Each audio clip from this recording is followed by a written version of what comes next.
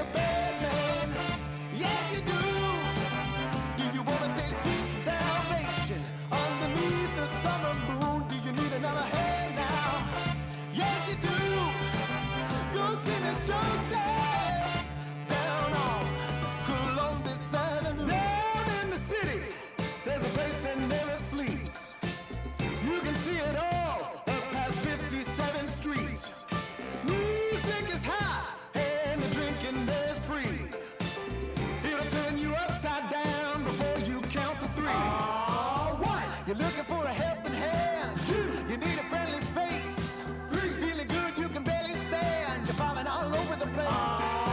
One, you're looking for a helping hand. Two, you need a friendly face. Three, feeling good, you can barely stand. You're falling all over the place.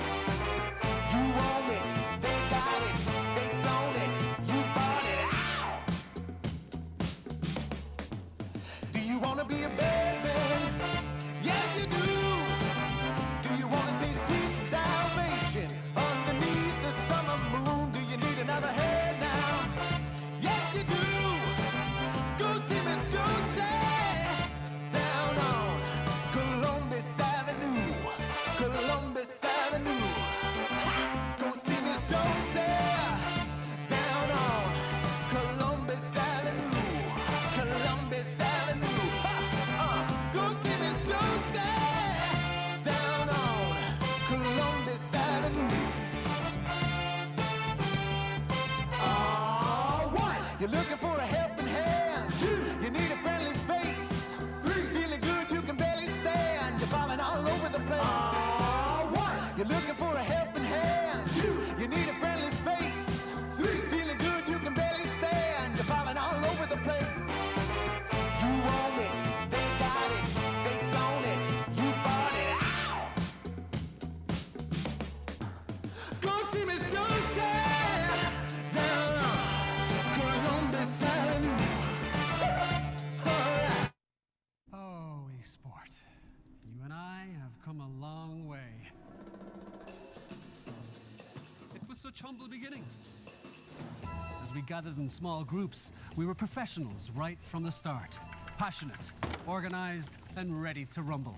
We dreamed big, and surely enough, our parents supported us at every step of the way. Didn't they? Fired up by all this love, it wasn't long until we caught the scent of competition. To be honest with you, it wasn't always that easy. Joe here, he had to take on 2 side jobs to afford playing professionally. It's gonna get better, Joe. Fist bump. Some of you dared to not even call this a sport. And look where we are today. An endless stream of esports events every year. Bet you didn't see that coming, Mom and Dad. And you know what? We have been with you every single step of the way.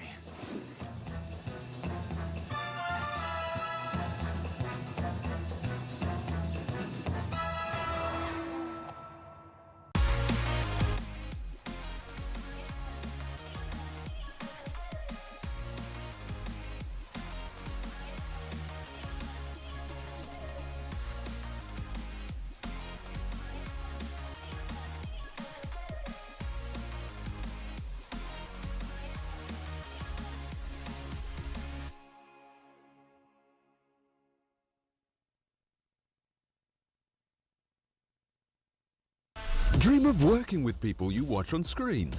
Exclusive esports opportunities handpicked just for you. Candidate profile to raise above competition. Let 10GG handle routines. Make a step towards your dream today.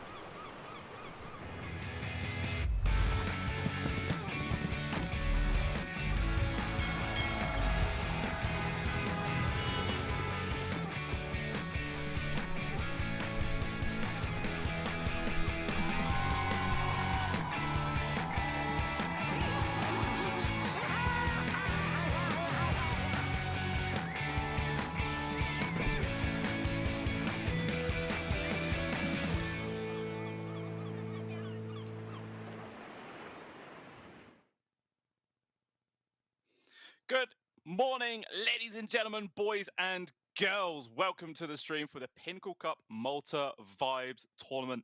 This is now day number 2. We've already seen 4 teams go home in the early stages of the tournament. So we've got another whole day coming up for you right here. 4 more games to come, and hopefully a lot more exciting to happen as well. Obviously, this tournament is focused around Pinnacle. So if you want, head on over to pinnacle.gg/welcome so you can sign up to their account using the code CUP23.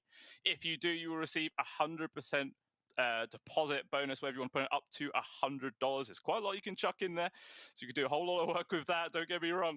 And but you always got to remember, guys, if you are going to be doing that to its fullest, make sure you do it in a very safe way. Don't get too ahead of yourselves. Always do it in a very controlled environment. Gamble responsibly. Obviously, all terms and conditions do apply. You've got to be 18 plus. But apart from that, if all of those boxes are ticked for you, by all means, do throw yourselves in there, have good fun with it. But yeah, always stay calm and don't get too carried away. But yeah, we will have a look at the brackets for today and see what games got coming up. Obviously, have a look like yesterday we had Harvu Gaming versus D2 Hustlers. Obviously, D2 taking that 2-0, knocking out Harvu straight away. Now they themselves are just one game away from going up versus one move. Still got No Sorry versus Erton Kelm to play. Unity Esports versus Municipal. Team Ukraine versus the Oversight. So those are still the first round games to come. We've gone to the second one. And for the little part 2 of the brackets, got Easy Cat Cut still to go up versus Ancient Tribe, and Darkside versus HF. And obviously, winners of those series will have to play up to see who gets to go versus Navi. And then we've also got Yulacum versus Balrogs. Gotta love the name Balrogs, man. Can't go wrong with that. Versus Into the Breach Shuffle, as well as Bowser Esports. Again, winner of those series will play up against each other again to go and see who plays versus Aridu Thunder in the third stage there. And then on the third one, we have Team Faith. They've still got to play up versus Team Alliance. Obviously, Team Alliance, always been a popular team going around. Sure, they haven't been, performing as best as the name used to be, but still they are a very, very scary team to play. So Team Faith got a difficult first series there for sure. We'll see how they perform. And the next one up is Dog Champ versus Rudy. That again should be a pretty exciting series. Both of these teams in the past have been pretty damn strong. So make sure you do watch that game when it comes around, guys. That's going to be an entertaining one for sure. And then again, it'd be Hellraisers further down the line to see who eventually gets to play versus those. And you've also got Navi. Oh, we'll jump through. That's all right. We're on the next one. And then for this, the fourth part, this is where a majority of the games have already been played. Team Blink obviously getting taken out there from Sigma. IV taken out to Mem as well. So those are the 2 teams that could be playing up to see who goes versus Virtus Pro.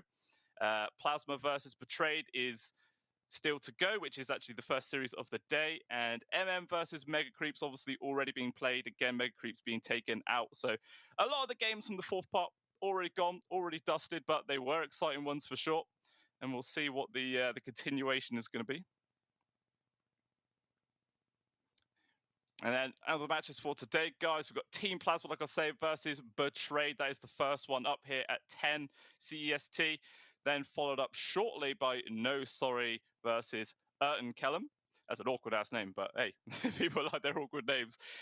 Those first 2 matches, obviously, are going to be covered by me. And then the second half of the day, we've got Unity Esports versus Monaspa at 4 p.m. CEST. And then followed up after that by Team Ukraine versus the Oversight. So that is the entire schedule of today, guys. It is a fixed schedule as well, so even if a series ends in 2-0, it is pretty damn quick. There will be, a little bit of a wait period for the follow-up game, so do make sure you stay tuned for the entire day. There will be constant action going on, or as constant as we let it be. It depends how the players want to end up running these series. They want to make them nice and close, give us hour-long games. We love that. Always entertaining to watch. And that is what Dota is all about. It's here to entertain us, give us some really exciting games, and hopefully these teams can give it to us today. I am very hopeful for that. I'm sure they can. And yeah, that is what we always like. Sometimes if you really have a favorite team, you're like, come on, just 2-0 them. Just get rid of them. win the game, that's all you want. But for everybody else, we don't want that. We want a full 3 games every single time, making it as close as possible, because that is what really makes this game entertaining. And yeah, we are already jumping into the draft. These teams just flying ahead right now. Like, it's very rare that teams actually start on schedule. It's normally, a little bit of an extra time. People will take a bit longer to come on in, but yeah, they're all ready to go. Also, we'll actually also mention they have put it up now, but the jersey. Yeah, the jersey is available to get given away now. It has been put on the Twitter. If you guys want to have a chance of winning that jersey, head on over to Pinnacle Esports Twitter. Give it a follow. You'll find the pinned tweet. Make sure you comment on it. Give it a retweet. And drop the comment in there. Tell us who your favorite team is, who you want to see come out on this tournament. And then you'll be entered into the draw to see if you can win that very, very nice jersey. And they do look good. So if you are interested, do head on over. Make sure you get stuck in that. But we are obviously in the draft right now. Betrayed, taking away the Broodmother. It's kind of an essential ban, This hero alone can just carry games. It is really relentless, very, very hard to counter out. So it makes sense just to take that away. Immediately followed up by the Disruptor. And Plasma are actually going to first pick up the Nature's Prophet after already taking away the IO and Undying. So purely just focusing on towards the position 5 there against Betrayed, making sure they're making that position as little as possible. It's very rare, but that is the state of this game. We see 3 position 5s banned out in the first opening stages, which is absolutely incredible. As a support player myself, it feels bad because you've got less heroes to play, but it also feels good because it's like the team is focusing on me. They clearly think I'm going to be that impactful. So, yeah, it's sort of a double-edged blade in that regard. But the opening duo from Betrayed is going to be a Primal Beast and a Rubik. Obviously, Rubik is still he's absolutely everywhere, Even if you don't even see any amazing skills yet to steal, the hero is just really versatile. Did get a slight nerf in the previous patch. Using telekinesis on teammates is a little bit more awkward because you don't get the minus cooldown reduction. But regardless of that change, it is still very, very, very popular. And yeah, if you've got a player who can play Rubik, the hero just looks unmatched. You can do so much work in the team fights. Obviously, Primal Beast as well is always a pretty fantastic frontliner. Just get a BKB on this guy, send him in, and yeah, it'll happily do whatever. It's obviously also a great hero versus the Nature's Prophet because, normally this guy just likes to put himself inside the sprouts and try and TP away, but very, very hard to do that versus the Primal Beast. You can just charge straight through, take out all the trees, or just trample them down, and yeah, it makes it quite difficult for the Nature's Prophet to actually disengage from a lot of these sort of gank potentials, or when it comes down to those later team fights. So we'll see, how much priority Plasma is going to put onto this Nature's, whether they want to try and defend him or not, or maybe they might just decide to put him into the more sacrificial position 3 role. Don't want to put all their eggs in one basket. We will see, still early days in the draft. Obviously, Plasma as well, deciding to pick up the Crystal Maiden there as their position 5. Normally, I'd say you only really see the CM when it's got a decent counter in the laning phase, right? Versus a Beastmaster, you can always kill the balls, makes the laning phase quite easy. Or even when you think you're going to be playing versus something like an Enchantress, just amazing hero to get rid of those annoying creeps that the other team can bring to the laning phase. But, regardless of seeing any of that, they will pick it up. I mean, it is still very strong against Primal Beast, don't get me wrong. You freeze him in place, makes the Stampede completely worthless. You can't do anything there, as well as the movement slow that comes out from the Crystal Nova. Obviously reducing movement speed and again making him feel kind of awkward to play. So in that regard, it does still work out, but you've got to be careful. It's a Crystal Maiden at the end of the day. It's one of these squishiest heroes, and as fun as it is to play sometimes, it's also kind of sad when you rack up several deaths in a row. There's not a lot you could do many situations there to keep yourself alive. But yeah, look at these second phase bans: Betrayed, removing the Legion Commander and Viper. So just focusing mainly on towards the position 3 sort of direction. Meanwhile, Plasma themselves removing both Spectre and Ursa. So putting a fair amount of focus now towards the position 1. Obviously, the Spectre ban makes it, giving a little bit of protection towards the natures, removing those heroes that can get on top of him quite easily. So maybe they are still thinking about putting this natures then onto their carry role if they decide to if they've, removed the Spectre already. Yeah, it could be the direction that they are heading. Still got another band to go. We'll see if they're, maybe going to keep removing carries that have some decent reach. And okay, they've taken away the Bloodseeker. It's not really a counter to a Nature's Prophet by any means, but that it could mean that they're going to try and set up for a Pangolier pickup, perhaps. Obviously, the Bloodseeker being one of the main annoyances for that hero in the game. And yeah, Betrayed just decided to ban it out. I was thinking maybe they could leave the Pango in and then just pick it themselves for potentially their mid laner, in which case Plasma would have used the ban to safeguard a hero on your own side. It could have been a nice little efficiency play there, but they just didn't want to play this. They just take it out altogether. It does the same trick at the end of the day. Well, let's see what Betrayed's third hero is actually going to be, though. I imagine it will be the position 5. Also, like I said, a few of them already being taken out of the pool. There's not really any pos 5s at this stage, which like, particular counters versus a Nature's Prophet or a Crystal Maiden. Maybe you could say a Silencer, like the global, it cancels the CMO. It also denies the TP away from the Nature's Prophet if he's using it with the skill.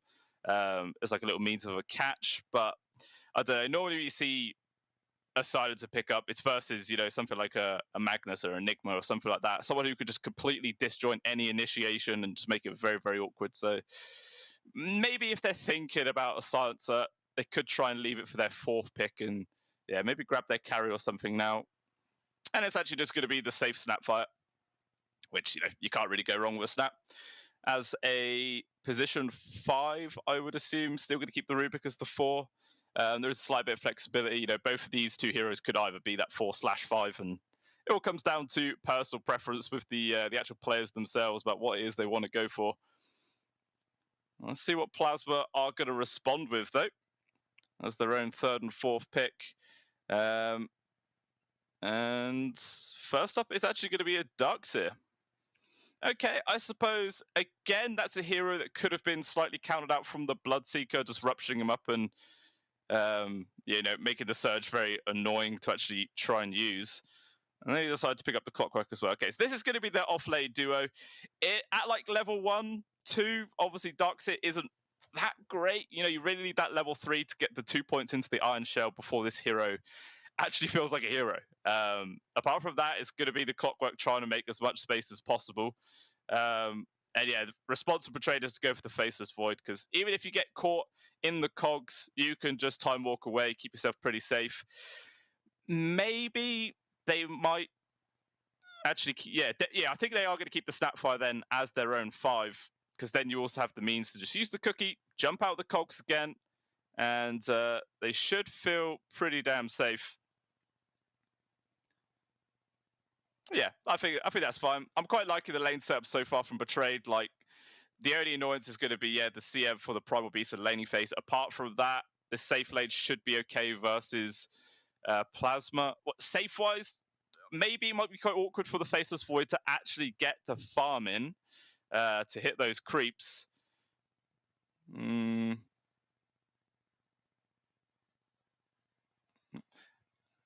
And so looking at the odds for this game, it's definitely favoring Betrayed right now, quite massively. They got 1.02 to them, while Plasma 23.2. So in terms of that, massive favorites here for Betrayed. Plasma looking like they're definitely going to be the underdogs for this series. We'll see if that ends up panning out. But like I was saying, in terms of draft, I do actually agree with that.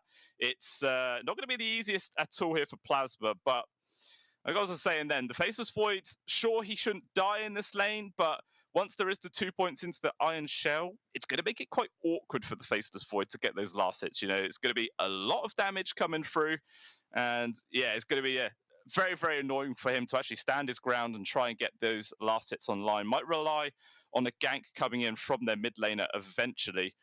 And obviously that is the last 2 heroes right now for both squads, looking for their mid laners.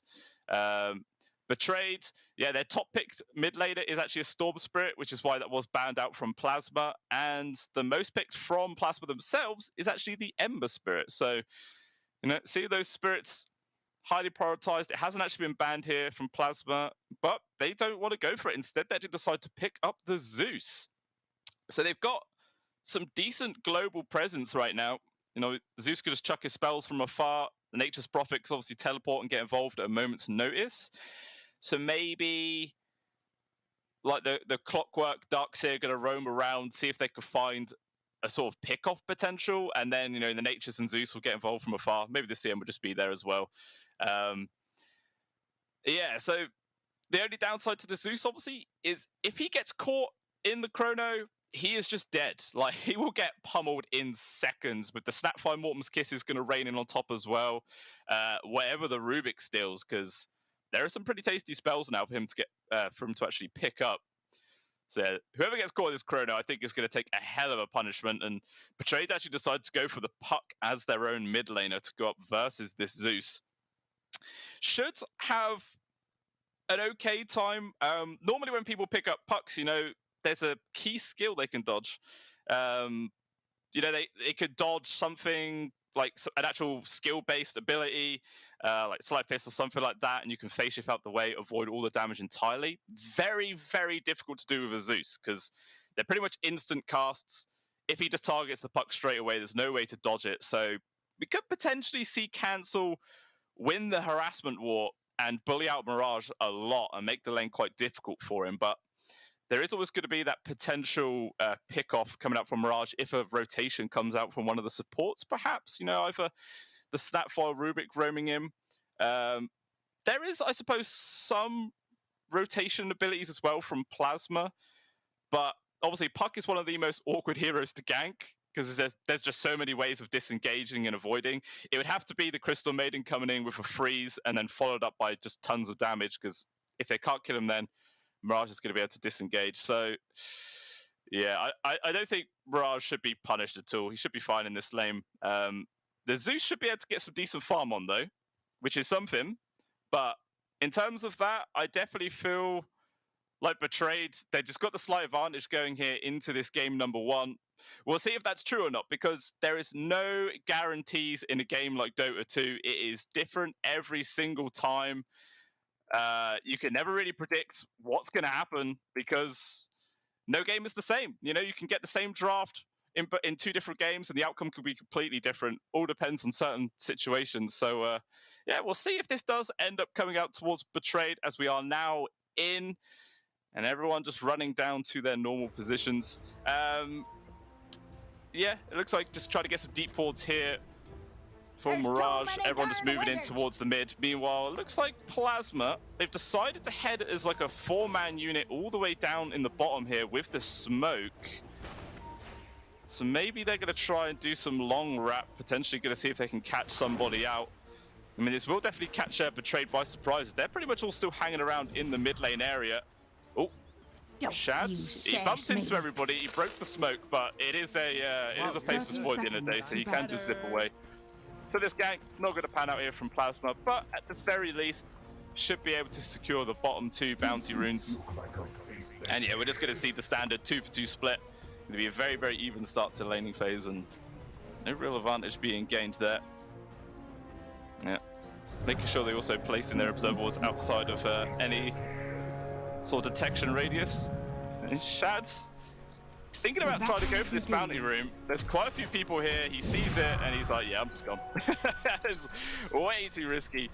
That is the beauty of the face of what, like I was saying, you can just jump away at a moment's notice. But yeah, 2-for-2. No real advantage gained. 390 gold, and then the closer towards that bottle there for Cancel, and needs another 270. Mirage pretty much exactly the same situation. So we'll see who's going to be able to get that bottle online just a tiny bit sooner. Maybe start being able to ramp up the harassment and take an early lead in this lane. So it looks like the creeps are actually going to push into Cancel pretty damn early here, considering how the range one already ended up dying. Very quick indeed. Utterly denied. Yep. Yeah, definitely going to be more awkward for Face Void to get those last hits online.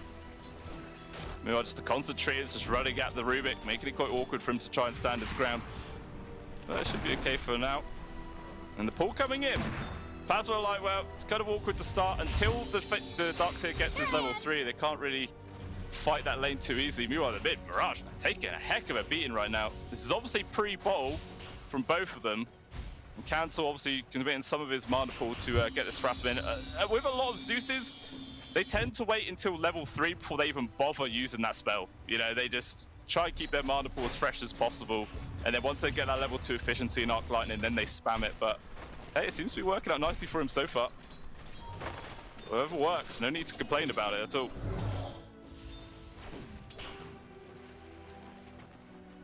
I'm just going to keep pushing him. 6-2 to the Zeus, 6-0 for the Puck. Obviously, another whole wave for the Zeus to pick up if he can secure the last hits. And yeah, it's going to be a very strong lead for him. Pretty much gets them all as well. Perfect start so far here. Might be able to keep the aggression going. Yeah. The classic battle of supports. Who can get the blocks in on the camps? They both will. Charge coming through from Owned Me, and that is the first blood easily picked up. The poor old Maiden did not stand a chance. They're on the bottom as well. Draki in some real danger, but will manage to get himself away. Just the constant pokes and prods from the Snapfire. Not threatening anybody's life at this stage, but still makes it pretty annoying.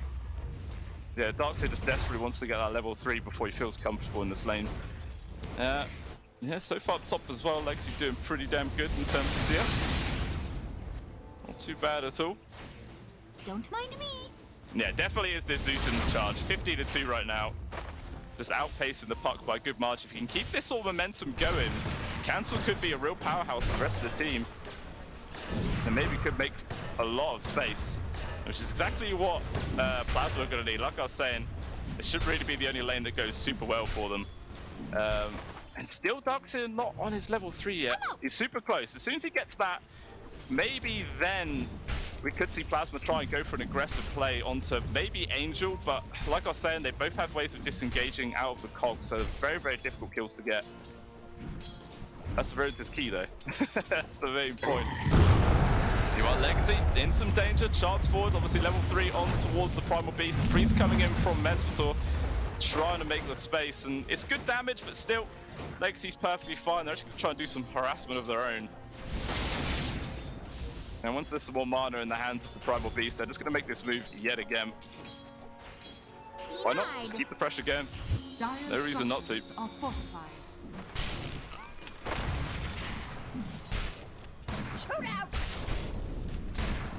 Some bashes there onto Curtain. Shad getting lucky. Obviously been paying off Gaben today. Still only the 12% chance of bashing. Who needs anything higher? Yeah, 12% is all you need. That's why whenever I have any of those abilities, I never get any bashes. But like whenever I play Spirit Break or anything, like got to do 50 hits before I get a single bash. I'm just too damn unlucky. Yeah, Shad's having a perfectly fine time down here. Only 16-5 in terms of CS so far. So not obviously at the top by any means, but still not much pressure coming out. So, you know, those numbers will steadily increase. Also, Mirage is actually closing the gap in this mid lane as well. Now, the lead of the Zeus isn't really growing anything larger, just sort of keeping the status quo going. Maybe we might see the 6-minute rune making a bit more of a difference here in this mid lane when some supports rotate in. And oftentimes that is the thing that makes the big difference in those laning phases. Who can get that rune online first? But a relatively calm start here to game number 1, to be honest. I say that. Up top, Mesvator in danger, trying to run himself away, but it's just too damn squishy. Like I was saying in the draft, you know, it is the downside of a Crystal Maiden, just so susceptible to getting brought down. At the bot lane as well, Darkseer in some danger. They do manage to get the kill onto Angel at the very least, but Betrayed are happy with that. Like, Shad gets all the solo experience for killing the Darkseer, gets the money as well. Like, that is a sacrifice of a position 5 he'll make any day of the week, you know, just get that bit of extra advantage for himself. Doesn't have any regen left though, so he's going to need some being brought to him momentarily, but yeah, working out pretty damn well. Obviously, the other benefit of your supports dying is people can TP to mid and fill up the bottle there of their cores, but I find not doing it for Mirage. Meanwhile, Tanner and Mesvator, yeah, they both come in to try and secure this 6-minute rune. Mirage is also going to come in. It looks like the Zeus is actually just going to back on out. You know, roll the dice, see if he gets lucky with the bottom one. It is actually bottom and it's a haste. Mesvator sort of feels committed to try and go for this kill onto Tanner, but he will just die instead. But in comes the global ultimate from the Zeus to get the return kill at the very least. That's something. It ends up just being a trade. Both mid laners getting the kill. Cancel also actually finding this Observer Ward, which is a nice little cherry on top of the cake. Found a golden experience. Well, at the top lane looks like Legacy in danger. Does manage to TP away barely there, but only applying some good pressure. And actually, he's gone now with both teleportation skill and TP on cooldown, so he's got to make the long walk of shame back to this lane, which, you know, is more space for Onmi to do whatever the hell he wants. Don't get cross with me. That should help. Yeah, the CS, not a massive difference, I suppose, between, you know, top and bottom core, I guess. But Curtin still is at the bottom there. Needs a bit more space being made for him before he feels more comfortable.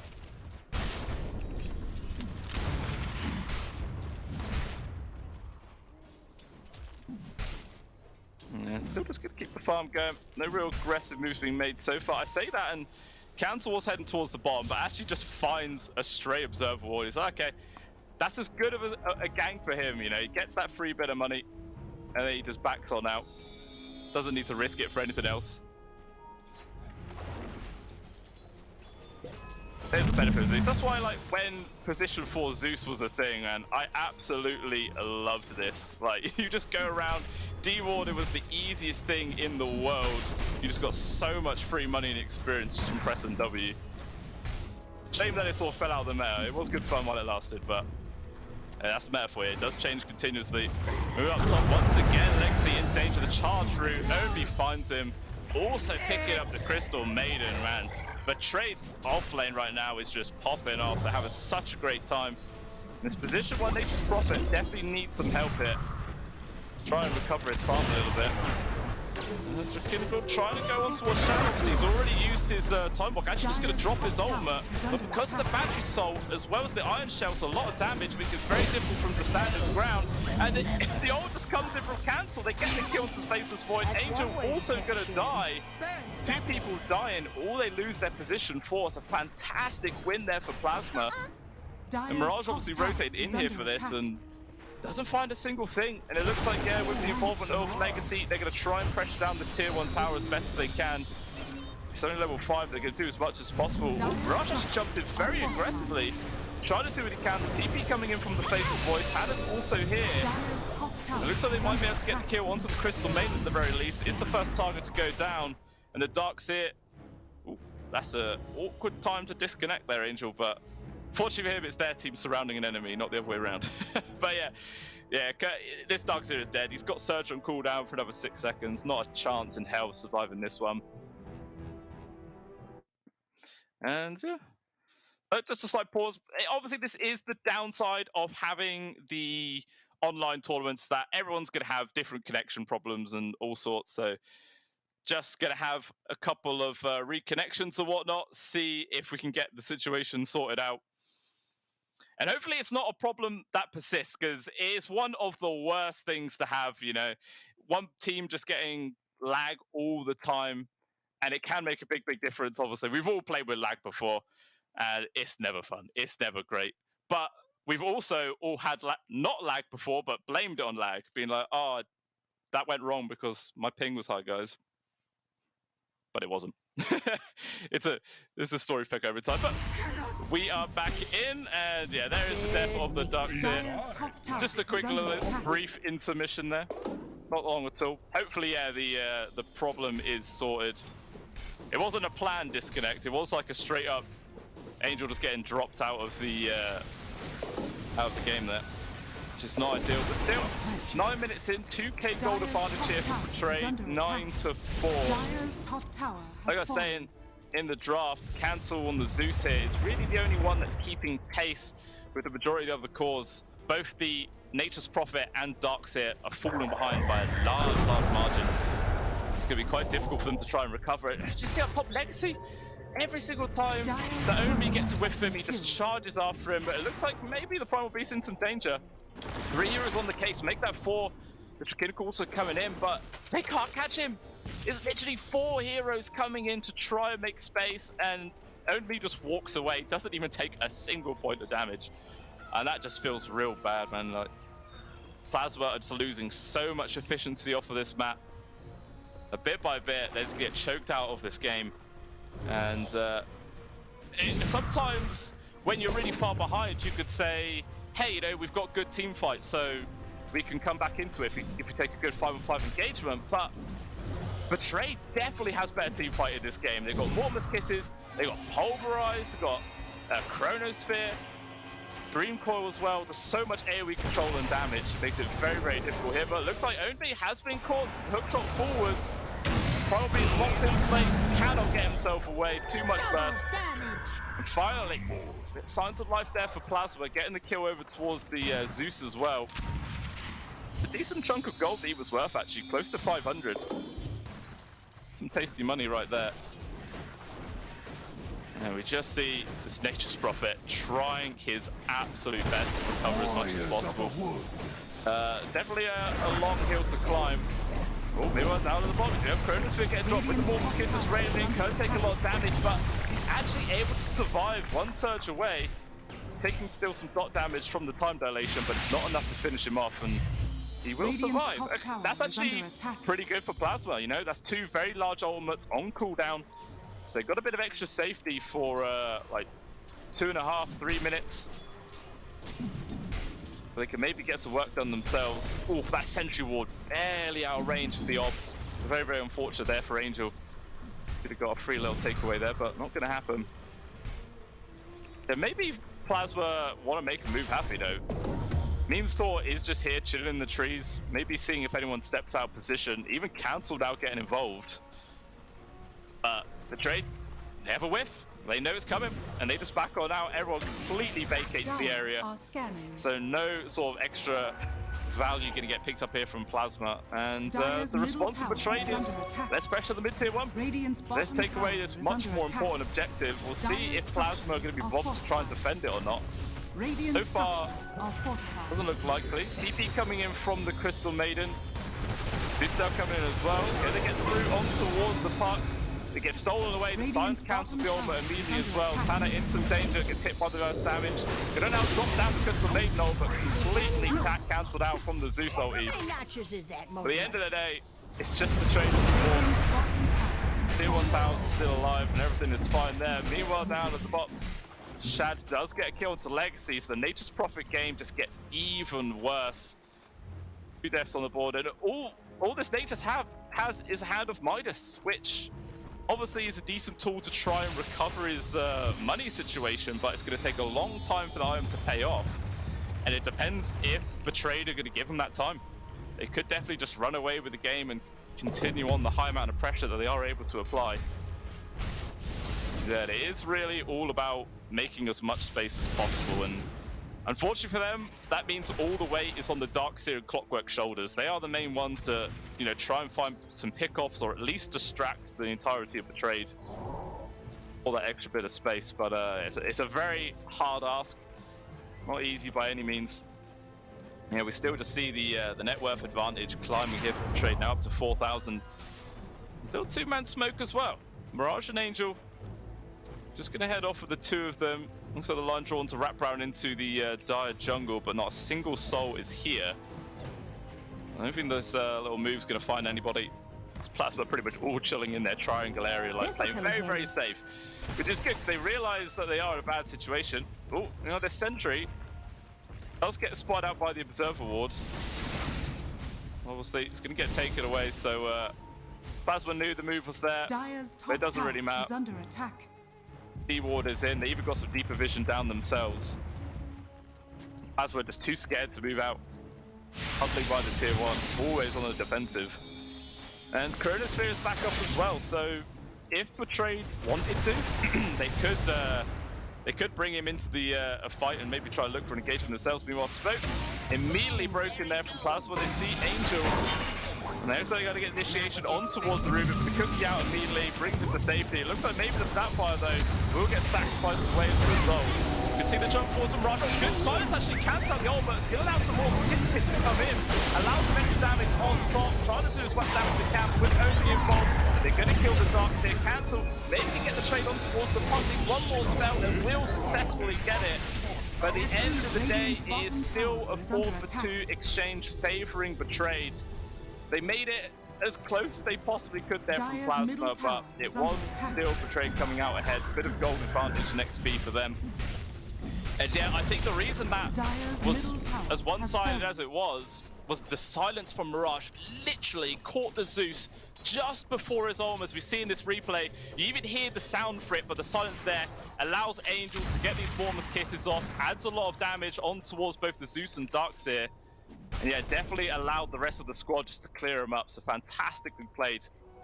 Definitely keeping themselves ahead. And I suppose at the end of the day, you could say it was Space Base. Meanwhile, Tana has been caught here from the support duo. Meanwhile, jump forward some Chad. Chronosphere gets dropped, lands onto 3, but there is just no damage follow-up. Absolutely zero. Still Mirage going to jump in. Going to be able to get the kill on towards the Crystal Maiden. Even getting involved on towards Colonel. Good back into the low ground. Makes some space for himself, and he will actually disengage.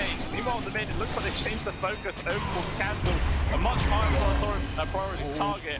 He is gone. Even Legacy getting caught out. It's meant to be the position 1 and 2, but they just get wiped away with ease. And this game is just going from bad to worse here. Still, all 3 cores on the side of the trade at top of the net worth, and I just don't see that changing anytime soon. As yeah, there was some space being made for the Natures. You know, all these deaths for Plasma at the end of the day is space, which is something you could consider. Meanwhile, up top, OB going on towards the Darkseer. His fresh BKB gets the kill on towards the position 3 right there. Morpskis also raiding in, so they can try and finish off the Primal Beast, but it's just a complete bait and turnaround. They're both dead. The ult comes in from the Zeus. So they get a counter kill on the Primal, but it costs them 4 lives to do so. It's just not worth it. Obviously, the position 1 Nature's Prophet as well being the key kill. And I don't know, it just really feels like Plasma needs a miracle to get themselves back into this game now. 9,000 gold advantage. It's not easy by any means. Yeah, just gonna see on the replay. Just OB getting the freest kill of his life. Obviously, BKB runs out, but it's just a bait, because here comes his team. Clears everybody up. Just perfectly read there. If the rest of the squad wasn't there from Betrayed, Plasma could have just got a nice free kill into the offlaner, but nah, Betrayed, they were more than ready for it. Easy kill. Easy peasy kill. And you see a little smoke attempt here from Plasma. Legacy immediately says, nah, I'm not interested, and starts hitting creeps. And yeah, just the support smoking. Not sure what they can really accomplish on their own, but there's not even a Zeus ult available. No Axe either, so yeah, their global presence without those abilities is definitely hindered. Meanwhile, Betrayed go for a little smoke of their own. See if they're going to try and hunt anybody, as Mirage does at least pick up a DD rune. Going to make taking this next fight even easier for him. Just waiting to see if anyone steps out. They're just going to charge into the triangle. Draki's going to be there to block the smoke. He's just dead. Nothing he can do there. Meme store as well. Gets a freeze on towards the pump, but he knows he's not long for this as well. Just trying to waste as much time as possible. And unfortunately, he only wastes about 5 seconds. Maybe not worth it. They also get demored to boot. Man, it is just endless pressure. Endless things going wrong. Radiant's top 10k now ahead.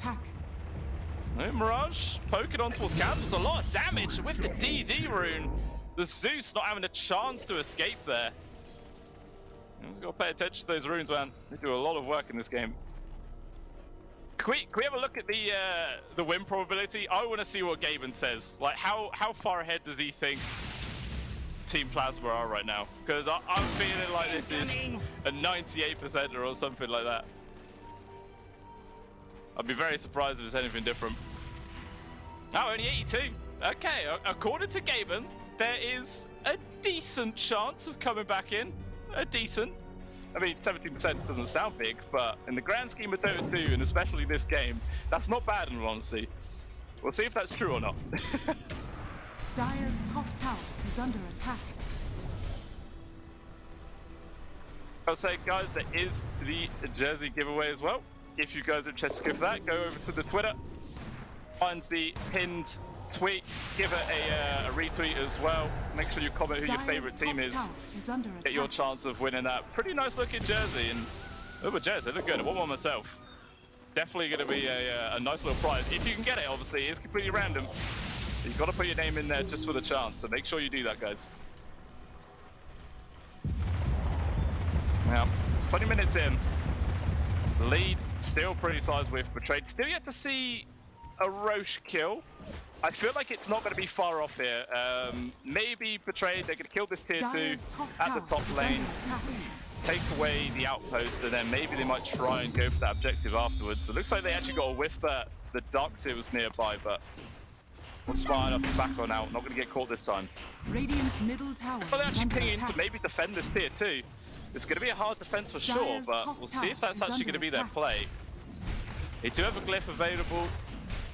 This is a counter wave, but okay, they are going to use it. Radiant structures are fortified. And they actually use an aggressive one themselves for trade, but they don't actually hang around to do the damage. Own B is still here. At least he should be able to finish off his objective. Top tower is under attack. The Plasma coming in last moment to try and secure this barrage. One more hit. Not going to be able to secure it. Let's try to retreat away. The jump force from Shad gets the Chronosphere. Ultimates 2. The Mortis gets a sprayed in. Darkseer dead. The Crystal Invader is going to follow shortly after as well as the Clockwork. A buyback comes in from the CM as OB is just running at the Zeus. Nerves of Steel as well, not even to bother using the BKB. Does want to waste it. And as a result, 4 people dead, 2 buybacks. They still lose their tier 2. They don't get anything out of it. It's just an absolute disaster situation. And Mirage is just casually diving past the tier 3s right now, poking on towards Meme Store. Can they actually punish the aggression here of this puck right now? We've got the illusory orb up. Maybe he's going to try and wait Rift out. Actually trying to play aggressive as the vacuum comes in. They do get the kill on towards the puck, so definitely punish there for the over-aggression. Can they also get the +1 here onto Angel? I think it's just a matter of time as there is not a single other member from Betrayed interested in helping out. But okay, signs of life there from Plasma to get those 2 kills. Obviously, that wasn't like a big outplay from them. It was just a bit of a mistake from the puck to dive that deep in all honesty. But, you know, sometimes when you are this far ahead, you just feel invincible and you try and make these crazy ass moves. But definitely didn't pan out this time, not at all. Maybe that has actually messed up Betrayed's plan as well. Because like I was saying, I'm sure they wanted to just kill the tier 2, take the outpost and go Roche. But as a result, a plan has been delayed and slightly more time for Plasma to try and find some fun themselves. Oh, Legacy. He's been found. Known me. Perfect prediction of where this Nature's Prophet was going to be. He doesn't even need any help. So much damage. Down he goes. Yeah, this supposed position 1 Nature's just can't do anything right now. He has managed to recover his farm, to be fair. He's not a million miles behind anybody else, but it's still a long way to go before the hero really feels actually, you know, scary and can start applying a lot of pressure in this game. Like I say, and I just don't know if they're going to have that much time. Meanwhile, I have a little smoke here from 2 members of Betrayed. Maybe just to try and get some vision down, seeing if anyone from Plasma is nearby. But again, everyone's going to get caught this time. Cancel might show himself on this pre-wave mid. We'll see if that's going to be enough for Betrayed to try and go for it. Obviously, it's quite close to the tier 2. They're waiting for it. They know that he's pinging. They're pinging. Now they see him. Very aggressive jump forwards there from Marge. Ultimate bit with the Mortis Kisses, and it's an easy kill. Just like that. No chance for Cancel to even react. Yeah, just get picked off of these. I know a BKB isn't a normal item for a Zeus, but it might be the only way to survive that initiation. But if you buy the BKB on a Zeus, you can still just get caught from the Chronosphere and get pummeled down that way. I don't know, it's just rough. Very hard to itemize in this game for him.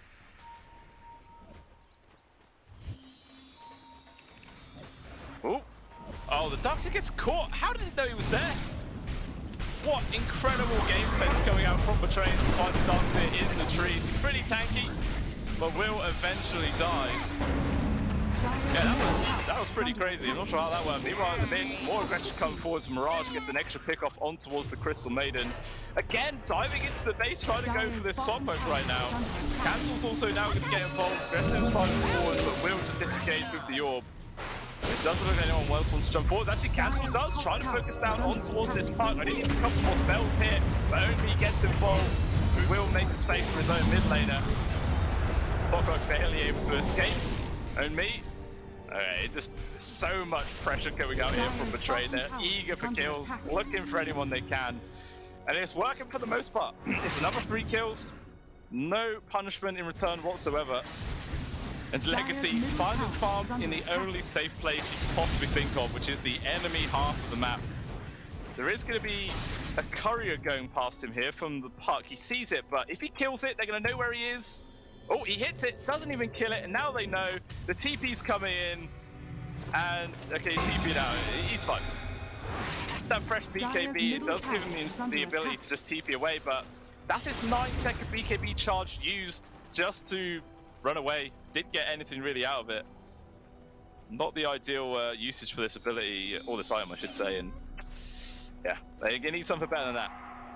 That's what I was saying, you know, if you hit that courier, they're just going to come for you. Radiant are scanning. So Betray now going to come towards this tier 1 bomb. Here I am. Try and find it if they can.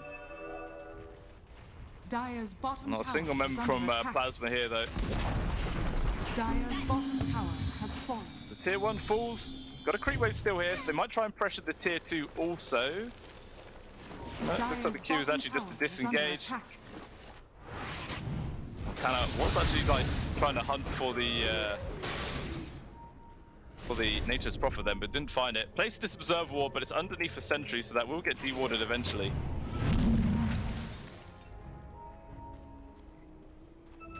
Me and Tanner, man, just constantly looking for kills if they can. Neko will run straight in towards the Primal, tries to hook shot himself out there, not going to work though. He just gets trapped to death and will fall down. Who are the bot? Nature's Prophet has been found again. Mirage and Angel getting a very easy pick off of themselves, so another 2 kills there for Plasma. And if there was ever a time to go Roche, I really feel like it would be now. And I'll be kind of surprised if Betray don't go for it. It looks like they're just prioritizing kills and aggression more than getting that Aegis advantage and, you know, try and get some actual objectives done on this map. Shad is very, very close to his Death Slayer. Maybe that's what they're waiting for. Meanwhile, Tanner has found Cancel in the trees. Morpheus Kiss is raining in and trying to get the kill onto the Rubik. And will actually successfully get it with the commitment of the ultimate. So that is something Cancel tips him. I mean, I don't think Tanner really minds that, you know, losing the support for a mid laner. He's happy. Actually, mind you, look how much gold the Rubik was worth. 670, absolute massive amount. Maybe it's not too bad. Meanwhile, yeah, this CM is just dead.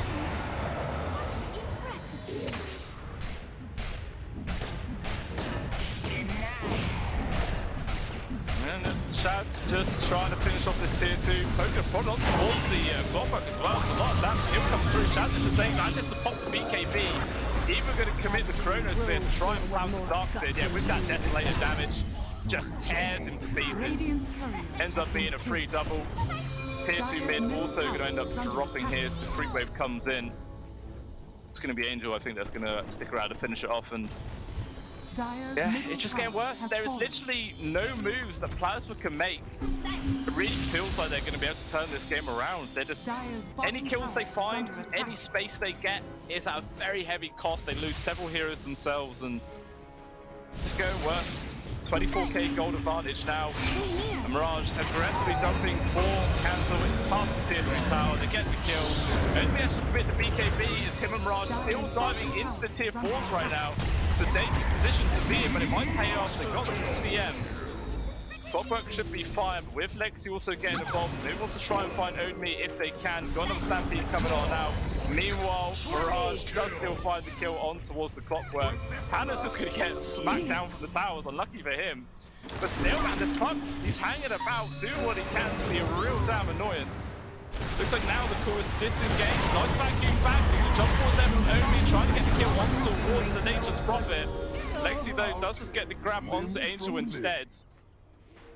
Meanwhile, all of that crazy shenanigans was going on. Shad just like, yeah, I'm going to go get Roche. You guys are fine. What? Rush? Not even done? Trying to get this finish on towards the Nature's Prophet.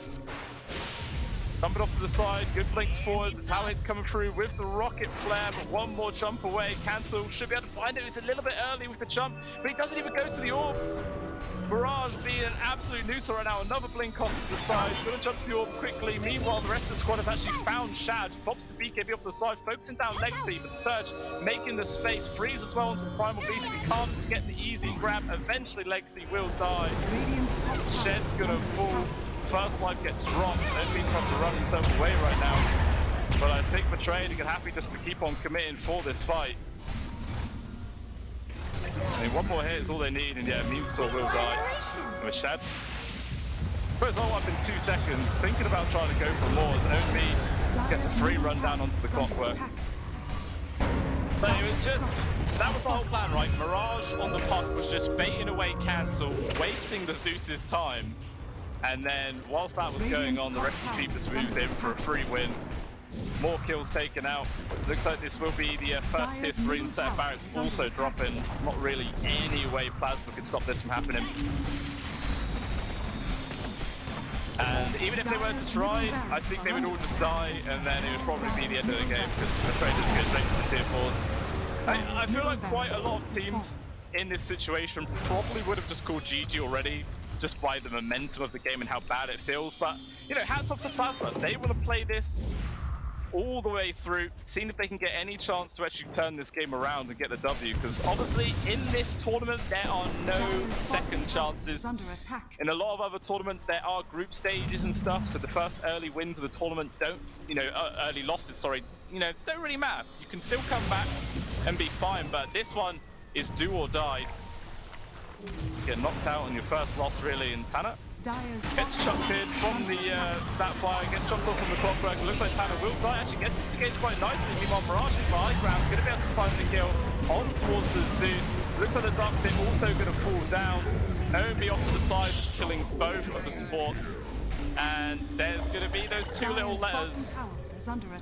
Big TP from the Primal Beast, and yeah, easy crow there. But that is game number 1 down. Betrayed, taking it pretty damn convincingly, to be honest. Ended it 51-15 is the scoreline, 31k gold advantage as well. So just an absolute beatdown coming from them. Fantastic way to start the day.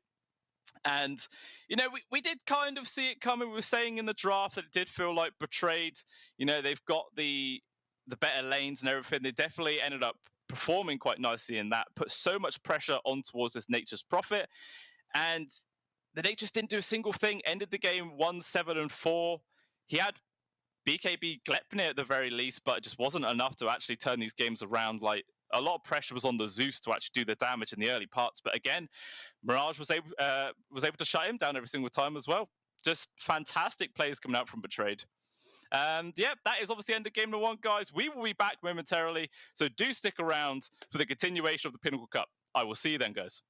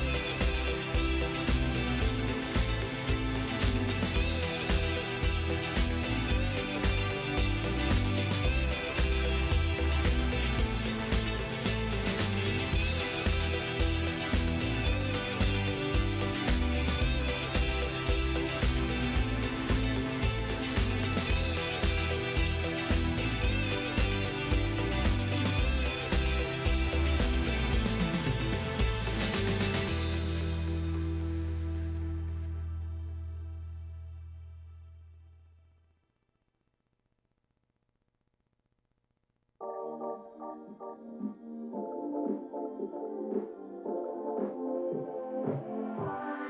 miss that sexy smile, looking forward to see you. I hope I will lose control.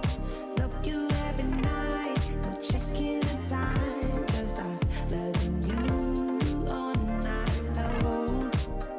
I can let you go, baby, it's the right we already know, and we feel it. I really do, I say the truth, we can't go any road. Need you now. I'm your queen and you the king right now. It's a kingdom, let's play it how you like. That doesn't make you feel, or you wanna change, I'll be whatever, what you like. We can dance, you got to move tonight. Stars are watching us in the sky. I wanna last it forever. It's a sexy smile, looking forward to see you. I hope I won't lose control. Love you every night, no checking the time, just us loving you all night long. I can let you go, baby, it's the right we already know, and we feel it. I really do, I said the truth, we can't go any road. Need you now. Let's change the clothes we haven't tried. You know how you make me feel alive. Come close to me, I'm obsessed with your different kind of style. Don't you ever leave, step out my side. On my head, cause I don't have much time. I wanna hug you forever.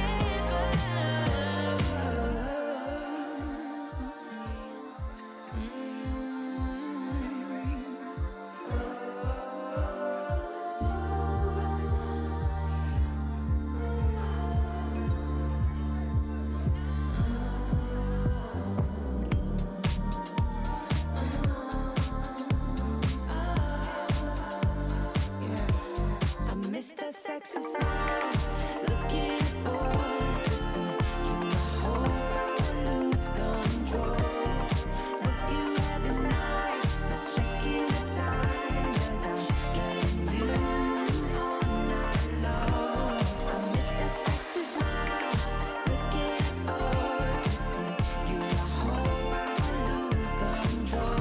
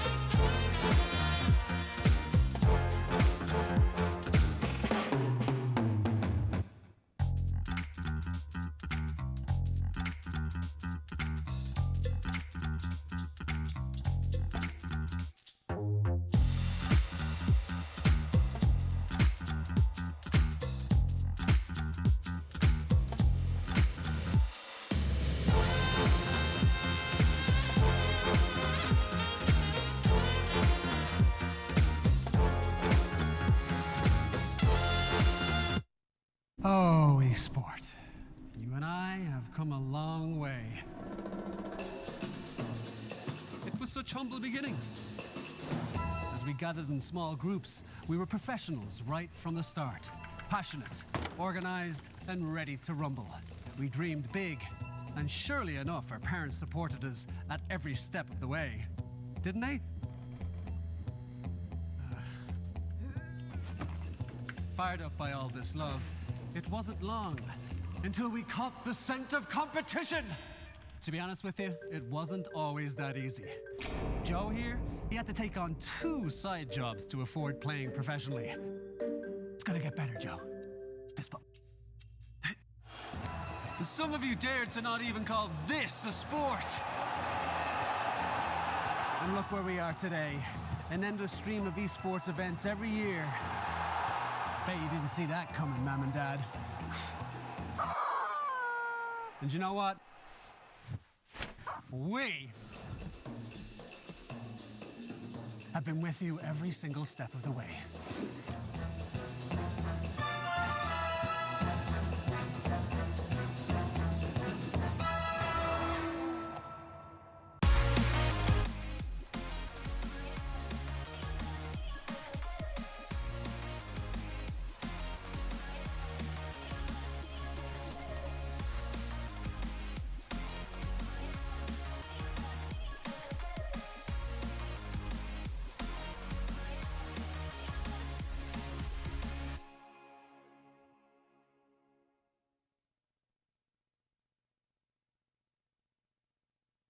Dream of working with people you watch on screen. Exclusive esports opportunities handpicked just for you. Candidate profile to raise above competition. Let 10GG handle routines. Make a step towards your dream today.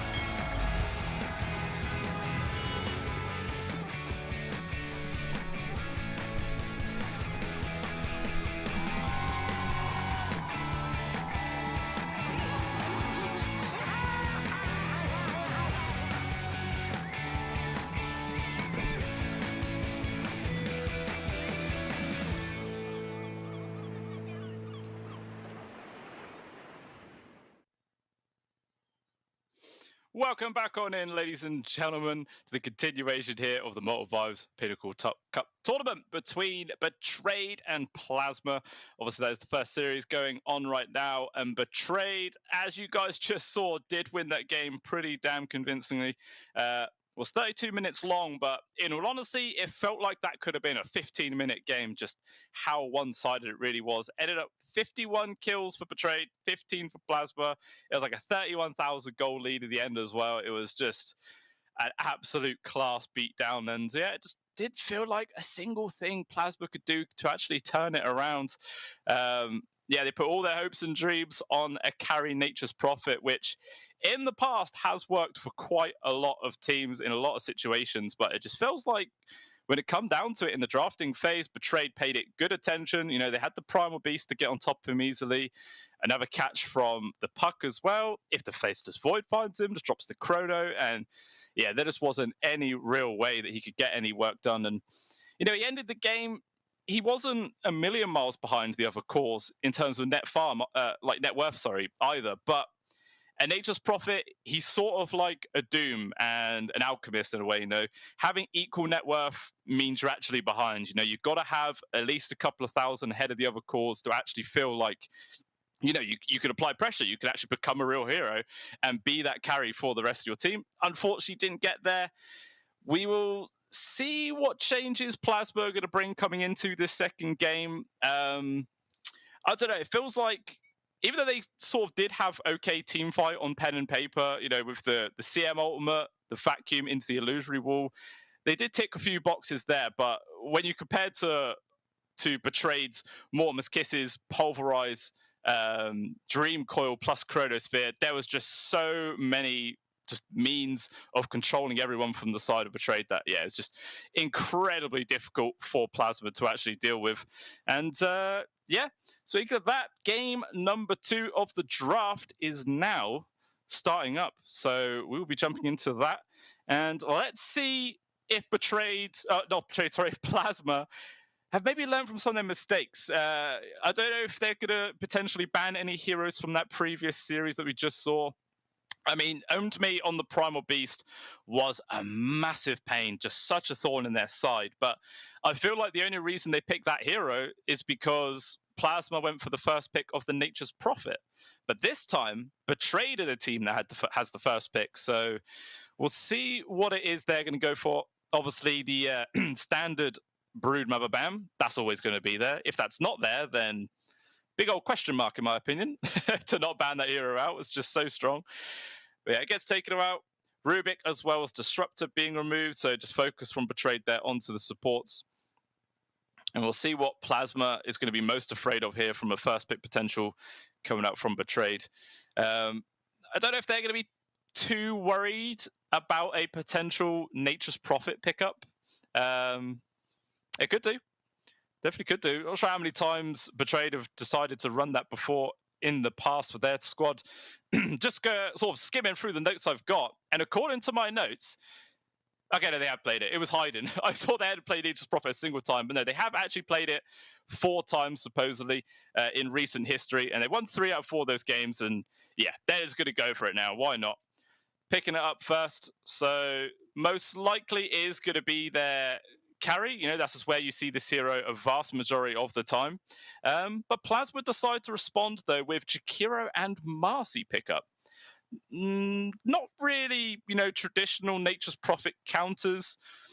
I suppose in an aspect, you know, the Jakiro's AoE damage is pretty decent at sort of counter pushing the Treants, you know, a lot of damage to sort of deal with them and reduce their effectiveness, as well as the Marcy being able to just jump on top of his face wherever he does get caught out. So that could be good means there. But Betrayed actually decide to go for the Shadow Fiend as their second pickup. Which is interesting because, you know, normally Shadow Fiend in the sort of recent meta is largely a position 1 carry now. Obviously, you go back a few years, you would never see this hero anywhere but the mid lane. But, you know, that is the nature of the meta. It does change continuously. So there is, you know, a fair bit of flexibility now here for Betrayed. They could run Nature's Carry with mid Shadow Fiends. They could run carry Shadow Fiend with off-lane Natures. They could even run Shadow Fiend mid with Nature's Prophet off lane and a different carry altogether. I feel like that would be very greedy, but it is a possibility.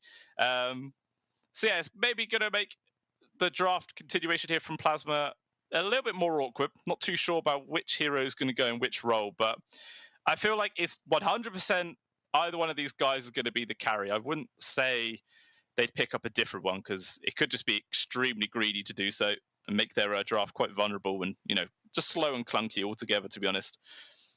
We'll see what they go for. Obviously, the bans are going to be a slight tell about what it is they're going to try and do.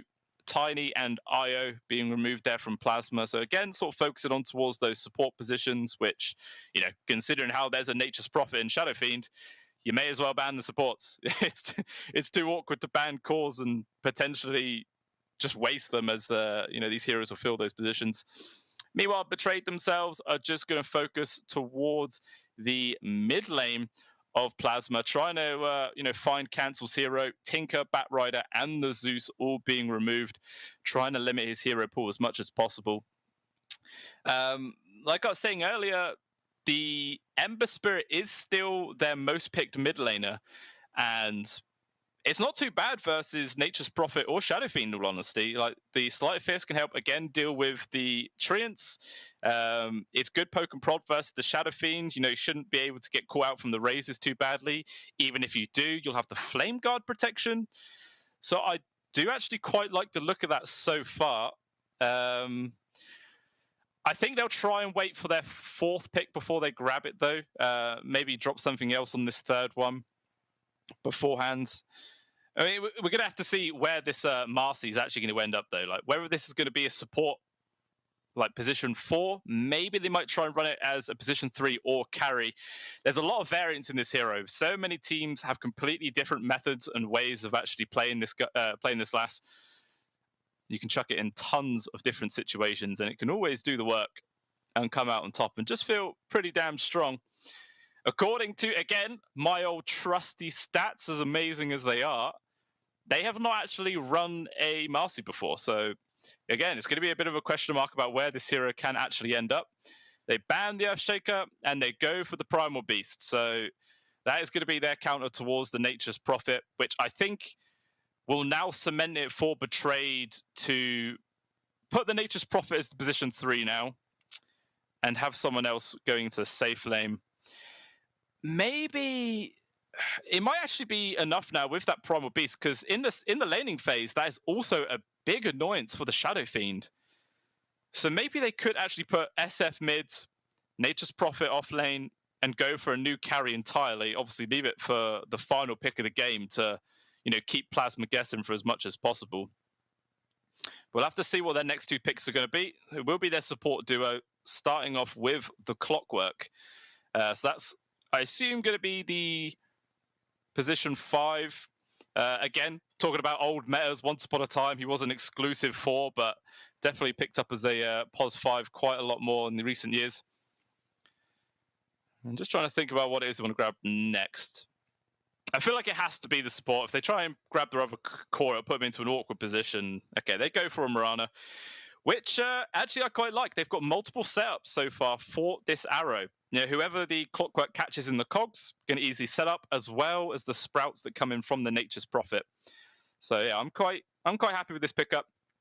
It also has quite a strong win rate, in both pub games as well as professional play. So it's always a solid hero to work around. But again, it's a hero that relies on a skill shot. So there's no guarantees with this. You've got to make sure you hit that arrow. If you don't hit the arrow, the hero feels kind of useless, in all honesty. We'll see how it pans out. And Plasma decide to go for the OD pickup. So that will be their mid laner. Versus I assume a Shadow Fiend. It's not horrendous for the SF by any means. So maybe Betrayed might be all right still putting him in that position.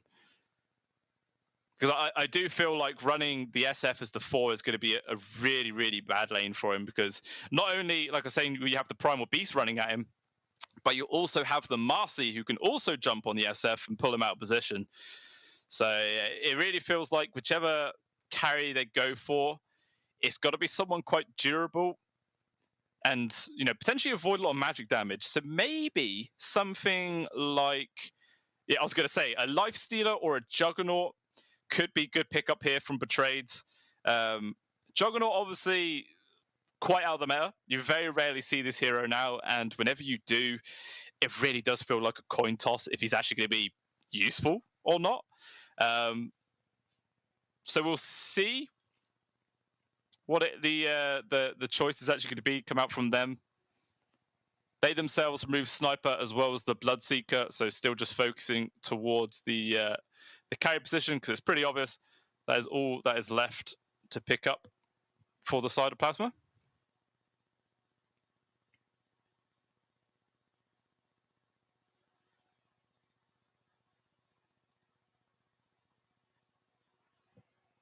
Yeah, I feel like something like a Juggernaut could be really good. I don't know. We'll see if Betrayed are going to sort of get the same kind of read. There's not really many other heroes which can survive in that lane too easy. Maybe something like a PA in which you just, jump out onto a creep or something like that to keep yourself alive for as much as possible. But it's not easy whatsoever. And they actually decide to ban out the TB. I suppose, he could just pop the meta and try and turn around and deal a lot of damage himself to stay alive. But it's not quite reliable in that respect. So we'll see what Betrayed are going to go for here as their final pick. They got 2 minutes of reserve time, so they can just sit on their thumbs, really give this a good think, and just see if there's any other heroes they could potentially go for. I mean, maybe they might try an Ursa, perhaps. It's someone who can get quite aggressive and deal a lot of damage themselves. Okay, but they actually decide to go for a Magnus.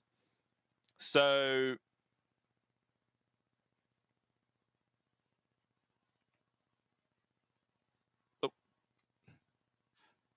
there's a slight mistake. The teams on your screen, guys, are actually the wrong way around. It does happen. So Plasma on your right is actually Betrayed.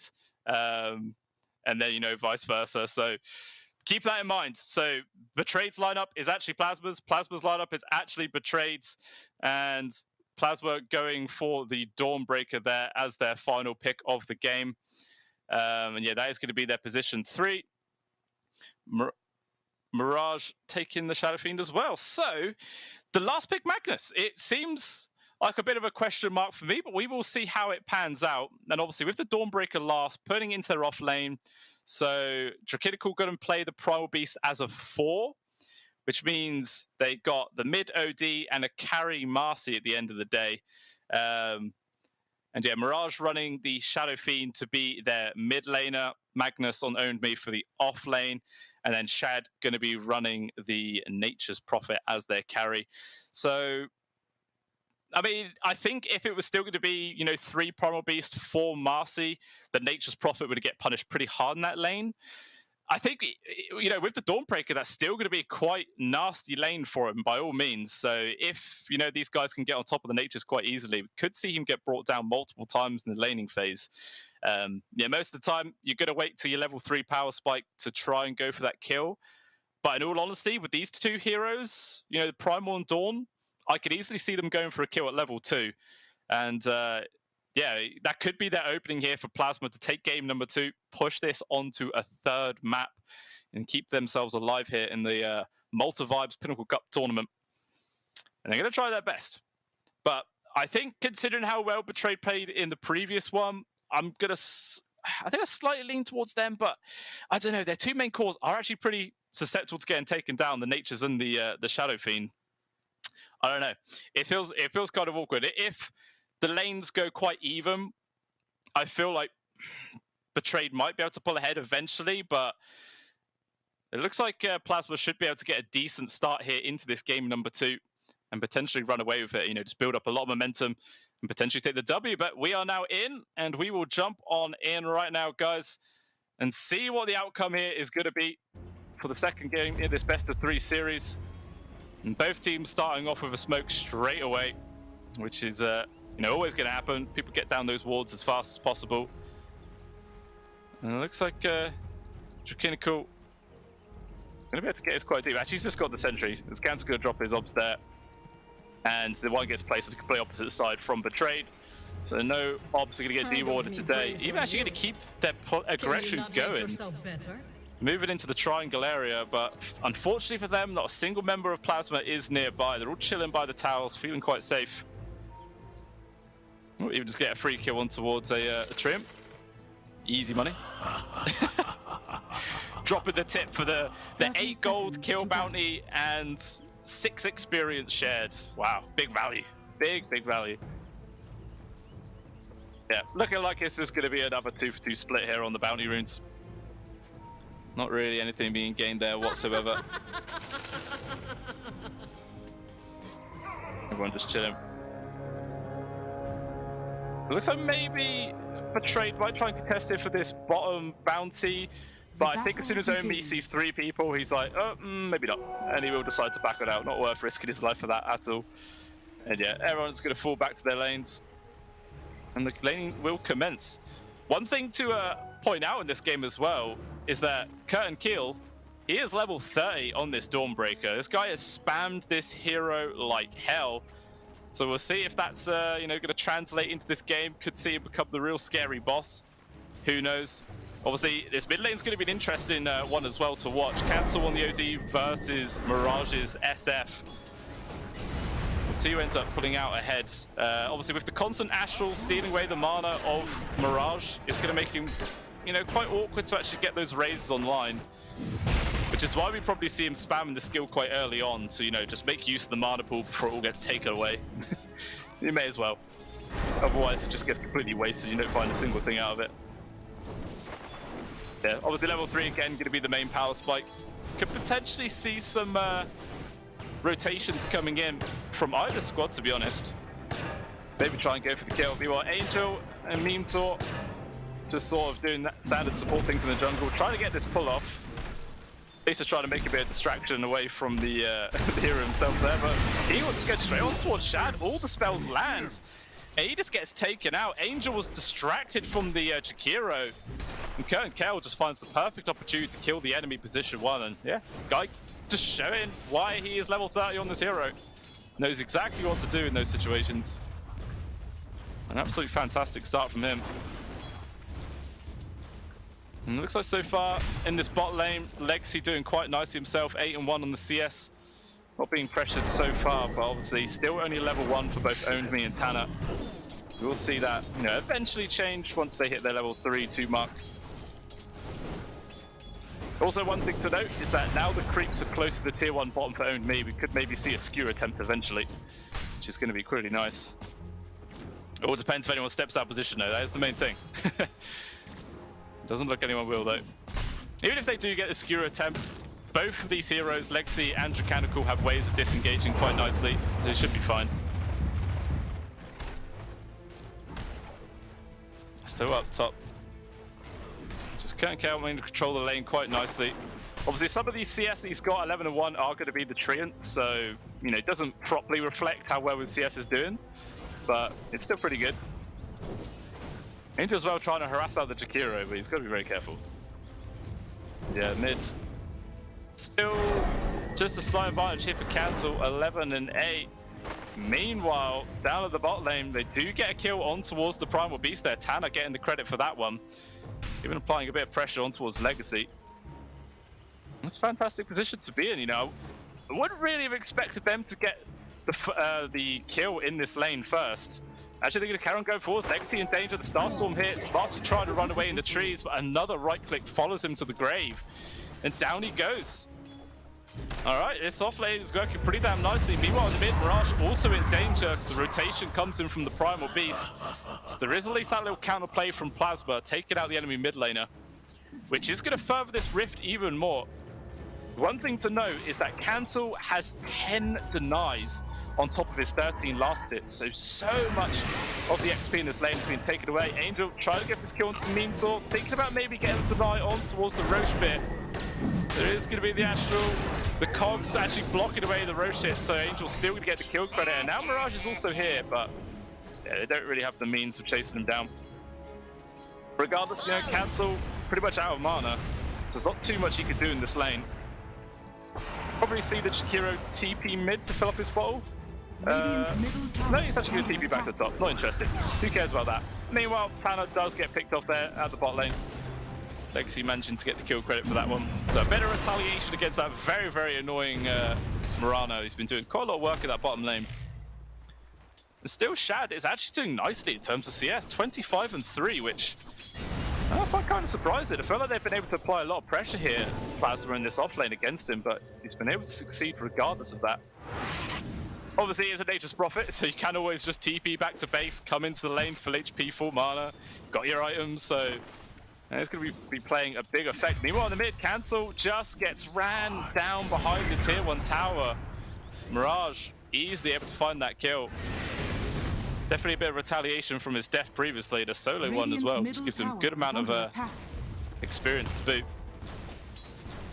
Now, Legacy, I was saying earlier that he had a pretty good start. Not so much anymore. Bottom of CS amongst everyone. Pinnacle trying to make some space, but instead just feeds away another kill. So Betrayed's offlane, man. Pretty damn good so far. 3-5 in total with a 1k gold advantage to them.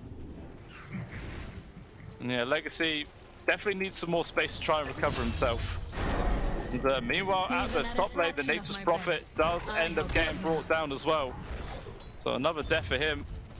So Shad's, okay, he's not having as bad of a time as the Nature's Prophet in game number 1 did, but you know, these deaths, 2 now on the board, definitely gonna start adding up and, you know, stagnating this game somewhat.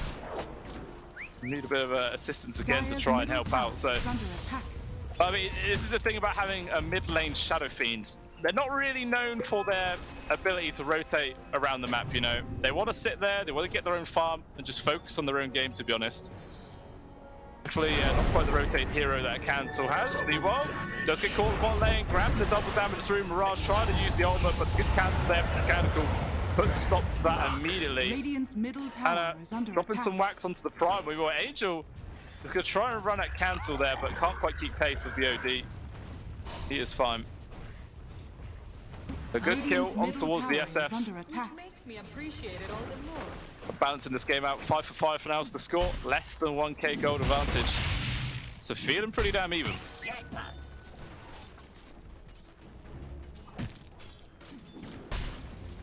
And obviously, with the Primal Beast rotating out of the lane, though, it does leave Legacy on their own.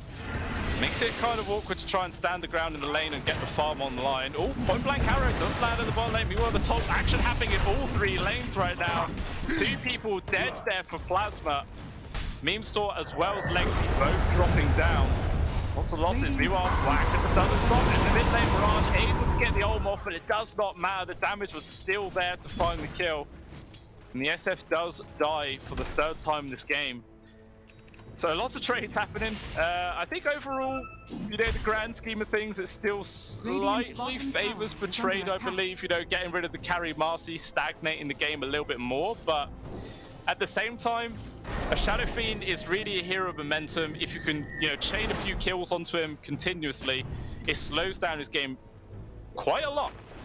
And we'll see if Mirage has got the capabilities to actually recover or not. It's be a slow one for him. Just feels like there's a lot of weight on the Magnus' shoulders in this game. You know, Omi, he did a lot of work in game number 1. Definitely helped carry him through when he was on the Primal Beast to see if he's going to be able to do the same as the Magnus, and he definitely could. Look at what he does perform. Shad just always being pressured in the jungle right now. Meme Store just being a real nuisance. Can't really secure all of the last hits, but soaking up the experience is just as good, really, at the end of the day. Just continuously trying to harass the Nature's, making this laning or farming as awkward as he possibly can. And the Meme Hammer already online for cancel as well, so he's got that extra push, extra catch. He's just going to spam it off cooldown, especially with this Arcane Rune. An extra value out of this one. Pogba trying to hold him back, but every single time he steps forwards, he just gets hit by the actual imprisonment. There's not really any way they can get on top of this OD at all. They at least find a ward, which is nice. That's something. But Tanner, he's fine.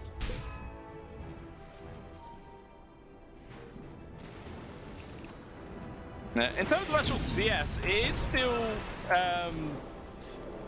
Betrayed in the lead. I say that, you know, like, you know, the 3 out of the 4 top positions are filled by them. You know, the bottom Miracle in some danger, trying to pop the Omen, gets immediately cancelled. The jump was there from Legacy. And this SF, it looks like Tanner's just going to abandon him. Like, yeah, sorry, dude, you're dead. And the SF does fall down 4th time. Man, just can't get any sort of luck here in this game. Meanwhile, action, it's not stopping. It's up top. Curtain Tail diving onto Shad, able to sprout him, trying to TP away. Not even going to need to as they get the kill onto the Shakira. Now the Stormbreaker in a real pickle. Actually going to turn around, gets the grab on towards the Nature's Prophet. No way does he survive, and he gets a rocket in the back. But he made the best out of a bad situation. I think he knew he was going to die regardless. So the fact that he turned around and killed the Nature's Prophet, you know, sort of subsided that loss a little bit. As, yeah, it's now 3 deaths on the board for the Natures, 4 on the board for the SF, so vast majority of the kills are on those main cores there. Meanwhile, in the mid, Candle's dangerous, Angel is here, he's in stuff, but the hammer just drops, and the clockwork disappears. Kurt and Kel also getting involved, not even really needed, and this tier 1 is also going to end up dropping down. Sure 2 heroes and a tower. Pretty damn disastrous there from the side of Betrayed. Good momentum being built up here now from Plasma. Yeah, like I was saying, the vast majority of the total kills that Plasma have are onto those 2 main cores, so they're super effective right now. Another rotation from Cancel. Just sort of poking on towards Shad, letting himself known. Looks like the tier 1 tower might still fall down. The Knight's not going to be in, and it looks like Plasma just want to retreat. They don't want to hang around. There's still a few members of Betrayed nearby. You know, RP off cooldown as well. Still yet to see one in this game. Nomi makes sure he wants to get the perfect targets. The hookshot's in. They found Cancel. Arrow also lands. The OD, can he survive? No is the answer. And it looks like the Primal Beast offered himself up on a silver platter there to be a +1. Don't me? TPing out top as there's action now happening there as well. Shad getting dived onto the tier 1. Will manage to make it out just barely. They get the counter kill on towards the Shakira as well. Kurt Kel, he wants to get this grab onto the Nature's again, but the Sprout's holding him at bay. And eventually, all his resources have been used. He's going to get ran down. Ends up being 3 kills, but Legacy's actually hit. He's able to get the counter grab on towards Shadow at the very least. But can he survive for this one? He gets hit from the RP. There's gonna be the Requiem on top of that. A couple of raises, all they need. Triple kill for Mirage. And what an absolute cluster engagement happening all across the map. But it was just all Betrayed coming out ahead there. I think that was actually a total team wipe. You know, not all at the same time, but everyone did just die there on the side of Plasma in short succession. So big win. And as a result, you see the first bit of net worth being built up here for Betrayed, and they're just going to go for more. Meme Sword found. He's going to try and turn around here. Ulma comes in from the Dawnbreaker. They definitely overstepped their bounds right now. Good counterplay. One's dead. About to make that 2. Wow, you're good. Yeah, maybe Betrayed, getting a bit carried away, thinking they could go for more. Tanner, keep playing to get a counter grab on towards the Chikiro at the very least. But that still was a death on towards the SF. Not ideal. It's now his death number 6. A little replay up top. So yeah, just the grab on towards Legacy. Tried his best to get away. That was actually, I believe, the first Requiem of the game used. And it does let the kill once again to be carry, so definitely used perfectly well. Mirage getting the credit on top of that. Yeah, this tier 1 tower will be falling down at the top. Not a single reason in the world for Betrayed to defend this. Just let it go. It's lived long enough. Radiant's middle tower is under attack. Dire's top tower This game, 100% a lot more even than the first one was. I believe at this stage, it was like a 4,000 gold lead for Betrayed. Just 1,000 this time. It's not as dominant by any means. Still just a slight little, you know, foot forward here in this game number 2. They were trying to pressure the tier 1 tower as well, but just a quick drop of the Chikiro ultimate does to put a stop to that. But Angel and Tanner found initiation on towards the Chikiro. The arrow was actually still on cooldown from Tanner, so we couldn't go for the chain stun, but didn't even need it as they find the kill. Meanwhile, at the top, Nature's Prophet has been caught out. Shad is dead. 3-man RP from Ownme, though, dragged it back into the tier 2. Didn't have damage to get many counter kills. The first one is going to be the Primal Beast. And they both back on out there with the Moonlight Shadow. They're not going to let them fall back for free, though. Omi's Blink, cooldown 1 second with a skewer, but they're not actually going to chase forwards. As it stands, it's still not bad for Plasma in the whole. You know, they get the kill on towards the Nature's Prophet. All they lose is support for it. Meanwhile, in the mid, poor old Mirage steps out for a second and gets immediately punished. This SF, miles down in net worth. Bottom of all the cores. I mean, he's only like 6 gold behind Legacy, which, you know, is pretty close, as this carry Marcy has also been having kind of a rough time right now, but definitely feels like it's just mainly the other cores trying to do as much work as possible. Ownme obviously comfortably at the top of the chart there. Like I was saying earlier, you know, he did a lot of the work in game number 1. He's definitely bringing that to the table here as well in the second match.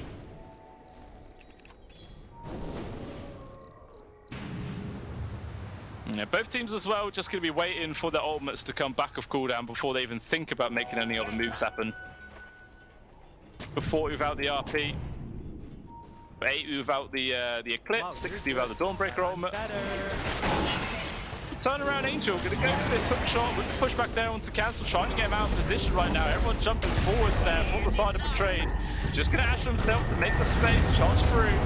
Just going to force everyone from Betrayed to disengage right now. Repping off to the side there from Raj. Only actually gets the connection onto one of them, and still Shad is just going to eventually get ran down right now. He is dead, or is he? Still alive now, trying to TP out, and he does actually make it. Instead, Mechanical's going to be the first casualty. At least Cancel getting the grab on towards Angel in response. Jump forwards there from Legacy. And it looks like Meme Store going to get called for one more raise. Oh, Mirage actually off the mark with that one. Hero's going to be able to escape with like 1 HP. He shows himself in the wave though. No! That's so unfortunate. He will get caught. So at the end of the day, that entire fight happened.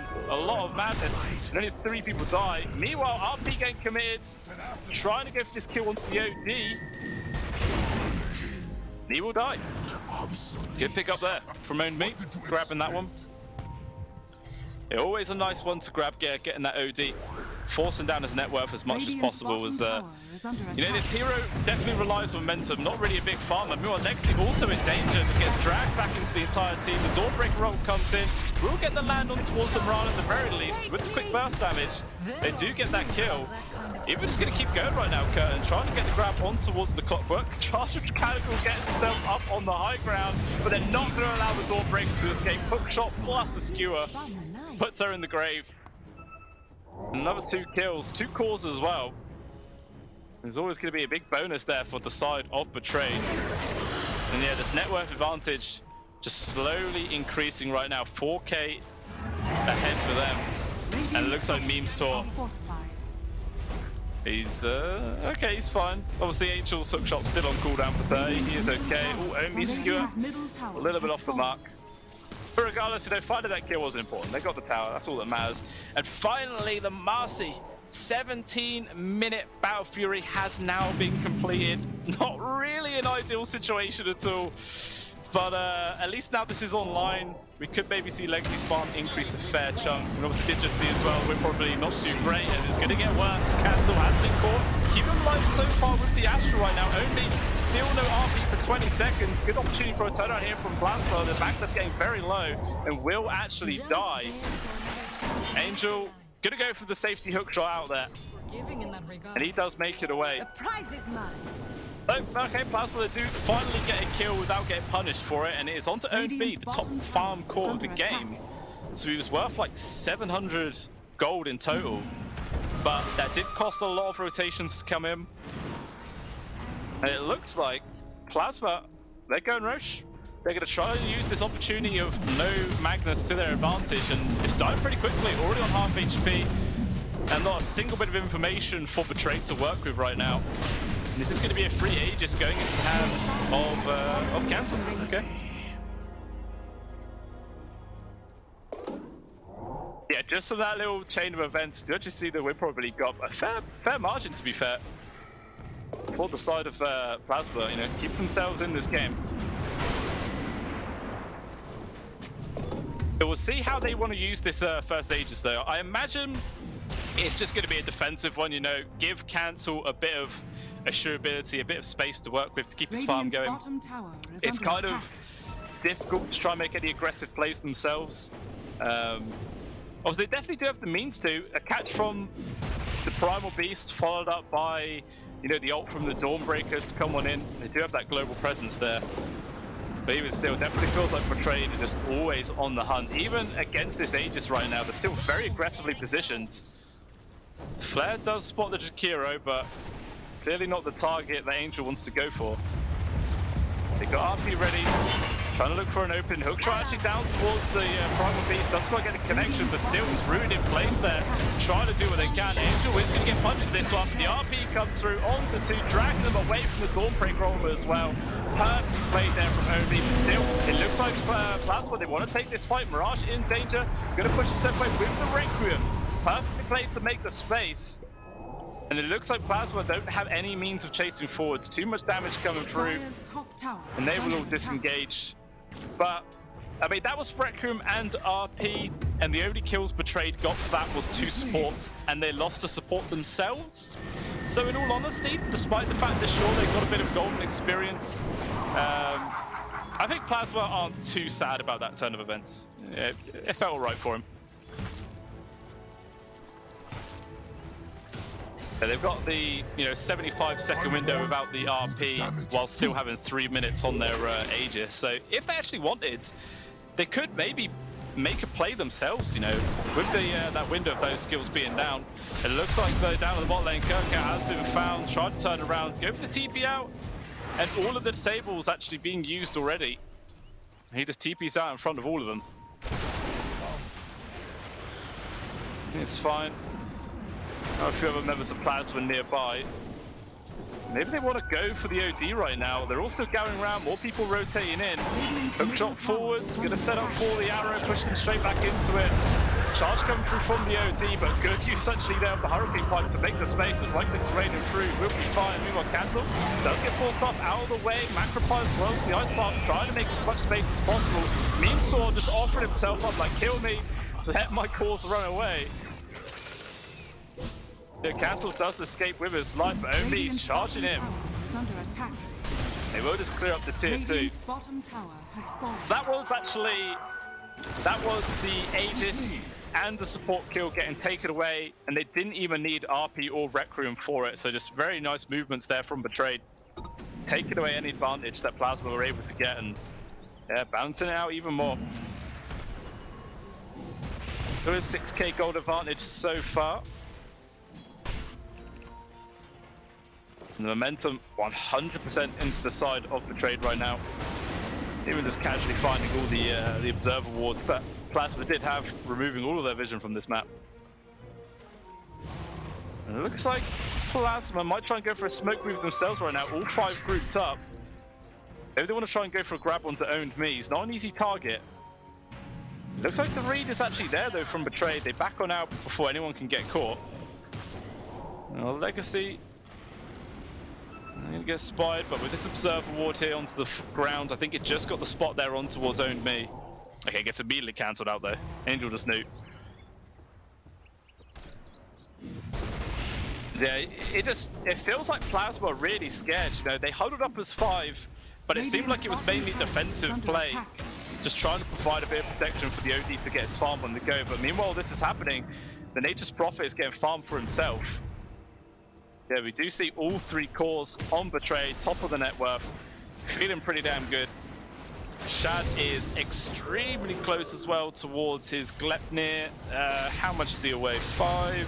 He's about 1,200 gold away, and then he'll have Glepnir available, and then it's just another means of fighting, more means of control to come out from them. And how many BKBs are actually queued up so far here from the side of Plasma? Not many, to be honest. Obviously, the Dawnbreaker has a built-in BKB kind of with the shards. The OD doesn't want to build one. Obviously, the Primal Beast, he's a position 5 Primal, but it's the hero. You sort of have to build a BKB on him so he can actually do anything at all. He's still a ways off it. Also takes a long time to farm it up. Oh! RP actually dropped in the mid lane, drag back down towards Cancel. It's going to be the Dawnbreaker ultimate, trying to make some space. Requiem from the high ground there, making some good room, allowing Omi to disengage. They immediately get the grab onto Pinnacle. Nice ice plus macro doing some work right now, trying to control him up. Everyone just completely decides to change target, go towards Cancel. And that's going to be a dead OD for sure. Only the only one in deep right now, getting controlled up. The jump for some legacy there on towards Shad. The Nature's Prophet just disintegrates. The Clockwork gonna follow him pretty quickly. So far, 2-for-1 advantage here for Plasma, and they're hunting for more. Tanner's the one at the back, charge up in 5 seconds, but they're not interested in this Mirana whatsoever. They want Mirage, they want that big kill for the SF. With the 4-star, he should be able to get himself away. Good. Short range on to 2. Ice Farm does get connected on to Owned Me. It looks like the Irish trying to go for the Magnus if they can. Kern and Kel will now get the stun connection on towards Magnus, but he's pretty tanky. Gonna get another skewer on towards the side. They've lost the Jakiro. They're gonna lose the Primal Beast as well. Owned Me still somehow alive. I don't know what he's doing to keep himself going like this. Kern and Kel trying his best to run. He does have TP off cooldown. He's gonna try and hide in the trees. It's just not gonna work though. He still gets found. 3 people dead there from Plasma. Overextended by 1.5 miles. Really desperately trying to get an extra +1, but just feed away so much more kills and gold towards Betrayed. Unfortunately for them, it's not great. I mean, up until that point, it wasn't too bad. You know, they lost Cancel, sure, but they did kill the Nature's Prophet and Clockwork. So if they just fell back from that point, it would have been a big victory for them, but unfortunately, not quite the case. Yeah, now we see some items being picked up here from Betrayed. Fresh Axe online for Angel. Glepnir online for Nature's Prophet as well. So just more tools to get their work done in these fights. Scoop out onto Mimsor. Poor old Jakiro. Not a chance in hell of surviving that one. Now your tree food. Roshan potentially up in 20 seconds time. I'm sure that's going to be like the next target for Betrayed. They'll get that Aegis advantage if possible, and you know, then they'll try and go for a push. It'll be the second one as well, so they'll have that free Ag shards. They can actually get it, of course. Oh, meanwhile, Legacy being caught. Hortoss dragging it back into the arrow, perfectly positioned. Legacy was like, what the hell just happened to me? He just died in a second. So Betrayed, yeah, poked on the high ground, forced out the glyph, which is quite nice. And yeah, Roshan number 2, a relatively quick respawn, only 25 seconds away. But Betrayed are just interested in hitting high ground. There's no glyph, there's no Marcy for 40 seconds. Perfect window of opportunity to take down a full set of barracks. Even going to use their second glyph for this one. I'm not quite sure why they would even bother. Like, they're not going to defend this. The barracks are going regardless. And now maybe Betrayed could try and set up for another push pretty quickly, considering that it's still down. But yeah, Roshan is now up. And I'm sure that's going to be Betrayed's next plan. I mean, they're still positioned very aggressive right now. Okay, they're finally the coolest to go back. But okay, guys, let's slow down a bit. Let's not get carried away. I mean, we saw in game number 1, Mirage diving high ground like 3 or 4 times while there were still tier 3 and 4s available, or tier 2s as well. And he died once, but eventually did work out. Oh, up top, Shad. Looks like he's got a grab here on towards Kurt and Kel. Arrow coming through, it lands. OB. Just absolutely taunting them right now with all the fake RP pumps. Well, it looks like Angel maybe in some danger. Has been caught out. Going to be the arrow coming through. Actually, the hammer a little bit off the mark. Hookshot also going to miss. Meanwhile, though, they have found Mirage. It's a big target to get. They still get to the BKB. 4 stuff off to the side. Raccoon pushing everybody off in different angles. And he still gets the kill on towards Memesaw. But it looks like Legacy focuses out the SF. Will get that big target, but it looks like he's going to get punished immediately for it. He's still alive, actually. Going to be able to get the disengage away. Shad gets focused up instead. 2 of the main cores there on the side of Betrayed is gone. Tanner also going to drop eventually. Actually just TPing out as there's no one to stop him. He will make it, but it doesn't even matter. They found the grab on towards the clock. So that's 3 people gone. 2 big targets, as well as being right outside the Roach pit. And this is a big opportunity now for Plasma to just completely flip this game on his head. Obviously, it did cost them 2 buybacks at the end of the day. You know, both Kurt and Kel as well as Memesaw having to expend those. But even with that, it was still like a 3k gold swing, 5,000 experience. That's not too bad. Yeah, Aegis into the hands of Legacy, given the shards in Kurt and Kel's inventory. We'll see what he does with it. You know, Tanner quickly caught, quickly dead. Maybe Plasma are going to try and push onto this tier 2. There's no glyph available here for Betrayed. You could just go for it. Why not? Why not? See if Betrayed are going to be that interested in defending it. It doesn't look like it. Let us try and get as much efficiency off the map elsewhere. Radiant's middle tower do what they can, but yeah, it feels like that last engagement was just, it was kind of clunky, to be honest, there from Betrayed. They all went in from different angles. And Plasma perfectly, catching the opportunity to abuse that, got the good pickoffs in the right order. Wasn't really anything Betrayed could do. But now with everyone alive, Aegis once again into the hands of Plasma. It's just all going to be like a reset in terms of momentum in the game, but a smoke move heading down towards the bot. Kurt and Kel in danger. The right click's raining in from Mirage. The Horn Toss Momi going to guarantee the kill. And that is technically a dieback as well. Gone for 90 seconds now, the Stormbreaker. We'll see how much pressure Betrayed are going to be able to apply. I mean, sure, there is still the Aegis into the hands of the Marcy, but who really cares about that? RP's still available. Requiem is still there as well. No glyph whatsoever for another minute here for the Radiant sides. So this tier 2 will go.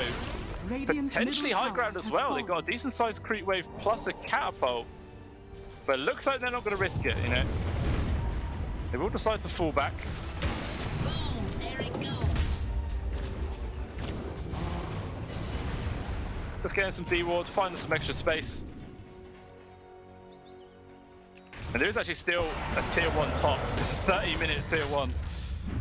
Rare to see the towers lasting this long, but I mean, the top tier one on the Radiant side is like the most, the least prioritized, really. Radiant's top tower has fallen. But eventually it does go down. It does just make any sort of future contest towards the Roshan pit a little bit more awkward, you know. Not as close to a TP location for the side of Plasma, but regardless, tower's gone, tier 2. Not long for this world either.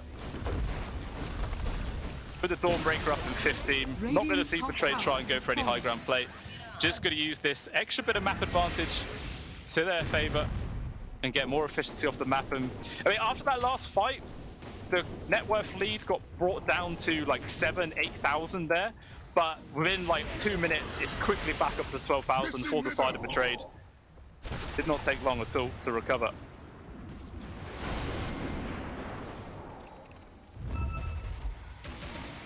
Okay, we do see a smoke move happening. It's a smoke move whilst there are creeps in the base though, so I think this read is going to be there from Betrayed. This is going on. And no one's going to get caught out from this one, I would assume so. Yeah, the pings are coming out from Betrayed. They know exactly where Plasma are coming from. Yeah, unfortunately, the little move, not going to find anything at all. Maybe Plasma feel pressured to make something happen, you know. With this Aegis, it's out in 1 minute 20 seconds, which is all Betrayed are waiting for. They don't feel like they have to make any moves until that happens. Actually, very aggressive jumps up towards the high ground, see if they can find anybody, but Betrayed, quick reactions, all back out in time. I'd say that Angel is the one left behind. It's the Clockwork, probably gonna die, gets a jump off to the side. Requiem coming through, does get the Fear connection to a couple. Also getting the grab onto the Jakiro. So at the end of the day, it's a trade of supports, but actually the fight's not done yet. Cancel getting the grab on towards the SF. It's a perfect find. We're going to pop the BKB immediately. Surviving up for now. Jump forwards as well from the Magnus. Is controlled up. He can't even get the RP. There it is, actually finally committed. But where's the damage coming through? The SF's already disengaged quite a lot. Shad trying to man fight with whoever he possibly can.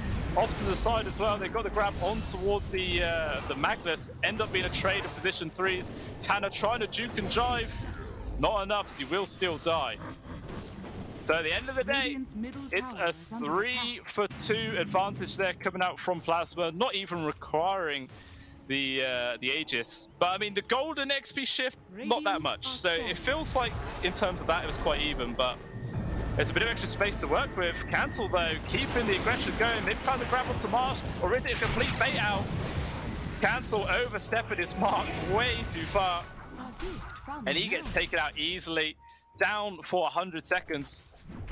Obviously, he did buy back as well, so he's gone for a long old time. And we obviously also committing his own. And I imagine this is going to be a high ground push coming out here from Betrayed. Now, they're going to have the hero advantage. The Aegis is now timed out. Sure, there is a glyph available now. That is of very little consequence. Radiant's middle tower is under attack. Tier 3 getting beaten into. Is there anything Plasma can do to stop this? Gonna drop the glyph for now. Tower is under attack. With the Treants tanking up some of it, and there's a fresh creep wave coming in shortly after. There's actually jump forwards there from Omi. He's found the grab on towards the Primal Beast. He's going to try and commit forwards right now. Omi took a ton of damage for that maneuver. Will be able to disengage those. The Primal Beast is dead. Lexi trying to jump forwards. Has found the initiation on towards the Shadow Fiend. Going to try and bring him down, but both BKBs get popped and they run away. Shad's now going to be the focus of attention there from Lexi, but his right click's doing so much work. The Marcy can't lifesteal through it. Kernkel attempting a TP away. It just does not pan out as he also gets brought down. Triple kill there for Mirage.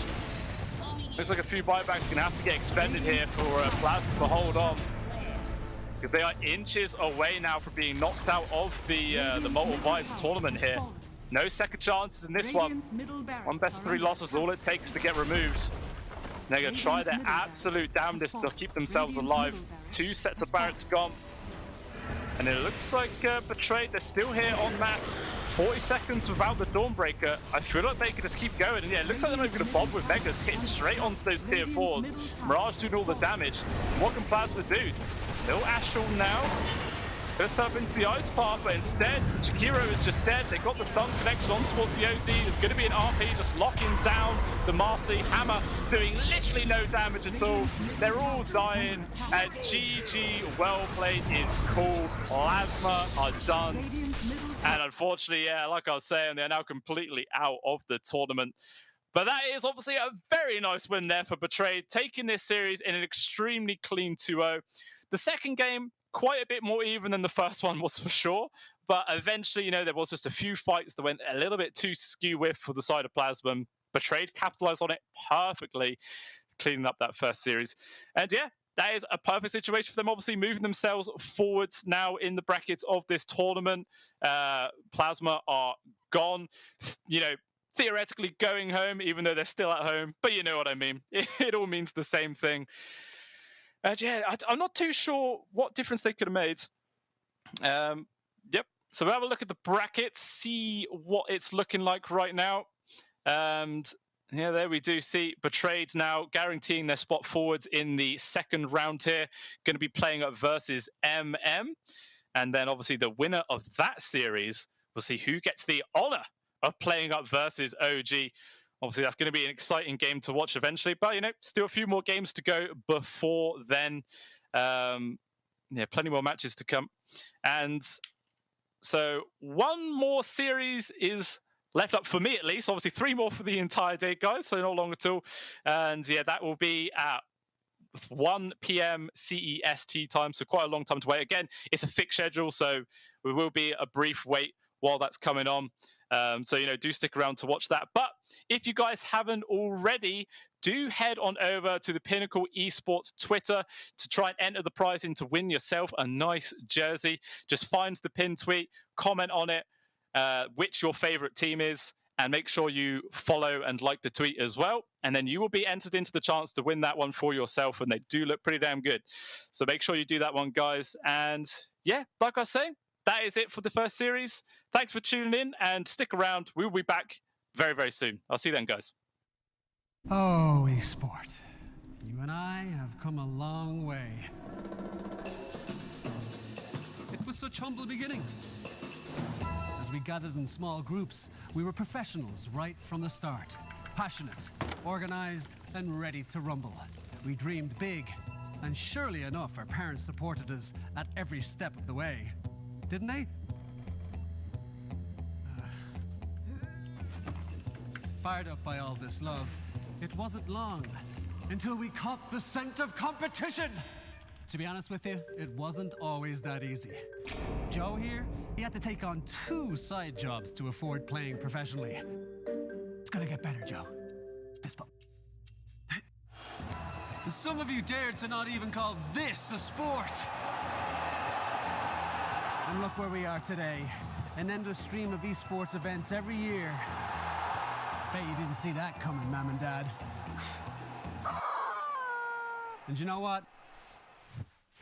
We have been with you every single step of the way.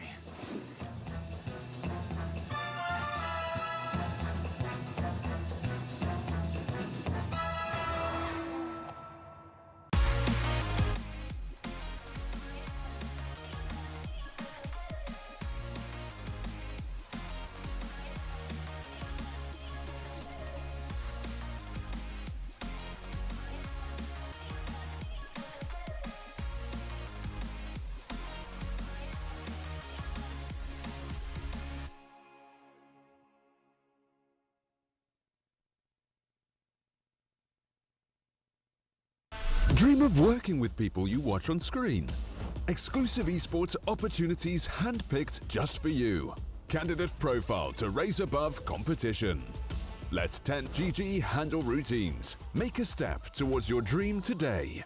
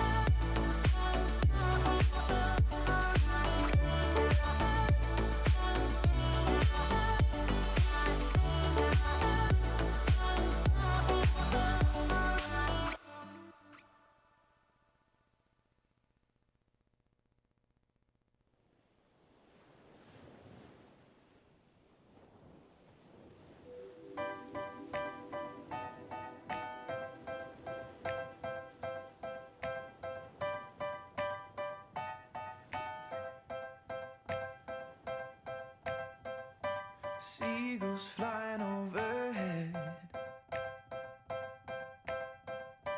towels down in the sand, little crabs walking over our legs, and we were together just like lovers should have been. Like the changing tides, you have changed your mind, and now you are no longer mine. Last summer, you were holding my hand. Last summer, you were laying in my bed. Last summer, we were more than just friends. But that was last summer. That was last summer. I miss the salt in my hair, and I miss your emerald stare, and I wish you were still here in your red sundress, watching the sunset by the pier. In your red sundress, watching the sunset by the pier.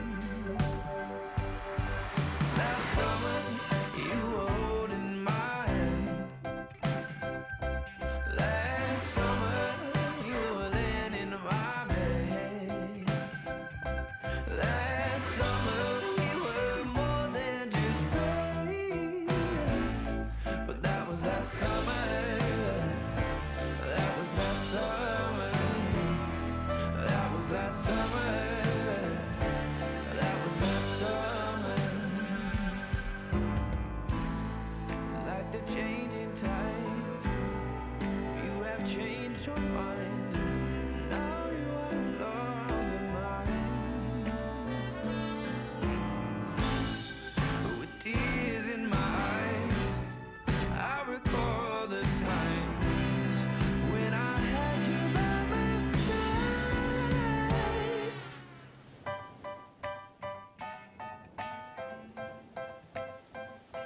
Last summer, you were holding my hand. Last summer, you were laying in my bed. Last summer, we were more than just friends. That was last summer. That was last summer when you were holding my hand.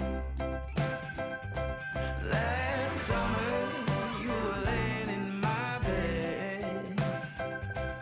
Last summer, we were more than just friends.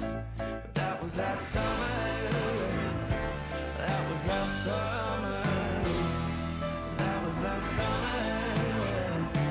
That was last summer.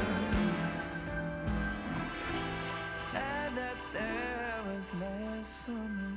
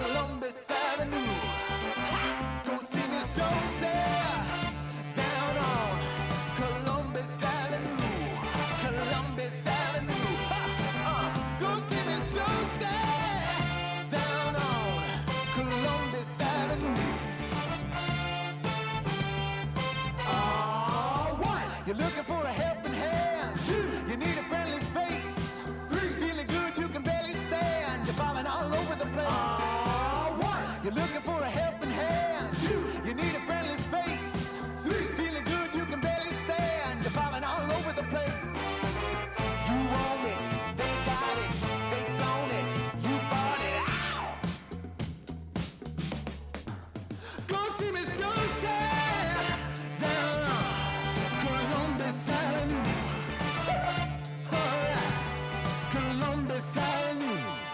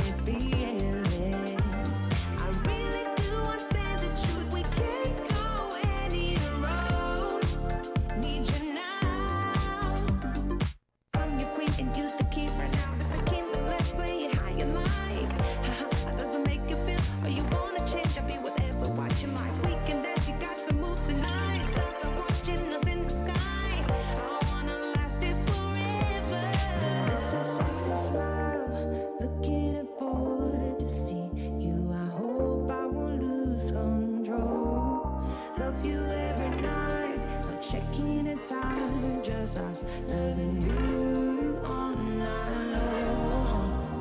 I can't let you go, baby. It's the right we already know, and we feel it.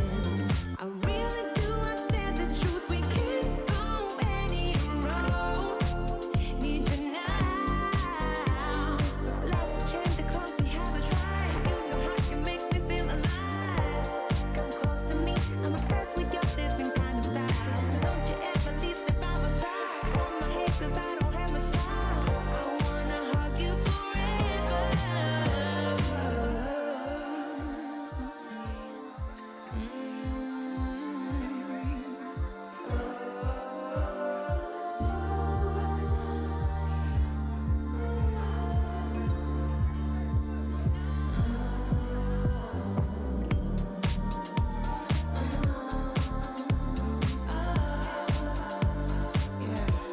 I miss that sexy smile.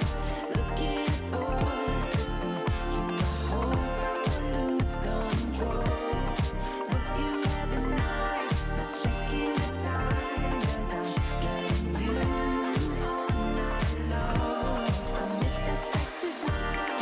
Looking forward to see you. I hope I will lose control.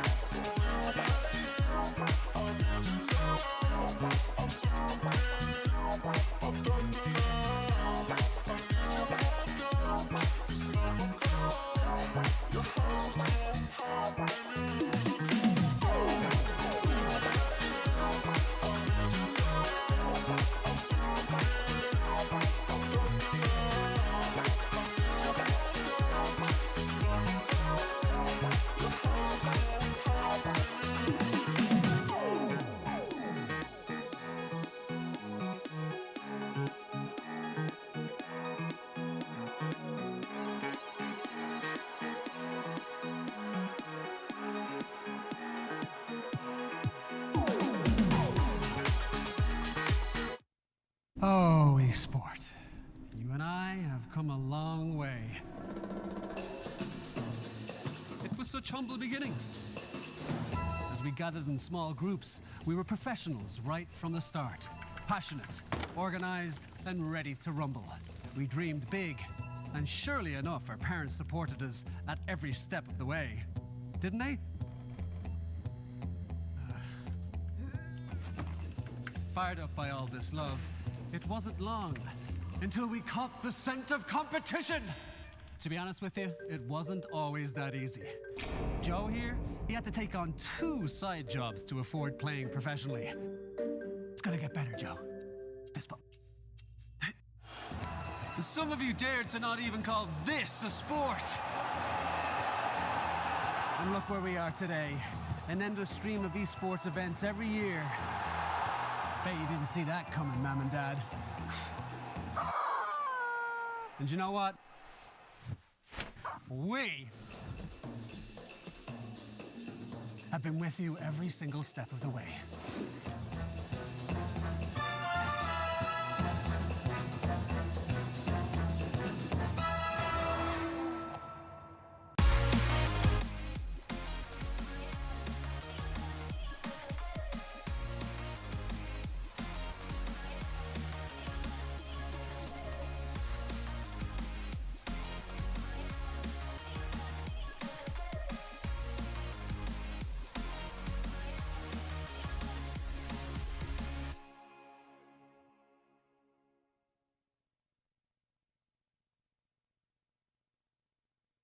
Dream of working with people you watch on screen.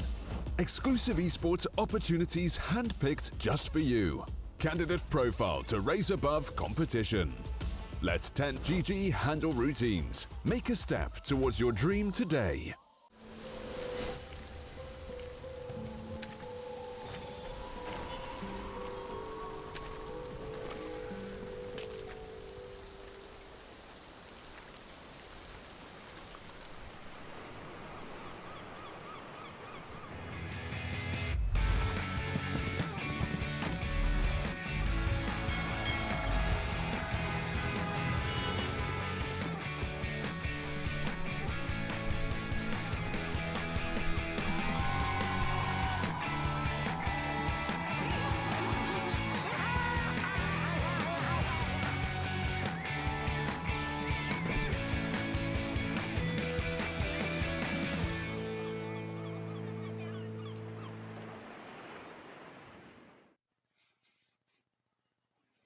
Welcome back into the stream, ladies and gentlemen. We are here for the second series of the day for the Malta Vibes tournament by Pinnacle Cup, and we'll see who's able to come out on top in this situation. Obviously, the series we got now is going to be No Sorry versus and Callum. It's a long one now. I'm not sure what it means. I'm sure it means something, but I'm not too sure. It's a crazy name, though, regardless. And yeah, we'll be moving in momentarily. We've got a bit of time to talk about the situation of the brackets and the actual rosters for these teams and whatnot. If we have a look at the rosters for either one. Actually, the brackets first. Brackets first is fine. Obviously, still got the situation here on the first part of the brackets. Obviously, D2 winning their first series yesterday. Still a lot more games to come. Obviously, No Sorry and Callum is the one that we have coming up for you guys very, very soon. And obviously, the winner of that will be playing versus D2 Hustlers in a few days' time. Unity Esports versus Monospar and Team Ukraine versus the Oversight is still yet to come. On the for the rosters, yeah, for No Sorry. No Sorry, this team has been around for a fairly long time now, but the roster has been continuously changing. Players are coming in and out. I'd say the veteran of this squad is going to be Black Archangel on the support role. This guy has been around in No Sorry for a very, very long time. All the other 4 positions, Dinosaur, the carry, Dodger in mid, Dominic offlane, and Yond on the other support. These guys have been bouncing between various teams through the last few months, but they've all settled now on No Sorry. So we'll see how this squad is actually going to be able to perform, whether they can get a few victories on the board and push themselves forwards through the bracket system here of this tournament. Look at the going over there, and so that is going to be their composition. The game shouldn't be too far away. Both the teams should be ready on to go.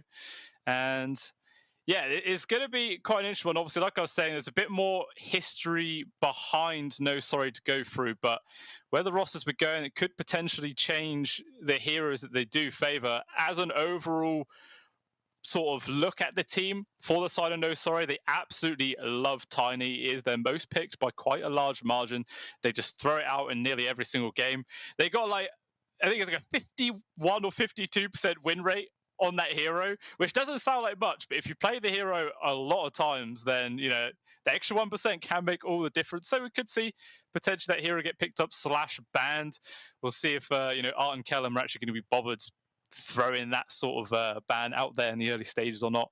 I think it's safer probably just to remove the meta heroes. Take away the Broodmother, take away Rubik's, all that sort of thing. You can't really go wrong with those ones. And again, not a huge amount of information to work off for the side of Art and Kellum themselves. As I was saying, they're relatively new-ish kind of roster as well. Again, all the players in this squad have been moving around continuously through various other teams, and they've all now coalesced into this one. And again, going to be looking to try and bring some magic to the Dota 2 table and, potentially put their names on the history books and maybe start their ball rolling from this tournament and, maybe run onwards from there. But obviously, it's going to be a hard ask. We'll see how the first series ends up going.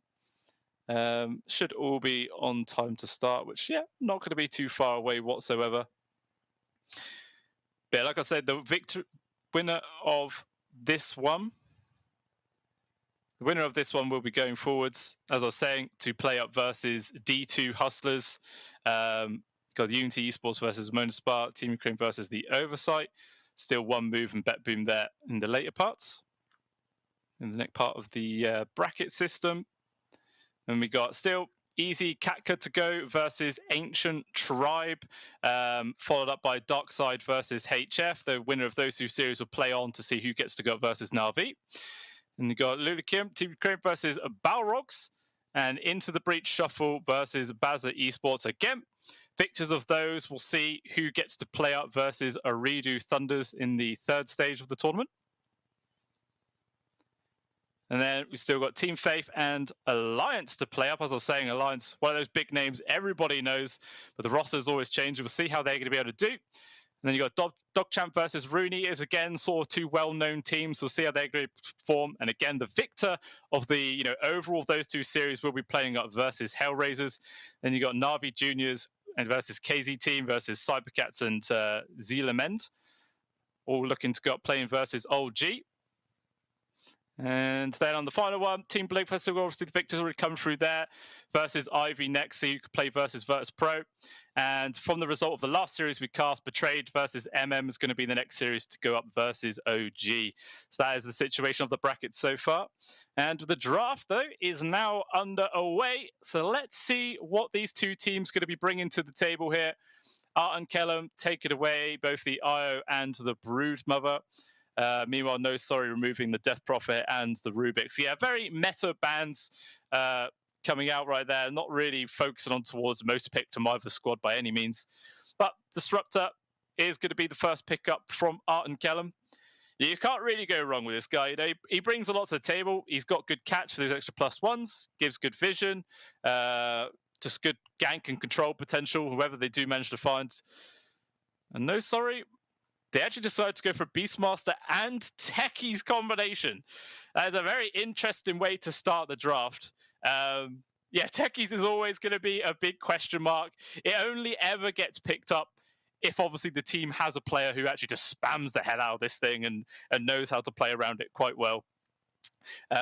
You still pretty much always see the taser ability just get completely skipped in the early parts of the game. No one bothers with it.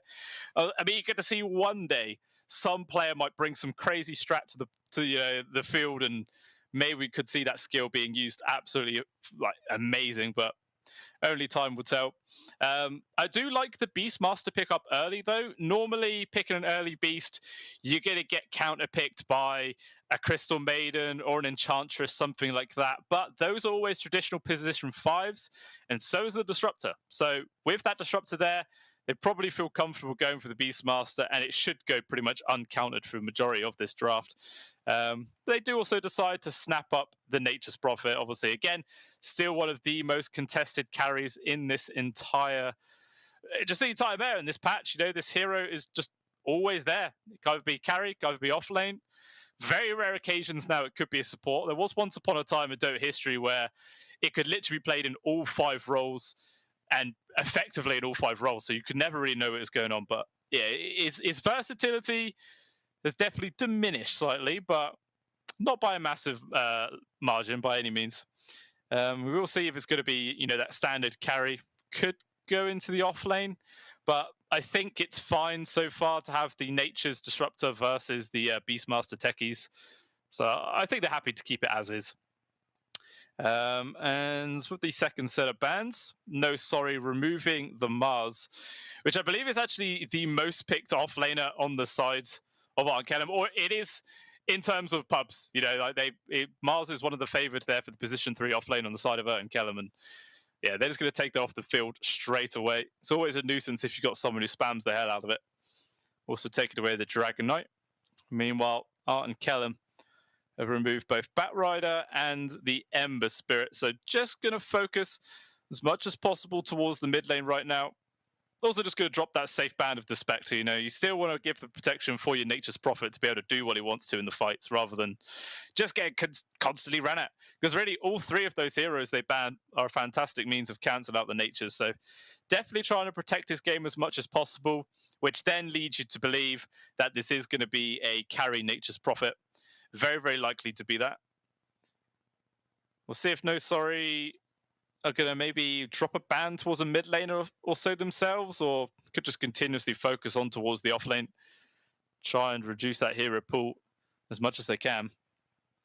I mean, not much reserve time has actually been touched from either squad so far, so they've got a lot to work with. They can make tons of changes here going forwards. They actually decide to take out a sniper as well. Interesting ban there. I don't know if they were assuming that it could still have been a Nature's Prophet off lane and they want to block carry sniper, or maybe they're thinking that they might try and run the sniper into the mid. It's not the most common position for him, but you definitely can see it happen. Not going to see it in this game though, that's for sure.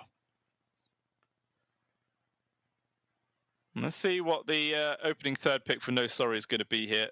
You assume it's always going to be the position 5. And yes, it is. They grabbed the Crystal Maiden. I mean, it's not like the Maiden particularly counters anything in this, against the draft of and Kellum, but it's sort of a safety pick for the Beastmaster, right? Because there is the slight potential that and Kellum could have grabbed the CM themselves and then put the Disruptor onto the position 4 instead, and the Beastmaster just wouldn't have had a terrible game. So, it's a banning pick, as it were. Want to try and secure the lane for the Beastmaster as much as possible and make sure that he actually has a decent time, which, definitely shouldn't be counted out. But again, as I was saying, I feel the Nature's Prophet should be able to just last it away relatively freely, unless he gets caught out from, the blast off from the Techies, and maybe a lot of damage comes in for the Beastmaster as well. Who knows? But all in all, probably not going to see too much action happening there. We'll see what the third and fourth pick, though, is going to be here from Merton Kellum. Will obviously be the follow-up support plus the off-laner, unless they are considering this Nature's Prophet to go into the off-lane. Right? He's not stuck in this sort of carry role, can definitely move around if they do wish to. But I feel like, yeah, as I was saying, the lanes are fine so far. So I don't see any reason they'd need to put him into the off lane. They might just keep him as the carry. In which case, going to try and grab a position 3 now that could probably give a bit more control in these team fights because it is somewhat lacking. And they actually go for a Clinks, followed by a Treant Protector. Because a Clinks definitely not a hero you see all too often anymore. It's very, very rarely picked up now, I would say. And it's going to be interesting to see where he goes. You would assume it's just going to be the standard carry Clinks, in which case they would put the Nature's Prophet into the off lane, unless they're going to be trying something pretty crazy right now, and Kellum might put the Clinks in a mid lane. But without seeing what the matchup is, it's very, very risky, especially considering how No Sorry have the overall final pick of this draft. But after seeing those two, No Sorry themselves did feel comfortable enough to go for the Ursa pickup, which should play up versus the Clinks quite nicely. If you can get on top of him, you'll tear the Bone Man to pieces. Plus, having the Ursa CM lane is devastating.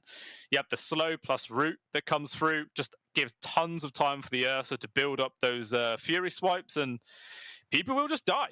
It's very, very hard to survive. The Treant Protector might get caught out a few times here. Could potentially give away a couple of kills towards the old Ursa Bear. And No Sorry, remove the puck. And Kellum takes away the Storm Spirit. I mean, No Sorry 100% going, just needs a mid laner right now. I feel like and Kellum, they could try some weird little swap arounds. Like, if they don't want to put the Nature's Prophet versus the Ursa, maybe they could do like a weird carry Nature's with Clink's mid lane. I mean, they might leave it a bit more open, just in case, see what the final pick of No Sorry is actually going to be, and make sure they don't, draft themselves into a really bad position. It's going to remain to be seen, though. Final bands come through, and it is Tinker as well as a Primal Beast. So, and Kellum spreading their bands a little bit. I mean, would a mid-Primal work out here? Unless they're considering some sort of melee core into the mid lane themselves, which is why they would remove the Primal Beast, because always going to be able to win that sort of matchup. That's an interesting one. It really is. But only 25 seconds of reserve time left. Final pick to come out here from the Dire squad. Choices. We'll see what their decision is actually going to be as the clock does tick out. Yeah, I'm not too sure myself. I would assume a mid laner. You would assume so. Carry Clinks, Nature's Prophet off lane. But they could do some shenanigans. Go down to the final second. And it's actually the Invoker. Okay. So 100% carry Clinks then. Nature's in the off lane. Invoker going to roll into the mid. So what does No Sorry want to pick up to go up versus this Invoker? Like, they have an absolute ton of time to go with right now. Minute and 46 in the bank. And we'll see what the decision is going to be eventually. Invoker, it's kind of hard to pick a hero that counters this guy. You just want to try and get someone who can not get crushed by him. And it looks like the hero choice will be the Kunkka, which I do actually quite like. You can always harass him out with those Tidebringer hits. Sure, getting hit from continuous EMPs, draining away the mana of Dodran's going to make it really annoying for him to actually, keep sustained in this lane. Going to be going through those bottle charges like no tomorrow. But with the Tidebringers, it might be enough to level the playing field, and he should have a decent time. And yeah, we'll see how it works out. I think it's going to be kind of an even sort of situation there in that lane. Probably going to be a trade of farm, unless Dodran is feeling on it, and we could maybe see the Kunkka take an aggressive lead. But I think, seems like he's never going to have mana. Probably not going to happen there. But yeah, just all strength melee cores coming out from No Sorry. Obviously, 3 tanky boys. Going to be quite difficult for and Kellum to bring them down. But they definitely do have good sources of damage output themselves. Eventually the Nature's Prophet's right clicks can hurt a lot. The Clinks, obviously, with the barrage is just going to tear people to shreds. And with the Invoker on top of that, all the spells he brings to the table, it feels like Kellum have the ability to get kills. It just depends if No Sorry are going to be able to build up a strong bit of momentum, and they could just run away with the game. I really feel like the laning phase is going to be a big, big factor here. I feel like if if No Sorry, I think even if it's even, right, I feel like No Sorry should be able to build up a good amount of momentum after the laning phase and potentially run away with the game. But if Ert and Kellum have a strong start, potentially get a couple of early kills, get the farm onto their cores, we could see them take it. I mean, when it comes down to actual team fight, they definitely have the lead, in my opinion. Like, really, it's just the raw for No Sorry, which is nice, but it's not huge amounts. Meanwhile, as I was saying, Ert and Kellum, they've got the Invoker, all of his spells. They've got the Tree and Protector route. They got the Static Storm. Yeah, they got absolutely everything. But game is now going. Let's see if any sort of interesting stuff starts off here. Ert and Kellum all with a smoke just to get out, to get those wards. Meanwhile, No Sorry, moving as a 5-man unit through the top, now popping the smoke. Let's see what they find. If they keep running this way, they could potentially bump in towards the Clinks and maybe find that kill. See what the plan is actually going to be right now. Just chopping down some trees. Well, Ladon is actually, going to be able to get on a ward in this high ground right behind him. Oh, he might walk straight into him, and he will. The Observer ward is there. He's not going to see this coming. Now, can they give the first blood to anyone in particular? They want to give it to Dodron, and yes, they will. First blood. And Kunka with that extra bit of money to start the game with, going to be able to get that bottom online at a very good timing. I mean, do they predict that there is a ward here? I mean, they see the Tree Protector running up from the south side of them. It's an odd space to be, so it's like, why would he be there? Would he put a ward? I think Yond was thinking about it. He does have, yeah, he's going to guess it. Very nicely done. So not only do they get the first blood, they get the D ward as well. Doesn't even finish off the ward. Oh, I suppose he ran out of vision there. Never mind. Yeah. At the very least, for the side of Ert and Kellum, they do manage to get 2 of the bounties, so it's an even split with that regard. But yeah, definitely a very, very nice start for No Sorry with the kill, with a D ward. Coming out the gate swinging here in this first game of the best of 3. Yeah, I feel like the main focus is going to be, let's see how this mid lane ends up going down, whether if Dodron can, you know, apply a lot of pressure on towards the Invoker or not. Should be able to, you know, apply a decent amount of pressure, especially once there's a few more levels on the Tidebringer going on. Paladon just constantly running at Yond, but they already set up for this situation. You know, Dominic using those axes to cut away all the trees up there makes it very difficult for Ladon to actually, you know, get behind the techies to try and do any damage. Make his lane pretty damn miserable. See what he's really going to be able to do out of this. And yeah, Inch going for the standard Quaswex Invoker. You very rarely see exhorts nowadays, unless there's a particular lineup which can, you know, root people in place and set up for those global kills. You're just not going to see it. And Quaswex is always a safe bet, especially when you are versus a Kunka.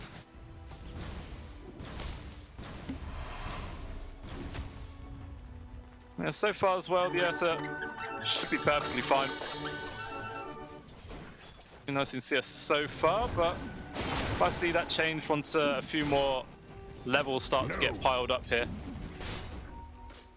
on the side of Ert and Kellum. They did a good job of just making sure they kill these treants though.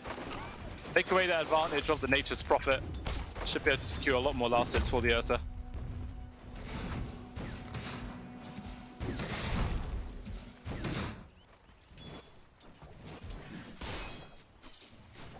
So far, this mid lane definitely favouring Dodron. 8 and 6 versus the 4 and 2 there of the Invoker. So definitely outpacing him with CS. Getting a large portion of the experience that the Invoker is able to get as well. May require a rotation potentially from one of the supports, but you know, a disruptor as well as a keeper of the light, not too great at making those mid rotations for those ganks. So I think it's just going to be the Invoker left to his own devices and see what he can actually get done. That's so much damage, man, from those Tidebringer hits.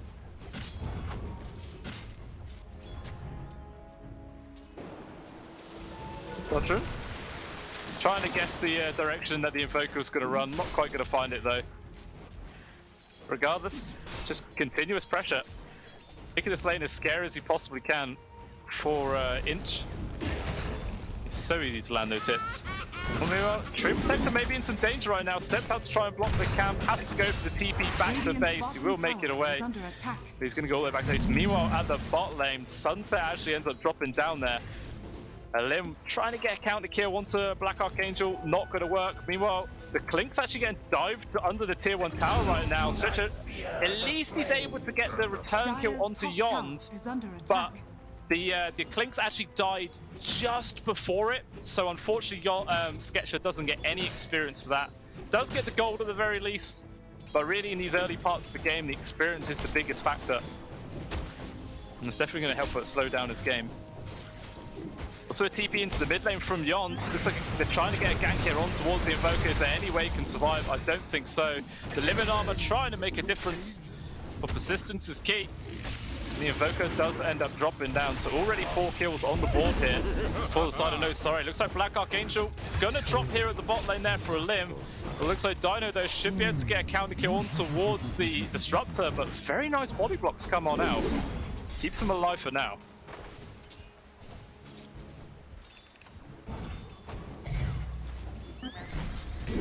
Sketcher getting poked from afar. Good damage. The blast off coming through. Does force the stick usages at the very least. Even Ladon just takes quite a lot of beatings in response. It's really non-committal as well. Like, No Sorry in this offlane, they didn't have to commit many resources for the amount of damage they were able to chuck out. A lot of the time, you win the lanes through a war of attrition. Just burn away at your enemy's regen as fast as possible. It's the easiest way to get the win. Yeah, Sketcher finding it quite difficult to set up to get those last hits now.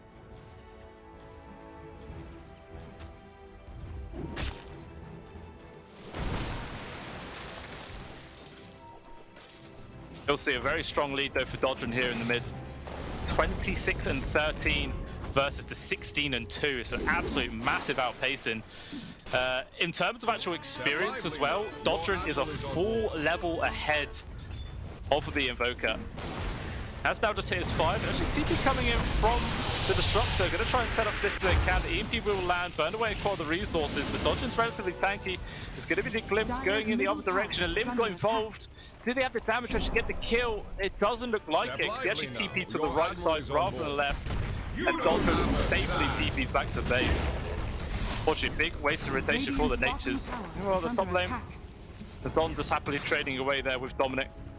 Always hard to try and harass a tree and protect, you know. The Leech Seed plus Living Armor makes him a very tanky boy. Very awkward indeed. Looks like the 6-minute rune will be secured though here for the side of Urt and Kellum. Not that the Invoker has a bottle to fill.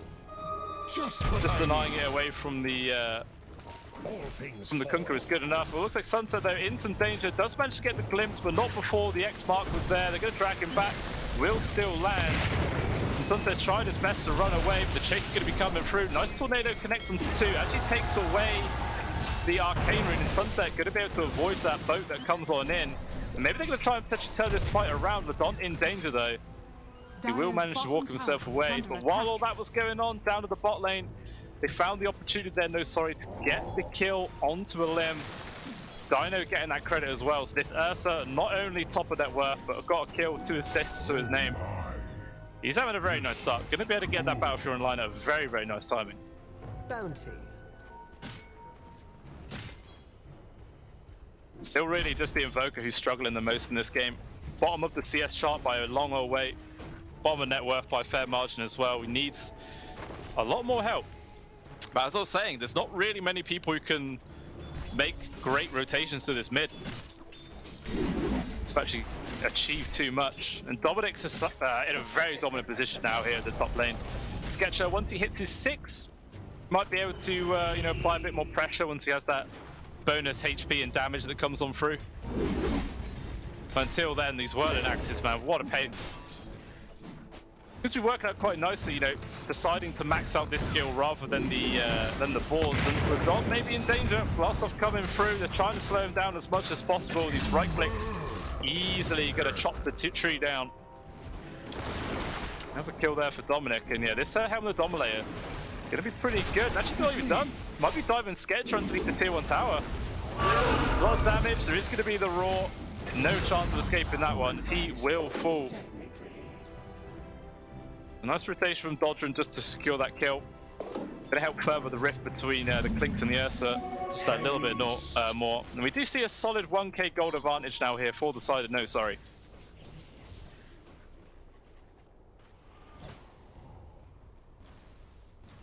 Dire's bottom tower is under attack.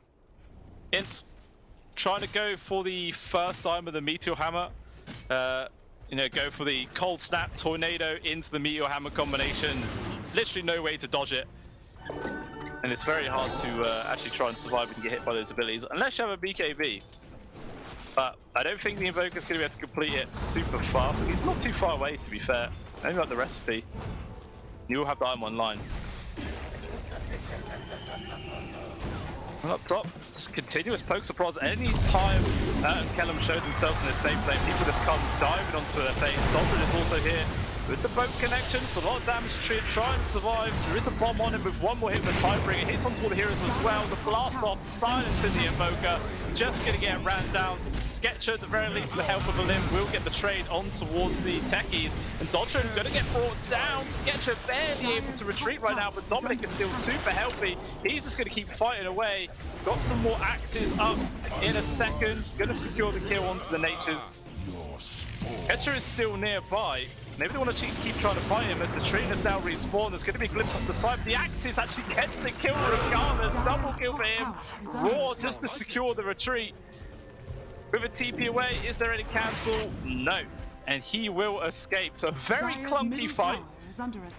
Ends up being a 4 for 2 in total there into the favor of No Sorry. Dire's structures are fortified. Very maddening indeed. There's both mid laners side plus a carry, and Yons may be overextending his mark right now without the assistance of his off laner, but hey, he killed the tower. That's what matters, right? At least remove that one. As it stands, 10-minute mark, 3k gold advantage, 65% win probability as well, so even Gaben is favouring the side of No Sorry right now. It's 100% a good start to the game. Especially seeing as how Dino Severick is relatively uncontested. He's got his Ring Servants online. He's doing well. You're looking at the replay up there, just the absolute cluster fight that is going on. It was just complete madness. Dodgerin was just running left and right, trying to get these Tidebringer hits onto as many people and targets as possible. He was so close to getting that kill onto Sketches to begin with. Not that bad, you know. Beastmaster managed to carry it for them in the end. Which is important because in the drafting phase, No Sorry did put a lot of emphasis on protecting this Beastmaster to give him a good lane, and it's definitely working so far. 4-0 and 3 for him. Feeling pretty damn healthy. Meanwhile, in the mid, a lot of pressure being applied to the tier 1 tower. Few response from Merton Kellum is here. It looks like it's enough to actually force No Sorry to disengage for now, keeping their tier 1 alive. And with the beauty of a tree protector lane, eventually this tower will be nice and healthy again.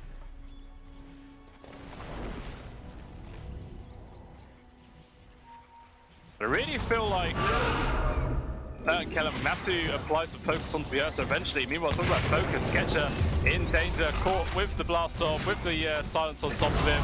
There's no way to survive. And there goes Kellum's carry yet again. That's the 4th death on the board for the Bone Daddy. Not too great.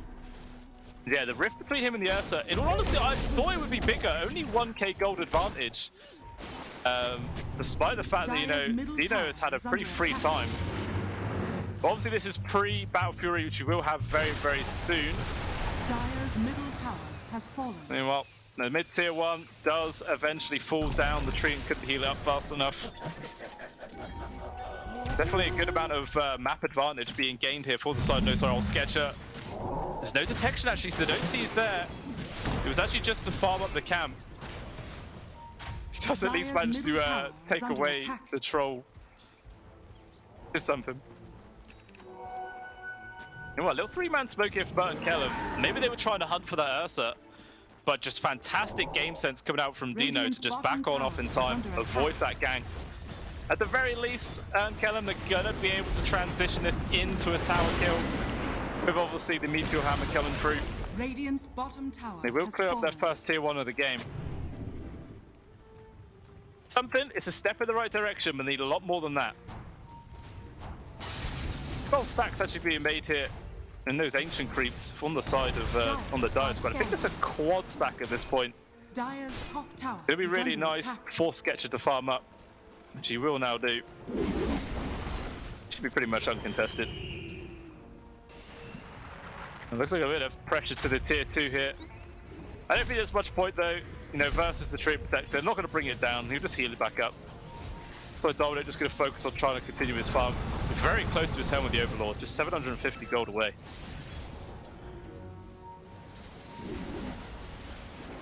Treant has been spied out. X-Mark going to be able to guarantee the kill, dragging it back on in. Relatively tanky, but just not tanky enough. He will still die. Actually, the CM getting the credit for that one. Right place, right time. Sketcher is actually up top now himself, maybe just to try and find what loose farm he can. He has got a... I think he's got complete power treads coming out on his courier. It's a little something, but he's got to be careful, you know. There's still a lot of people from No Sorry nearby. They are lurking for him. Instead, it looks like Sunset will be found. Actually, jumps forwards aggressively, drops down the stack, Storm onto the 2 supports. Maybe they can actually get these kills relatively freely. Even Dominic caught to the side. The right clicks from Sketcher doing so much work. And in quick succession, they've managed to find 2. They've only managed to trade away the shots so far. So it's not bad. With Godric getting involved, going to focus immediately on towards the Invoker. And he has to retreat right now. He's on his own. All of his team has just died around him. Super quick, so he should be able to just outpace everybody. And it looks like your admiral is on board. Callum will just give up the chase. So as it stands, a 3-for-1, killing the Beastmaster as well is really nice. He's worth a good chunk of gold. It's exactly what they needed to help turn this fight around, especially seems how Sketcher got 2 of those kills himself. It's a nice little bump up for the farm there of the Clinks, but it is still the Ursa on Dino just doing whatever he wants elsewhere on the map. Oh, another grab, baby, on towards the Don in some danger. EMP going to burn away some of the mana, but it's not actually going to save the life of the tree. And actually, the root comes through. It's going to set up for the hammer perfectly. This combination, fantastic here from the side of Vert and Kellum. And as a result, they net another 3 kills. Sacrificing the tree at sure, but who gives a crap about position 5, man? When you get those 3 kills, that is huge. Plus a tier 1's going to fall. It's absolutely colossal. A 1,200 gold swing. Nearly 2,000 experience as well, in total. Radiant's middle tower has fallen. I don't even think that was intentional, you know, the route from the Nature's Prophet ultimate into the Meteor Hammer, but damn, that was really nice to watch. Radiant's middle tower is under attack.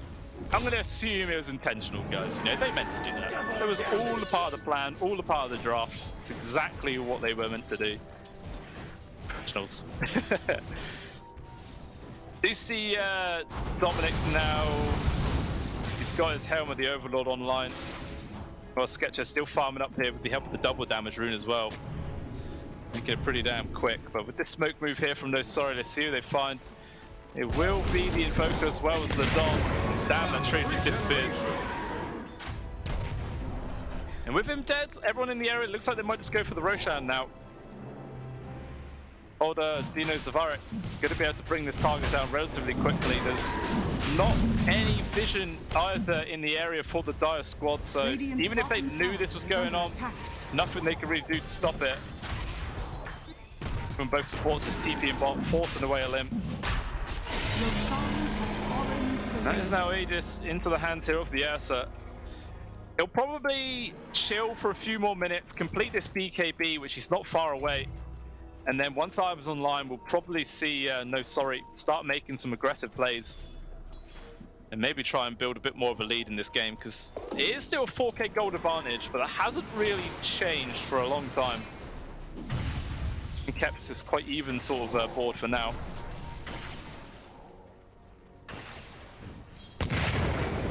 Down the bottom. It looks like a limb in danger. The support duo just finding his natures with ease. Just taking him down in quick order. Not expected that one. Meanwhile, the rest of the squad looking for a fight of their own. There is Sunset in danger, but he's managing to retreat. Dino taking a lot of beatings himself. Fortunately, he does have that Aegis. being used just for that, not quite ideal. Instead, there is the X-Grab on towards the Invoker. Gonna try and burst him down. Nice 4-star trying to make the space, but the Battle Fury actually gets the kill onto Sunset. And he completely forgot about that one. As a result, it is 2 kills there for the side of No Sorry on top of the Nature's Prophet. Sure, it cost them the Aegis, but it's what the item is there for. Throw that away, get some more kills, taking down their first tier 2. And probably put a bit of pressure on the brakes from there. Maybe they might try and go top and pressure out the second tier 2. But yeah, as we see, like a 1700 gold swing, another 3,300 experience. Very nice stuff. And Sketch is doing his best to try and find any position he can to get farm, but it's just not really being enough to you know, catch the pace of the Ursa. Is a full about 1,500 gold behind.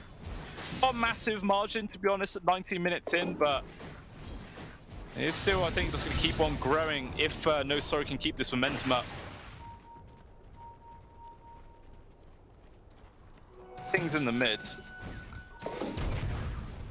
And they're going to try and go for this kill on towards Yond. Obviously, Sketch is here. They're going to focus immediately on towards the techies.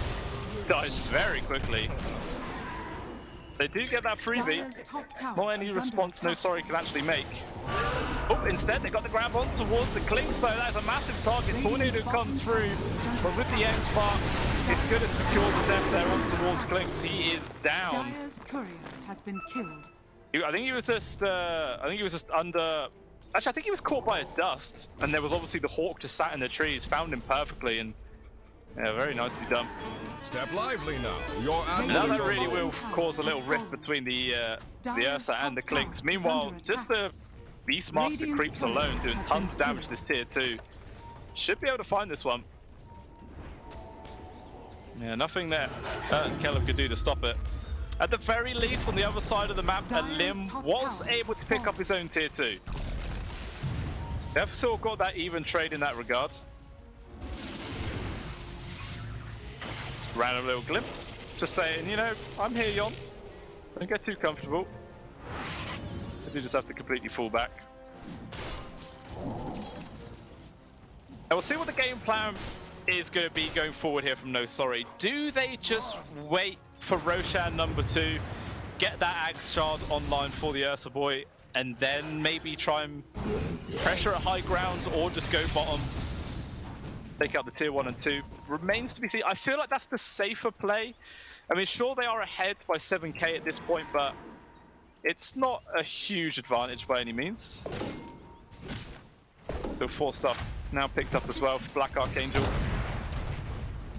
They help get him out of the way of like any sort of barrage hits that come in from the Clinks, who has got Glepnir queued, but decided to prioritize the BKB ahead of that sort of DPS style item.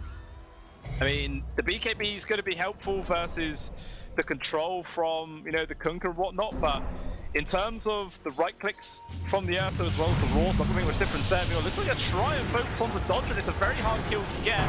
Burned away all this mana, the 4-star forcing Sunset out of position. Meanwhile, Dominic, though, he's found that big old target off the Clink Sketcher, pops the BKB, try and run away, so close to dying, but he might actually be able to get himself away. BKB's running out in just a second, but the fight off to the side, it's just TPing out, he will get away. All of that is just the supports on the side of Bert and Kellum to fall. The cores barely able to get themselves out of that situation. But as it stands, more gold, more XP for No Sorry. Also the 9-second BKB expended for the Clinks. Not ideal, but you know, without that BKB in that situation, he was dead 100%. It's definitely paid off there. Dire's bottom tower is under attack. They were hunting for the Clinks, but you know, instead, Dino's like, oh, there's a tower. I'll just kill this. Why not? Dire's bottom tower has fallen. Still a minimum of 2.5 minutes before the second roast. But plenty of time for clear sailing now. No Sorry, just to keep chilling. Keep applying the pressure. You can see they've always got a strong presence on the Dire side of the map, trying to mitigate what possible farm they could actually get. We've seen a few times the Nature's Prophet going into the Radiant Triangle to try and farm up there, find whatever space he possibly can. And here's help him. Keeping his farm up there, obviously Lim only a couple of thousand gold behind the Ursa, but as we were saying earlier on, the Nature's Prophet net worth is always inflated, so it's never quite as strong as it looks. So it is still really all three cores of Mert and Kellen in the lead. Radiant's top tower has fallen. Well, at least they would take down the tier 1 top, reduces the TP locations there for when a roach engagement eventually happens. Well, Scan did actually connect onto Sketcher there, but it was too little too late. Tower is under attack. There's a Clinks just manages to run away. Dire's bottom tower is under attack. Also, Ursa's Courier then literally the Clinks ran right by her. That was kind of weird. Meanwhile, the top lane looks like Black Archangel in some danger. I'll say that Sunset's one in danger. The bomb should be able to finish him off. That was also Static Storm committed, so going to be on cooldown for another 80 seconds. Maybe another small window of opportunity for No Sorry to press their advantage even more. That's a relatively key ultimate. I mean, BKBs aren't exactly a massive priority on the side of No Sorry. It's just the Kunk who has one. Actually, never mind. The Ursa does have one as well. Completely missed that one. Okay, they do have a couple of BKBs, so the ult's not as important as it might have been. Yeah. It's just feels like a real game of cat and mouse. And Kellum trying to avoid No Sorry as much as possible. Juking and jiving, hiding into all the trees, making sure not giving away that many kills towards No Sorry. Trying their best to NA. Ooh, a mine does blow up in the triangle, which spots a Limb. There, he just straight up TP's away, he's fine.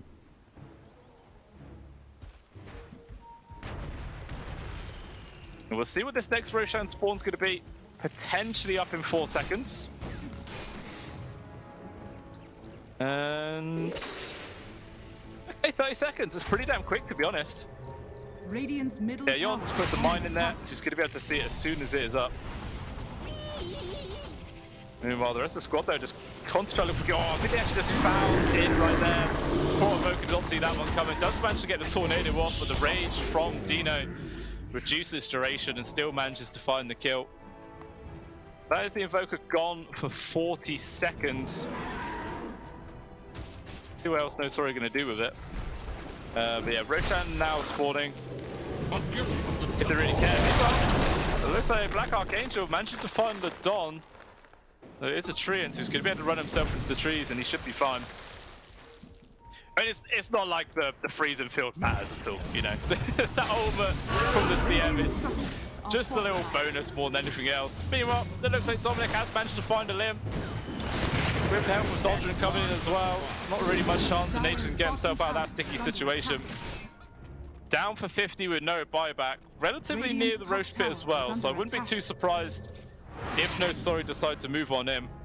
And it looks like that will be the call. The Ursa is still quite far away, but he's going to be coming. Farming as he goes, of course. It's a position 1 at the end of the day. Creeps are their priority. That's all these people care about. Creeps and money. XP as well, but mainly money. Yep, this should be Aegis and Shard then going to be going into the hands of Dino Zavaric momentarily. Not really any chance and Kellen can stop this from happening. It's just, yeah, kind of inevitable.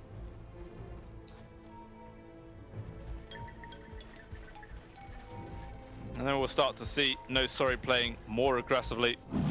Obviously, having the Ag Shard is probably the biggest part of getting the second Roach kill. Because now the Ursa is just going to be able to jump forwards, get the rage off, and then any sort of control coming through is just going to be heavily mitigated. Following that brief 1.5 seconds. Yont has managed to get a jump forwards on towards the Nature's Prophet. He was not expecting that one. Dodge and get involved there. Can just TP onto the Hawk. There is going to be the overgrowth from the Don, trying to make some space. Limb able to avoid the connection from the boat, but it doesn't really matter because there's just so much chase from the rest of the squad. Because this dude just find the kill. 2 more people dead. Maybe he got Anya as well. Black Archangel, he's stalking after Sunset right now as Dino also coming in. He actually decided to not carry on chasing forwards. He didn't actually have any vision to see them. Maybe they just didn't expect they were there, but the line has been drawn to charge mid. Looks like that's going to be the play here from No Sorry. Radiant's bottom tower is under attack. And Yon having just to defend the high ground there at the bottom. And those damn treants are they, because they can just be a continuous annoyance.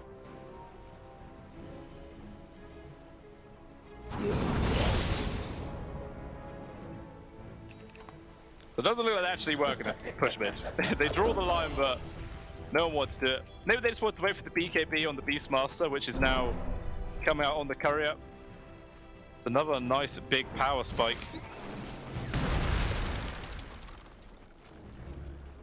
And still see though, Sketcher. He's about still 5,000 gold behind the counterpart Ursa. It's a big old difference right there. He's trying his best to get his farm on the go. Got a lot of different items queued up. He's got a Lincoln Sphere, he's got a Daedalus as well. Dire structures are fortified. I imagine it's going to be the Lincolns first, give him some protection versus that Raw. It's the main reason he's going to get caught out in a lot of these situations. But this tier 2 bomb should end up falling down, or is it? Dodger, he's actually found a grab here on towards the Dawn. Treant is dead. Sunset does get found by the Whirling Axes. Well, the Wild Axe, I should say. But okay, he's going to be able to hide himself in the trees and retreat.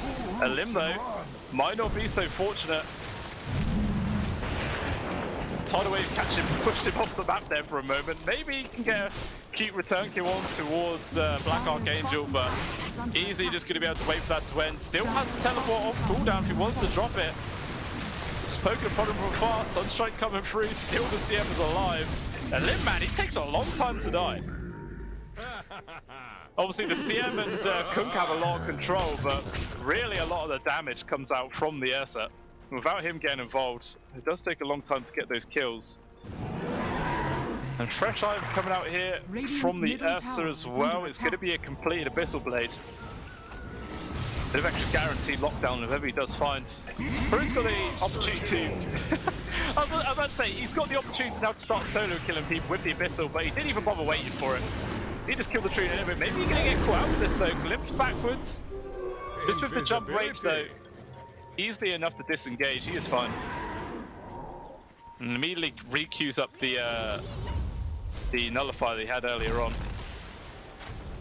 Dire's bottom tower is under attack. Dodge playing very aggressively up on the high ground. I think he's going to get glimpsed backwards with the jump force from Dino there, trying to pressure up the Sunset. Good damage coming through. Actually gets the connection there. Stacks on 1 to 2 right now. Ursa popping BKB. Those right clicks from the Clinks are very, very scary. Like, we just saw 2 or 3 hits, brought Dino down very quickly. Yeah, as a result, No Sorry, they have to disengage. Probably now realizing that they need a bit more of a pick-off before they can try and go to those high ground situations. It's hard just to run up there without and Kellum see him coming. I mean, they've only got 48 seconds of reserve time though, so not long at all.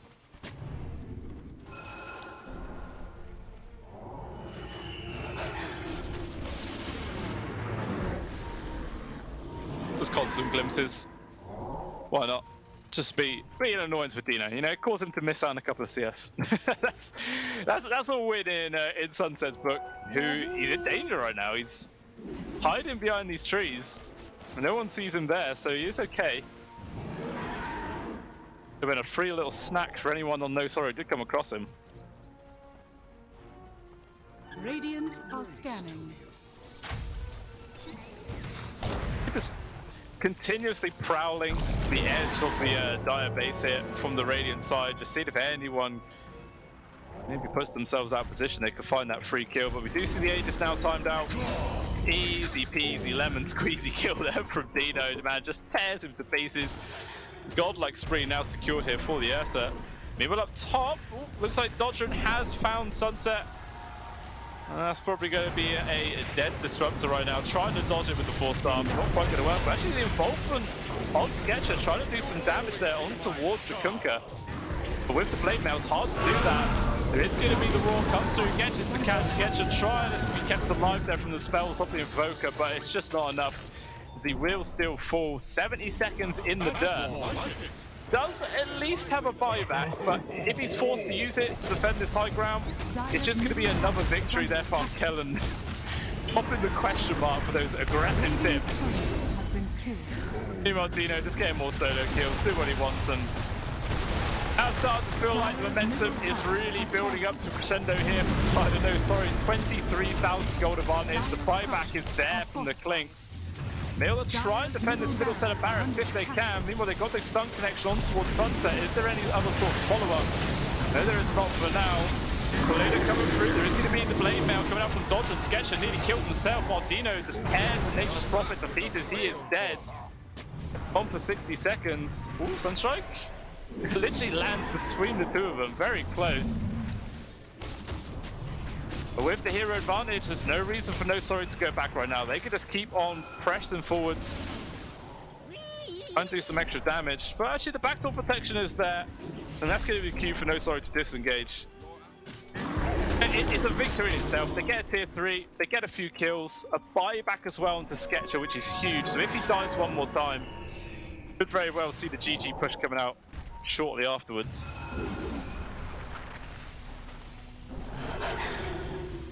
Or just lurking around, waiting for any sort of chance to jump in. Really good high ground defense that comes out from and Kellen. Looks like Sketcher though, I think he wants to try and poke onto Yon. Got to be careful he doesn't get too caught out, and yeah, the Stack Storm, a little bit presumptuous, I think. I think he thought that someone was going to, you know, blink dagger onto the Clinks, in which case he could have caught him out, which, if that happened, that would have been the most amazing play of the game. Because I might have been able to turn the fight around, unless, of course, there was a BKB, but, you know, it didn't quite work out that way. He is closed in towards his axe, though, and once the Disrupt has that, it's going to be pretty damn big, man. Bot lane and Limb has been caught out yet again. Using the BKB to maybe try and run away with the TP out. Raw does find him there. Gone for 60 seconds. It's another free kill for No Sorry. And Roshan, number 3, up in 40 seconds time.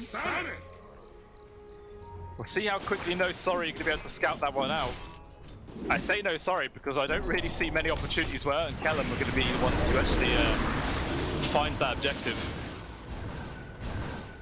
It's constant little mini stuns coming up from Dino, but he's just not threatened at all. He doesn't care. And obviously already with the Nullifier online, going in for the Swift Blink next.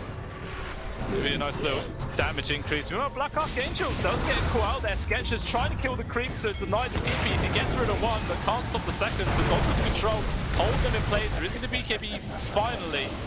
Looks like Sketcher will try and run away if there's any detection. And actually, there is a Gem of Sight onto the Kunkka right now, so they will be able to keep chasing after him. Meanwhile, Yon just getting played with by the Invoker and everybody else. The Sketcher trying to juke and drive in these trees, doing his best. The Don going to provide a bit of assistance. But the Cyclone's holding in place, but tied away and dragging him out of position. He's just running. He's not actually able to stand his ground and do any actual damage. Meanwhile, Dino is now here. Going to be able to focus down on towards the Disruptor if we can. Meanwhile, Sketcher finally turned around the damage onto Dodger, and he gets the kill. Down goes the Kunkka, even manages to steal away the gem, but Dino is still doing tons of work in the backline himself, manages to get the kill onto the Invoker. Sketcher trying to TP out, or he's just trying to run, and it's not going to work. He will die before denying the retreat from the Tree Protector as well. And it's another kill, 4 in total there, coming out for the side of No Sorry. They do lose the Kunkka as well as the techies. But regardless, 4 kills plus a buyback. Actually, there was the death on the CM as well, who also bought back. So, not as one-sided, but still getting the kill to the Clinks is going to be the big one every single time. Especially seems how, yeah, that is technically a dieback. Gone for a long old time here. We'll see how much actual damage No Sorry is going to be able to do with this. Swift Blink now completed up here. Builder's going to drop very, very quickly. And they've probably got time to get Megas, to be honest. 60 seconds still. And his build is dropped super quickly. I don't really see too many reasons why they can't do it. I mean, there is still the ultimate from the Disruptor, but he needs another 80 gold, and then Sunset will have his Aghanim Scepter.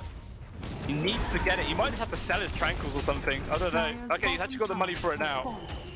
Parts coming out on the courier, but I don't think it's going to be in time to stop the Megas from happening. It's just going to be a single melee barracks left standing right now. Meanwhile, Dominic finds the Tree Protector. At least he does have a buyback, but doesn't even make any difference. Mega Creep's now secured. But the odds of bringing this game back here, Bert and Kellum, it's very, very slim. And then not really bother falling back, trying to go for roast. They just want to end this game here and now, hitting the tier 4s. Looks like they are playing slight course. They're just leaving the creeps for the Beastmaster to try and do the work.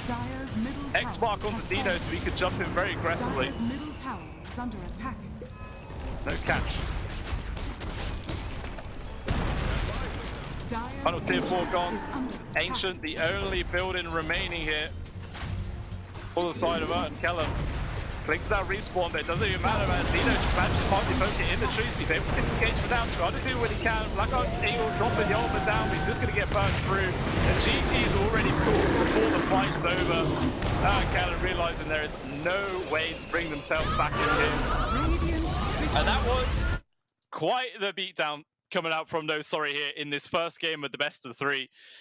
And yeah, I mean, I did say if the lanes were either even or slightly, come out in the favor of No Sorry, that we'll just run away with the game, and that is what happened, ending it with a 33k gold advantage. So yeah, absolute fantastic first game of the series there for them.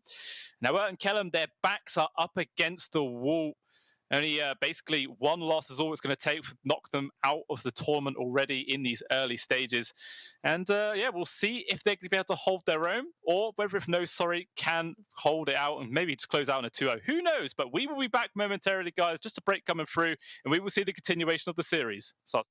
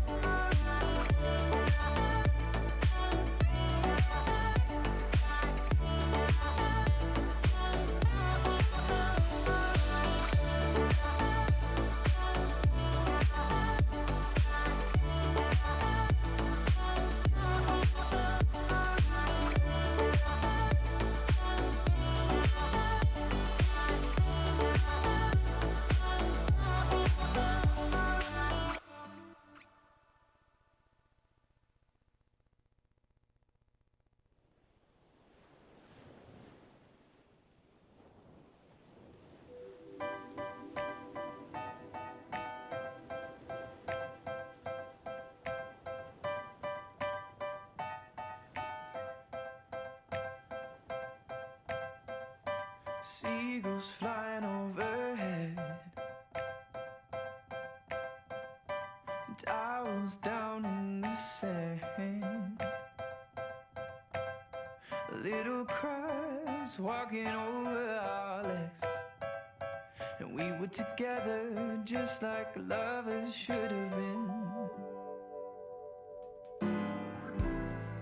Like the changing tides, you have changed your mind, and now you are no longer mine. But last summer, you were holding my hand. Last summer, you were laying in my bed. Last summer, we were more than just friends. But that was last summer.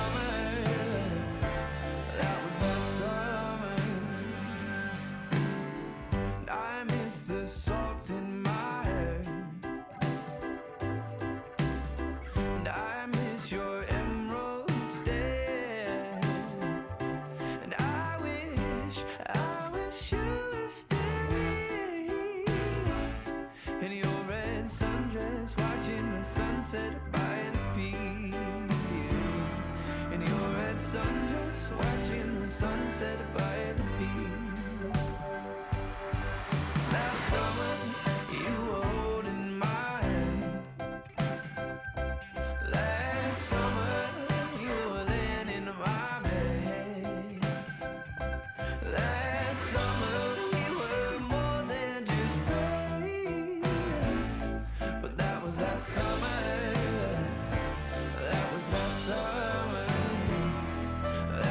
last summer.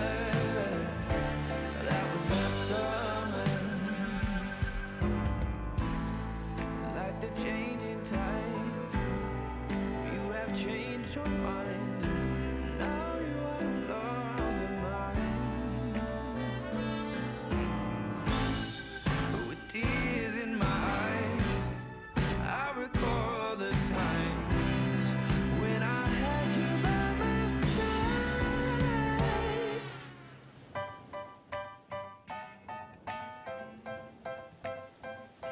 Last summer, you were holding my hand.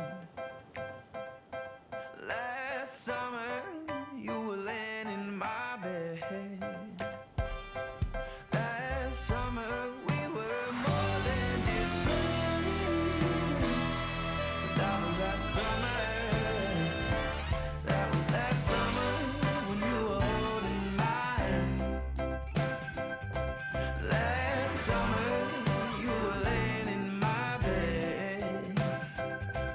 Last summer, we were more than just friends. That was last summer. That was last summer. That was last summer. That was last summer. And that was last summer.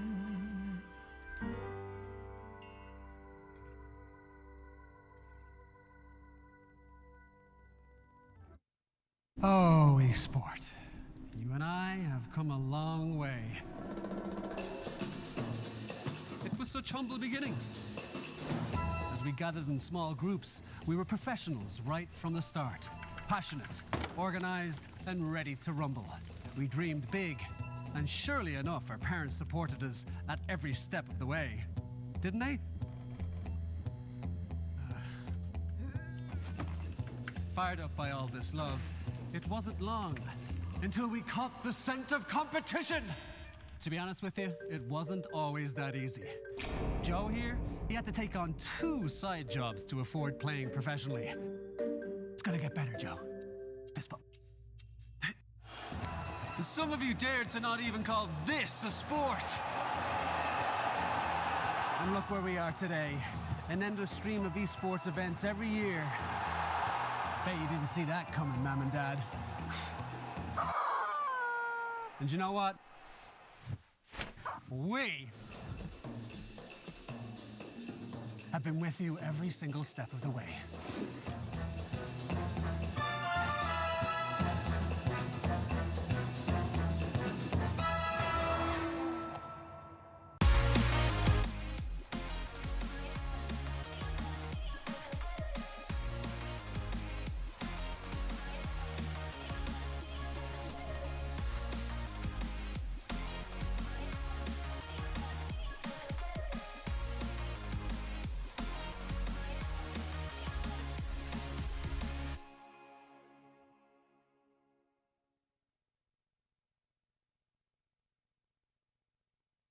Dream of working with people you watch on screen. Exclusive esports opportunities handpicked just for you. Candidate profile to raise above competition. Let 10GG handle routines. Make a step towards your dream today.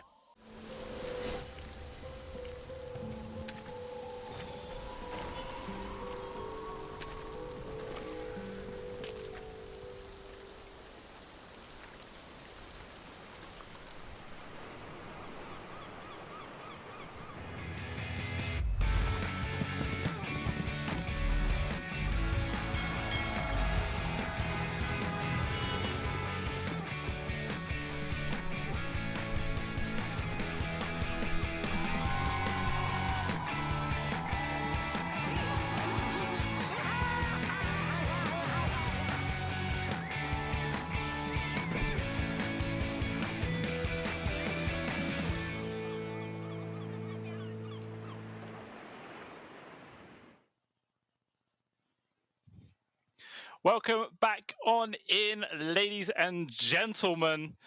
So after that game number 1, it was pretty damn one-sided that came out there for the side of No Soria and Kellum didn't really have much of a chance to claw themselves back into that one. But yeah, maybe it might be a little bit different here for the for this game number 2. We did actually have a look at it, so let's have a quick look at the roster there for the side of and Kellum. Just say some brief stuff about them on that one. Look at those lovely pictures. Absolutely fantastic stuff. They got one that has the jersey, but jerseys don't mean nothing in this one. It's a great pictures regardless. But yeah, as I was saying earlier on, the team has been sort of shuffling around through various different squads and rosters for the last few months, but all of them are sort of coalesced onto this one team right now. And unfortunately for them, the first game didn't do great, but we did see some potential that they could maybe work off of in future and push themselves forwards. Obviously, Alim having a decent time-ish onto the mid off lane there when he was playing on his Nature's Prophet. Did pretty good. Sketch as well, doing nicely on his carry Clinks.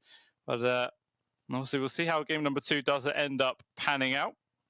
As we'll, the draft shouldn't be too far away.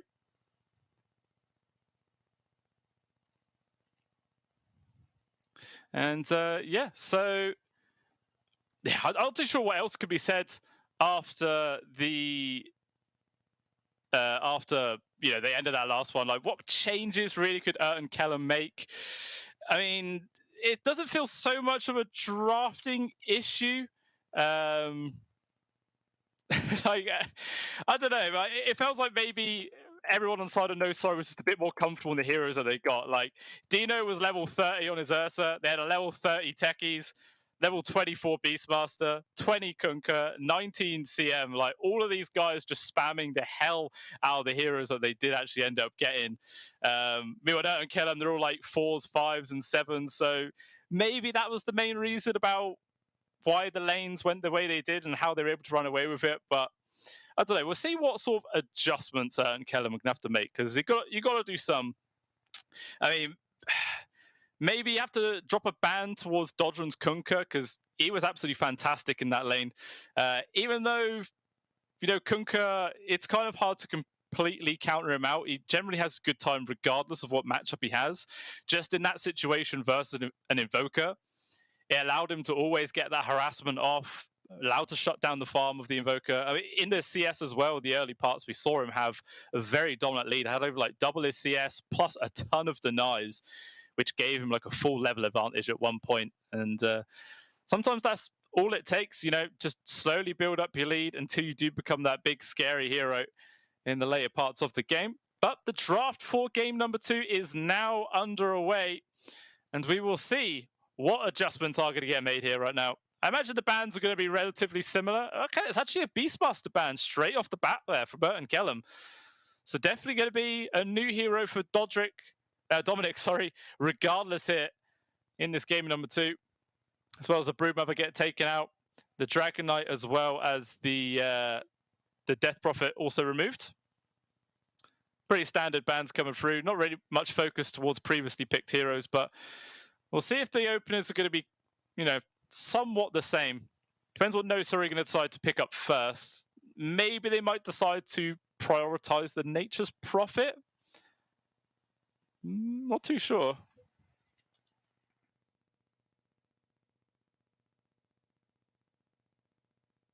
And it's actually going to be the first pick of the Undying. Kind of an interesting first pick, to be honest. Most of the time when you see this hero come about, it's when you're up against some strength melee cores in the off lane. You can really put the decay to good effect, and just make the enemy off lane's life a real misery. So now and Kellum see that maybe they could try and draft around it. It is kind of difficult sometimes, but we'll see what it is they go for. It also gives them plenty of opportunity to at least get one Tombstone killer, which I assume would be a Snapfire, and I wouldn't be too surprised if we see that in this opening pair. The first pick is actually going to be the Rubik. Okay, so unless this is going to be like a position 5 Rubik with a 4 Snap, we might not see the Snapfire at all. Unless it's actually going to be an off-lane Snapfire, which did sort of start becoming a part of the meta not too long ago. I think it was actually just before the C patch or something like that. We were seeing a fair amount of off-lane snaps. So if there ever was a time to do it. I feel like it's not bad now. Sure, you're putting, technically a strength hero versus the Undying, but I think just having that means to counter the Tombstone is always going to be extremely valuable. Okay, they actually decided to go for the Marcy instead. Again, with the ultimate, definitely a hero that can hit the Tombstone pretty damn nicely and bring it down. But obviously, that is your ultimate that you have to commit for it. And we'll see if it's going to be a core Marcy as well, or might stick to a position 4 or 5.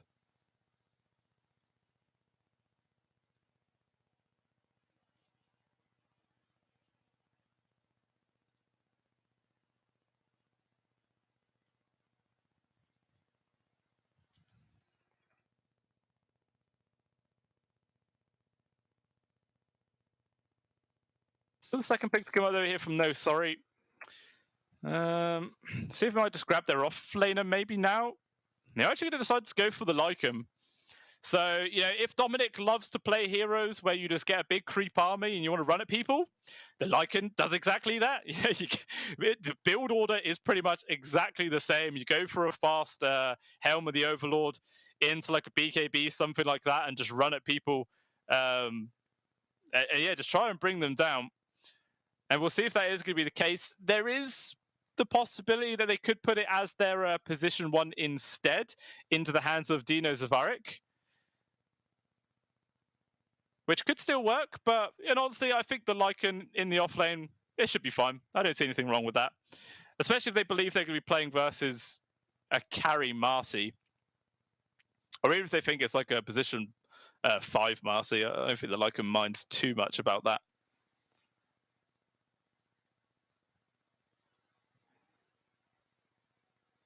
And they're going to ban out the Ursa themselves there. Obviously, want to provide a bit of protection to this, make sure he doesn't get completely bullied down and just destroyed in the laning phase. You want to make sure he has somewhat of a decent lane. Also going to take away the Monkey King. Again, someone who could generally harass out the Lycan. Meanwhile, Kellen themselves, looks like they're just focusing on towards the mid lane mainly of Dodron, taking away the Ember Spirit. I believe they also banned the Sniper as well in the last game. Was that the last game? I actually can't remember if it was the last game or the last series. But yeah, they do take it out now, which I assume is meant to be like a sort of mid-Sniper ban out. Could potentially have seen a carry one as well. Obviously with the Lycan that makes plenty of space in those team fights, just allows the Sniper to sit back from afar and do whatever they want. Still a few more bans to go. We'll see if that changes the aspect of this draft at all. Maybe No Sorry, considering whether if they do, ban another carry to try and secure Lycan, or maybe it's worth dropping a ban over towards the mid lane, perhaps. Try and take out one of their heroes.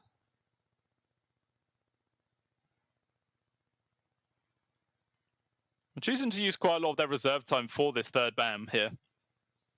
And it's actually going to be, a Tinker takeout. Definitely one of those heroes where if you chuck it on somebody who knows it, and there's not really many means of catching it, it's a very devastating hero. Let's make sure they remove it from the pool here and now. And we'll see if Erton Kellerman is going to drop another ban at Dodron. Could there be a Respect Kunkka ban, perhaps? I mean, it could give a potential boat steal from the Rubik, which obviously in his hands is absolutely devastating sometimes. It can do so much work. See if they're going to prioritize that or not. I mean, it's not like it's guaranteed to be, Dodron back on the Kunkka anyway. It could very well do. Go in so many different directions. I'm sure it's got a very versatile hero pool.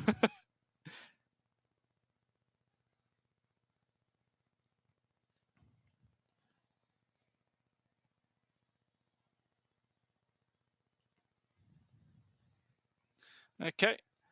And looking at it, looks like the odds are now up here. Or are they? I think there might be different odds. There you go. I've got these ones. So on the side of No Sorry, definitely the favourites moving here into this second game so far. Already 1.17 for them compared to and Kellum, who are on 5.15.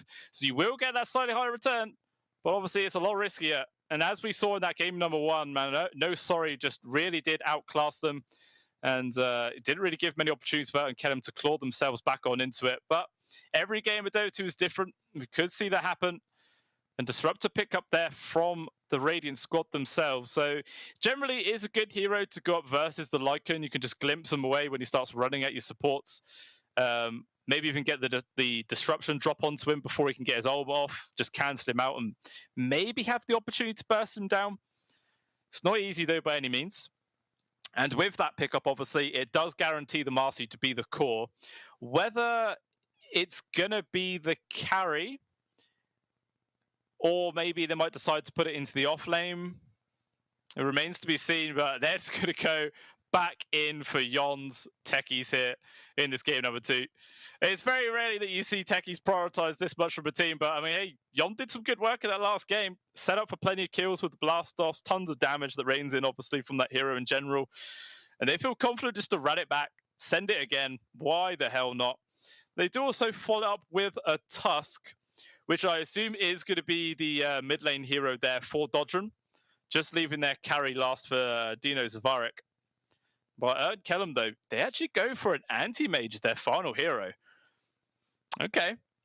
So, obviously, the continuous little whacks that you can harass out the Lycan with, burn away his mana, makes it very difficult for the Lycan to actually, spam those walls and get much value out of it. Because, yeah, he doesn't have the best mana pool to begin with.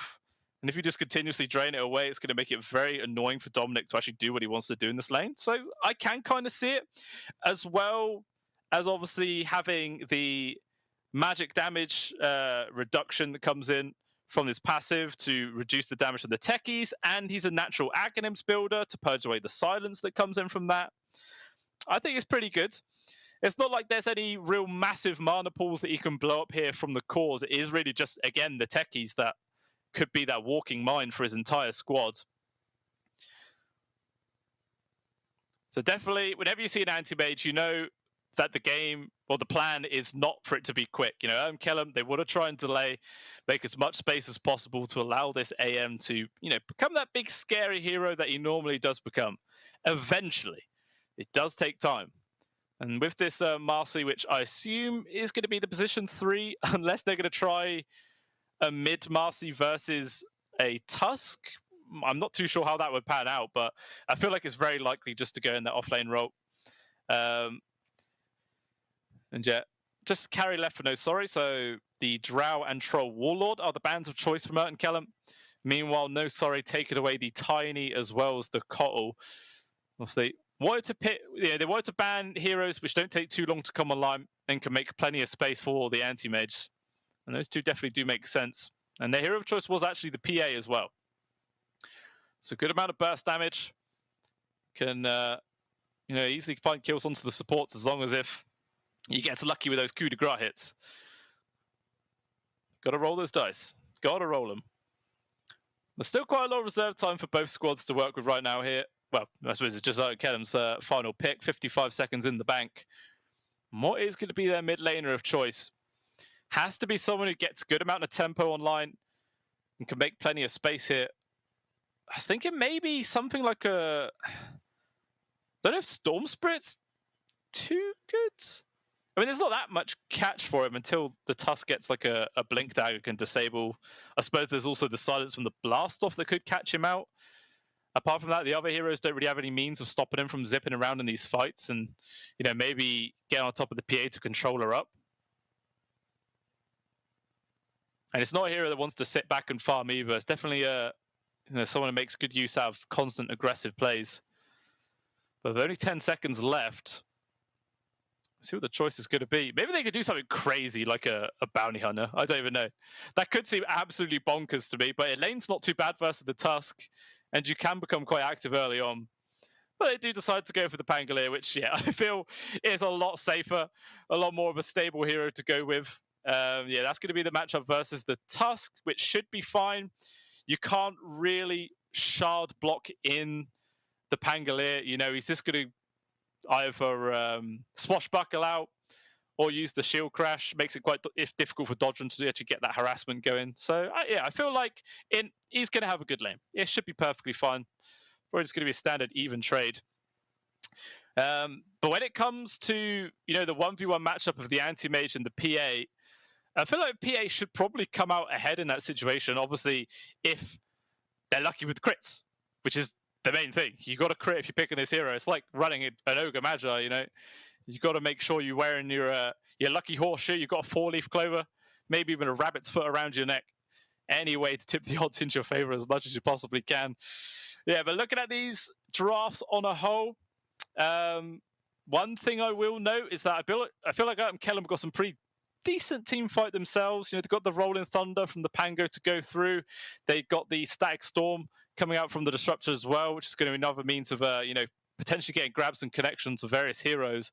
Where, no, sorry, their team fight is kind of lacking. I suppose the only thing they actually have is a Tombstone, which can be quite annoying in the right situation. And there's not really any great Tombstone hitters either on the side of no sorry either. But we are now into the game. We'll see how this second one goes down here for the Pinnacle Cup Malta vibes. Looks like no sorry. Going for another 4-man group up here with a smoke. This is exactly what they did in game number 1. They went for a smoke. They managed to get a free kill very early on onto the enemy position 5. And pretty much going into exactly the same area. Let's see who they do come across. There is a high ground ward that they're going to be running into. Mike and Wolf scouting them out. Charging forwards. High ground vision, Sunset. Did they get close enough to the Stifling Dagger? It is there. Shard's going to be able to get the block. A poor old Sunset. No chance of surviving this one. There is actually quite a lot of members here from the side of Kellum. Maybe they want to try and turn this fight around. Dodgeron's now the one getting aggressed the most. Trying to retreat. And no, sorry, maybe before they could shoot. Big Decay actually comes in, but they get the toss back on towards Yond. And First Blood picked up there for Sketcher. Good amount of money there for the anti-mage. Yeah, that move did not go how no sorry was expecting at all. They're actually all still hanging around right now. There's a lot of decay stacks here online for Black Archangel. It's a beefy Undying for sure. And it looks like it doesn't even matter. They're going to be able to keep playing with him. The Glimpse actually put him out of position. Maybe Black Archangel could get himself away. Another 3-man decay hit. Got 32 stolen strength. Which does keep him alive, but he still has to run back to base. And he's already used up pretty much all of his tangos as well. So not an ideal situation. So at the end of the day, it's a good outcome for Kellum. They get First Bloods. They also get 3 out of the 4 bounty runes. So a good chunk of gold to start the game with here. Very happy about that one. You know, as a result, Dino Zavarik is on his own for a bit of while now while the Undying eventually comes back. And yeah, and Kellum using that to his best of effect that they can. Applying some good pressure. We'll see how the you know, the general trade of CS ends up happening across the map. As it feels like a lot of the lanes are relatively even. Like I don't see too much of a kill potential here at the top. Maybe Kellum could find a kill onto the Undying if he steps really far out of position, but always going to be difficult versus the Undying. Just continuous tossbacks. Dino's right, taking good damage, but so is a limb. Always got to be careful of the Undying. Just stacking up those decays to make as much space for the PA as possible. And down at the bot, looks like Sketcher has been taking a lot of harassment right now. Despite the fact that he got that First Blood, he's not really been able to get too much CS on the board. Only 3-1 so far. I mean, it is still very early days. The amount of pressure he's been receiving here from the techies, it's a good amount of space.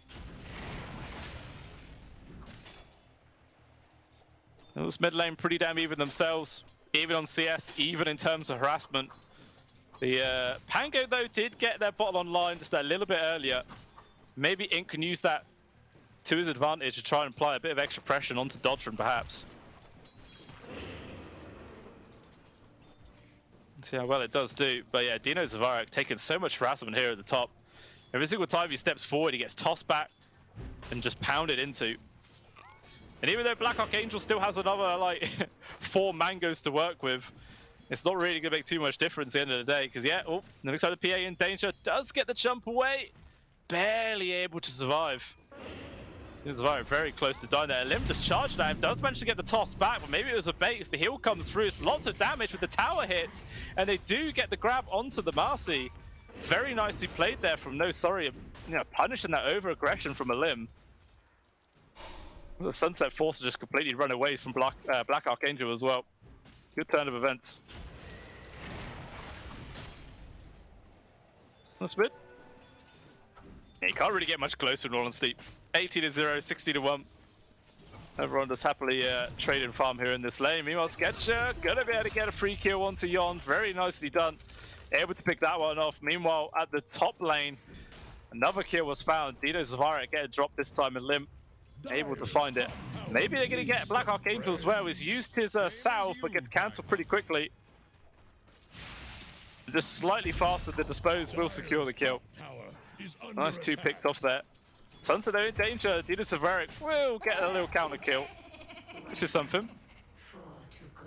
Definitely helps recovers the PA's not particularly great start. Still only 9-1 in CS, close to 4 minutes in. Pretty damn horrendous. Gonna require a relatively early rotation, I think, from the Pangolier. Now it feels like Sketcher starting to come into his own right now in this bot lane. Yeah, every single time Dominic steps up, gives him a few whacks, burns away his mana. He's obviously already got the Ring of Health online. Looks like he's also going in for the Vanguard first. A pretty classic anti-mage build, not something you see all the time anymore. So it will work quite nicely.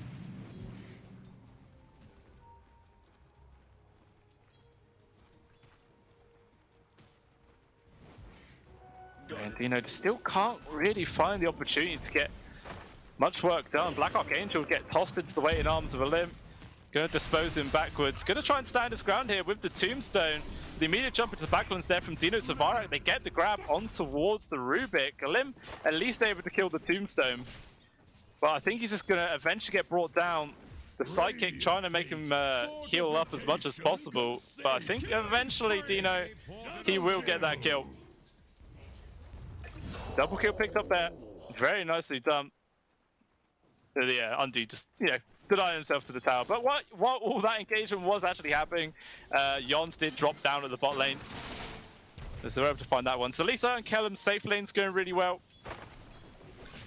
Definitely going to see the anti-mage get a nice sort of earlier lead over the PA, I would expect.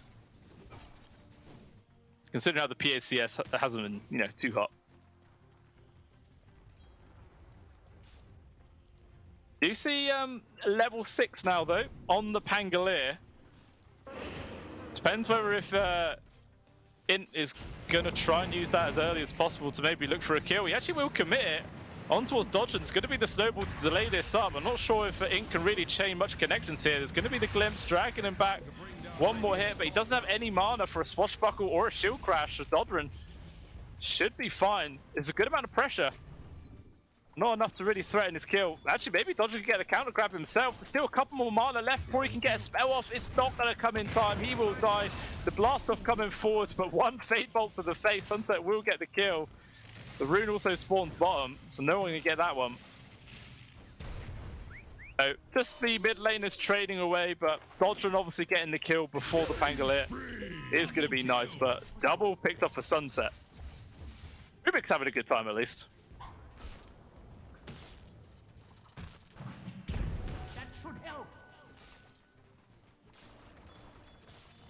Dino Zavarak is still trying to get his farm online, but with the Marcy continuously here, it makes it pretty damn awkward. Dodger just gets a free sneaky kill. I think that was the Disruptor trying to be in a position to glimpse someone back to base. It was in a very aggressive spot.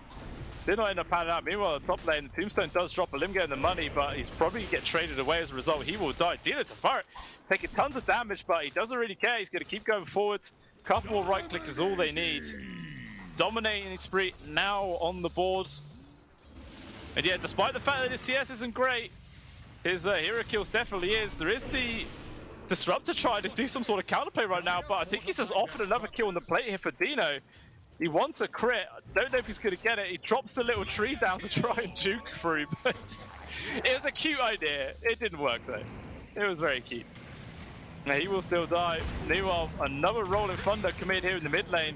At least this is a bit of a better position to try and chain stun up Dodger, and it looks like he will die this time. It's a good kill picked up there from him. Settling the score from that last engagement. So it was like this game a lot more kill happy compared to game number 1, where it was a lot slower. It looks like maybe a Limb can try and get this kill onto Black Archangel. The skill's still on cooldown for quite a while, but pretty easy there for Sunset. Just a quick blast in the back. Was he hitting level 6 at sub 8 minutes in? A full level ahead of his mid laner, pretty much. Yeah, this is a pretty strong spot here. Sunset's having a good time, and when a Rubik has this amazing of a start, you can really start pulling out a lot of stops. Meanwhile, the bot lane, Dominic just getting pressured here from Sketcher. The Mana Void was used, but as I was saying, the Mana Pool from the Lycan isn't that great, so it doesn't do too much damage at the end of the day. Dire's top tower is under attack. That laser. Needs to disarm him. And Black Archangel will get caught out maybe here in the jungle. Gonna drop the tombstone. Gonna get this taken away pretty easily. An extra 125 gold for the disruptor. And yeah, Black Archangel will eventually die here. Not really any way he can survive. But you always gotta be careful about that tombstone. Sometimes it just does more harm than good. Actual Rolling Thunder, they're gonna try and commit here for the kill onto Dino. Do what they can. Meanwhile, off to the side, a Limb just focuses down the Tusk. Finds that kill all on their own. Ooh. The Don nearly got the spot there on towards the PA, but fortunately enough for Dino, it was nighttime, so couldn't quite have that vision to get the kill. Still quite a few components away from his Battle Fury. Now Sketcher just going to keep whacking on Dominic with the assistance of a Limb here. Just about able to get the mana to pop the ultimate, but it doesn't even matter. He still just gets brought down there to the damage from the Ladon. Even just going to kill the creep for good measure. Not sure if they're going to be able to actually kill this tier 1 or not. Dodger getting involved. There's so many people nearby. He's got to be careful he doesn't overcommit for this one. Dispose bringing him back with the sidekick on top. Now there is going to be the snowball off to the sides. But still he's just trying to waste as much time as possible. Black Archangel now TPing into the fray as they found a Limb separated from the team. Should be able to get the kill. The Marcy needs to dispose of his teammate, but they just weren't close enough. Does get picked off from afar. And Black Archangel slow to retreat and will get brought down with a final right click of Sketcher. Little trade there, but it is off laner for support, but maybe not done. There's Dodging getting pulled back. There is going to be the snowball to avoid the Rolling Thunder, but Ince is going to keep on going forwards. There's so much damage. The rains in from Sunset gets the kill. Stolen snowball as well to get the connection on towards the Ons. A lot of people disengaged, but still the Pangolier is going to keep going forwards. A few right clicks is all they need. In actually just taking the last hit there, but another glimpse. The action does not stop here in this bottom lane. Dominic came back in just to immediately die again. Dominating picked up there for Sketcher. This is a huge start here for Kellum in this game number 2. 4k gold advantage picked up 10 minutes in. 1500 gold swing, 2,500 experience as well in total. It's a beautiful start, especially when you consider that this is with an anti-mage lineup. And yeah, I really feel that this Vanguard has been used perfectly. 72% win probably already at the start. And with an anti-mage lineup, that is absolutely massive. Normally Gaben prefers this sort of hero anyway, but when he's having this free of a game, he can really just run away with it. I'm actually going to try and go for him right now. The Blast of Silence is there, but nowhere near enough follow-up damage, and Sketcher easily able to retreat. Need a lot more than that to bring him down.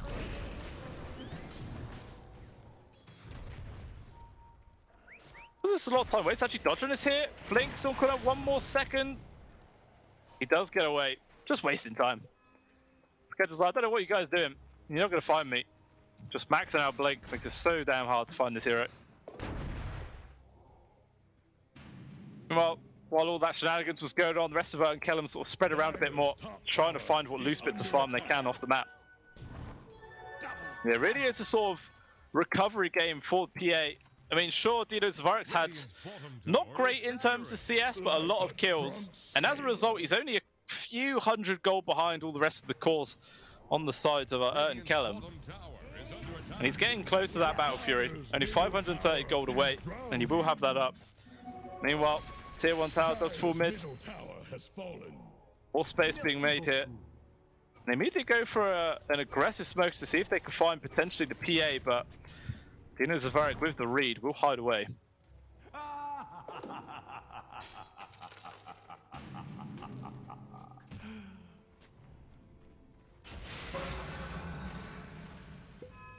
Dire's top tower is under No wonder how much more pressure No Sorry could do here. It feels like Dodron as well as the Lycan need to be making a bit more space with the PA. Maybe try and find an actual grab on towards the anti-mage, but they just don't really have any catches for him. It's very difficult to find that kill. They drop the static storm here, poking on towards Dodron. Going to toss him back into the static fields, but still with the snowball. Going to be able to avoid the first hit there of the Rolling Thunder. And they just get a free kill on towards the Disruptor. TP away from the Rubik just barely. In also managing to get himself out. A 5-hero rotation from No Sorry. All they really get for it is a kill into support, but they should at least be able to take down this Tier 1 as well. It's going to help make a bit more space across the map for them. As Battle Fury is now coming out on the courier for the PA. We'll really start to see the farmer speed of Dino accelerating quite a lot, and should be able to keep pace with the anti-mage, who is also about 1,500 gold away or so. 1,300 gold away from completing his own Battle Fury. And then it will be the classic war of position ones farming away with Battle Furies. Something every non-carry player can feel with just watching these people hit creeps all day. But hey, it's how you win Dota a lot of the times. So you can't complain. Make them nice and fat and they'll do all the work for you later on. Just depends if you can give them the space and the time to do it.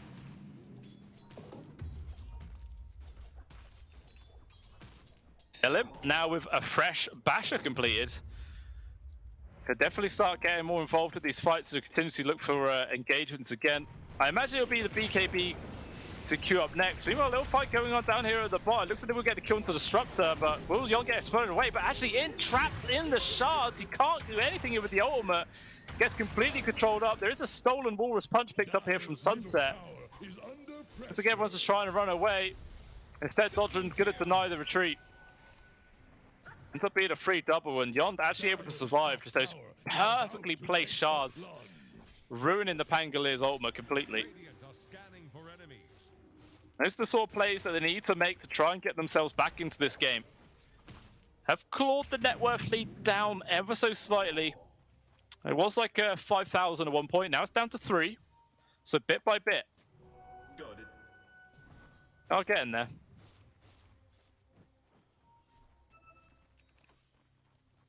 Yeah, Dominic pretty close now to his helm of the Overlord. Just 500 gold away. And then once he gets that Ancient Creep online, he can actually start doing, you know, normal Lycan things. At this point, he's had a pretty rough laning phase and been slowed him down a lot, but Sketcher now complete his Battle Fury. So even though the PA has her own, it's always going to be difficult to match the farmer speed of an AM with a Battle Fury. You know, he's just so damn mobile with the blink. Very difficult to keep pace with that. But speaking of the PA, actually has just been completely caught out. The Static Storm denying any storms of retreat, but in response, No Sorry are at least able to get the kill onto a limb there at the top. But I mean, that's still a favourable trade for Kellum, right? Killing the enemy carry for that, and the little cliff play coming out there from Sunset onto Yond. Trapped away, nowhere to go. Will eventually die. Bomb's making sure to give the vision.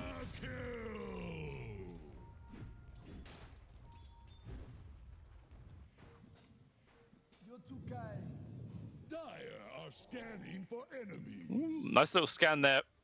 Comes out from Dodron. Just hits onto the Rubik. Maybe he thought it was going to be a larger gank than it was, just a Rubik coming through, but regardless, he's chilling. Goes to get towards his own BKB there, Dodron. Only 1,000 gold away. Meanwhile, Ladon does manage to back off in time. Not going to get caught out this time, or is he? Dodron's trying to get maybe a shard grab onto him. If he could position it perfectly, just about able to get the grab there. into the creeps from the Leica. They're going to be able to finish off the job, and they do get that kill. But it's hard. It's much harder to get those shard blocks now, considering the in the last patch the cast range was reduced by like it was like 300 or 400, something like that. It was quite a lot. Yeah, it was reduced by 400 in total. It's a lot of cast range difference. But no, sorry, going for this 4-man smoke. They see a limb inside the Roche pit, and they're immediately going to go for this kill. And as it's right outside the pit, maybe they might actually go for Roche itself. Someone pinged it, but it looks like the overall call was just a fallback. You know, they don't want to try and force that objective just yet. Wait for a slightly better opening.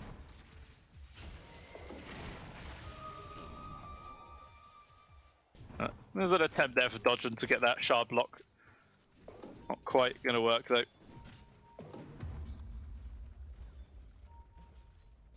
I feel like No Sorry need to try and find this anti-mage before he completes this this Manta style, and then he could just purge away the silence that comes out from the techies. Because really, at this stage, that is their main way of actually getting the catch and control onto this guy long enough to find the kill. They haven't got really long to wait before it is online.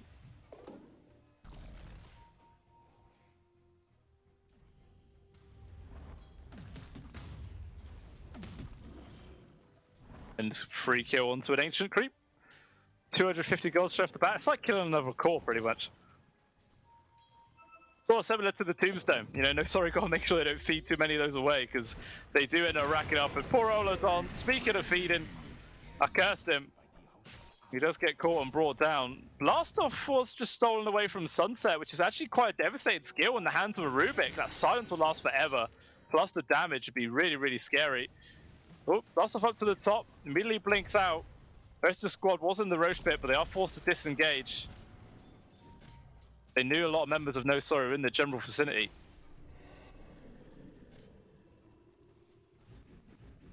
Still just about 3k gold advantage. Not really seen that change for a long time. The BKB now picked up on the side of the Tusk. Maybe that could be the cue for us, you know, No Sorry to maybe try and make some aggressive plays themselves. I mean, how close is Dino Vazarek? Okay, he's actually the PA now has his own BKB up. So 2 items completed, relatively quick together. I feel like if No Sorry wanted to make a move, pretty much has to be now, I guess. You know, before the anti-mage gets too much bigger.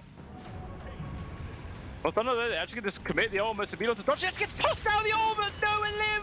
It's going to be a potential turn right now. They got the control. We had the BKB anyway. It didn't make too much difference, but regardless, it looked worse than it was.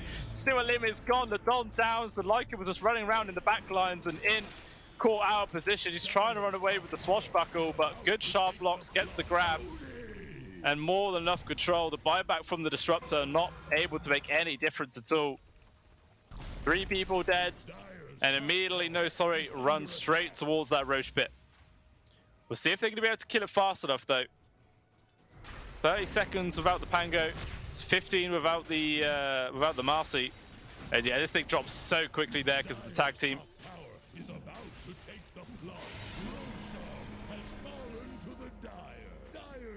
A cute little carry kill at the very least, which is something. I think that was a completed glimmer. Maybe not completed, but it was going to delay it a bit. Just a move like that, though, has balanced out this game a bit more. Savarek, trying to find the AM, will spot him. Gonna jump immediately on top of it right now, but there's going to be the Manta style scheduled to stand at his ground. They got the control, and Dino, well overcommitted. Oh, he does get the kill onto the AM! Oh, wait, no, he doesn't. He blinked as soon as the crit came through. I thought he just immediately died. But as it stands, it's a free Aegis kill there for the side of Bert and Kellum. The rest of the squad, though, seeing if they can find something else. They got the connection on towards Sunset.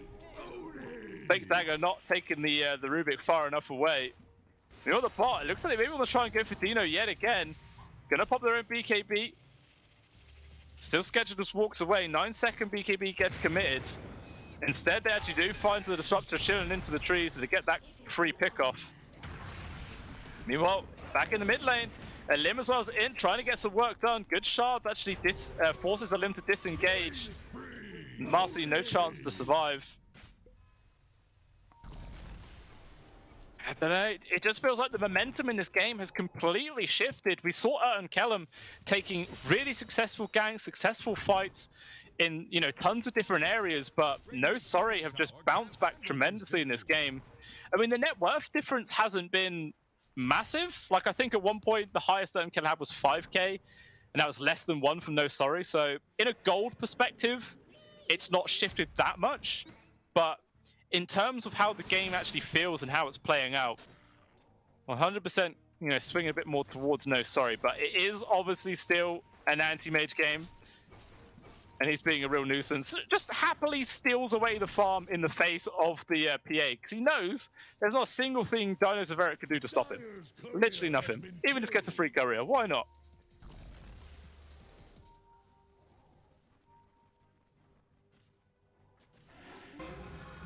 Inks up towards Dodron.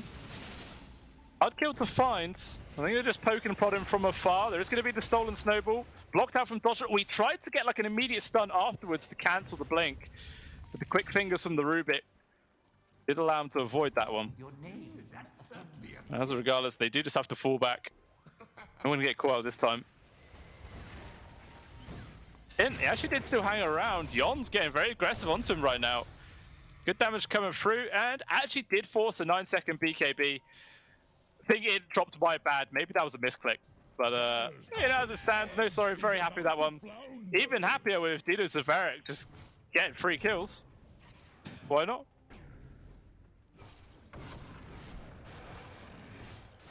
Sketcher, he's literally right next to the Lycan. He's like, yeah, they can't really stop me. I'm just going to hit the creeps. Why not? Now with the Basher completed up, his Anti-Mage is coming very scary, but at the same time, Dodron has now got his Blink Dagger, one of the key forms of initiation for the side of No Sorry. Like, until they've had this item completed, their best initiation, I guess, has been the Blast Off, which, isn't really that reliable, but look at a reliable Limb jumping straight away onto the face of the Undying. Blast Off coming in to make a bit of space. It looks like maybe Dodron could get the counter kill on towards the Marcy, but with Sketcher here, force him to back off, but the Anti-Mage not choosing to stick around too much. Oh, like, unfortunately, his creep's getting cut off, so can't fully chase forward. Sketcher, though, feeling very confident to keep standing his ground.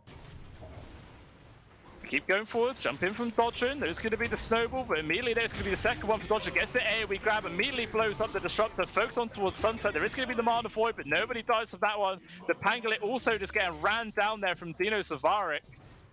But even though the start didn't look that bad from Merton Kellum, somehow, No Sorry, just get 4 kills. All they lose is their position 5. As a result, ends up being like another 2.5k gold swing, 4k experience as well. Just a perfect result there from No Sorry. And I think this is like the first bit of net worth advantage that they're building up as well themselves. Now at 2k, not a lot, but it is something. Every little helps. You can see on the replays, the quick delete on towards the Undying, but Alim was like, hang about, I don't have any way of getting out of this situation. He just gets ran down.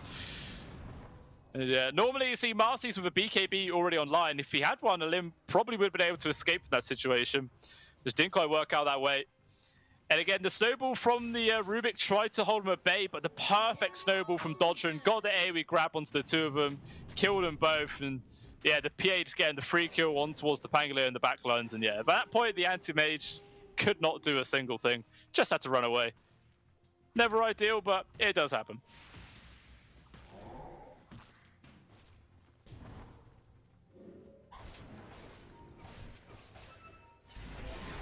So the AM as well as the PA having a little 1v1 right now. Dino forced to pop the BKB. A little bit afraid because they were out of mana, didn't get a hit from a Mana Void. Meanwhile, in the mid, looks like Yon does get picked off, but in traded in return. Ladon barely able to retreat. Elim now committing the ultimate, but with the BKB, going to be able to get controlled up eventually, I'd assume. The Sunset going to get ran down. Ladon still just dies there to the creeps from the Lycan. And without the assistance of their Anti-Mage, these guys just die right now. Everyone getting torn to pieces. You could see Sketcher was there. He was thinking about it. He was probably clicking on everybody. Like, how much mana do they have? How much mana do they have? But everyone was still pretty damn, full of resources on the side of No Sorry. Just couldn't commit. Yeah, bit by bit, you know, an anti-mage can carry a game like this, but with his team losing these many fights in a row, it's making it that much more difficult. When he actually jumps in very aggressively to kill these creeps, he's getting controlled up. He's just dead! What was he doing? Sketcher! I was literally just saying his team was maybe throwing a bit, and he just decides to throw as well. Alright, okay. Well, he alone was worth 1,000 gold. 5 kill streak there, and now definitely feels there's a lot of momentum. There's another jump forward. Tondra just annihilates Ladon. This tier 2 dies. They didn't even use the free glyph. Just all went kind of wasted there. And it looks like, no, sorry, thinking about going high ground. Still 35 seconds without the anti-mage. Going to at least force this glyph out. And oh, I thought they weren't going to glyph it again. We'll still get on. Quick jump into the background. Dodger with the assistance of Dino Varric. Gets a kill on towards the Rubik. And I don't know if they can do anything else. Obviously, both the tier 2s in the off lane are still standing. But that was so quick, man. The tier 2 and a full set of barracks drop within a space of like 30 seconds. Just extremely quick. Second Roshan as well, potentially up in 30 seconds time. We'll see how lucky No Sorry is going to be. Or maybe if Erton Kellum can, you know, rally and actually try and take a fight around that sort of area. It will be risky, but I feel like if they give away a free Aegis, it's going to be absolutely horrible for him. Lim able to hide in the trees, not going to get spotted out. They're still pinging him. They know he's around here somewhere. Thinks off to the side, pinging out where he is. I find it, man, those pings were exactly where he was. They've got some great game sense going on here. Anyway, another tier 2 falls. No, sorry, you know, they don't really care about not having an Aegis whatsoever. Ooh, Dodger attempting to get a free kill. What happened this time round? Just another free tier 2. Speaking of tier 2s, though, Sketcher down at the bot lane, trying to get one of his own, and should be able to grab this one up. No one from No Sorry is going to bother to defend it. Does anyone use the free glyph? Again, no free glyph used. Yeah, it wouldn't have made much difference, but feels like a waste, you know. Just feels like a waste. Meanwhile, Dodger getting the freest kill ever. Sunset dead. Ladon quickly following him. You know, at this stage of the game, Dodrin's probably thinking, damn, I wish I had a Desolator, because he would have so many charges right now. 13, 4, and 11 on this guy. Been an absolute menace, and yeah, without the supports, the whole squad just decides to go high ground. See if they can take this full set of barracks. Sketch is trying to do a similar thing at the bottom set himself, with the help of a limb. There are now going to be some TPs coming through. Tier 3's already dropped. Blast off landing. Does get the stun connection onto the both with the AoE control from Dodger. Looks like they're going to focus onto a limb first with the Abyssal Blade and Mana Void. It's good damage. John's going to try and retreat from this one. Actually, maybe Dodger's overextended. He will get brought down. The AoE damage actually gets the kill on towards the techies. Meanwhile, the fight still happening there at the top side as the Don dies as well as in.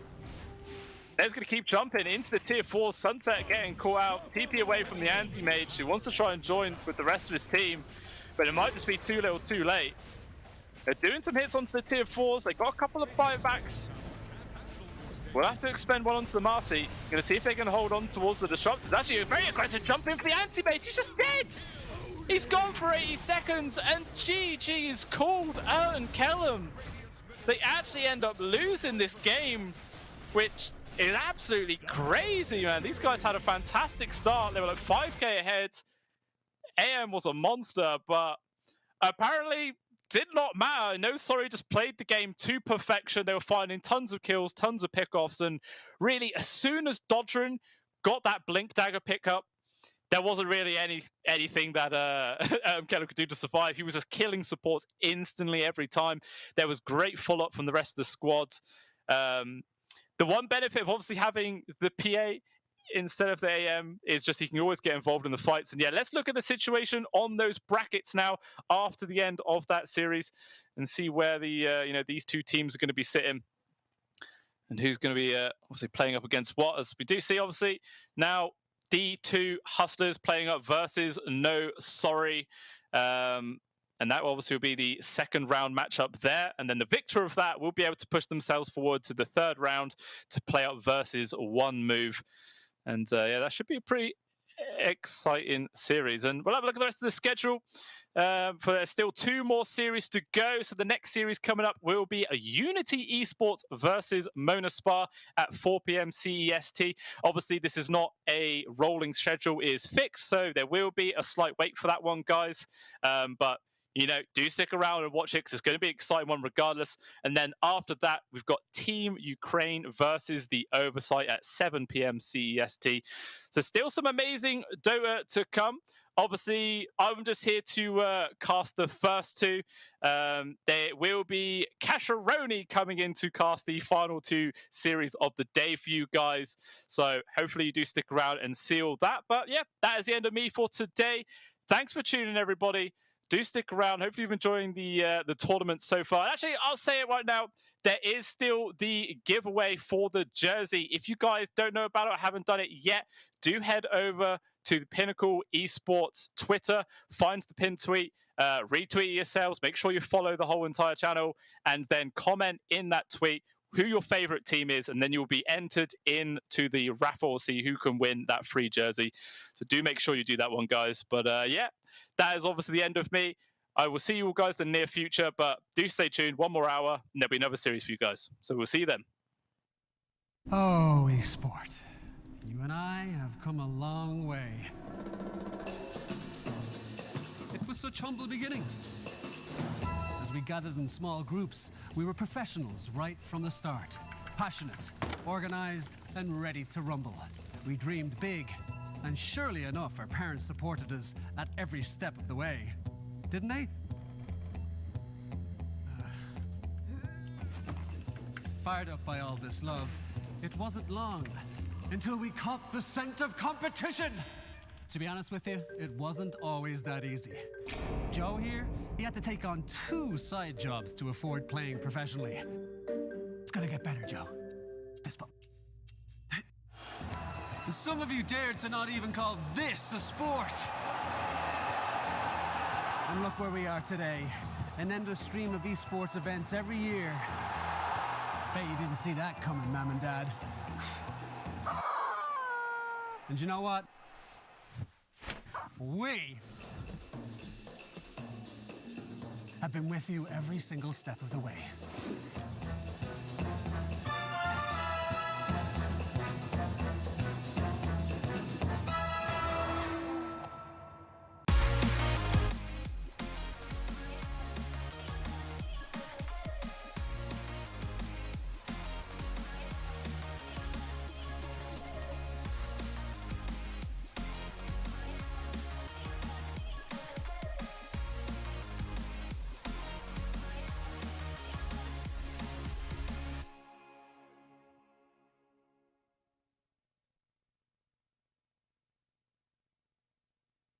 Dream of working with people you watch on screen.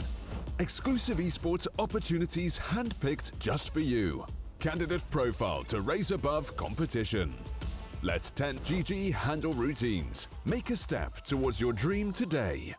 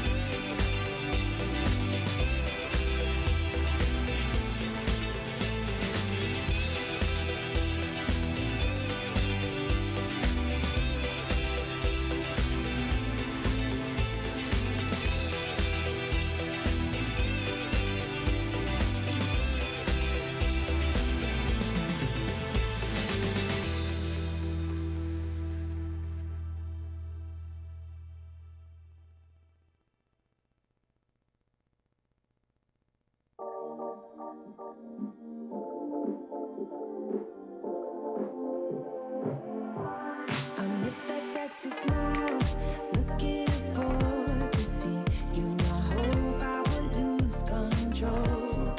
Love you every night, no checking the time, just us loving you all night long.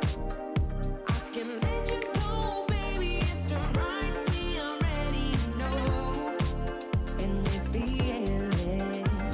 I really do, I said the truth, we can't go any road. Need you now. I'm your queen and you the king right now. It's a kingdom, let's play it how you like. That doesn't make you feel, or you wanna change, I'll be whatever, what you like. We can dance, you got to move tonight. Stars are watching us in the sky. I wanna last it forever. It's a sexy smile, looking forward to see you. I hope I won't lose control. Love you every night, not checking the time, just us loving you all night long. I can let you go, baby, it's the right we already know, and we feel it. I really do, I said the truth, we can't go any road. Need you now. Let's change the clothes, we have a try. You know how you make me feel alive. Come close to me, I'm obsessed with your different kind of style. Don't you ever leave, step out my side. Hold my head, cause I don't have much time. I wanna hug you forever.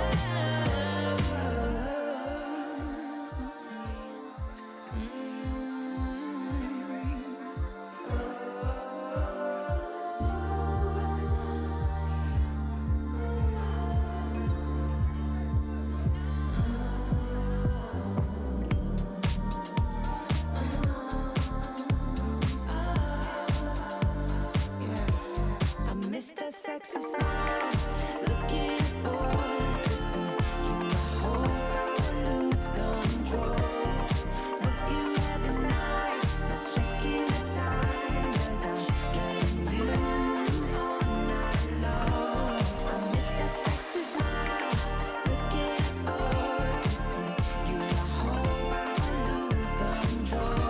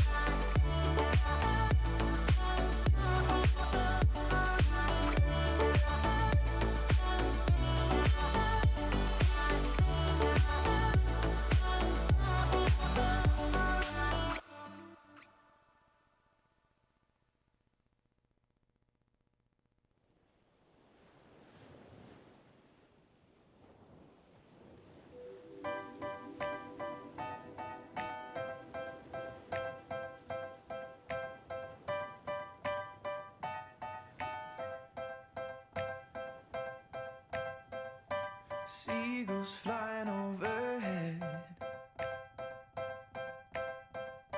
and I was down in the sand. Little crabs walking over our legs, and we were together just like lovers should have been. Like the changing tides, you have changed your mind, and now you are no longer mine. But last summer you were holding my hand. Last summer you were laying in my bed. Last summer we were more than just friends. But that was last summer. That was last summer. And I miss the salt in my hair, and I miss your emerald stare, and I wish you were still here in your red sundress, watching the sunset by the pier. In your red sundress, watching the sunset by the pier. Last summer, you were holding my hand. Last summer, you were laying in my bed. Last summer, we were more than just friends. But that was last summer. That was last summer. That was last summer. That was last summer. Like the changing tides, you have changed your mind. Now you are no longer mine. With tears in my eyes, I recall the times when I had you by my side.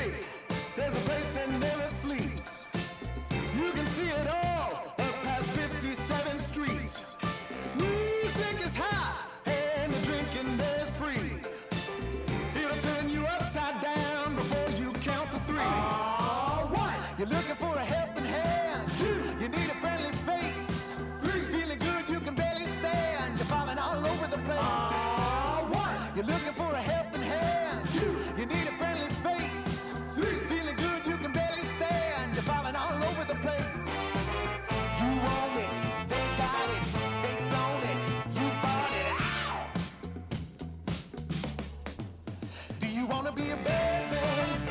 Yes, you do. Do you wanna taste sweet salvation underneath the summer moon? Do you need another hand now? Yes, you do. Go see Miss Josie down on Columbus Avenue. Columbus Avenue. Ha! Go see Miss Josie down on Columbus Avenue. Columbus Avenue. Ha!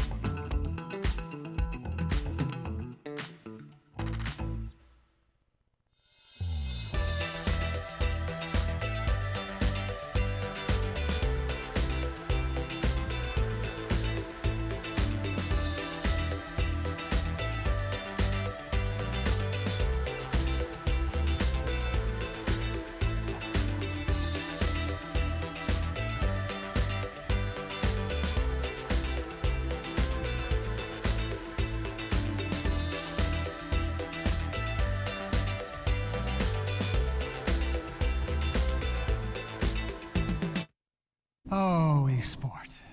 You and I have come a long way. It was such humble beginnings. As we gathered in small groups, we were professionals right from the start. Passionate, organized, and ready to rumble. We dreamed big, and surely enough, our parents supported us at every step of the way. Didn't they? Fired up by all this love, it wasn't long until we caught the scent of competition. To be honest with you, it wasn't always that easy. Joe here, he had to take on 2 side jobs to afford playing professionally. It's gonna get better, Joe. Fist bump. Some of you dared to not even call this a sport. And look where we are today. An endless stream of esports events every year. Bet you didn't see that coming, Mom and Dad. And you know what? We have been with you every single step of the way.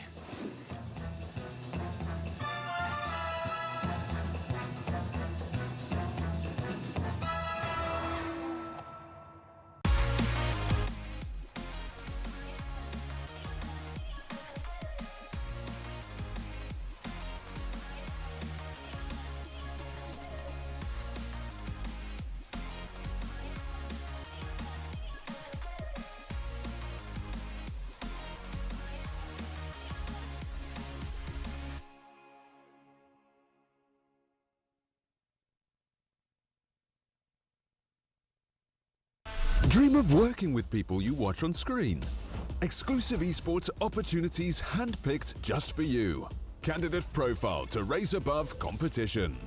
Let Tent GG handle routines. Make a step towards your dream today.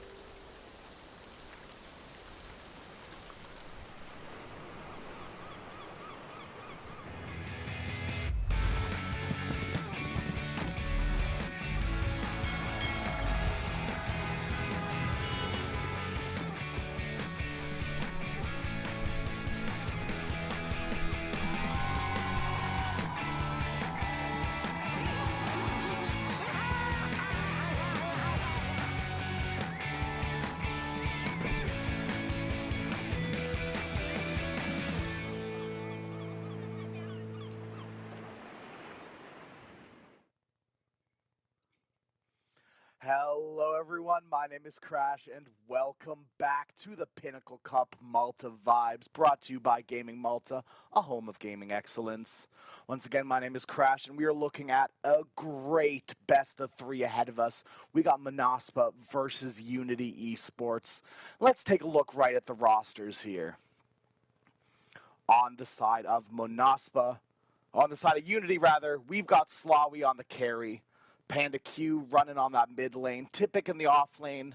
Now I've got a few names that I do know, Maestro on the support, and Janu Pro on the other support. I believe that's the POS 4, POS 5, Maestro on the POS 4, Janu on the support POS 5. I've heard the names before. I'm glad to see them all coming together. I see Slawi with an Aridu jersey. I'm not too familiar with these names, but Monaspa, I'm very familiar with. That is a team that has been on the ball recently. Nande on the carry, Wish rocking the mid lane, Skylark on the off lane, Desire the support, and SSA Spartan on the other support lineup here. Monaspa have been wreaking havoc in the DPC. They took a game off of Game Gladiators. They beat Aridu Thunders. They lost to Team Liquid most recently, but they also beat OG. So anything is possible with this team. Monaspa have been on a roll recently. We'll see if they can continue on going into Pinnacle Malta Vibes here. Let's take a look. Speaking of Pinnacle, let's take a look at the brackets. We've had a half a day of Dota ahead of us, and we've had pretty much a full day already. We got D2 Hustlers moving on. They're going to be taking up against No Sorry later on tomorrow, I believe. Nope, that's wrong. A little bit later. Anyways, later up today, Unity Esports, Manaspa, that's the game coming up right now. A little bit later, we've got Team Ukraine versus the Oversight. That'll be a hype one as well. And then a little bit later on, we got Easy Katka taking on Ancient Tribe. That will lead up to a face-off against Na'Vi in round 3. Darkside will be taking on HF. Those two will then have to battle it out to see who faces Na'Vi. Ulakam versus Balrogs will be next up then, and they have a chance to fight up against the winner of ITB Shuffle into the Breach Shuffle versus Baza Esports, and they get to fight up against Eridu Thunder. Later on then, Team Faith will take on Alliance. Dogchamp will take on Rune Eaters. Those two teams will battle head-to-head for round 3 to see who faces up against Hellraisers. Meanwhile then, Na'Vi Juniors will be taking up KZ Team, and Cybercats will be taking on X-Illumined, and they will be going up later against OG in the round 3. So we got a lot of Dota ahead of us here, Pinnacle Malta vibes. And it's all going to be great. That's something that you can count on. We do have a whole day of Dota yesterday. That was behind us, rather. Team Blink took the loss against Sigma YNT. They got 2-1, unfortunately. Ivy beat up Mem 2-0. The Sigma YNT, Ivy going up against each other. The winner of that will be facing Virtus Pro. Plasma got 2-0'd by Betrayed, which means Betrayed moves on to the next round to fight up against MM, who then get to fight up against the crazy team of OG. I think that's it for the brackets ahead of us, but don't worry, folks. More Dota coming up very, very soon. Monaspa and Unity Esports. I mean, what more is there to be said about this game? It looks like I do have a little bit of insider information if you want. It looks like Unity first picked the Dire, and Monaspa have chosen second pick. Game will be starting in just under a minute, so until then, let's sit back, enjoy the Malta times, and talk about this best of 3 ahead of us. SSA Spartan, Monaspa leading the charge. They've been playing a lot of heroes recently, like the Primal Beast. I've seen them a little bit on the Hoodwink as well. They've been playing some Snapfire, some Spirit Breaker, a little bit of Earthshaker as well. I wonder if we're going to be seeing any of these heroes coming up in this best of 3. I'm also more than willing to see heroes like the Techies. We saw him in the last best of 3. But enough about the speculation. We've got a game of Dota ahead of us. Let's get right into the draft here, folks. I am very excited.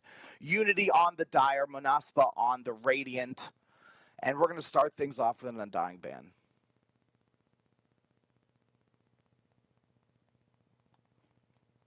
Nature's Prophet will be the next ban from Monaspa here. See what they want to ban out. I mean, that primal that Monaspa has been playing has been banned out. It's been one of their more played heroes alongside the Snapfire and Lycan. Monaspa also recently have been choosing that Tiny hero that a lot of teams have been favoring recently. Love to see Tiny, honestly, in any role. Ooh, Unity gonna open up with an IO. This opens up a whole can of worms, really. You've got the cheesy pairings with the Witch Doctor, or you've got the more realistic pairings like IO Gyro, IO Tiny, IO Morphling. So I wonder what Unity are going to go for here. I'm more than willing to see an IO Witch Doctor. I love it. Played it in my pubs. Super fun. Monaspa, though, they've got already a Vessel Builder. They've got the Marana. So she can build the GG Greaves or the Vessel.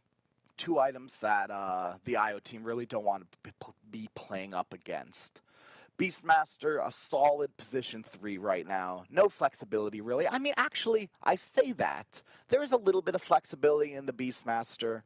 We have seen Beastmaster once or twice, not too many times, mind you, go into that middle lane and do like BKB Aghanims. I know in SA, Mr. Jeans picked it up. That's where I've been recently. I've had my head over in the SA region, and it's been wild. So I might have some wild ideas coming out, but it's been played before, trust me. Unity are going to go for another Bloodstone target, though. Io Leshrac, pretty strong combination, if you ask me. I mean, they're both blue, first of all, so you've got the color coordination, so of course they're going to be on the same team. But Io just gives Leshrac everything that he wants, more survivability. Leshrac already pumps out a load of damage Io can build up into the Shard, is a natural mech builder or a pipe builder if that's their choice as well. The Io has a lot of flexibility in its build and the skill build as well. You know, we could see an aggressive Io that levels up spirits or more of a chilled back Io that levels tether and overcharge, just sitting back to keep the core safe. Now, Unity will need a combo to go with this Io in lane. So the Leshrac Io combo is very good, but the only problem is it doesn't. You can't really dual lane mid, you know. I mean, I guess you could. It's been done previously, right? Io Tiny used to dual lane mid, but no. Get that out of my head. Get that out of your head. No dual lane mids. Nothing like that. Instead, probably just going to see more of a sturdy offlaner to pair this Io with, or a ranged safe laner to pair the Io with. I've seen in my pubs like Io Muerta. I know we can't see Muerta, so that's not possible. But things like Io Muerta, Io Drow, it's not the strongest lane from Unity, so that might cause a little bit of trouble.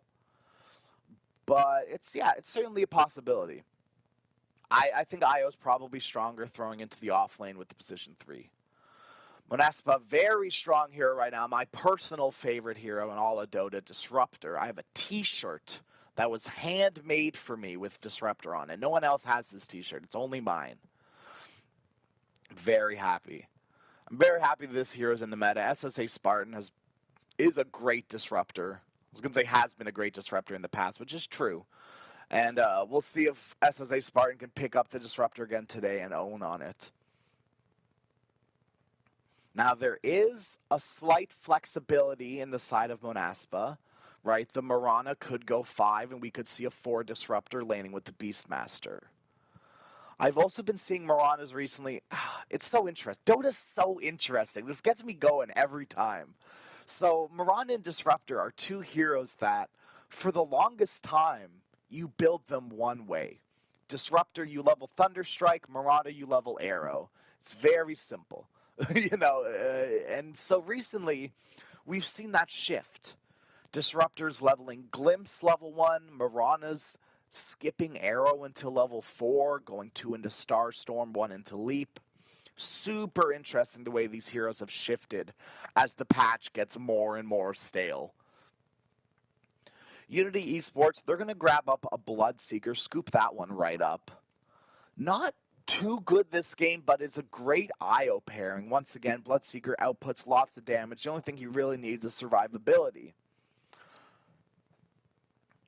Monaspa, quick pick, grabbing the Tinker, knowing there's really nothing that stops this Tinker, lacking stuns, reliable stuns. On the side of Unity, Fire Snap Cookie and Split Earth both are stuns, mind you. Just not reliable. No reliable lockdown like the Roar. Unity Esports, last 2 bans for these two teams. Gonna ban out the Morphling as Monaspa looking for a strong carry to carry them through this game. There's still... Nope, Nature's Prophet's out of here. Terrorblade's out. Morphling's out. Weird anti-mage ban. I guess if they're picking up less, you might as well ban out the AM. See, Monaspa, what they want to pick up here. They could grab something like the SF. They've run it in the past before. I don't know if they've run it with this Tinker.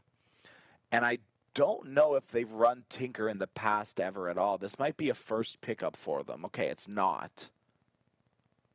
But they haven't played it recently.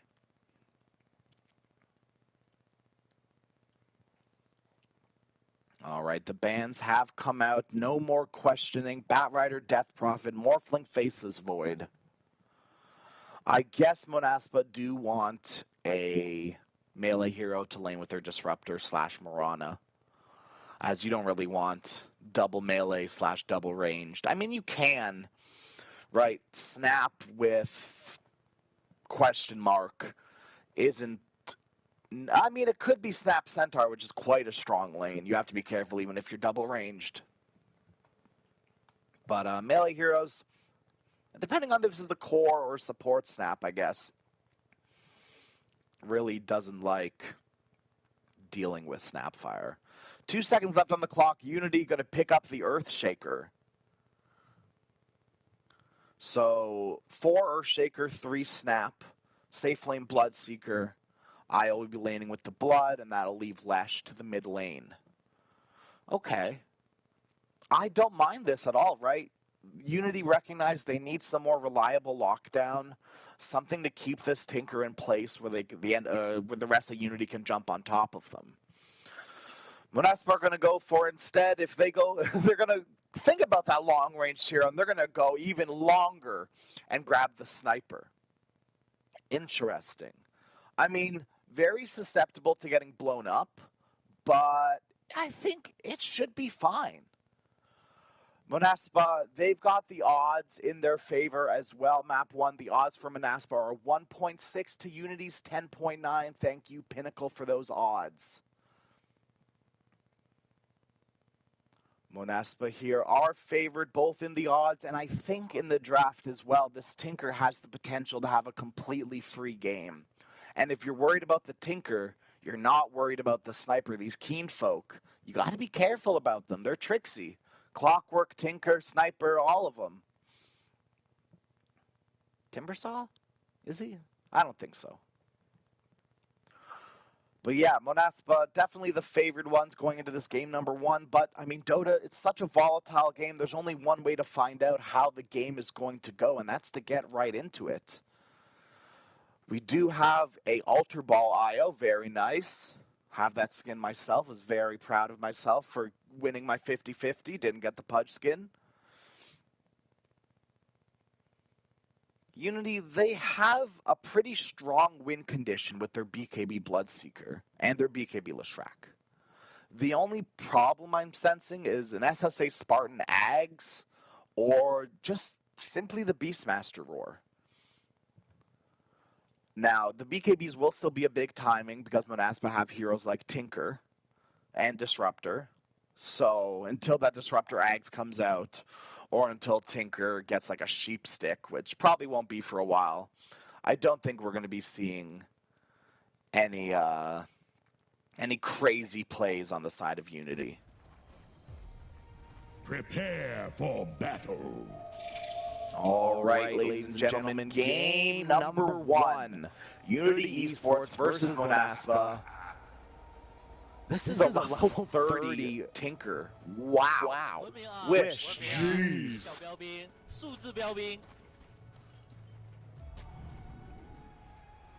Janu and Panda.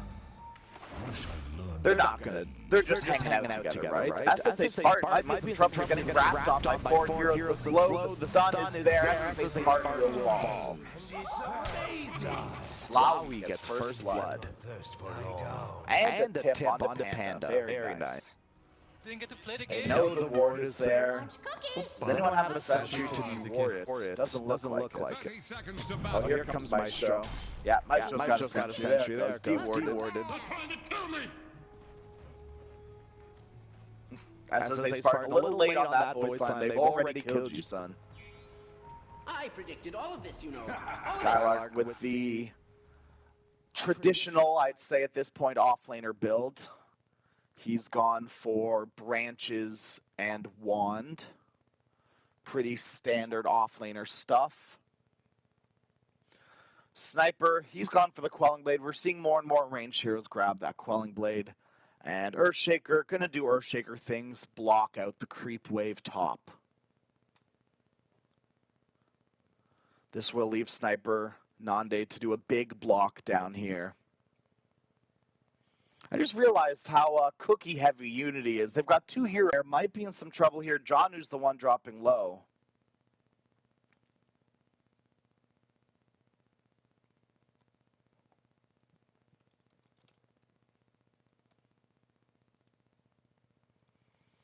Bottom lane, SSA Spartan popping up a salve.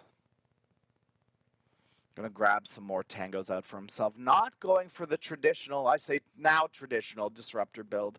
Getting the Thunderstrike level 1. So he's gonna try to harass out Earthshaker as much as he can.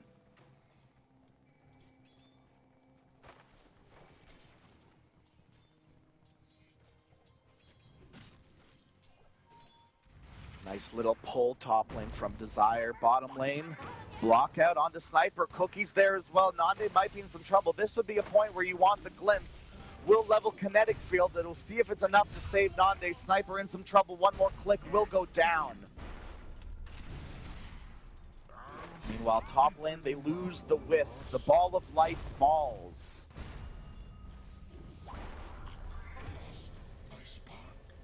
As bottom lane, they get the dive. Maestro kills off SSA Spartan.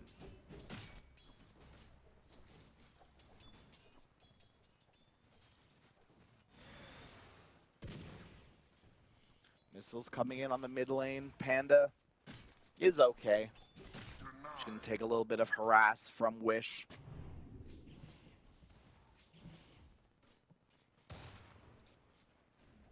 Tinker is catching up in the old last hits department though, 17-4 to 13-1. Speaking of catching up, Nande's gonna have to do some of that himself. 7-5 to Bloodseeker's 14-1 right now.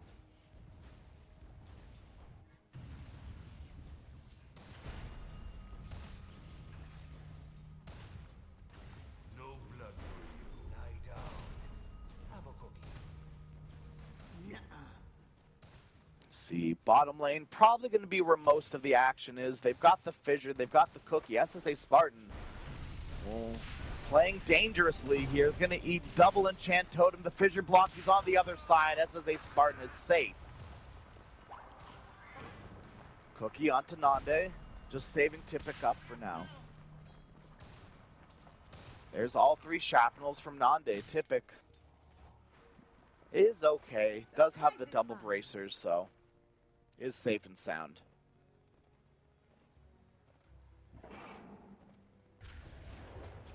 While Desire here to grab the water rune. We do see Mirana with those 2 points into Starfall. Not getting arrow until level 5.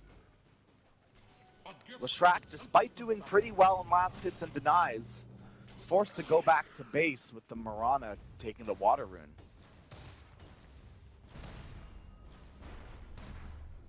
SSA Spartan should be fine. This enchant totem from Earthshaker is quite annoying though.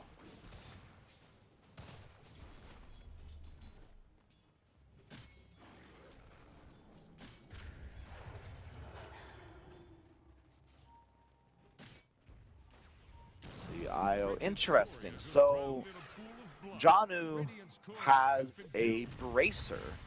Now building headdress, so I'd love to pick Io's brain and see what this is all about.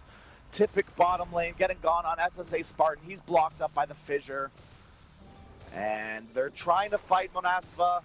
Monaspa enchant totem will get the kill. Maestro finds him as Nande in some trouble now as well. The enchant totem is there, the stun as well. Sniper, fire snap cookie will finish him off. Tipic gets the kill.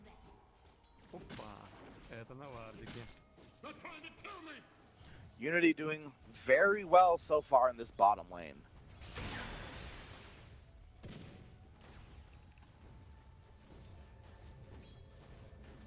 Johnu quite low.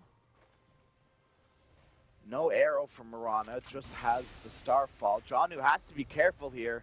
If he eats a double Starfall plus some axes, will most likely die here. Desire wants it.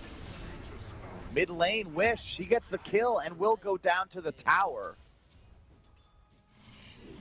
Panda falls first, so it's very worth it for Wish, and his gold gets split, the bounty gets split between them too, so Leshrac only getting like 80 gold out of that.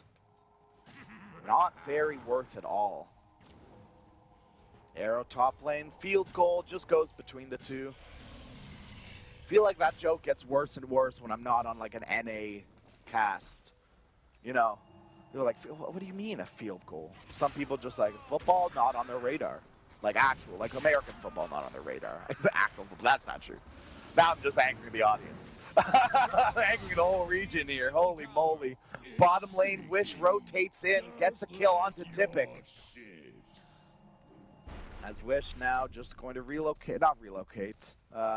teleport back with his rearm, because he can just do that now. Keen Conveyance is what it's called. I will never learn that, I refuse to.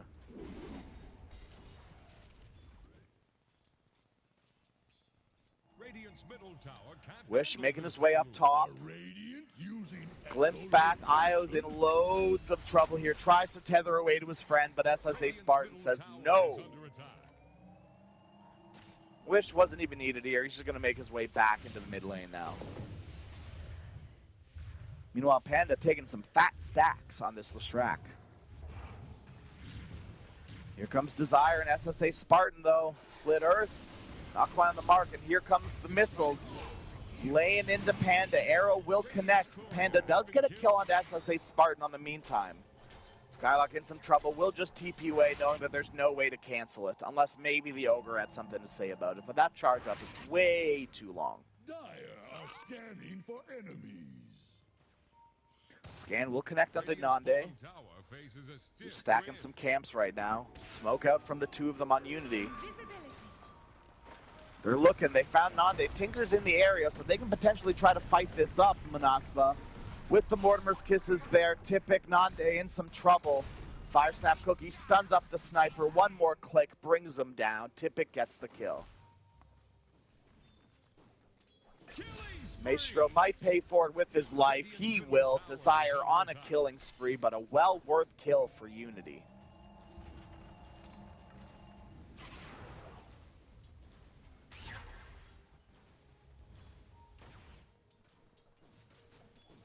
Boots on the Disruptor. He's got his boots. Tipic has his arcane boots. It's a whole boot party. SSA Spartan, nice little Disruptor ward. It is under a sentry though, so Tipic's going to immediately deward it. Kinetic field into the glimpse back. Tipic in loads of trouble. Wish, Nande, SSA Spartan in your area. Nande will get the kill.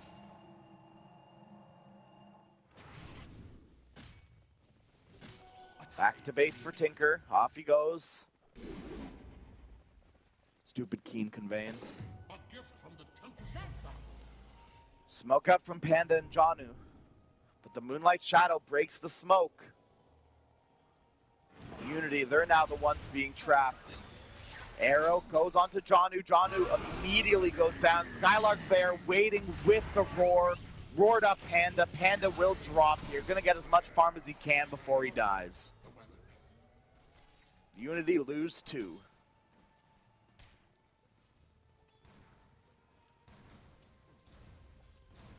The net worth tells a story that Unity are doing quite okay. Leshrac, Bloodseeker top of the net worth right now. Tinker a little bit behind them. We'll be getting close to that Blink Dagger, so it's time for Wish to start making some moves with that. I mean, he's already been making moves. More moves.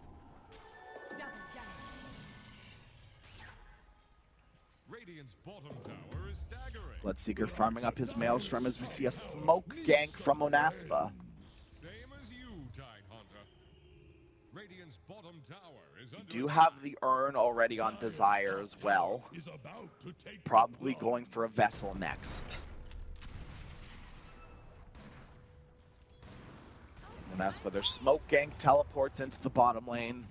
They know there's no heroes here really, so Desire breaks off away from the Disruptor, starts farming up bottom.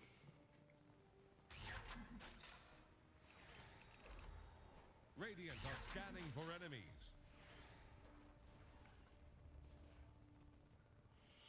Shaker. He needs quite a few pennies away towards that blink dagger. He needs a lot more gold for it. He's going to get glimpsed back into the kinetic field arrow. Not quite there.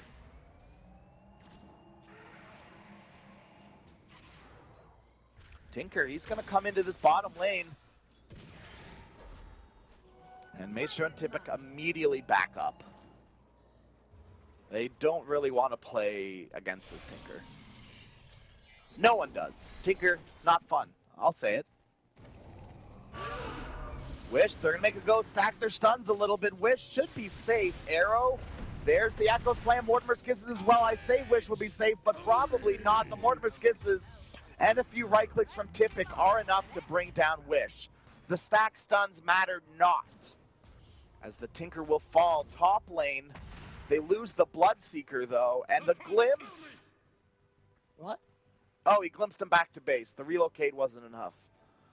Like, what just happened? Nice TP away from Janu. Can't quite do the relocate TP anymore. The old way you could, but now it's a little different. Yeah, Desire has queued up that vessel, going right for it. Ooh, should die here. Arrow will connect on the Bloodseeker, but they see Desire, and Desire will just get clicked out. Oh, not quite. Tipic thought he had it. Desire with the wand is safe. Maestro may not be, though. Glimpse is available. SSA Spartan. Glimpse backs Tipic instead. And one little missile come in the way of Snapfire. 3 heroes from both teams just kind of chilling in this area. Moonlight Shadow will get popped. See if Monespa want to go for something here. Unity do have sentries in the area. Desire back, ruptured up, leaped as well, but it does not matter. A leap again, Desire doesn't care. He'll take 2 leaps. He'll just earn him shadows up. Bloodray will get popped, but because of the shield, it does no damage. Glimpse back onto Tipic, will just get brought down by Nande.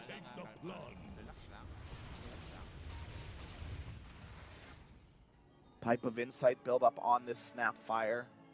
We'll be getting it soonish. Dire's top tower is under attack. We do still see Lesh top of the net worth, exactly where he wants to be, but Tinker creeping up on him, quite close to that first spot as well. There's like 5 net worth between them. And that all changes when Tinker gets a solo kill mid on the Slawi. We'll tip him as well.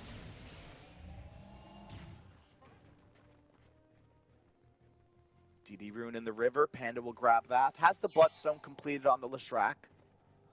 So time to fight and take more stacks. Nice little ancient stack for him. Janu's there to help out. 2K net worth lead for Manaspa right now.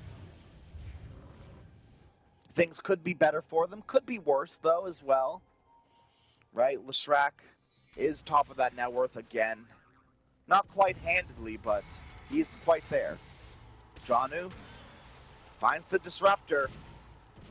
Leshrac and Io. Tipic's here as well. Might see a 3-on-3 engagement, no. Manaspa, no interest in fighting this. Not until Vessel's online, at least. Another 200 gold for that Vessel on Marana. It's been a while since we checked in on Skylark here.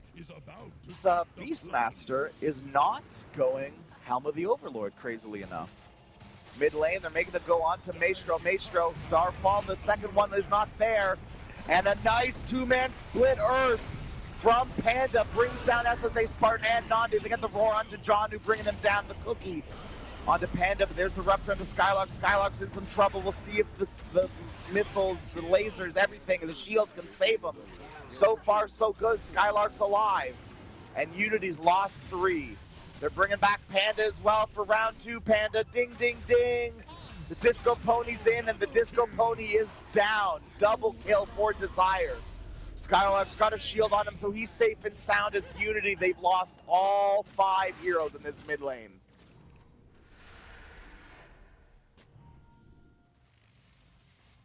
What a great fight from Monaspa. They've got the vessel now online. SSA Spartan has Mana Boots going Glimmer Cape. Skylark, such an interesting Beastmaster build. No Helm of the Overlord, because he knows there's no supports that he can really kill. So instead just goes for Mechanism, like normal offlaner items. Maestro in some trouble, the axes will finish him off. Yeah, super cool. Super cool by Skylark. Dire's middle tower is under attack. Unity want to fight this. They have no intention of letting this one go down for free. Monaspa, they're more than likely willing to fight this one as well. Disruptor stunned up, but there's the glimpse. Panda's brought back to a safe and reasonable position from Monaspa to want to fight here. Tipic in some trouble. Arrow nails Panda. Panda's in some trouble. The Spirit Vessel on him as well. Panda, can he live through it? Certainly not. Panda gets brought down by Wish. Janu on the run. Tumbler's Toy as well. Wish hunting for them with the blink, but doesn't really have the mana for that anymore. So we'll just keen on back to base. Tower is about to take the plunge. Take a look at this replay here of the fight. The 2-man stun was great into the Mortimer's Kisses. I mean, it all started out so well for Unity, but things, the Tinker, I guess, just, they couldn't deal with it. They got a nice stun off onto the Beastmaster, but the arrow on Bloodseeker might have just been enough as the Bloodseeker gets, like, destroyed immediately. And the glimpse back as well, beautiful by SSA Spartan, as Roshan will fall for Monaspa. Nande gets the Aegis, an arrow beautifully onto Maestro. Earthshaker in some trouble here. Is able to get away onto the high ground. Now Desire leaps away in some trouble. Stunned up. Desire is okay. Here comes Slawi and Janu, though. They want the Murano. They were not going to get it. Slawi roared up and the kinetic field to keep this Bloodseeker in place. Desire with quick footwork lives, but not for long, as the fissure will bring him down. Limps back onto the Io. This is the Disruptor into Io. It just doesn't feel good sometimes. Nande gets another kill onto this Io. 4K lead for Monaspa now. It's Panda getting wrapped on, smoked on. They know him. Kinetic field, Static Storm is there. They glimpse him into it as well. He's way stuck there. Mega stuck, if you will. Pops the Bloodstone. It's not enough to keep him alive. The damage from Sniper's way too much. Top lane Wish making a move onto Slawi here. Doesn't care that he's ruptured. Fights him anyways. Will get silenced up and maybe bit off more than he can chew here. Wish might be in some trouble. Arrow comes in. Won't connect onto anyone. And Wish falls. BKB came in at the right time too. Slawi's BKB is over. SSA Spartan is here. And the rest of Monaspa making their way slowly over. Silenced up is Murana. There's the relocate out as Unity recognize that the rest Monaspa on the way. They leave Earthshaker back there to die. Io will be coming back. Janu right back where they expected him. Will get brought down by Desire. Starting to rack up those kill streaks again. Nice little invis rooting for Slawi. I'm not sure he's going to want to do anything with that, though. Probably just going to go back to farming.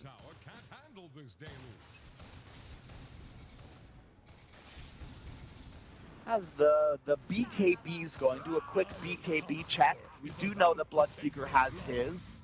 Leshrac has theirs as well. Hold that thought. Bottom lane, Tipic is able to get out. Just TP away from Wish. There's no TP cancels on this Tinker as of yet.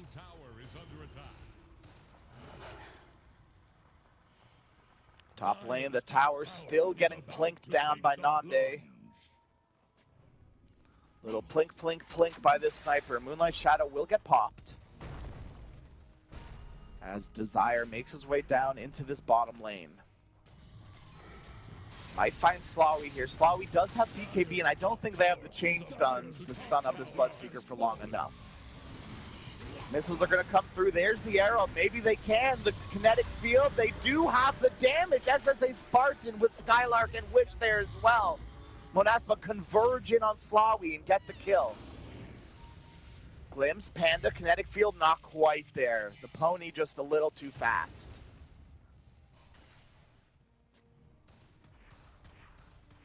Looks like that's the Glimmer Cape finish onto SSA Spartan as well. Blink Dagger on Maestro, not there. Does have the shard though. Gleipnir catches Tipic. Interesting to see snipers go Gleip instead of Maelstrom. I like it. It's not that I don't like it. It's just interesting. Tipic is going to go down here to, once again, the right clicks, the strong right clicks of Nande. Little Seeds of Serenity to heal up a little bit. There is a DD rune that SSA Spartan will ping out.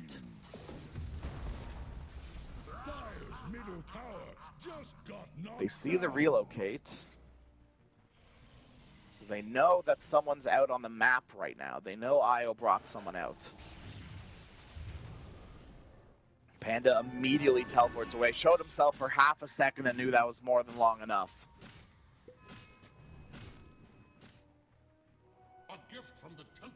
Skylark Greaves completed, going for the Blink Dagger. Nande, how's he doing as well? Going for that Hurricane Pike. I wonder what Wish's next item is going to be. He's queued up the BKB, but I wonder what's up next. Unity, we do have a smoke gank from them. They're going back into their jungle, but they're not going to find anyone. No one here in this jungle and no one here in this tri-camp. Instead, they're farming the enemy triangle. Panda says, okay, I guess I'll farm this one. If they're farming ours, I'll farm theirs.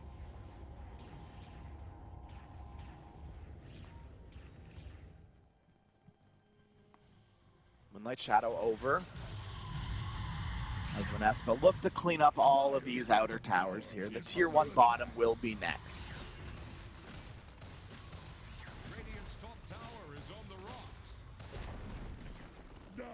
Bam, there goes the tower. Nande gets the kill. Desire teleporting up top as there's a 2-man static storm. They do have a BKB on Lesh, but he's been Yuled up. Arrow will connect onto Io. Io brought down Panda. Does have a TP with his BKB to pair with it, so he's out. Meanwhile, Nande and Skylark have been left alone, so they've got to leave Monaspa on the run in this bottom lane. Maybe not.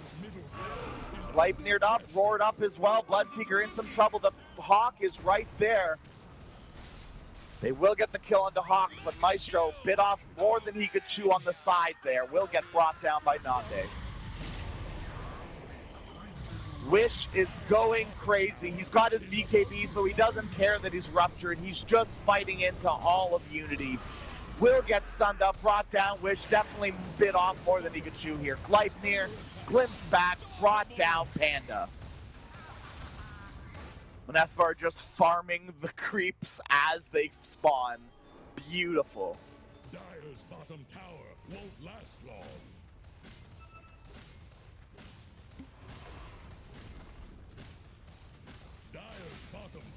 Tier 2 tower down, Monaspa. Do they feel strong enough to take high ground without their Tinker? No Lestrak for 20 seconds, so maybe they do. At least start blinking away at it.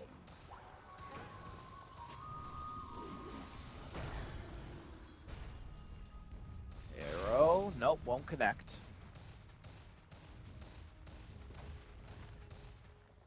Or get vision as they continue to plink away. Monaspa, wonder if they're happy with this. They are. Desire sounding the horns to get back.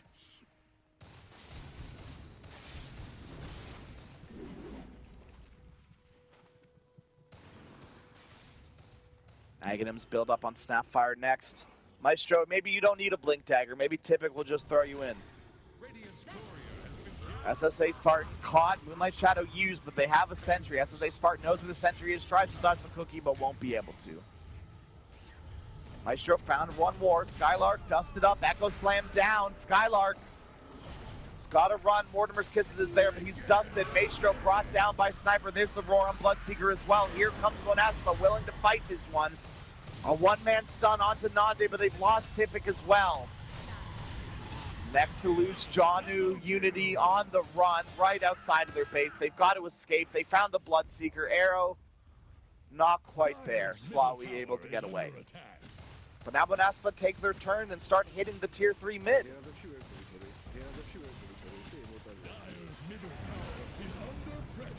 More staff forward, Slawi Gleipnir there as well. Sniper in some trouble. He's got to back away. He's getting tipped by Slawi and brought down by Panda.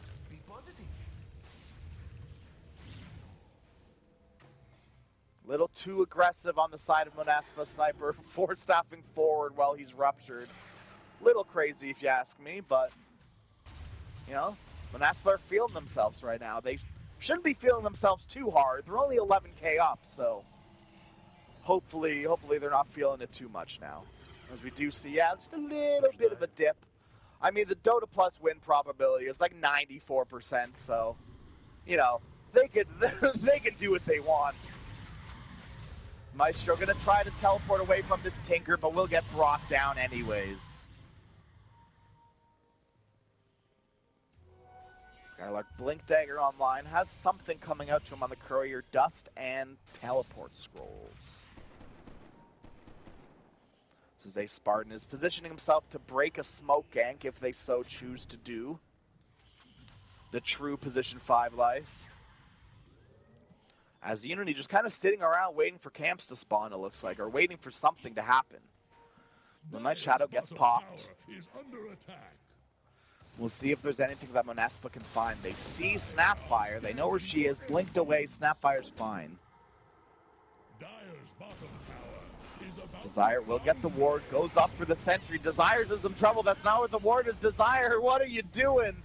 Is able to leap away to safety with the glimpse as well from SSA Spartan. Monaspa, I feel like, are keen on feeding this game just a little bit. Just a little bit.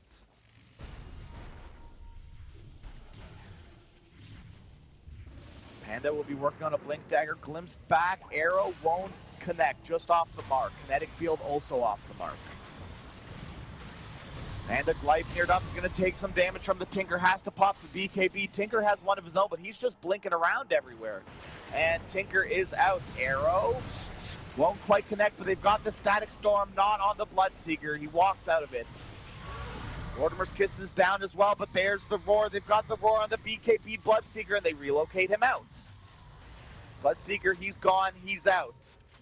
Wish, he's searching for Panda. He's almost got him. Very close, Panda. Oh, Monaspa. They're not going to get him. Instead, they're just going to get this IO. Bye-bye, Janu.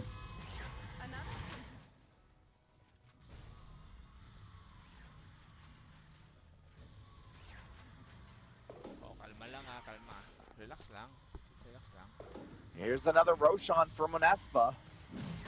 Moonshard finished on Sniper. Who needs a Maelstrom or a Mjolnir when you've got a Moonshard? This Roshan falls so fast.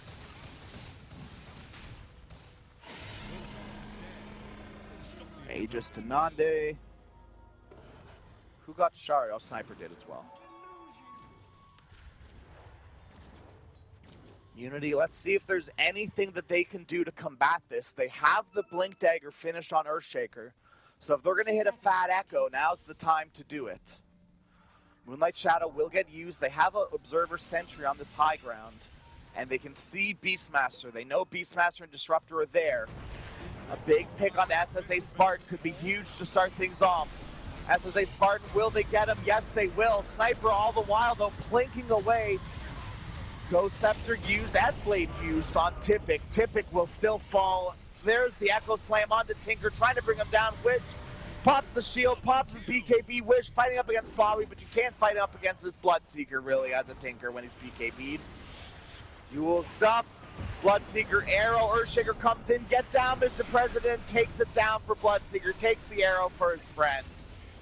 Panda will still fall. Maestro will be next. It's Desire now dominating on the Mirana. Io comes back in, blink forward, and brought down once again by Nande.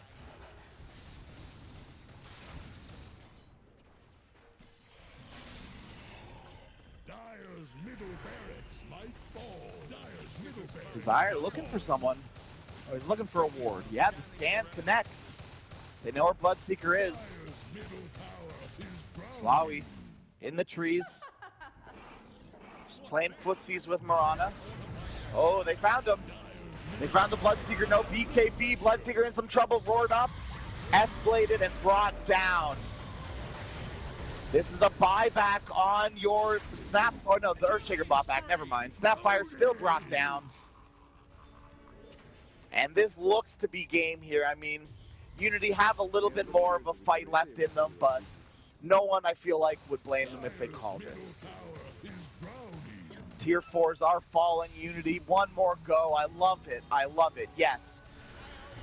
You might as well give it one more shot. This is they're all playoffs, baby. It's all elimination. So you got to give it everything you got here at the Pinnacle Cup. Oh, there's the BKB, a stun, the lightning. They bring down SSA Spartan. Skylark left on the high ground, dropping low. Will get brought down by Bloodseeker. Meanwhile, Wish wreaking havoc on the back lines. Rupture up onto the Wish. Tinker, Slawi taking some hits. There's the arrow. Ultimate tries to finish off the Io, but not even needed. Will it finish off Bloodseeker? Not quite. Still 3 alive for Unity. They could do this as the rest of Monaspa look to just finish off this game. Nande still here despite having no HP. Does still have the Aegis though. Life neared up. Slawi, I mean, he can't even walk up here. Arrow will connect, and this should be a dead Bloodseeker. Few missiles coming his way. Slawi will get brought down. Panda trying to bring down Nande, but he's going to get roared up and brought down by Nande again. And GG is called. Monaspa will take game number 1 against Unity. I mean, a very close game it was, but Monaspa came out ahead. It was close. I'll give it that. It wasn't very, very close, but it was close enough. Monaspa come out ahead in this game number 1, though, 47-21, 25k net worth lead. Well done by Monaspa. And yeah, I mean, they pull ahead. Their Beastmaster went for, I think, my favorite Beastmaster build ever. Just Greaves, Pipe, Blink. You love to see it. Very much well done by Monaspa. There is still a game number 2 coming up, so stick around for that, folks. Unity versus Monaspa, game number 2 will be coming up very shortly.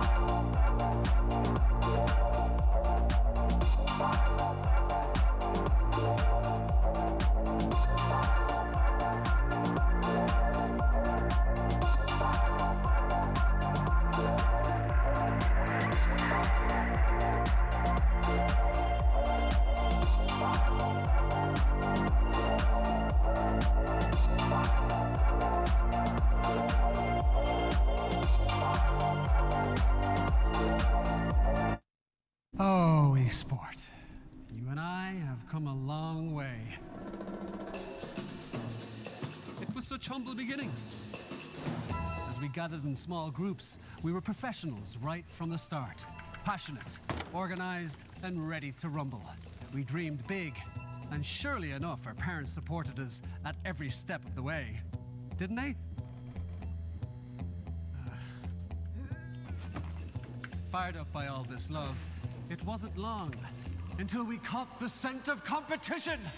To be honest with you, it wasn't always that easy. Joe here, he had to take on 2 side jobs to afford playing professionally. It's gonna get better, Joe. Fist bump. Some of you dared to not even call this a sport. And look where we are today. An endless stream of esports events every year. Bet you didn't see that coming, Mom and Dad. And you know what? We have been with you every single step of the way.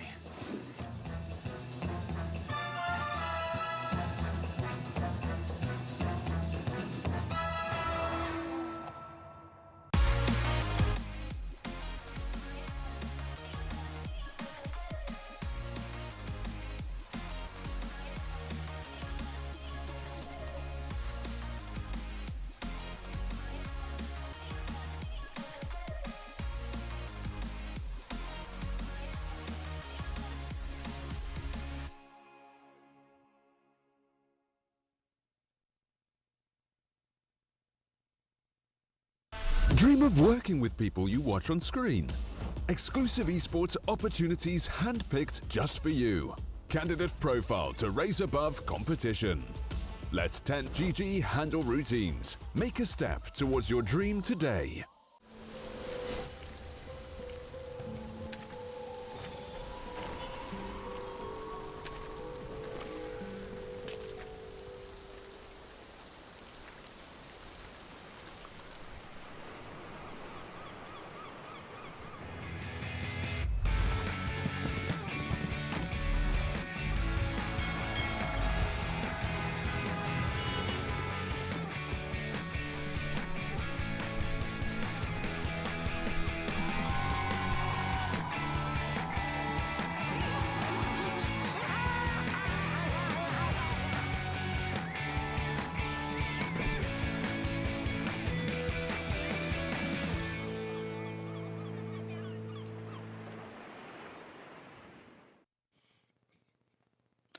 Hello, everyone, and welcome back to the Pinnacle Cup Malta Vibes. This tournament is brought to you by Gaming Malta, a home of gaming excellence. My name is Crasheroni, and we had a pretty incredible game number 1. Monespa versus Unity. Monespa did take it. They did draft a disruptor, a sniper, and we got a cheeky little tinker in there, too. Nice little tinker to round off the day. We do have a game number 2 coming up just after this little segment here. Game should be coming up in a few minutes. Do have some insider information once again. Monespa have picked second pick, and we're still waiting to see exactly what Unity Esports choose. Just want to think back to the last game here and see what Unity maybe could have done a little bit different. Because their draft had everything they needed to win, but maybe it just came down to their execution. Maybe Unity need to take a step back, think about what, instead of trying to enable them, maybe try to disable Monespa. Or alternatively, try to force Monaspa to play their game, right? I think that my philosophy on Dota, at least, is if you can force the enemy to play your game, you're in a much better position. So if Unity can draft themselves in a position where Monaspa are always going to be on the responding end, Unity will have a much easier time trying to take a victory off Monaspa. Monaspa, on the other hand, I mean, I feel like they just got to do everything that they did last time again. Maybe there could be a few better positioning placements from Nande and Wish. You know, both of them were going a little crazy near the end there, let's be honest. But, you know, I think that they got it, you know? They got the win. That's all that matters in the end. So that is, you know, yeah, that's all they need to do, right? Let's take a look here, if we can, at the bracket real quick, just for today to see what kind of game we've got coming up next. Oh, never mind. It looks like we've got a game starting, so no bracket. We're going to get into the game very shortly. Game number 2, Monaspa versus Unity Esports. It's going to be a good one here at Pinnacle Cup Malta Vibes, and there we have it, a draft. It's beautiful. Have you ever seen an overlay this wonderful? I haven't. This is beautiful. I think the only unfortunate thing is you don't get to see Monaspa and Unity's beautiful flags. Both have great flags in Dota. I'll pass it on to you. They're beautiful. Just try to imagine it. Sitting back in the Malta sun, looking at these beautiful Dota banners. Could life be any better? No. The answer is no. It can't be. Dota, Malta, what more do you need? Monaspa going to respond with an IO. They respect the IO from last game. Janu played it well. The relocates were good. There were many kills on both the Blood and the Lesh they just didn't get because of the relocate.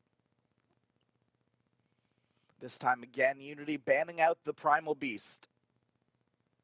I think Unity have the same exact opening bans. Yeah, they do. This time, Unity do get to pick up the Rubik. It was banned last time by Monaspa. Monaspa last time banned Prophet Rubik. This time they're banning Prophet, Nature's Prophet that is, and Io. Not to be confused with the other Prophet, the Death Prophet, or the other Prophet, Oracle, who isn't a prophet named Prophet, he's just a prophet named Oracle. Not to be confused. I know, it's a lot. Or don't confuse Lena and Luna. Also very confusing. Don't get those confused either. Very different people. Monaspa, first pick for them. There's the other Prophet. They're going to grab the Death Prophet and the Disruptor again. I mean, this is a staple hero, I think, of SSA Spartan. One of the few, I'd say. Let's see how many games he has on Disruptor, actually. I could do stats. I could figure out stats. I do that sometimes. Yeah, Disruptor's like his third most played hero in comp Dota.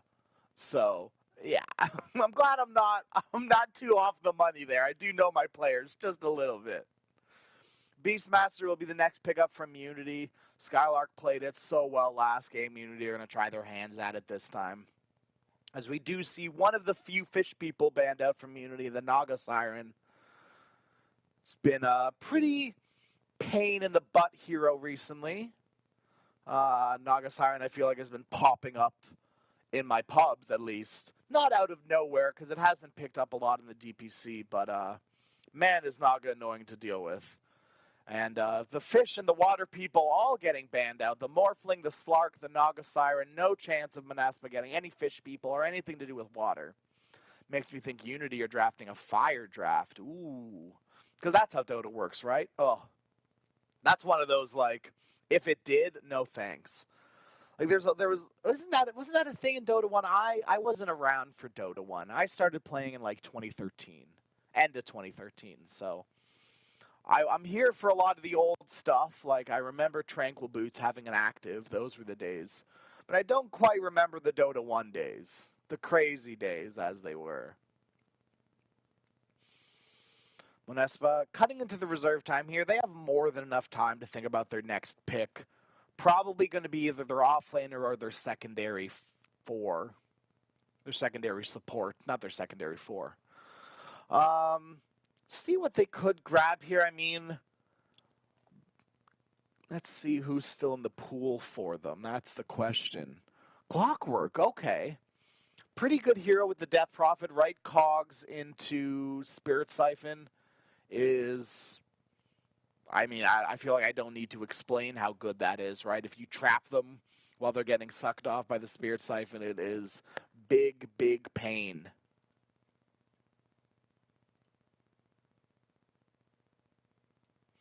We'll see what Unity want to do to react to the Clockwork. They already have the Rubik, which is a pretty good hero against Clock. It works out quite well for them. Right, you pay 1,400 gold to lift a teammate out of Cogs, or you pay a little bit of mana and lift the Clockwork out of his Cogs.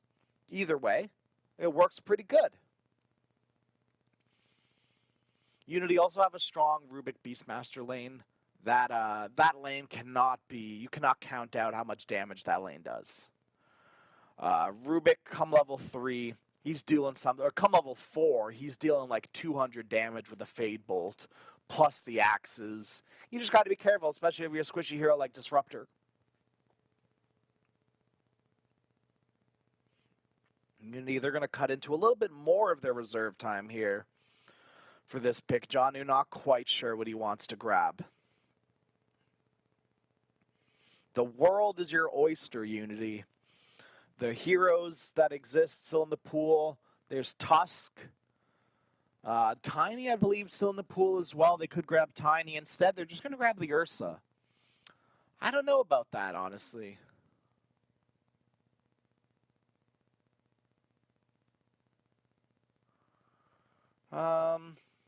It's a little early for Ursa, and playing Ursa into DP Clock Disruptor doesn't... I don't know, it doesn't seem right to me. You know, this feels like a really hard Ursa game. You've got to deal with Kinetic Field, Glims, Clockwork Cogs, and Battery Assault. I guess Spirit Siphon doesn't slow anymore. That's what I was thinking of, Spirit Siphon slow. But, no, Spirit Siphon doesn't slow anymore, so never mind. Just those two heroes. I mean, a BKB will be a big thing for Ursa, right? Ursa is a natural BKB builder. So I'd be incredibly surprised if Ursa didn't build BKB, right? If Ursa just went like Blink Basher or like Battle Fury Blink Basher. Shadow Shaman. This is a hero we haven't seen in a while. Been seeing it a little bit recently, popping up every now and then in high-level pubs. I think he's an okay hero right now. He's inconsistent, though. His Hex is really good, but his Shackles, I find, are very inconsistent, right? Could be a 2-second stun, could be a 4-second stun, it could be a 0-second stun. Right? It could be like a 0.2-second stun. So, yeah, I don't know. It's just one of those maybes. Like, it could work, it could be punished quite heavily by Monaspa. Same thing with this Ursa. Other notable heroes still in the pool. We do have Broodmother. But both these teams probably already have their offlaners. Monaspa, they can flex their Death Prophet mid, though. And they could last pick something like a Broodmother or a Timbersaw. Probably don't want to play Timber into Beast, Ursa, Shadow Shaman. But, you know, something along those lines of the hero. Something in that sort of wheelhouse. Unity gonna ban out the Tinker now. So they have fixed their stun problems. Well, they fixed their stun problems last game with the Earthshaker. But they've fixed their catch problem, and they fixed their Tinker problem just by banning it out. Leshrac ban from Monaspa, and a quick Pugna ban from Unity. Interesting. Pugna. Monaspa, have you played Pugna? They have. I must have missed that game. Yeah, they've played 2 games of Pugna with a 50% win rate. They won with it against Oridu, and they lost with it against Gaiman. This was in the last, 14 days. 3 months ago, they played it against Waterrune Enjoyers and lost as well in EPL. Interesting. Okay. I guess the Pug in the Band makes sense if that's something that Unity are worried about. I mean, sure, why not? Invoker will be the last ban out here from Monaspa. Don't want to deal with any dirty Invoker players. Sorry, Invoker players. I guess the only thing worse than like a level 30 Invoker is a level 30 Tinker. I wonder if they go for Zeus here. Right, more Kite against the Ursa. A little sketchy into Shadow Shaman, right? You're susceptible to getting roared and bursted down. Unity, you're going to grab the Storm Spirit, another Electrical Boy. And now you can't really Zeus on Monaspa. They could Tiny, but I wonder if they run Tiny in mid or they run it as a support. It looks like they run it as a support. Tusk still in the pool. Oh, Pango. How could I forget about Pangolier? Holy moly. It's Pango. I think it's the first time I get to see a PA Arcana as well. Outside of my pubs. Cool. All right, folks. Game number 2, Monaspa versus Unity. It's going to be a good one. We've got a Storm Spirit. We've got a Shadow Shaman. It's going to be interesting. All eyes are going to be on him this time. Maestro has some good spells to seal, so the Rubik will do quite well as well. We'll have to see how Nande pairs up against the Slawi Ursa. PA versus Ursa should be PA favored, right? Ursa with all those misses, PA should be able to kind of fight it fairly well. I don't know. I like Monaspa's draft a little bit more, though. They've got Push with the Death Prophet. They've got Catch with Clockwork Disruptor. They've got loads of damage. I mean, Unity have loads of damage as well. Rubik, Ursa, Shadow Shaman, Storm Spirit. You cannot count out the damage that these heroes do. Very intrigued to see how this game is going to go. I think it's going to be either not a very long one, but like 40-plus minutes, or it's going to be like 20 minutes. Monaspa could easily, or Unity actually, either of these two teams could start running away with this game. So we'll have to see how that goes. I'm very, very interested. See Monaspa here. So they sparred on the Disruptor again. So let's see how Shadow Shaman Ursa lane, on paper, very good, right?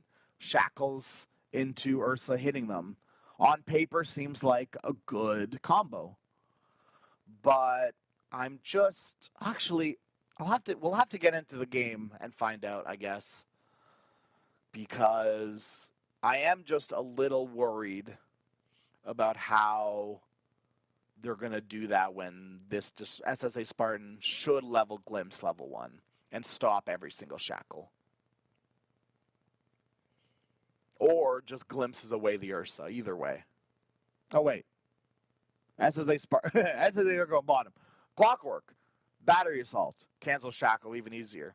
I got confused on who was Ranged and who was Dire. It's okay, I figured it out. Game is paused. We're going to be getting into the game very shortly after the pause. Sorry about that, folks. We'll be here. You know, I'm not going anywhere. I'm still here. We're just we're chilling. Game is paused though.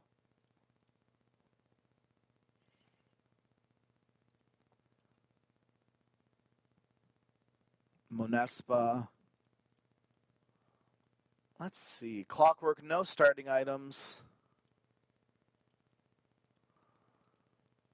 Let's see. Any interesting starting items coming out from any of these teams while we're waiting for the game to start? Doesn't look like it. No interesting starting items. Just box standard items from both of these two teams. Here we go, folks. Right into the game. And we get a beautiful view on this Clockwork sitting with the Courier. Desire's just hanging out with the Curries. Living his best life. Here we go. All right, we do have a smoke out from Unity, though. We will see what they can do with this. That means they are going to beat Monaspa to the lanes. And might be able to set up something cheeky here. Get a nice ward, Panda. This is going to scout out Nande and SSA Spartan. The worms will have you. They're trying to kill me! They're trying to kill me! The best voice line in Dota. Simply the best. 30 seconds to battle. They call me the grandpa. Panda 290 gold away from his bottle. Pretty bog standard on the side of Unity. Bog standard items. Even the bog standard offlaner item. The branches and the wand. I mean, you just can't beat the value that sticks have, and I mean wand is an extension as well. At last, the battle begins. Runes go 2 for 2. As we see a glimpse back. Okay, just a little glimpse. Just a little one, keeping him on his toes.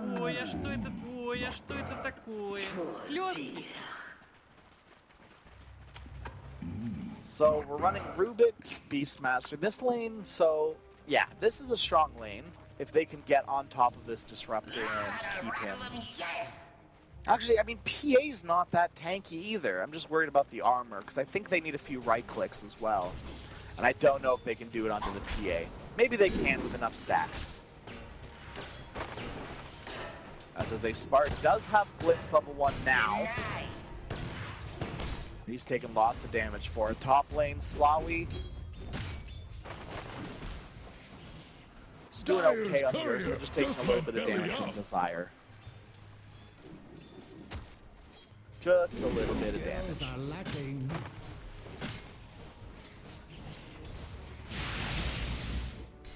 Disruptor will be calling up more regen to himself. Janu, not an interesting starting item. No, not starting item, but starting ability. He gets the Ether Shock to help secure the range creeps. Опа, это на вардике. Pause, do you spike? Oh. Someone's having lag spike issues. Oops.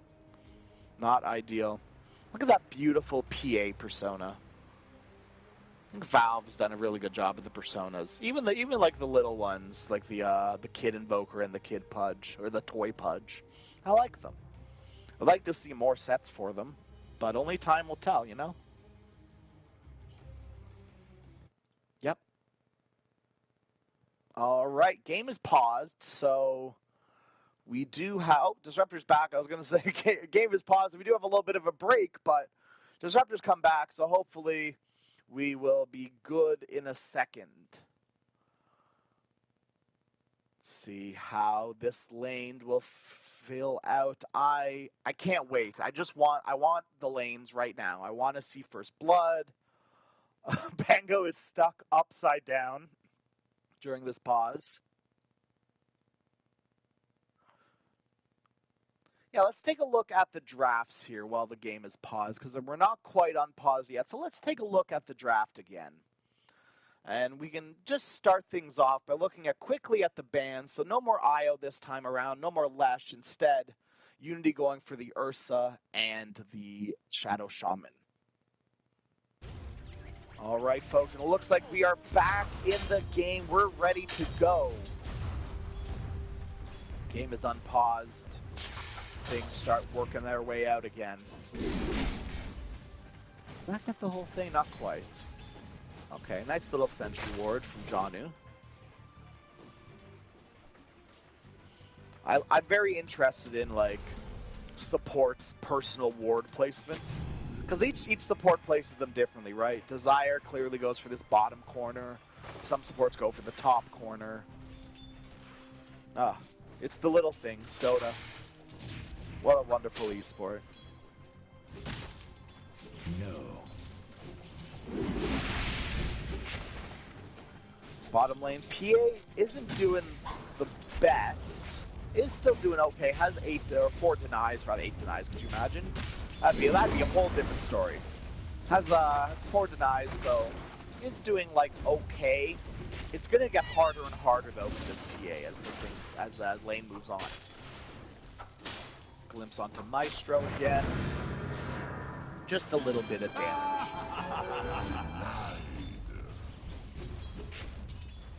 Pangolier versus Storm Spirit lane. Panda is enjoying himself 19-4 to Pango's 13-0. As top lane, Jonu might be in some trouble here. Battery Assault on top of the Clockwork. Does he have another click? He does. Desire gets first blood. Well done, my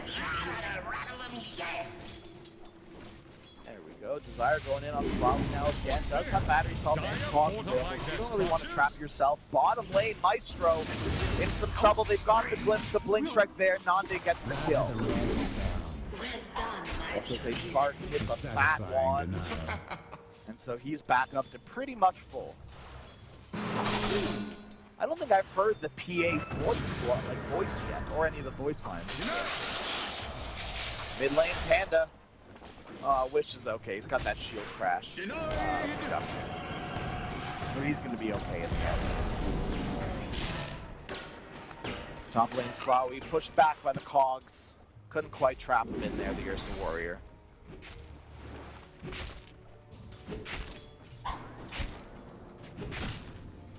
Bottom lane, Typic taking some harass. This will just get worse and worse as PA gets like level 4 is when you can start spamming daggers for pretty much free, right? I could be wrong, but my 2K brain is like, I think that's what it is.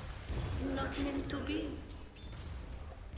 Yeah, that's the two parts of your brain, right? Not the left and the right. You got the 2K and the 4K brain. Or I guess the 2K and the 8K brain, maybe. You know, my 2K brain tells me level 4 dagger spam is good. But my, actually, to be fair, my 8K brain is also telling me that, so. We are going to see a teleport here by Disruptor into the mid lane. Panda's not quite 6 yet. They have a glimpse available for Panda, glimpsing him back. Swashbuckle, Panda drops low, but so is Wish. They're trading blows. Panda goes down to a right click of SSA Spartan. Top lane, Jonu in some trouble here. He's going to have the neutral creeps try to help him out. Jonu dropping low. The battery assault. One more click from Desire. Desire gets the kill. Same as you, Tidehunter.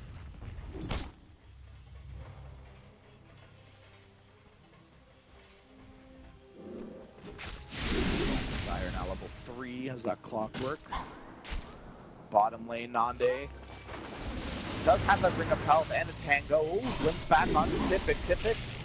Axes, there's a little dagger. Typic's okay. Got given the Tango by Maestro as well. Mine. Was that my success? Ooh, I hate that Ursa voice line. That's the worst. Don't like that happening in my ear. Wow.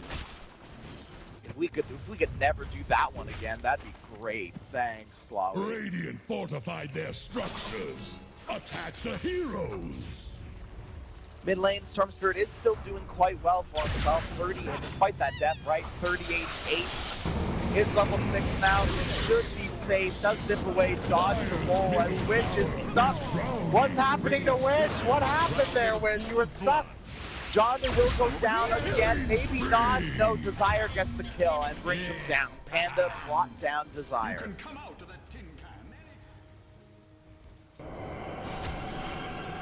Rotation by the supports. 1 for 1 is both, or 2 for 1 rather, in favor of Unity. Bottom lane, Typic might be in some trouble here. Caught in the kinetic field. They're still holding Glimpse as well. It's level 2. Do they have it? Glimpsing him back? Yep. Nande gets the kill. The blood is pooling quickly. Radiant's bottom tower faces a stiff win. Nice little Hawk kill and a T-War from SSA Spartan. Some gold in his pockets. Dire's middle tower is under attack. Well, it's going to be a Battle Fury kind of day today. Slawi's going to be building a Battle Fury. And so will the Templar Assassin. The Templar Assassin? Hello? The Phantom Assassin on Nande? No. TA Battle Fury. That's the day. That's the day when Dota dies. Right there. Someone goes, no, but it's for the regen, for the damage. No.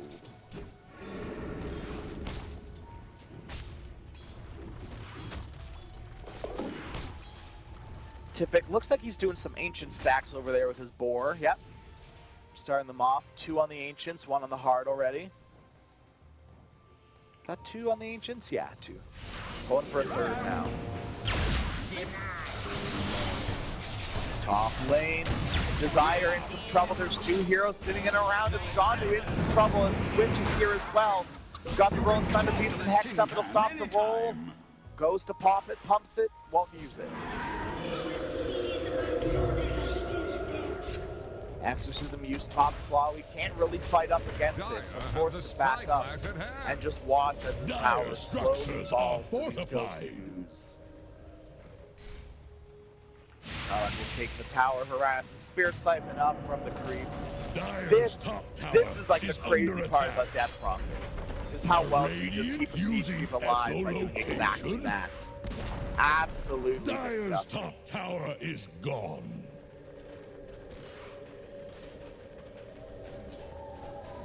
Mid lane Clockwork dropping low. Panda doesn't quite have the damage to kill him off. Desire just gonna heal up with those Shrentals.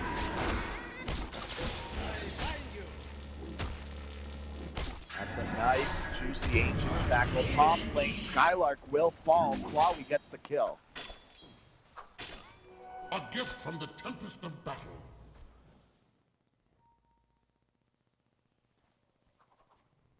Storm Spirit making his way down to the bottom lane. Got the bounty rune. We'll see if he wants to go for a gank or if it's just for farm. Dire's middle tower Rocket Flare will connect onto Maestro. As Desire in some trouble here. There's the zip, the pull. Desire, no chance of getting out of this one. The rest of Manaspa on the way though. Panda, can they burn this Storm Spirit's mana? Instead, they're going to kill off Maestro. Maestro will fall. Panda zips forward, but now he's out of mana. Panda's in some trouble. Panda on the roll, tries to bring down SSA Spartan with a few right clicks, but that's not going to do it, my friend. Wish will get the kill.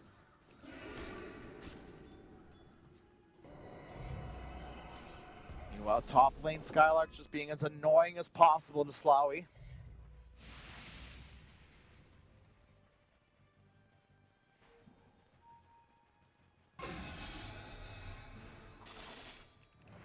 What spell did Rubik get? He got the Swashbuckle. Okay.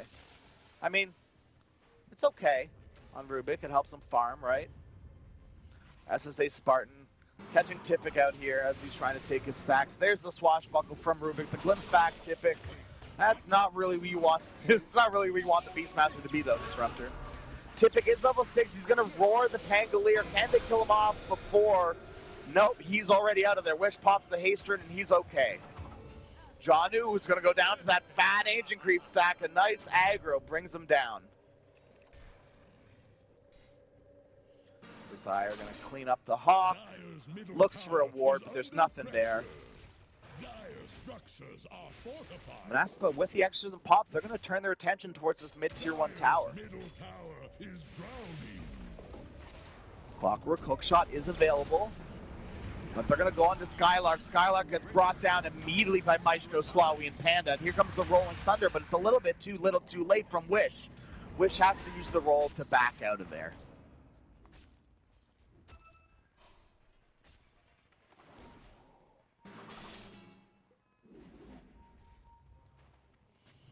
Beastmaster goes back to the stacks, back to farming. But Clockwork will continue to throw out flares as Manaspa don't want to give all of this net worth away for free.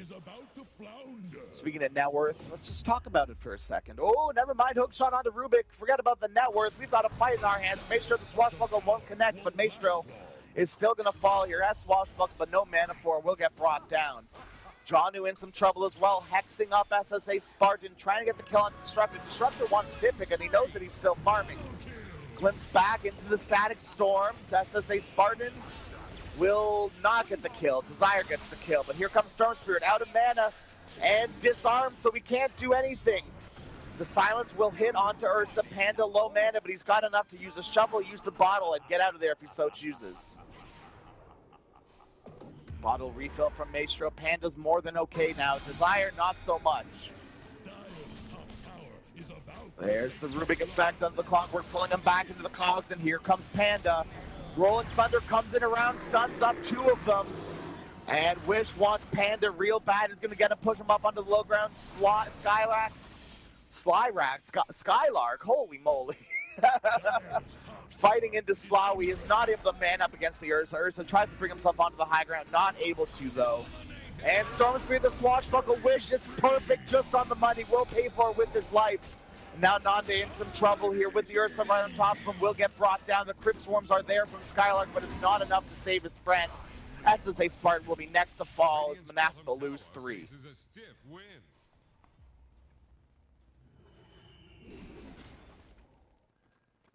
Dire are scanning for enemies.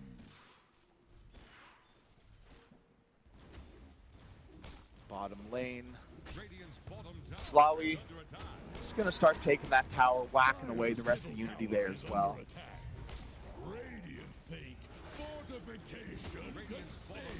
And this should be pretty free, as there's no reason for this tower to really be standing anymore. Monespa, they want the mid-tier 1 instead, and they will get it for free. No exorcism needed.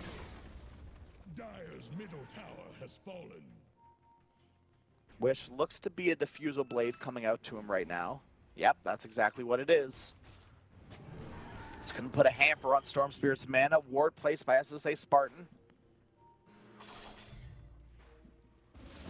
Skylark's been found. There's the glimpse onto Ursa. Ursa pops the Enrage.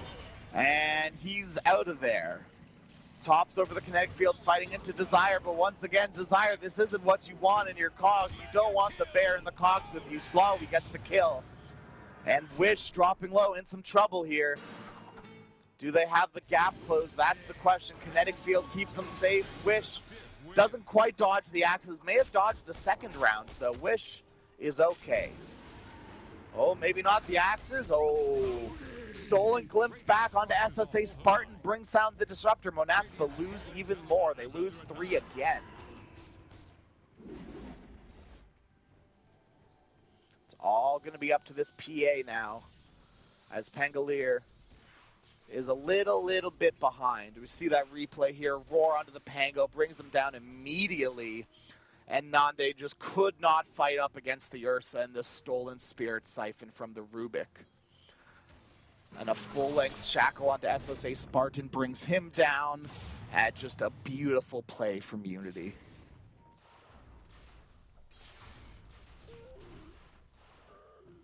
So interesting, Nande has queued up a Manta style. Very interesting. We have Battle Furies on both of these cores now, so the Battle Fury timing has come for us. It's a Battle Fury day today. We saw AM and PA earlier, and now we've got more Battle Fury gaming today. Today? Now. That was today. Earlier today was still today, believe it or not. I know, crazy. Janu in some trouble here. The rest of his team coming in. SSA Spartan will most likely be the first to fall, but maybe Wish will. The Rolling Thunder from Maestro stolen. Wish stuck in the trees. Wish in some trouble. No Rolling Thunder to keep him safe. Brings them down. Bye-bye Wish. Meanwhile, Unity has not even lost Janu. As Panda gets a double kill, they find the Death Prophet as well. They're looking for more. They're going to find Desire here in the back lines as well. Tippett gets the kill on him. Dire's top tower is about to take the plunge. Radiant's middle tower just keeled over. Smoke out from Unity right into the Roche pit. As they've got the Serpent Wards, they've got Ursa, they've got everything they need to take down this Roshan. Bye-bye, Roche. The Rocket Flare just comes out a little bit too late. Unity will make a smoke, as they are very much in the driver's seat this game.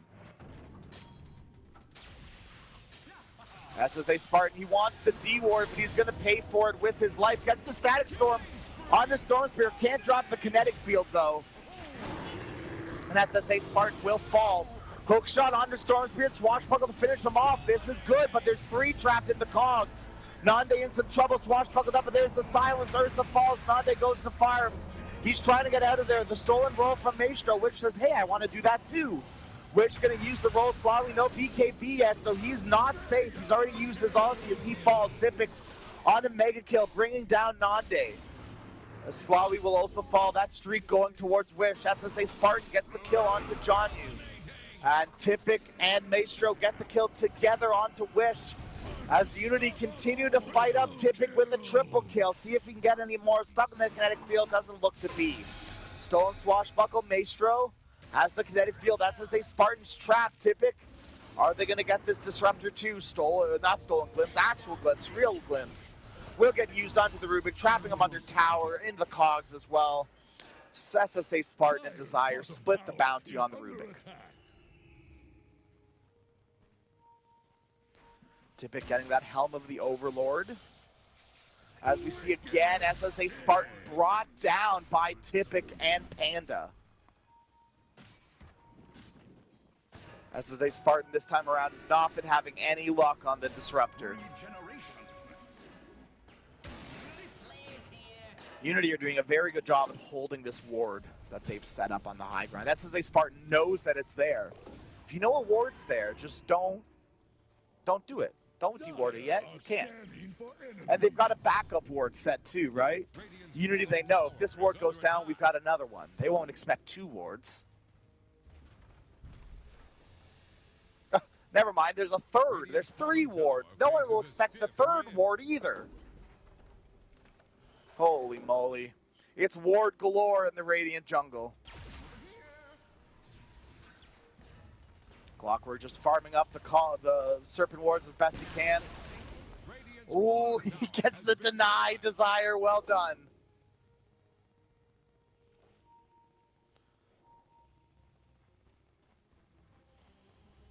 As we take a look at this replay here, I mean, things looked good for Unity, things looked good for Manaspa in the end. It was just kind of a trade in the end. The glimpse back, killing the Shadow Shaman, and we see Tipic and Maestro just bring down Wish immediately. The next one to fall is the Death Prophet. Tipic with those axes. You just can't forget about how much damage axes do. All the while, during the replay, we lost Wish, and we're going to lose SSA Spartan again. Panda gets a double.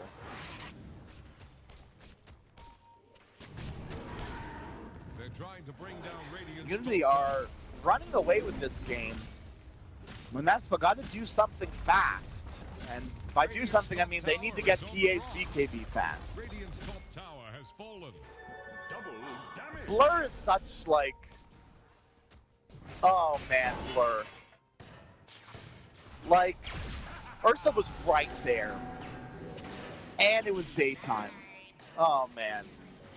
DD on this storm, Desire in some trouble, brought down, Exorcism popped, Skylark in some trouble as well. Shackles will get stopped, and now it's Panda out of mana, out of life, silenced up, brought down by Skylark. The Exorcism worked out in the end. BKB now done on this Storm Spirit, so he's going to have a much easier time killing off SSA Spartan.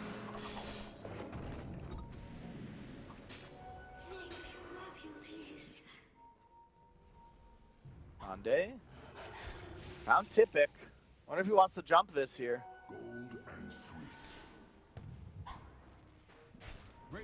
The rest of his team's coming in. There's the glimpse. Static Storm as well. Nande goes right in onto a Tipic in some trouble. Gets brought down by SSA Spartan.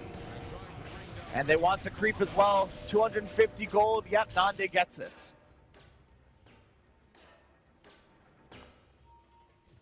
Well, the kill would have been nice on the PA, but SSA Spartan's getting close to that 4-staff now, so he'll gladly take that.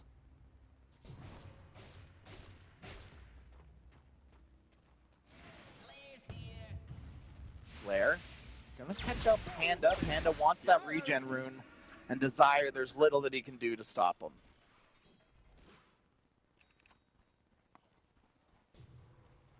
So it looks like both those wards got dewarded in the Radiant jungle by the 1 sentry, but they lost the other one. Or they did, sorry, they didn't lose the other one, I should say. They kept this one alive in the behind the tier 2 bottom. Taking a look at the win probability here, it's 62% in favor of Unity, and they're going to smoke out. They catch Wish on a ward. A ward and a Wish. A Wish and a ward.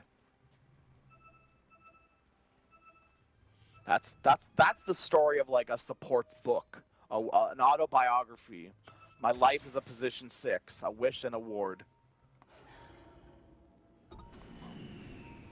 Puppy, you can take that if you want for your autobiography. You can have that. That's for free, buddy.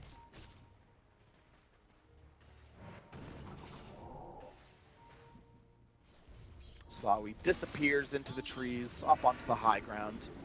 Nice flare. Catches out most of Unity, but Storm Spirit doing a really good job sitting in the back, smoked out with the regen room, with the BKB. Ursa's got one too. It was Battle Fury o'clock, but I've checked the time again, and now it's BKB AM. We've cast all night, folks. We were here all night, and now it's in the morning. It's BKB o'clock now. Top lane, Nande with the blur again, able to get away from the Storm Spirit. Question is, can Storm Spirit get away from Monaspa? Caught on the flare, they know which way Panda's moving, but Monaspa realizes it's a little bit too deep.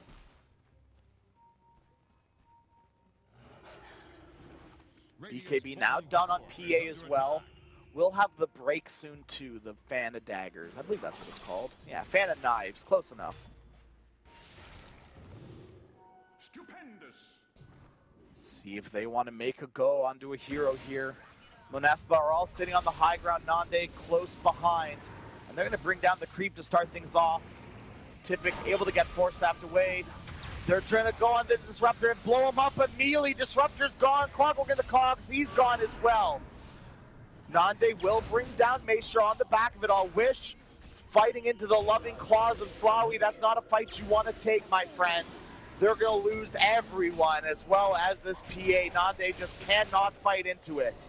They are going to lose the Shadow Shaman in the meanwhile, but Skylark, he's going to go down too. All 5 down from Monaspa. They can only get the supports. What a fight from Unity. Ursa is becoming unstoppable.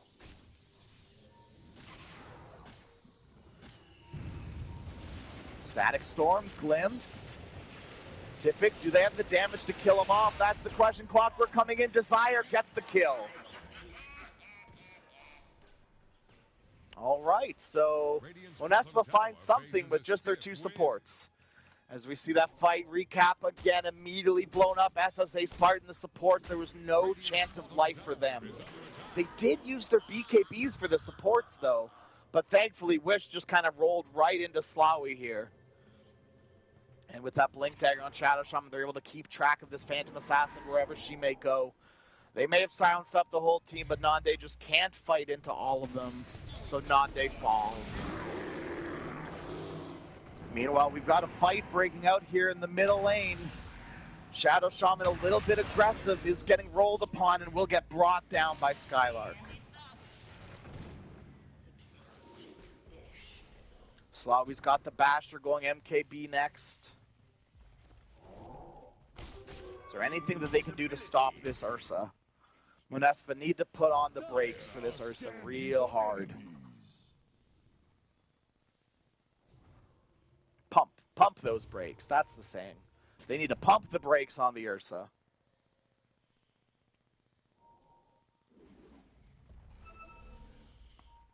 Oh, so it was Tipic's Force Staff that Force Staffed himself out. I thought it was Rubik's. Interesting.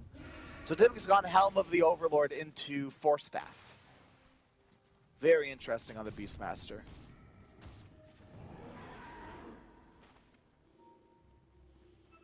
Speaking of Force Staffs, do a little item check. We do have a Force Staff on Desire and SSA Spartan, as well as on Tipic and Maestro.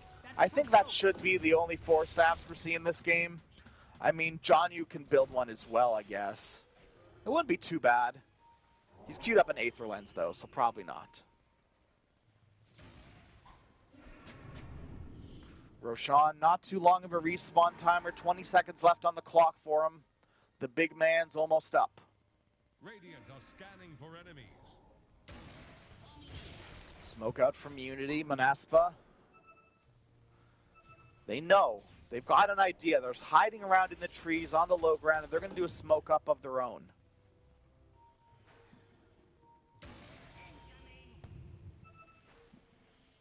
They know the observer's there. And Unity, you're going to go right into Roshan. This is the second Roche. This is big, and it just falls so quickly. Is there anything that Monaspa can do to respond? Nope. Instead, it will be Clockwork that goes down, but first John Yu falls. Desire goes down next, and they've lost the Rubik in the back lines. Tipic will fall next. Nande's finished off his BKBs, so this PA can fight. Rocket Flare onto Panda. Panda gonna have to zip away, but he's out of mana. Desire's hot on his heels with the jetpack. They've got the flying vision. Panda is able to just BKB away. Basher onto Nande. They can't bash the Storm Spirit. Meanwhile, back to the original fighting grounds. Slawi in some trouble, has claimed his Aegis. Wish in some trouble, bashed up, brought down by the Ursa. Slawi's held his BKB this whole time. Aegis gets popped once, as Monaspa are about to take a really good fight here. Slawi blink KBs away, blinks away. On to SSA Spartan now, tries to blow up the Disruptor. Here comes a big zip from Panda onto Nande. Nande fighting up now against Maestro. Oh, Nande falls, and the Disruptor will be soon to follow. Spirit Siphon, can they bring down Slawi? Slawi goes down to the Spirit Siphon finally. This fight has already gone Monaspa's way, though. They've more than doubled the gold that Unity got. Buyback on the Disruptor. Is it going to be enough, though? That's the question. Does have Static Storm available, connects on to all three of them, and they're all trapped in the cogs as well. Clockwork gets out, Shadow Shaman will fall. Now silenced up his Storm Spirit again, dropping low. Panda's in some trouble. Stuck in the kinetic field, does have zip, but there's the roar onto Skylark. Skylark bit off way more than he could chew. And now SSA Spartan, the one that might be in some trouble. They got the glimpse back onto Panda. Panda just zips away onto low ground, though, and they lose SSA Spartan again. Here comes Wish back for round. I don't even know what round this is. Round 3, who knows? They get the stun off onto Tippett from the Rolling Thunder. Tippett trying to bring down Desire. Won't be able to. Tippett on the low ground here. Will get plinked down by Wish's right clicks. Desire goes for a high five. A little bit aggressive, if you ask me. Will go down to the axes from Tippett, but Tippett falls to Wish. What a crazy fight. I mean, the fight is longer than what the fight recap shows. I mean, the fight recap only shows like half the fight, but a crazy engagement. Monaspa, I'd like to say they came out ahead because they had a little bit more gold in their tanks from there. But we do see that the net worth and the win probabilities don't lie. Net worth still in Unity's favor. The win probability might lie. Who knows what goes on in Gaben's head when he predicts these games? Because we all know that it's Gaben himself predicting on every single Dota game. That's what the win probability is. That's why it's so wonky sometimes. Wish working on his Lincoln Sphere. Will be a good item if he can get it. Slawi closing in on that MKB, though. This will be very big for Unity. Scanning for enemies. Stupendous.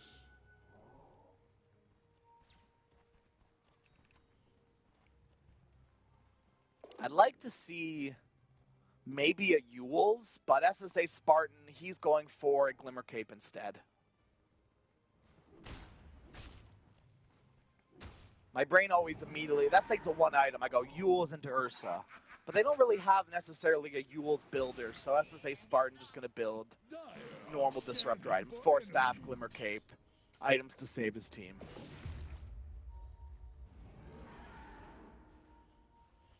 Big ol' Golem on the side of Unity, going to be buffing up their health just a little bit, 15%. I mean, that's not a little bit, that's quite a bit, actually. Oh, a DD, Monaspa found one. Do they have the bottle on Nande? They do.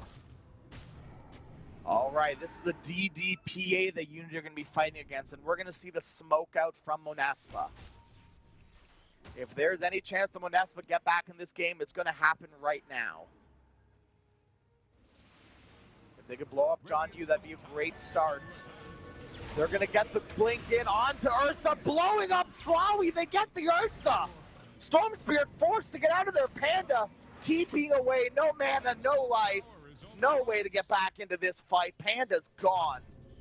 John Yu, they get the glimpse of him.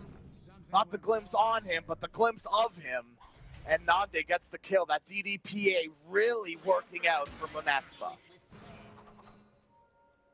Now Abyssal Blade finish on Nande as well. This PA is in a good position. Finally has overtaken Ursa on top of the net worth as well.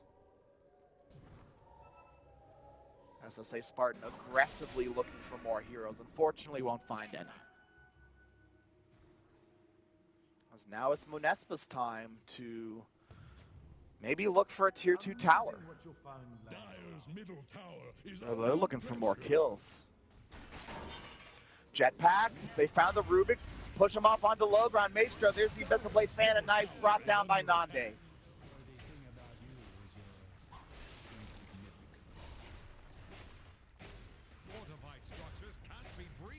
Glyph will get used. This is the only tier. This is the first tier 2 towers. This will refresh the Glyph of Unity. Might as well use it even if you're going to lose the tower. Top lane, Panda will get pinged out. He's finished off his Aghanim Scepter on the Storm Spirit. And Wish will be finishing off his Lincoln Sphere, going for an Aghanim Scepter next. Pretty standard Pangolier items. Maybe a Lotus instead of the Lincolns, but I think Lincoln's is just as fine this game. Bottom tier 1 falls, and the once 10k lead now goes down to 3k, as the win probability has almost completely evened out. 53% for Unity now. Panda big zip in onto SSA Spartan, but SSA Spartan was ready for it. He drops the...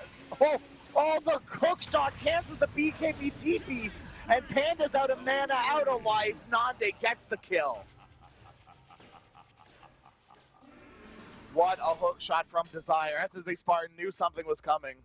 So he drops the Static Storm, forces the BKB. Very well done.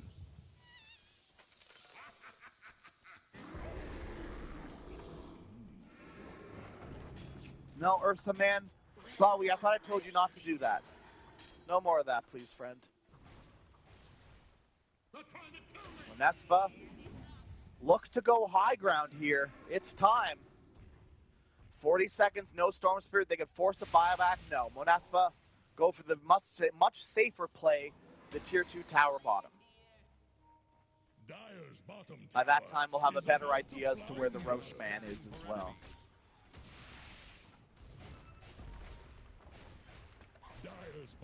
Supports from Monespa are on a little journey. I'm not sure what they're doing. Just warding, I guess. Dire's bottom tower has fallen.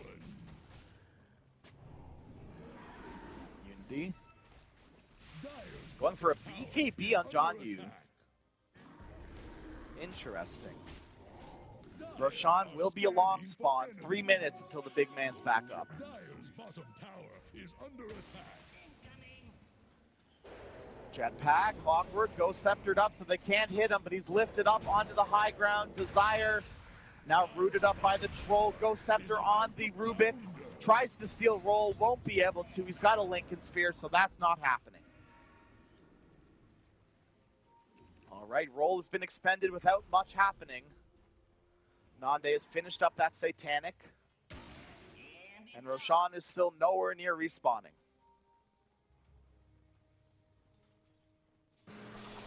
Aghanim Scepter done on the Pangolier, so he's got that roll up and the roll out. The big damage on the shield crash with his swashbuckle. Top lane, we might have some fighting here. John Yu goes down, will immediately buy back knowing that Roshan's coming up soon. Roar onto the PA, can they bring down this PA? She's got her BKB, lots of damage onto Nande, but Nande blinks away, Blink Strike able to get away, but not quite. 100 seconds now without your PA Skylark. Can he fight this one alone with his supports? Wish here as well. As I say, Spartan is dead. It's just Desire. It's just Skylark and it's just Wish. With the Aghanim Scepter, Stormspear is going to zip in, grab them both. Here comes the Rolling Thunder from Wish. A buyback from the Clockwork as John Yu will fall. The buyback from Unity has been a dieback officially. As Wish on the run. He's got to get out of there. Storm Spear tries to zip, but he doesn't have the mana to. Hook shot onto the Ursa. Ursa's out of his ulti. Oh, he just used it again. Never mind. He's got it back. That was just the enrage. The original from his overpower. Skylark in some trouble here. Dropping low. Do they have the damage for Wish? They certainly do. John Yu gets the kill. Skylark is soon to fall next. Roar is up again. They use it on Desire, but they force staff on way. Slawy's right on top of him, but there's the Ghost Scepter pop onto the Clockwork, keeping him safe. Roshan a little bit closer to spawning this time around. 30 seconds until the big man's up. As Skylark continuing to push forward. Looking for an A on this. There's the Yule Scepter queued up. Desire might be in some trouble here. Should be fine. Panda doesn't want to chase too much. Very low on mana, so. Roshan, 2 seconds, 1 second. No, Unity, go back in. Someone, please. Go check the Roche. There's an Aghanim Scepter for someone. Monaspa, no. Monaspa are going to take a fight.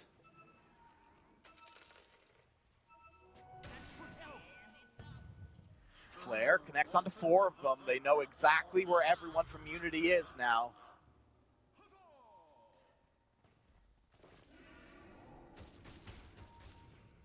Can they blow up this Ursa? That's the question. They found John Yu. That's a much easier one. Shadow Shaman saved with the Force Staff. There's the Abyss Blade on Ursa. Can they bring him down? There's the roar on the PA. Static Storm is used. PA in some trouble. Is able to get out. There's the triple stifling deck of the Satanic. Now PA's back to full HP.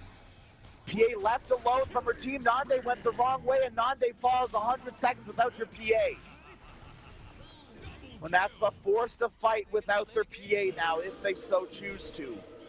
Exorcism will get popped, and here comes the roll from Wish. Coming in, he knows there's no BKB, so they can take a fight if they so choose. Wish comes in there, Exorcism onto Tipik as well. Tipik dropping low, Force Staff up onto the high ground, and here's Slawy on top of Skylark. Skylark's gonna pop his Aeon, well, gonna have his Aeon disc popped, but he's inside the Serpent Wards with the Ursa wailing in on him. Ursa gets the kill onto Death Prophet.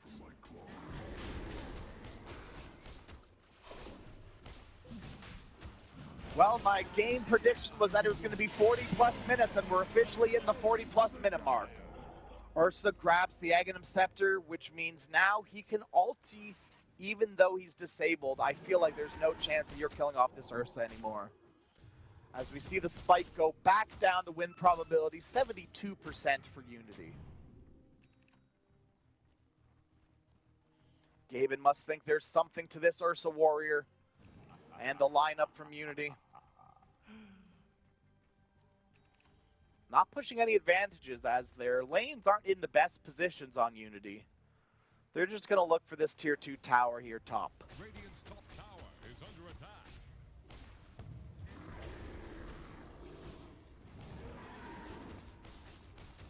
They're trying to bring down Radiant's top tower. Slawy will clean up the tower. There's a little telescope for someone. John, you will grab that one. Thank you very much. Really tight, Hunter.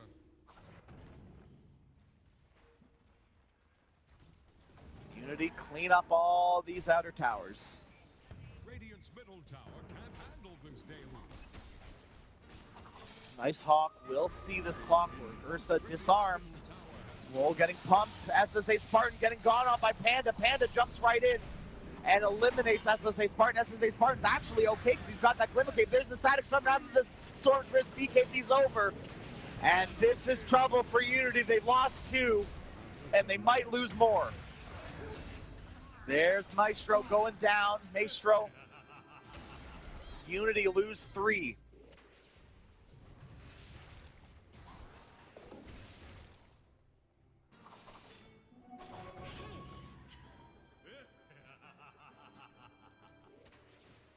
What a fight for Monaspa. 2.8k gold for them. As Unity all but losses on their side. Dyer's middle Death Prophet will pop that X's and make her way up onto the high ground as the win probability goes right back up almost to a clean 50-50. 60-40 almost. 59-41. It's bouncing back and forth. Gaben can't quite make up his mind. Skylark has Death Prophet's all they need to take out this tier 3 tower. Nande is so far in the back. Doesn't want to get blown up by Ursa. And now Nande comes in to join the fray. We'll take the melee racks and back out. Dyer's middle barracks are under attack. One last tier 2 for Monaspa to take. It is the one in the top lane, as a telescope will be found for Nande. Good news for Unity. They have Aegis on Ursa still, so they can just reset. Swift Blink completed on that Ursa Warrior as well, so he's going to be hitting hard and fast. Wish going for that Abyssal Blade. Very key this game. These BKBs are becoming out of hand on the side of Unity. Unity going to smoke out as 5, speaking of Unity. And do a nice little smoke, see if they can find anyone on the side of Monaspa lingering about. Are scanning for enemies. Scan will get used, won't connect onto anything though.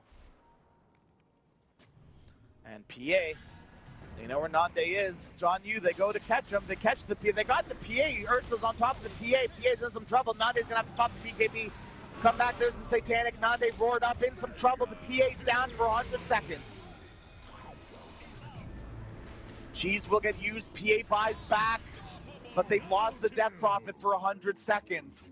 Not sure this is the buyback you wanted from Nande.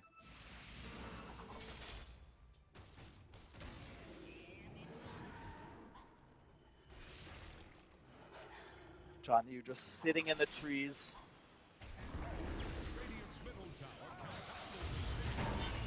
Oh, there's the Storm Spirit though. Gets jumped on. The BKB not enough because he's getting Hurricane Pike. He's getting force-staffed around. Slawi in some trouble. The kinetic field static storm won't connect. Slawi's okay. Gets glimpse back onto Tippik. Tippik in some trouble. Big crit onto the PA. PA, what are you doing? Go hit him. May have a BKB going, but you can still hit that man. Will get grabbed and roared. Uh-oh, Nande in some trouble here. Lifted up, brought down right in front of the Ursa. Brought down again. 125 seconds without your PA. Monaspa are in some trouble here. Bashed up his Panda, which will have to buy back. So will Clockwork. Aegis will expire. There's no more Aegis on this Ursa. As Wish will get a kill onto the Storm Spirit.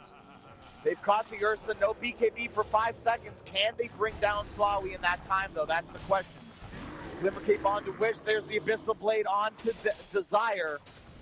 Desire up onto the high ground. Slawi has the BKB now. He will pop it to get out of that kinetic field. Bashed up onto Wish. Wish brought down by Slawi.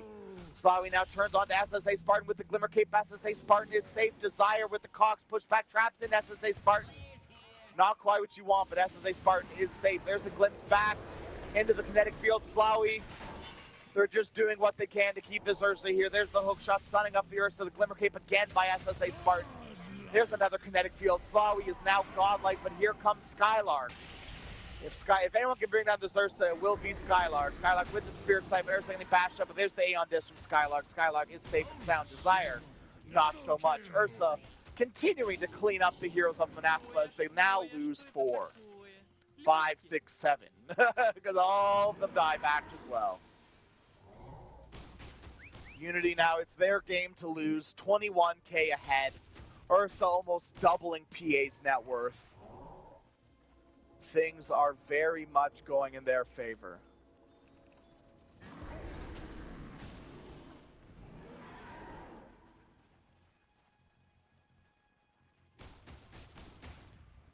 Radiant's bottom tower faces a stiff wind.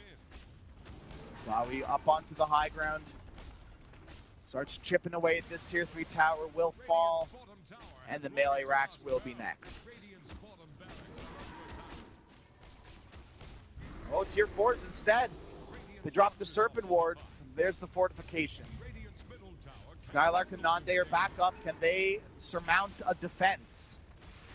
Bash on the Slawi. Here's the Exorcism. Skylark gonna go for something. They jump in on the Ursa. Can they bring him down? They can. 100 seconds without your Ursa. He's gonna buy back immediately. Gonna join back in. Buys BOTs coming right back in. There's a Storm Spear. Jumps in onto two of them. Brings down Skylark. Brings down Nande. And GG is called. We're going to a game 3, folks. What a game from Unity. Not coming back. Taking the victory in a very, what's the word I'm looking for? Precise manner. Ooh, it was beautiful, like a chef's kiss. They played their BKB timings. They played their timings very, very well. Monaspa were just caught a little bit behind them. So Unity will take this victory. Monaspa is back to the drawing board for them as we head into this game number 3 of Unity Esports versus Monaspa.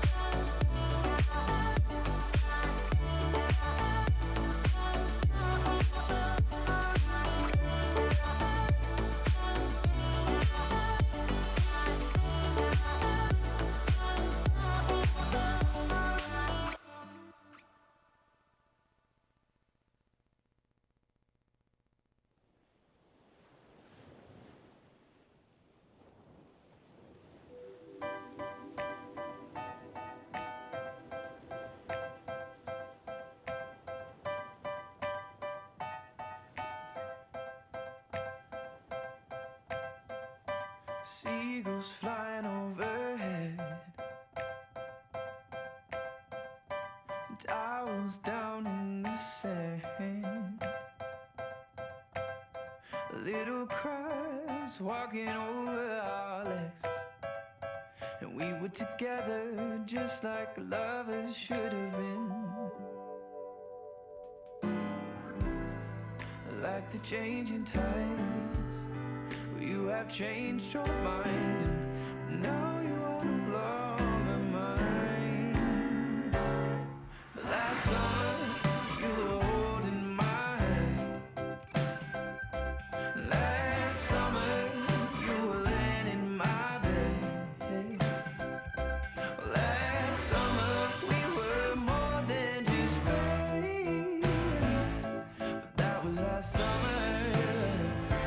That was last summer. And I miss the salt in my hair,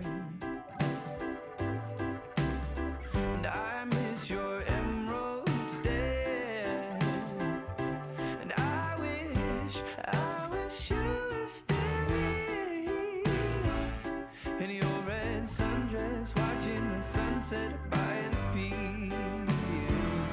In your red sundress, watching the sunset by the pier. Last summer, you were holding my hand.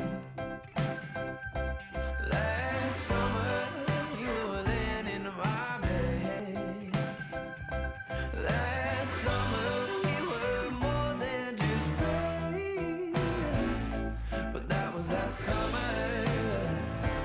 That was last summer. That was last summer. That was last summer. Like the changing tides, you have changed your mind. Now you are no longer mine. With tears in my eyes, I recall the times when I had you by my side.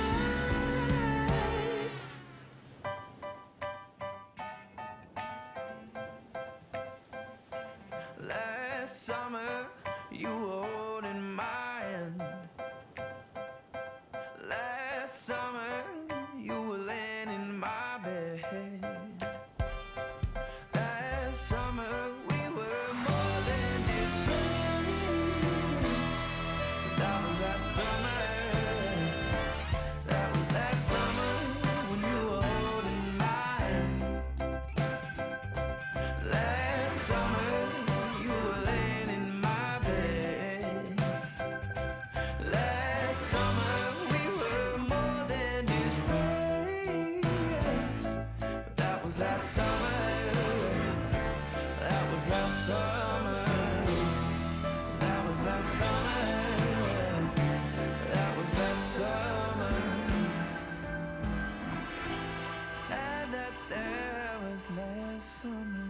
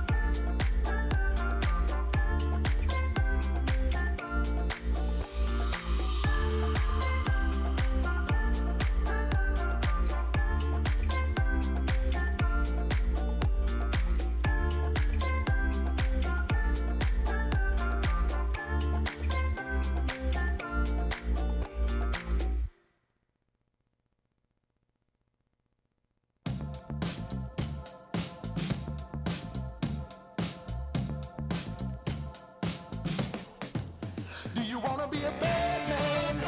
Yes, you do. Do you want to taste sweet salvation underneath the summer moon? Do you need another hand now? Yes, you do. Go see Miss Joseph down on Columbus Avenue. Down in the city, there's a place that never sleeps. You can see it all up past 57th Street. Music is hot and the drinking there's free. It'll turn you upside down before you count to 3. One, you're looking for a helping hand. 2, you need a friendly face. 3, feeling good you can barely stand. You're falling all over the place. 1, you're looking for a helping hand. 2, you need a friendly face. 3, feeling good you can barely stand. You're falling all over the place. You own it, they got it, they flown it, you bought it. Ow! Do you wanna be a bad man? Yes, you do. Do you wanna taste sweet salvation underneath the summer moon? Do you need another hand now? Yes, you do. Go see Miss Josie down on Columbus Avenue. Columbus Avenue. Ha! Go see Miss Josie down on Columbus Avenue. Columbus Avenue. Ha! Go see Miss Josie down on Columbus Avenue. One, you're looking for a helping hand. 2, you need a friendly face. 3, feeling good you can barely stand. You're falling all over the place. 1, you're looking for a helping hand. 2, you need a friendly face. 3, feeling good you can barely stand. You're falling all over the place. You own it, they got it, they flown it, you bought it. Ow! Go see Miss Josie down on Columbus Avenue.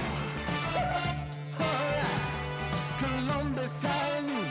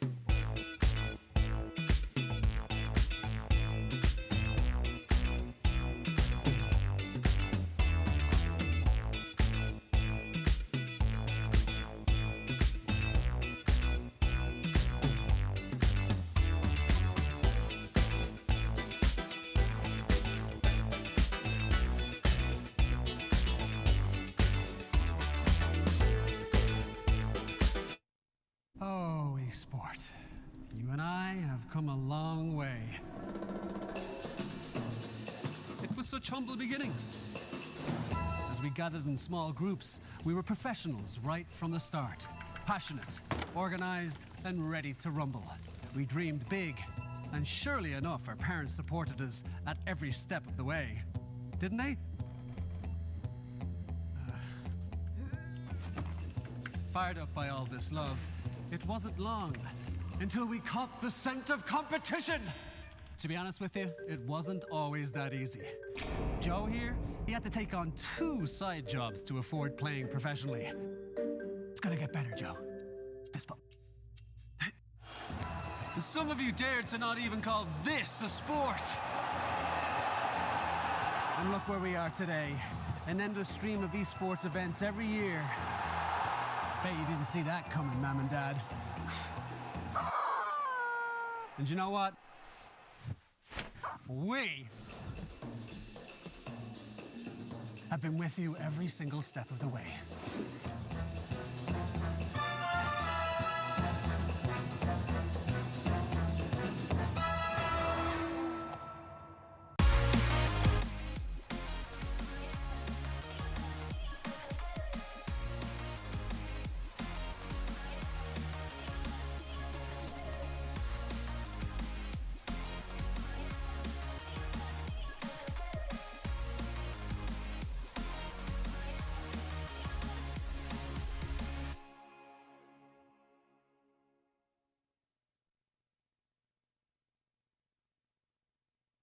Dream of working with people you watch on screen. Exclusive esports opportunities handpicked just for you. Candidate profile to raise above competition. Let 10GG handle routines. Make a step towards your dream today.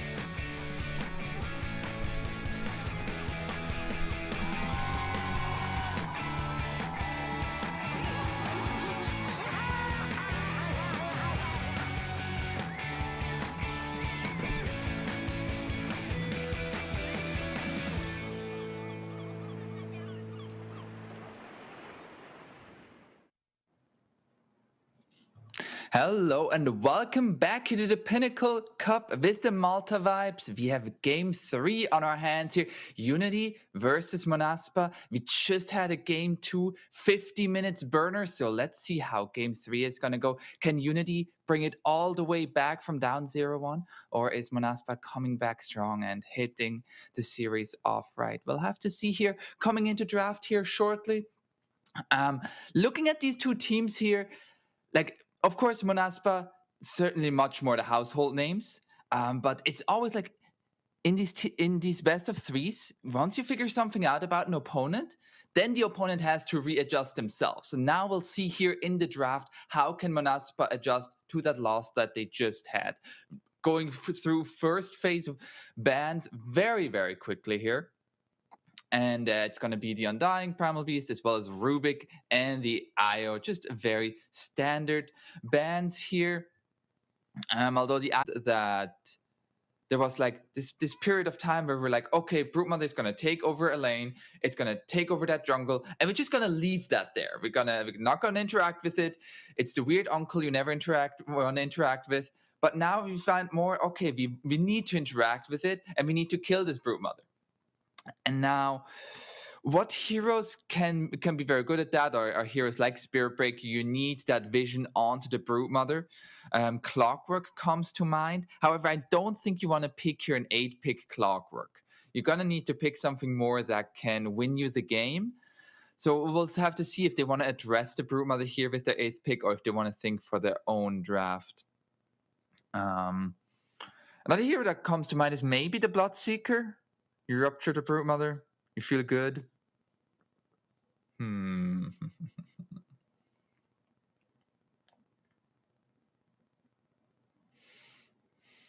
Taking a good amount of time here, the reserve time being used, and it is the Bloodseeker. Ooh, okay. Okay, so that can certainly, like, it's very good at hunting down the Broodmother and enabling you to get that kill onto the Broodmother. Now, it is a little bit lacking in stuns. You have Bloodseeker, you have Disruptor, none of them have any direct stuns. It is very nice to vision from Thirst together with Glimpse, of course. But, you know, how is this all gonna... Oh, the Snapfire feels pretty good at the moment. Given how fast these first phase bans went, it's really funny how the draft completely slowed down. The Tinker ban. Ooh, they really don't want to deal with the heroes. Yeah, I mean, I to be fair, I can understand you don't want to play against Broodmother and Tinker. That seems like a miserable. Yeah.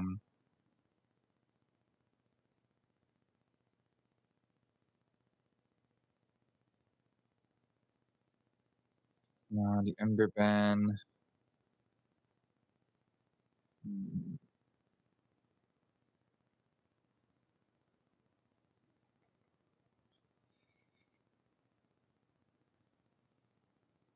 Right now, what I want from Unity is, like, they're mostly gonna pick the second support hero, and heroes that come to mind.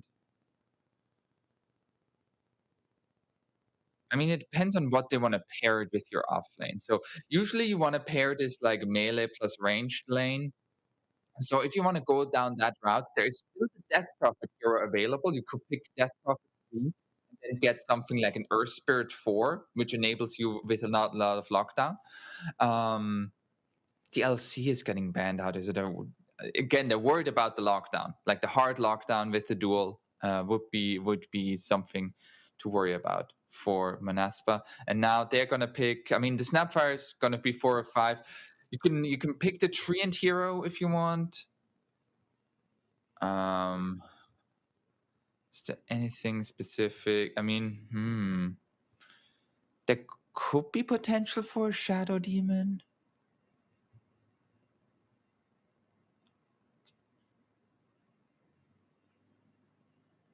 You have like nice save against the Static Storm as well as the Blood Rite, and the Rupture. Like you can actually just like disrupt the target that you got ruptured. I'll have to see. I would like to see some kind of save or something that can get away from the Glimpse easily. Lifestealer, Juggernaut, but then you're not gonna pick your carry hero here. You could also just go for like some strong lanes, like the Treant Protector. Oh, Gyrocopter. That's most like. I mean, it could be Gyrocopter core, but I think that's going to be Gyrocopter 5. Very very strong lane. Very high magic damage coming out. And now I wouldn't like a hero like Earth Spirit or Spirit Breaker because you're gonna get wrecked by this Gyrocopter. Grimstroke, okay. Double Rupture, double Glimpse. All the double combinations. Instant Grimstroke pick. It's another hero that can very easily or can help very well of hunting down the Broodmother as long as there's another enemy hero on close to the Broodmother. And the Storm Spirit. Okay, so this is a tough Broodmother game.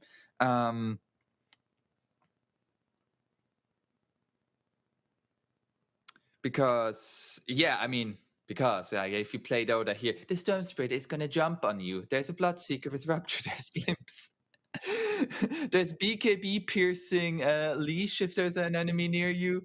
Ooh. Anti-Mage.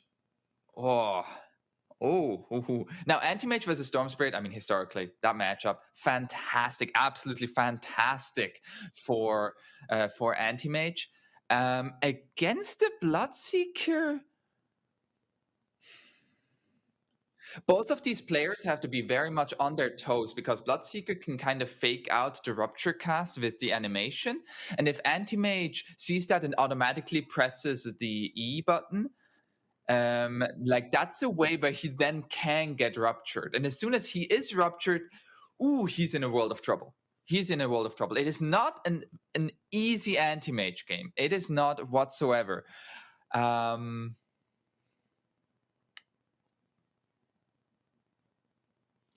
he 1v5 at some point in the game, though? I think the problem is right now for Unity is you have to address both the picks of the Anti-Mage and the Broodmother, which like both are want to just like the Broodmother is going to take over a part of the map, and you need to address that. At the same time, while you're addressing that, you don't want to leave the Anti-Mage farming. And Unity, they're going with the approach of if we're just killing them and getting more and more gold out of it with a Bounty Hunter, we're going to be great. So this is most likely going to be Bounty Hunter offlane with Disruptor or Grimstroke 4. And Monaspa are going to go for the mid-tiny, I would assume. Okay. Looking at these two drafts here, we have game 3 on our hands. We're about to get into it shortly. How are we feeling about the draft?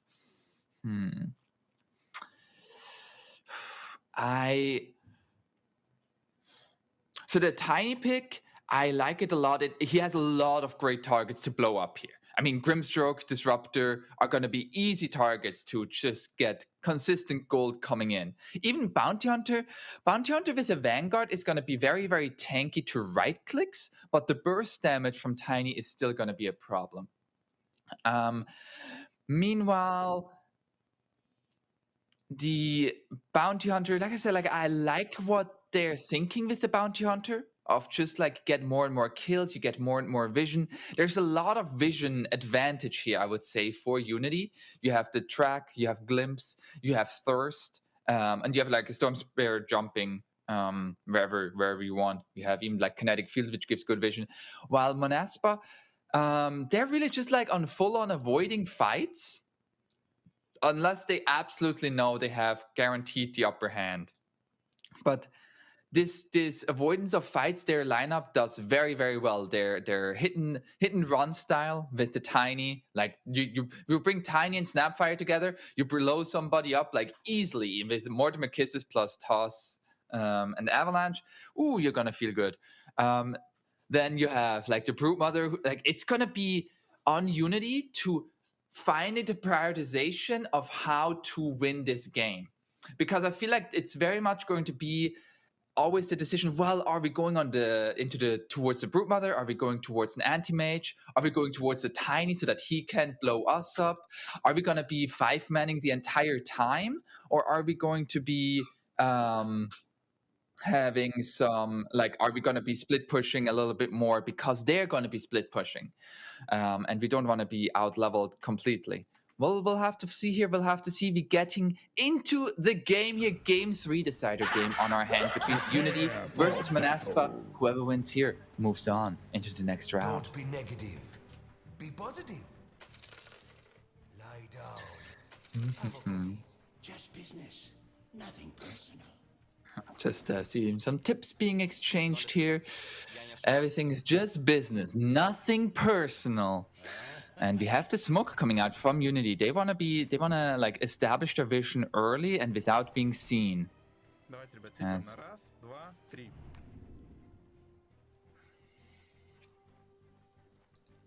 They call me the grandpa.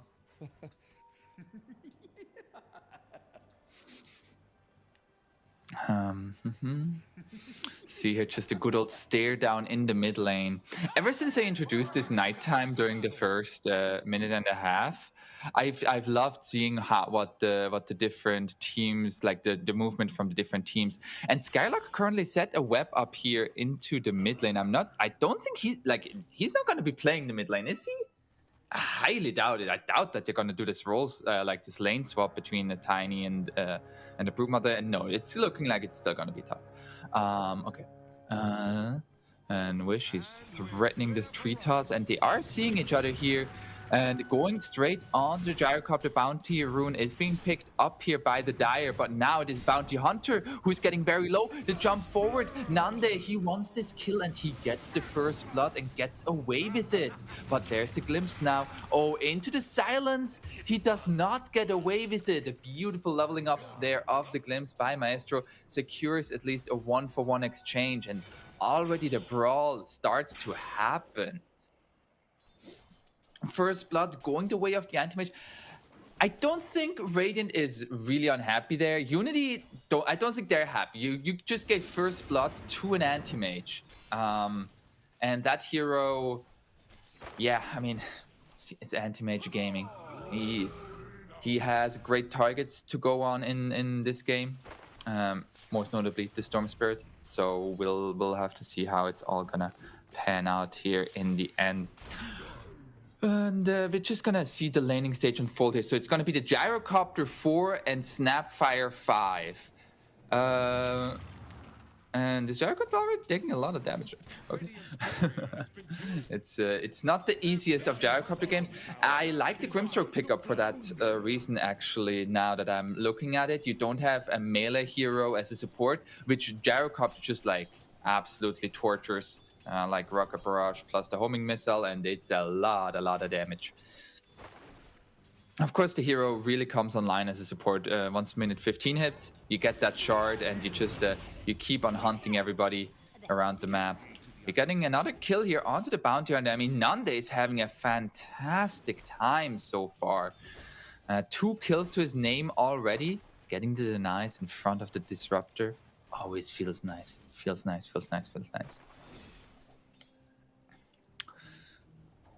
Seeing some pulling action going on.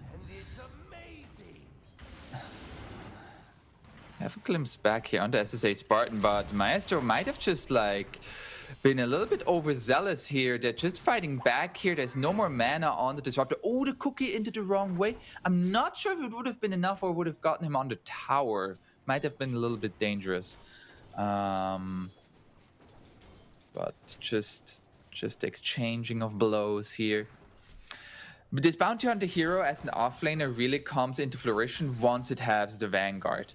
It really needs that Vanguard in order to like sustain itself in lane. Oh, that's going to be the glimpse. That's some good bit of damage there. This anti-mage just getting low. Are we going to be salving up? Nice. Oh, just cookie into it. But at the same time here, up top, we're going on to the Bloodseeker. But there's... Until you hit level 6 with this Broodmother, I don't think there's really too much kill potential there. Oh, the toss under tower there, but the creep aggro was still on the creeps. Nice movement there by Wish, trying to get the creeps out of tower range as quickly as possible. But Panda still more than enough health to survive these few tower shots.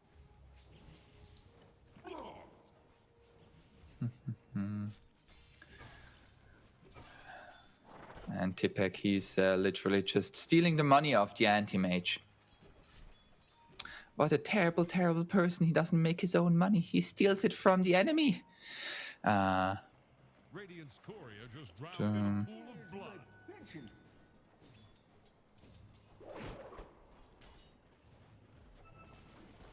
Now, looking like they might be wanting to go here onto the Broodmother. It is a tough kill to get because of the movement speed, of course. With the webs. But so like against the Broodmother lane, you either kill her early or you're simply resigned that like at level 6, level 7, you can't stay in lane anymore. If you don't have a level advantage, at level 6, level 7, the Broodmother is gonna kick you out unless you have like some very specific hero that can easily deal with it all. In the bottom area here, Nande, he's going heavy onto the Bounty Hunter. And now SSA Spartan coming in, but he's going to take a lot of damage. There's no mana for the Glimpse. And the cookie onto the Disruptor.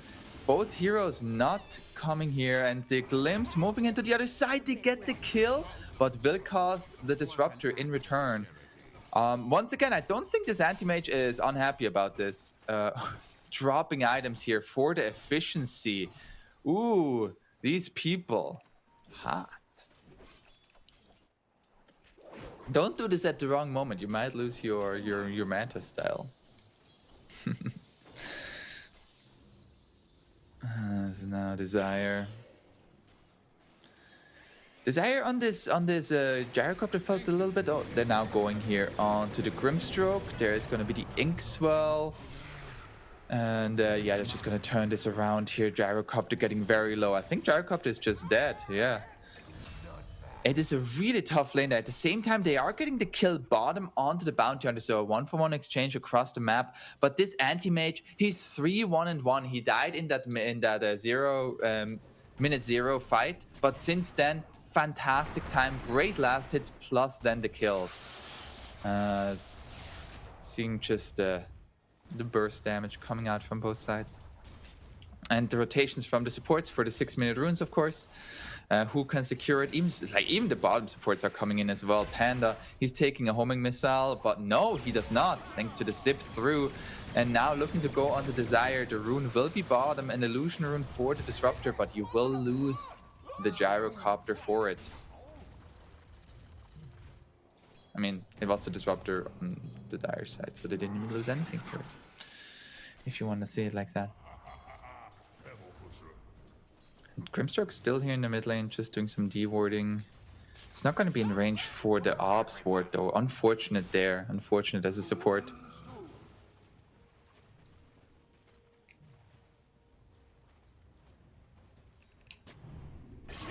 Oh, and there it is.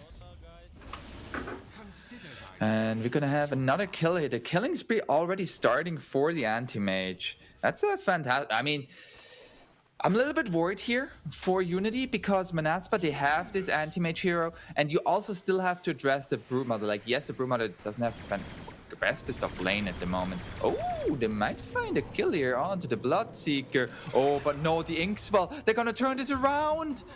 Oh, it looked so good for a moment. Oh, and he's just going further. He's like, yo, I want more. He's smelling the blood. Oh, there's gonna be a Rocket Barrage coming out. That's still too much damage. Oh, and Wish is coming in here. The tree toss, boom. And the homing missile, not gonna be enough. And with the silence, nice save there from the Bloodseeker. Saving his buddy in the best possible way. And Skylark actually went into the mid lane. Oh, he just got glimpsed back. Oh, no. You love to see it. Oh, it feels so good when it happens as a Disruptor. Oh, Scar, he's gonna... Yeah, he's dead. He's dead. Wish is going to find him here. He doesn't have mana, actually. Oh, no. Wish. Oh, no, he misses the avalanche. Oh, no. Oh, no. And this dive, it should have been an easy Bloodseeker kill.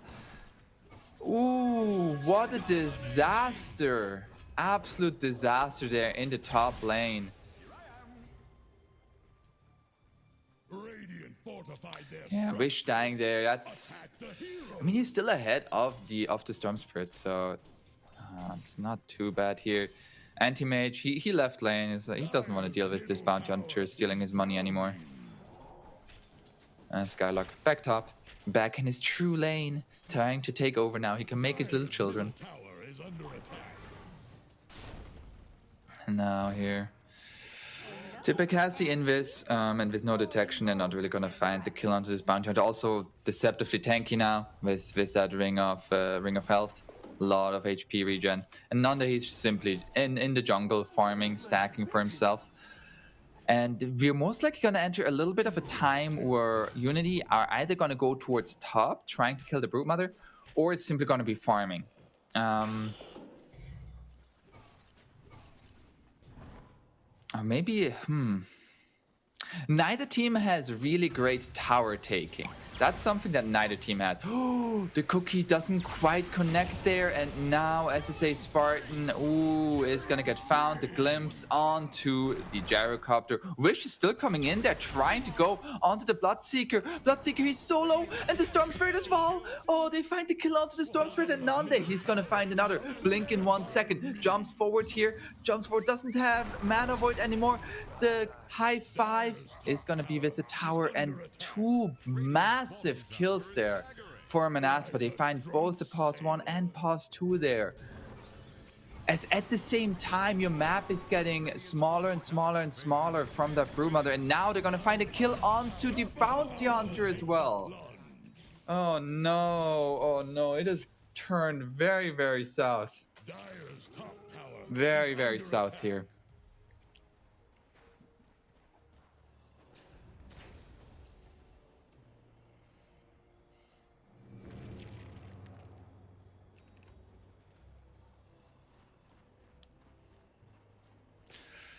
So, you just lost all 3 of your cores in the span of about 1 minute.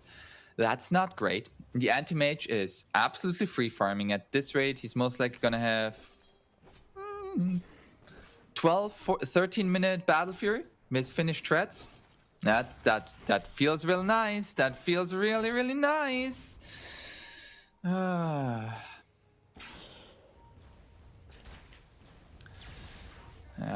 the only good part here for Dire is they have not lost any towers to this Broodmother yet, so that's really nice. That's great.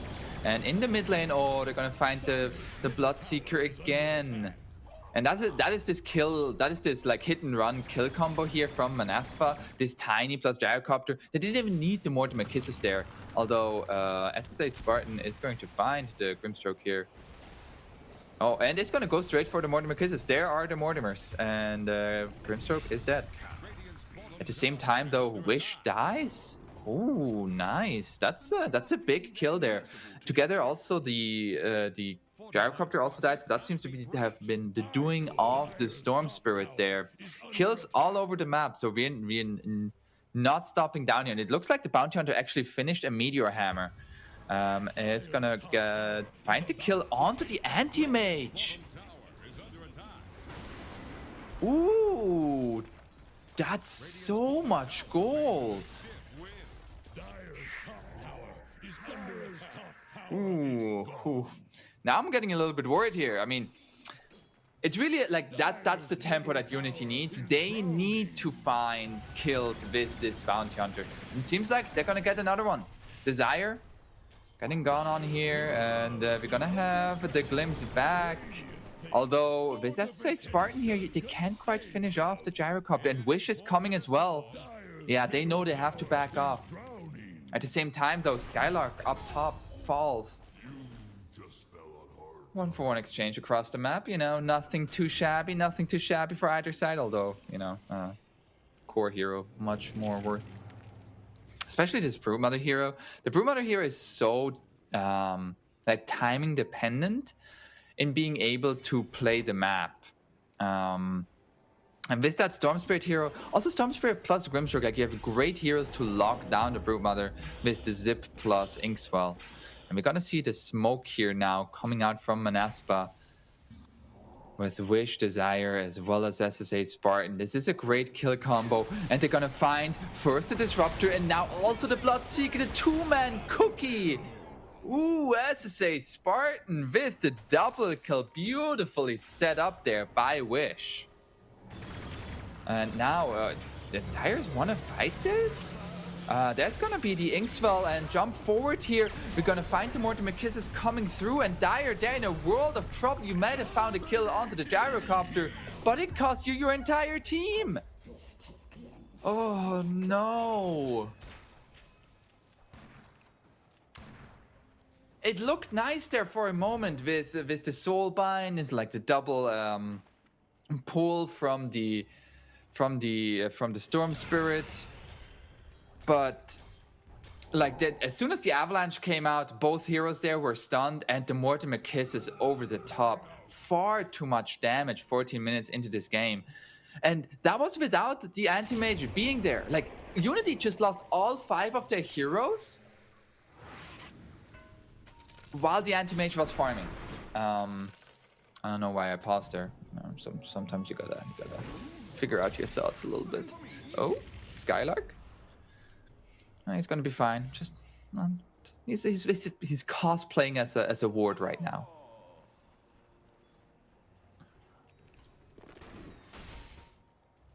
It's now the smoke here coming out from Unity. They want to find kills with the Bounty Hunter right now. The supports are smoked. Bounty Hunter can go invis. And might be finding this gyrocopter. Oh, he sees the disruptor. Yeah, they're gonna find another easy track kill there. It's nice money. At the same time, though, they want to fight this. Ooh, there's gonna be the kill already onto the disruptor. Soulbind coming out onto the 2 cores, but do they have enough damage to lock him down? Anti-Mage even comes in here and just finishes him off. T-Pack, a nice Meteor Hammer, but where, like, do you have anything more? Trying to run away with the Invis. Oh, the Avalanche catches. Oh, not quite enough damage, and they didn't have any more dust. Oh, and this Anti-Mage is showing up to the fight. Oh, the Mortimer Kiss is gonna be committed. Okay.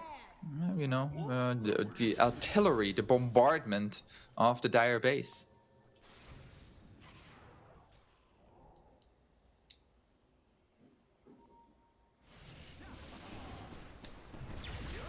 As now, SSA Spartan. He was the artillery, he has been found, and he has been killed. At the same time here, gonna find a second kill. That's still a lot of damage under this Bloodseeker. That's just a support here. And Wish actually coming in here with the toss, finds the kill, and finds the sweet, sweet double kill. Ooh, I mean, beautifully set up there by the gyrocopter. It looks like just an easy pickoff for Unity, but in the end, it wasn't easy at all. And Skylark, oh, he walks out of the Static Storm and the Meteor Hammer, comes back in with the Glimpse and with the track. They're gonna find the kill. As now Nande comes in though, and boom, the Mana Void destroys this Storm Spirit. Panda not allowed to play against the Anti-Mage hero. And Nande, he's just looking. He's like, yo, I know there's somebody here. There's somebody here. I want more. I want more. More kills. More. And he gets him. And Monaspa kinda starting to run away with it here.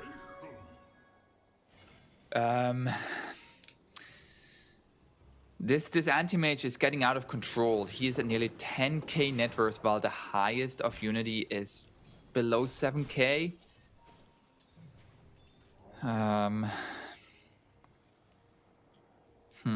Just gonna have here a quick look at this recap. Here, this looked like a good fight at this moment here, but then there's Wish coming in.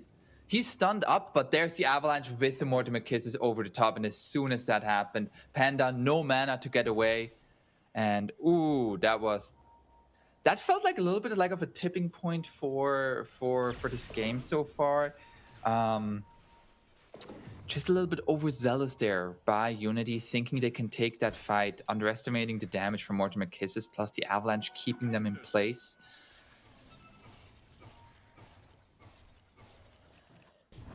Now, still looking for more kills here, of course. Bounty Hunter looking for an Anti-Mage hero. But Anti-Mage is just farming his good old ancients. Oh, Philistone, free money. Which support is going to get it? Most likely the Snapfire, but actually maybe the Gyro. Dire, they have all 4 heroes up top here. Yeah, Nande doesn't want to show. There's none of the Dire heroes really showing on the map, apart from a Grimstroke bottom, which like seems odd in and of itself. And yeah, now there's the Bounty Hunter, and they don't see him at the moment though. Invest up and still holding that high ground position there as Skylark. And T-Pack, he's looking, trying to find them. There's the dust coming out. Panda, he sees Skylark, and the Mortimer Kisses are coming out here, going straight for Panda. Panda gets the zip out, and the Avalanche doesn't connect. Now turning this around here onto Wish. Wish is too tanky. The Cookie comes through, going on to Panda. Panda, another zip away. He will survive. And at the same time, they find the kill onto Skylark. A 1-for-1 exchange across the map, but Wish, he wants more. Finds the Bloodseeker with another jump in here. Wish weaving in and out, and he's looking for more. He is going at Maestro, and Maestro is going to fall. SSA Spartan getting a little bit low here, and the jump forward here by Panda. They at least find the counter kill. And oh, Desire, you're in a little bit in no man's land there. That's a double track kill for Unity. But you lost your core again, and I hate to be a broken record here, but Anti-Mage is farming. He's been farming. Oh no! Oh no! Panda! Panda! Panda! It seems so easy at this stage of the game for Monaspa. Like Wish has been an absolute menace. Him being able to weave in and out of these fights, finding multiple combos of the avalanche toss, just fantastic for him. Finds another quick kill there, and oh, they're also gonna find the bounty hunter here. He is pretty fast, and the homing missile with the toss is gonna be enough. And Skylark, oh no, he's coming. Brood Mother's coming. Brood Mother's coming. Mice is like, please, please stop. Da-da, da-da, da-da, da-da, da-da, da-da, da-da. Yeah, Mice just it. You know, he let him a little bit of on a goose chase. Oh, Panda. At least, okay, they found a 1-for-1 there. Okay. That's not too shabby. Anti-Mage has finished the Manta style. Okay. Meanwhile, the Bloodseeker working on the BKB. I mean, you really need that BKB because the damage from this tiny combo is far too much. Like, it feels like everybody on the side of Unity is just getting blown up time and time again. As now, oh, jump forward here by now. It's gonna get static stormed though. Mortimer kisses over the top, and there's just not enough damage.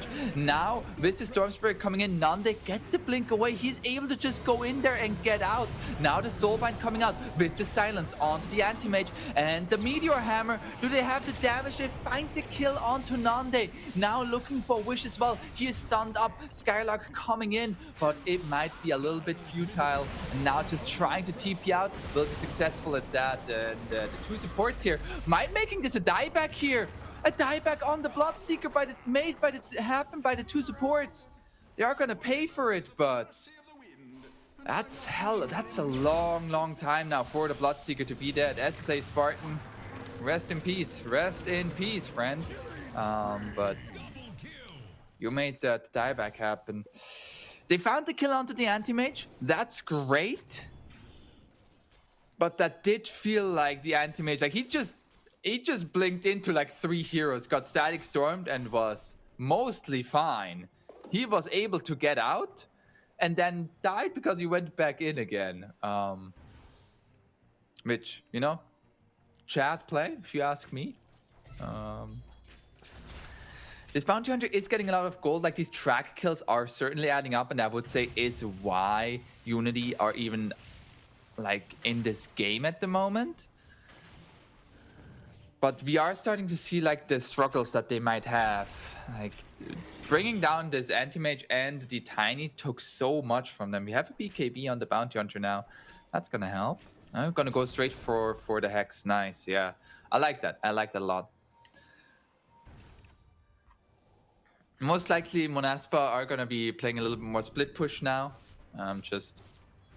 Your Anti-Mage died, you're like, yeah, like let's farm a little bit more on him. He has a Basher finished. Oh, that's gonna be the Glimpse. And finding a quick little pickup there onto Skylark. It's another track kill.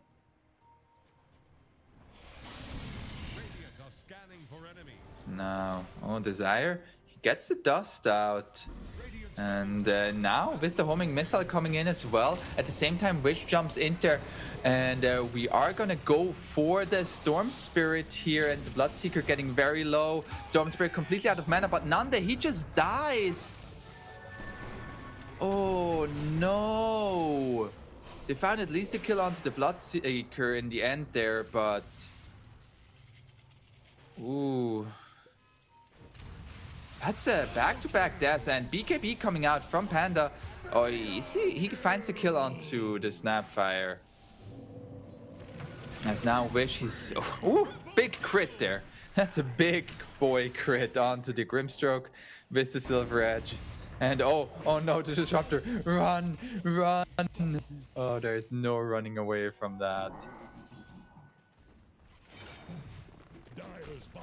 So in the end, Unity lost again of quite a few heroes. They found the kill onto the anti-mage though. But now, like, just Wish is gonna become your problem. Like it's either gonna be like the anti-mage is gonna become really your problem, or Wish is gonna become really your problem. Not really sure which one is worse.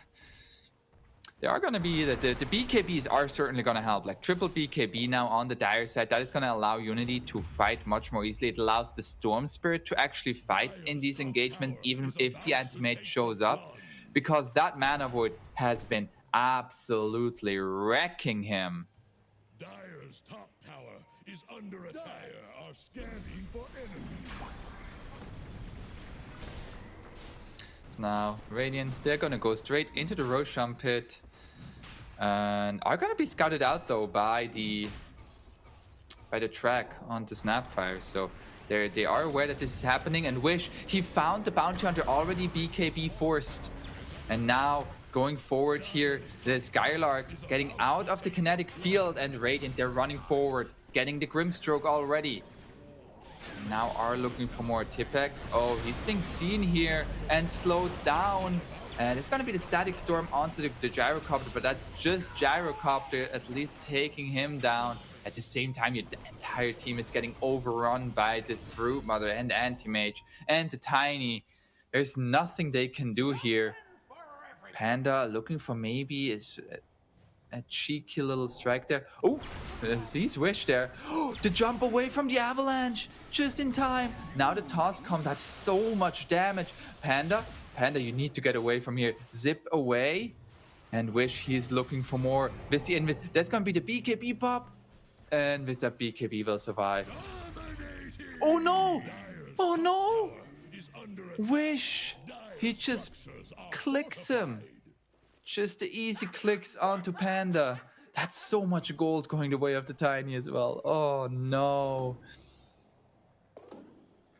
And it is all just kind of running away here.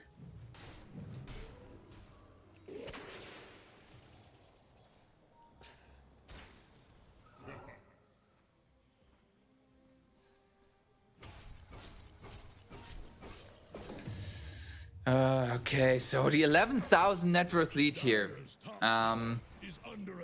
As Dire, it does feel like they feel like in this game state they can't really do much apart from run at the enemy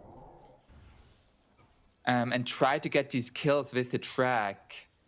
Because I feel like they're aware that like they're not gonna outscale this anti-mage, not if they have a Storm Spirit. Like BKB is nice and all, but at some point it's just gonna be far too much. And there's the Disruptor already dead. Like Wish is just absolutely wreaking havoc. His Tiny pick was so nice for the mid lane.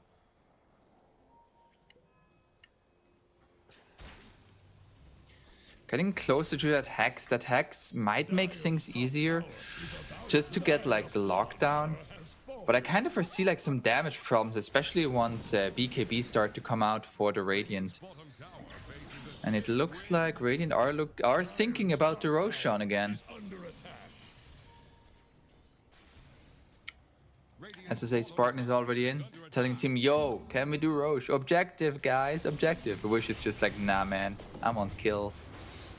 I'm gonna kill some heroes.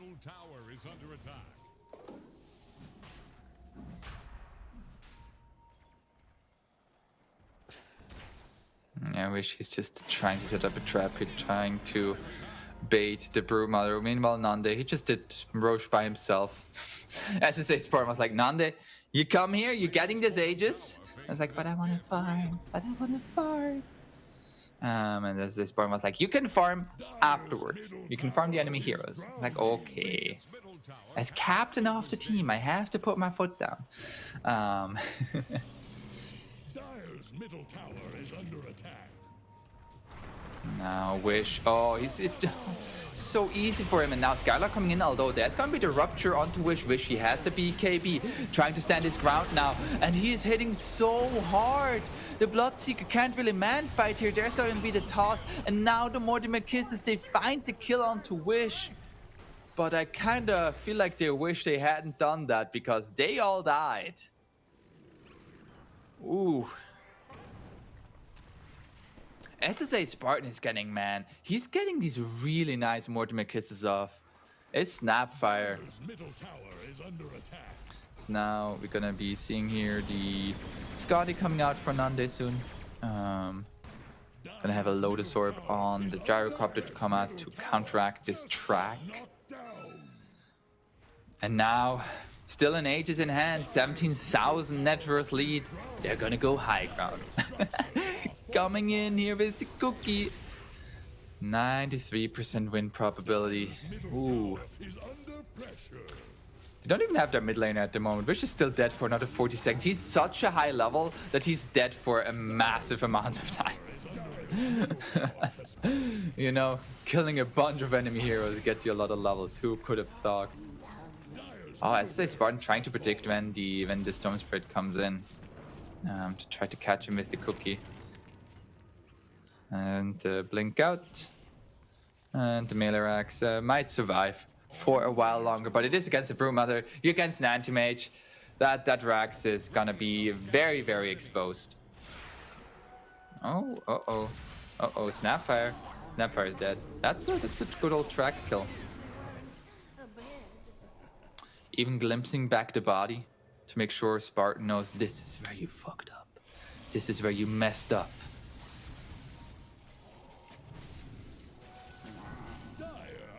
So now we have an Aghanim Scepter on the anti-mage.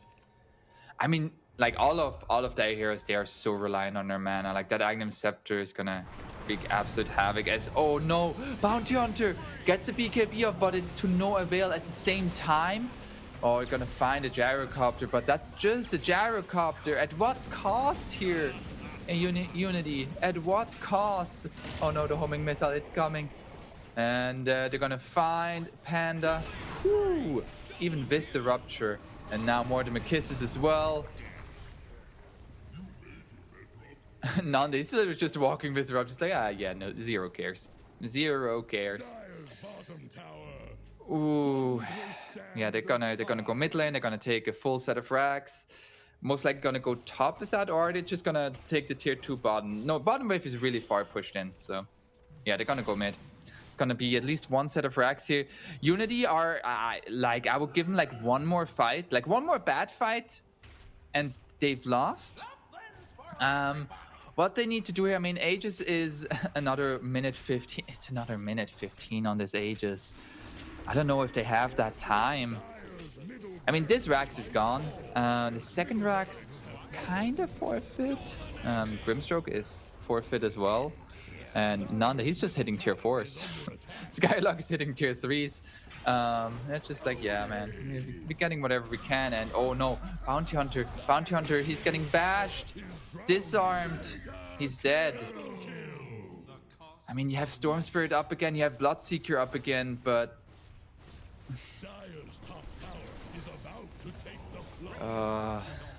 that's gonna be a glyph. Storm Spirit is just trying to push out these waves, trying to make the backdoor protection come in, but top wave is still there. They're getting a second set of racks. And Skylark, he's just hitting tier 4s together with the Snapfire. And 5 seconds for the Grimstroke. We're gonna have one final stand here. Unity, can you make the dream happen? Can the magic happen here? SSA Spartan, he's already teasing them in their fountain. And they're actually gonna back off. Okay, so they're not gonna force this any further. They're looking for the tier 2s. As Unity have all 5 of their heroes. This is Hail Mary. This is, you throw it together, you make it happen. The dream has to come true here. How will it be? Jump forward here, going straight on to Wish here, together with the Electric Vortex. This would be a fantastic start here. They're finding both of these kills. And nothing in return for Monaspa. Now the glimpse back. Skylark, he's caught out of position. And Nande, he doesn't have Aegis anymore. He's getting caught as well. Is this the comeback here? Nande, oh no, he's starting to hit back. He's starting to hit back. He takes out the Bloodseeker. Oh no! I mean, it's a 4-for-1. It's really nice here for Unity, but Nande, he's literally just waiting up there. He's like, yo, anybody want to come up here? Yo. Hey, I don't have a team anymore, guys. Anybody want to come at me? Anybody want? Oh, it looked so good. Yeah, still. You know, it's a 4-for-2, and the one that have gotten 4 kills have to like go back. That's kind of tough. Nande is just an absolute fucking raid boss at the moment. Massive.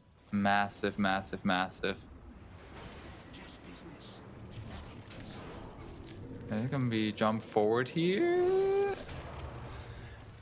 No, it's just the Agnum Scepter. Once more set of right. I mean, like, overall, that wasn't a bad hold for Unity. They got 4 kills. I believe nearly all of them were tracker kills, so that's a lot of gold. A lot of gold. At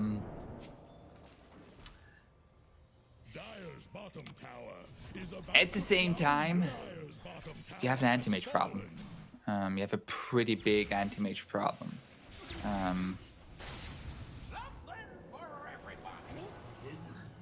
Going for an Agnum Scepter. That Agnum Scepter is going to be real nice if you can get to it. I mean, the Dark Portrait of the Anti-Mage feels really nice. Can definitely hurt the Gyrocopter especially, and Snapfire. Actually, even the Tiny. Tiny is at level 25. Tiny has a Moon Shard. Okay. Tiny has a Moon Shard. We're in that kind of game now, are we? And now they are looking for the Megas. It's gonna be the track onto Skylark. And I mean, we have the Lotus Orb on him. Oh, okay. Getting some toss out. Oh, that's the Agnum Scepter. Okay, we have Agnum Scepter. Is this gonna turn the game around? Is this going to be the game-deciding item? We're gonna jump forward here onto the Bounty Hunter. Bounty Hunter has a BKB.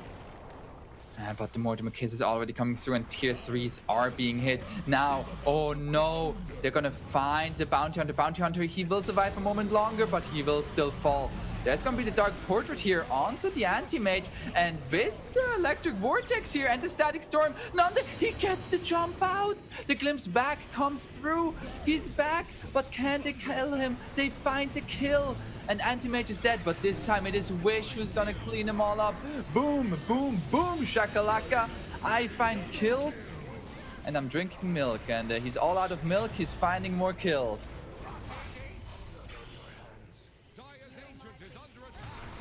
Oh no. Oh no. Now they're diving the fountain. It's not looking good. Ultra kill. Give him the rampage. Yo, Nande. What's that? You just took the rampage away.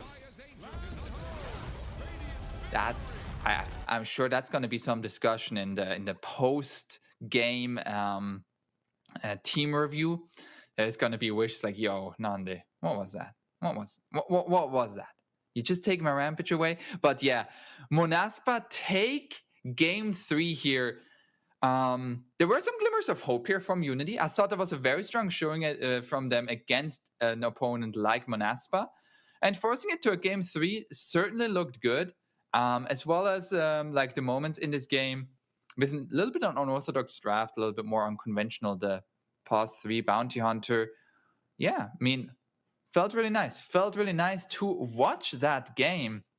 Now, we are not done here today at the Pinnacle Cup Malta Vibes. As you can see to my side here, we're going to have Team Ukraine versus the Oversight coming up here relatively shortly. So we're going to have a little bit of a break here. So maybe grab a little bit of something to drink, a little bit to eat.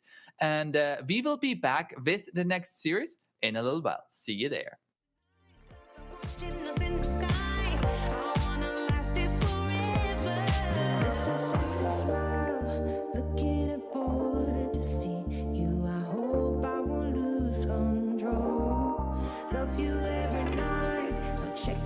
Time, just us loving you all night long. I can let you go, baby. It's the right way. I'll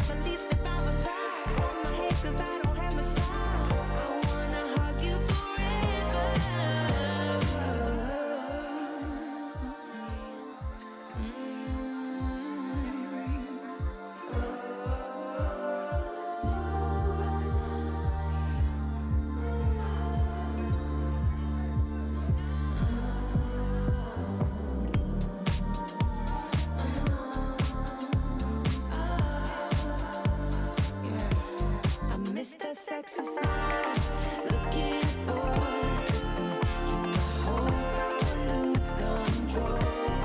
Love you every night, not checking the time, 'cause I'm loving you all night long. I miss that sexy smile, looking forward to see you. I hope I will lose control.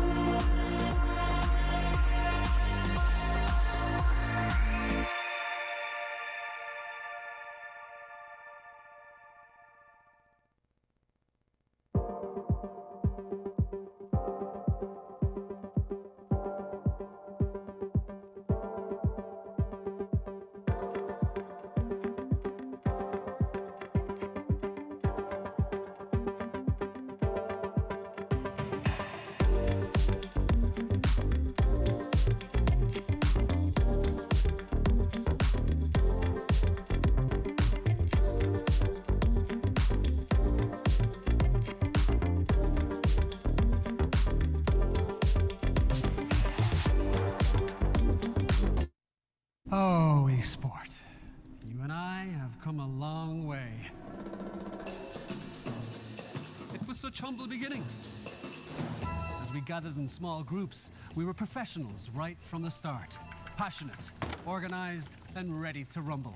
We dreamed big, and surely enough, our parents supported us at every step of the way. Didn't they?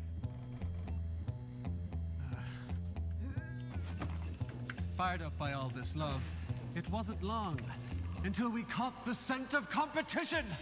To be honest with you, it wasn't always that easy. Joe here, he had to take on 2 side jobs to afford playing professionally. It's gonna get better, Joe. Some of you dared to not even call this a sport. And look where we are today. An endless stream of esports events every year.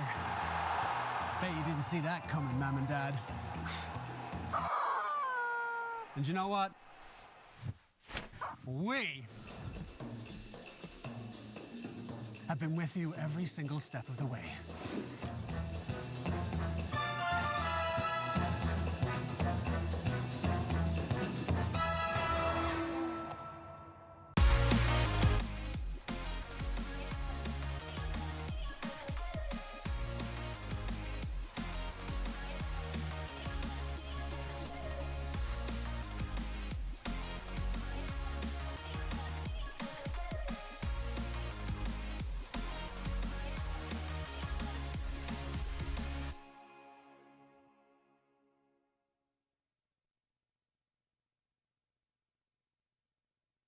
Dream of working with people you watch on screen. Exclusive esports opportunities handpicked just for you. Candidate profile to raise above competition. Let 10GG handle routines. Make a step towards your dream today.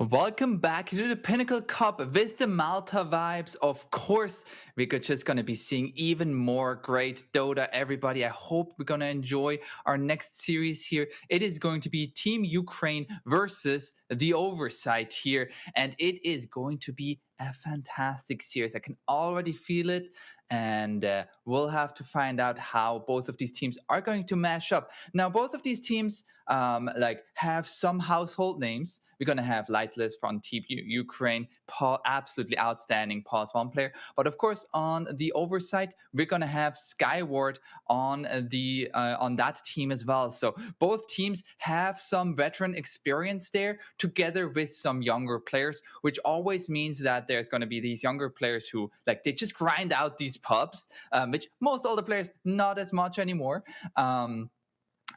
But they're going to be led by that experience from those players who have been in the scene for 5, 7, 10, sometimes even 15 years. And so we'll have to see how that is going to reflect in the strategy, in the draft, and in the entire series. Also, of course, with these younger players, it is always you're playing a best of 3 series, which is a very different vibe than just playing your pub or playing a best of 1. Suddenly there's you're going to have that meta that is going to develop in your best of 3, as well as the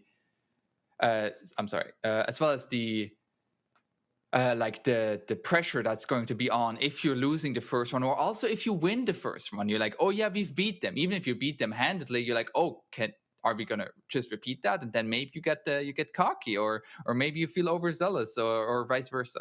We'll have to find out here with our next match. Of course, the winner of this is going to go up against Monaspa. So even if you win this series, your next opponent, like we just saw them beat Unity, which, again, Unity took one game off of them. That was really nice for them. And we're just going to take a quick look here at our bracket here as it's all going to pan out. We see here Monaspa just played Unity, beat them 2-1. Our last series of the day, Team Ukraine versus the Oversight, then going up against Monaspa. Whoever wins there going to go up against Boom, another very strong. Like, if you win on Team Ukraine versus the Oversight, you have another massive challenge and then another massive challenge. We also saw earlier today we had D2 Hustlers and No Sorry take their series 2-0, easy peasy, lemon squeezy, as the people might say. No idea who says that. I don't know why I said it like that, but you get there at some point. Yeah. Now, looking at we're going to see the second part of the bracket here as well. That's going to be, I believe, what's going to be played out tomorrow. Let me take a quick look at the schedule. Yep, that's going to be played out tomorrow. And we're going to have like those 4 best of 3s going tomorrow. Personally, my favorites there are certainly Balrogs and Into the Breach. Although Dark Side, could be a little... could be a little bit of a dark horse there as well. Excuse the pun. Okay, let's just add to this something here real quick. Okay. As we have here the third part of the bracket, the Dog Champ Rooney versus Rooney. That's interesting. And we have Alliance coming in, and Navi Juniors, KZ Team, Cybercats. And there's also going to be OG, the good old Tops and Zep stack coming in there at the invited slot, coming into the semifinals there. And in the end, wonder who's going to make it out of there. Hellraisers look really good. Are they better than old G is going to be the question. I don't know. But we talked about bracket here, but now we're going to be talking about draft, because that is what we're really here for. We have Team Ukraine versus the Oversight. We are here in a new best of 3, and we're going to start right now. Another Rubik ban. Here are just too strong right now. Just a little bit too strong. We're going to ban out the Lycan. No zooing here, please. And the Broodmother. So, instant. You see one team ban out Lycan and Broodmother. They're like, we don't want you to have these push liners. And then the enemy just first picks Nature's Prophet. Feels bad, man. As Team Ukraine. Now, this is a first pick Nature's Prophet. Could be core most. Like, we haven't really seen Nature's Prophet support anymore. But anything can be happening in Dota.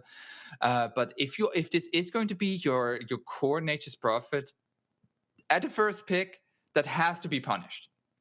For Team Ukraine, you're gonna need to find some punishes here for the Nature's Prophet. The big hero that come to mind are Spirit Breaker and Spectre. Primal Beast, another one, very easy to get on top of the Nature's Prophet, easy to destroy those trees.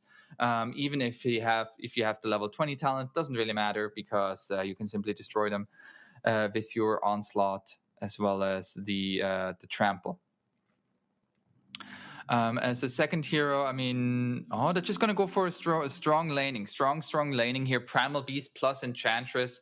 Neither really giving away where they're going to go. Like, this could be already their offline duo. A 3 Primal with a 4 Enchantress. It could be a 5 Enchantress and a 4 Primal. It could be a mid Primal. So very, very flexible there. I like this opener. Not too much against the Nature's Prophet yet. And the Oversight are going to immediately go for the Pangolier, and now banning out these counters to the Pango. Maybe seeing in the... there's the Bloodseeker ban. Yeah, I'm blind. It was already there. As now seeing here. So the Oversight...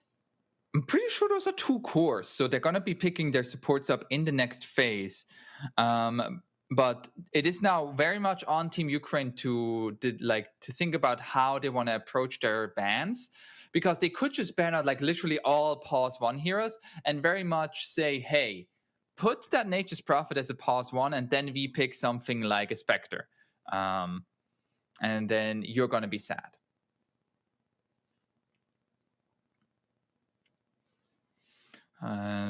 Now, what's going to be the next ban here? Team Ukraine. Going to ban out the Morphling.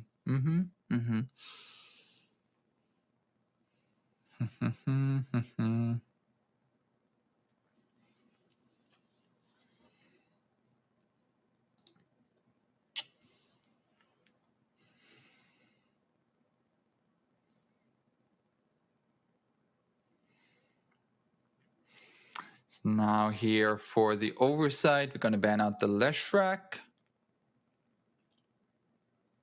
So the Leshrac ban makes me think they want to go for some illusion hero.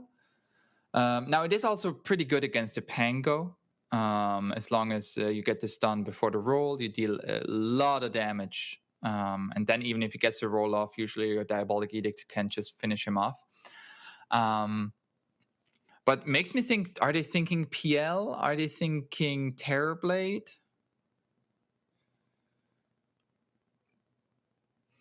I think I would like a PL more than a Terrorblade. I feel like Terrorblade, you really, especially early on, you can really struggle against the Enchantress. And if the Enchantress has a good game, you get these high levels in Impetus as well as Enchant. And you just wreck through that Terrorblade with that pure damage, as well as taking an illusion off the Terrorblade is really, really nice for the Enchantress. While for a PL illusion, while still being good, not the worst. And Lifestealer ban, okay. And gonna go, wait. That's the wrong team there. The oversight has to play against the Dark Willow. That seems like the biggest oversight right there. But okay, so it's most likely Enchantress 5, Dark Willow 4, Primal Beast 3, I would say. Not really too much lockdown. It's really all on the Primal Beast and maybe Enchantress creeps. You have great team fight with the Dark Willow, though. The Terrorize, as well as the kill potential. There we have a Clockwork. The robot man coming in hot.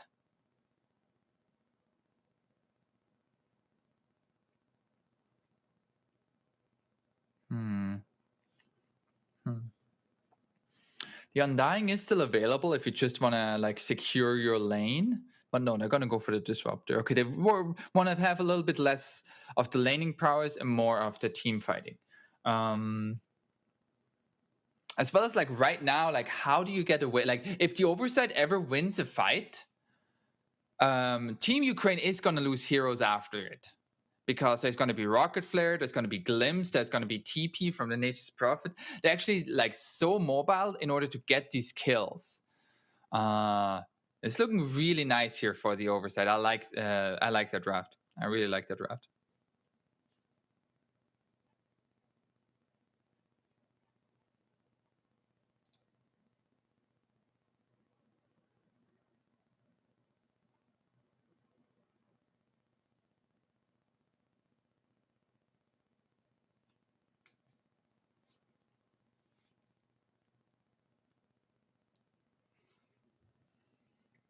We have the OD pick. Okay.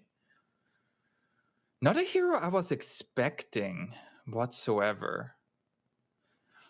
So why are we going for an OD pick here? You can save against Static Storm.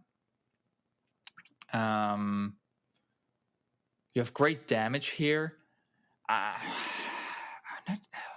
don't like this. I don't like the OD pick. I want to see how it's going to turn out in game, but you're going to need, I feel like you're going to need Meteor Hammers. I mean, we are in the Meteor Hammer meta, so that at least makes sense. You're going to need Meteor Hammers to really have some solid stuns, because right now I really only see the Primal Beast here as being something reliable. Meanwhile, on the Oversight, I just feel like their lineup just feels so easy and nice to play. It's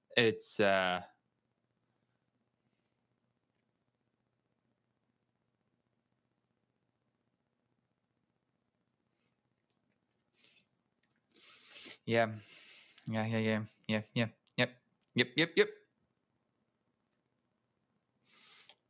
So if you're thinking about that, what does Team Ukraine want? So what do they want from their carry? They want maybe some more lockdown. Tower damage. I mean, it depends if you're going Meteor Hammer on the OD. If you're going Meteor Hammer, I feel like you're okay-ish, but you might want a little bit more.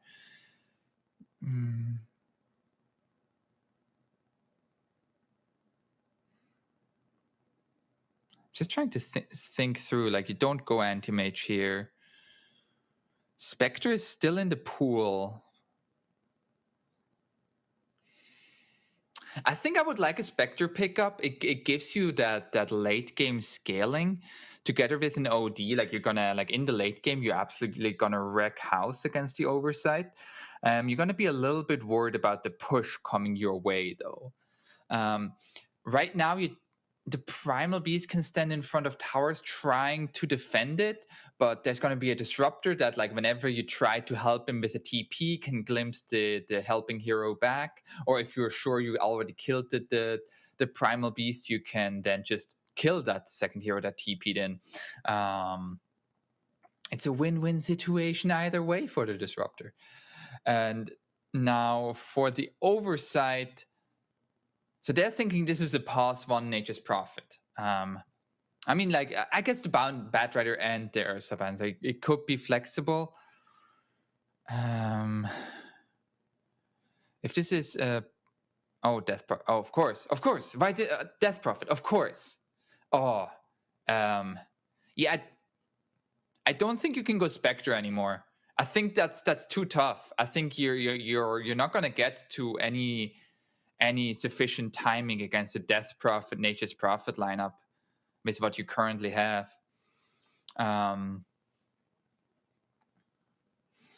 Drow. It doesn't feel nice because your pause 5 is ranged as well, but they're gonna go CK. Okay, burst damage, high burst damage here. Okay, so instead of, like, trying to go for more late game scaling with the Spectre pick that I said, they're going for more just, like, straight on fight head on. And I like that much more. I like the CK pick here. And so looking at the full draft here, this is game 1, of course. It's a Skyward Nature's Prophet plus a Death Prophet. There's a lot of pressure on this last pick CK. However, it is a last pick CK in a game that looks pretty good to just blow up heroes. Together with an Enchantress in lane, I'm a little bit worried here for the Death Prophet plus Clockwork. That lane is certainly the one that I would be looking for Team Ukraine to go really, really well. I'm still kind of unsure about the OD pick in this game. Yeah. We'll have to find out here in game 1 between Team Ukraine versus the Oversight, where the Oversight is on the side of Team Ukraine. Have a tooth on the Disruptor here as we head into game number 1 here. Let's see some Dota action. We're starting off with a smoke here on the Radiant side. It is going to be fantastic. It's too late. It's already in motion. It's too late. It's already walking towards top here. CK is still going bottom, so not looking for any level 1 shenanigans. Looks like both teams are just gonna be safe and sound on either side.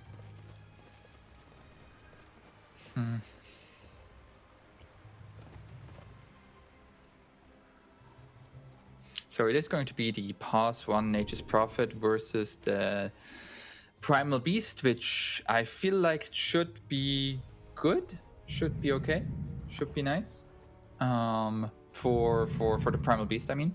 I don't think they're really gonna struggle in that lane. Not really the strongest laner with the Dark Willow, but they're gonna be like a... the thing that I didn't really consider that now that I'm thinking about it, there are no real like long CDs on the side of Team Ukraine.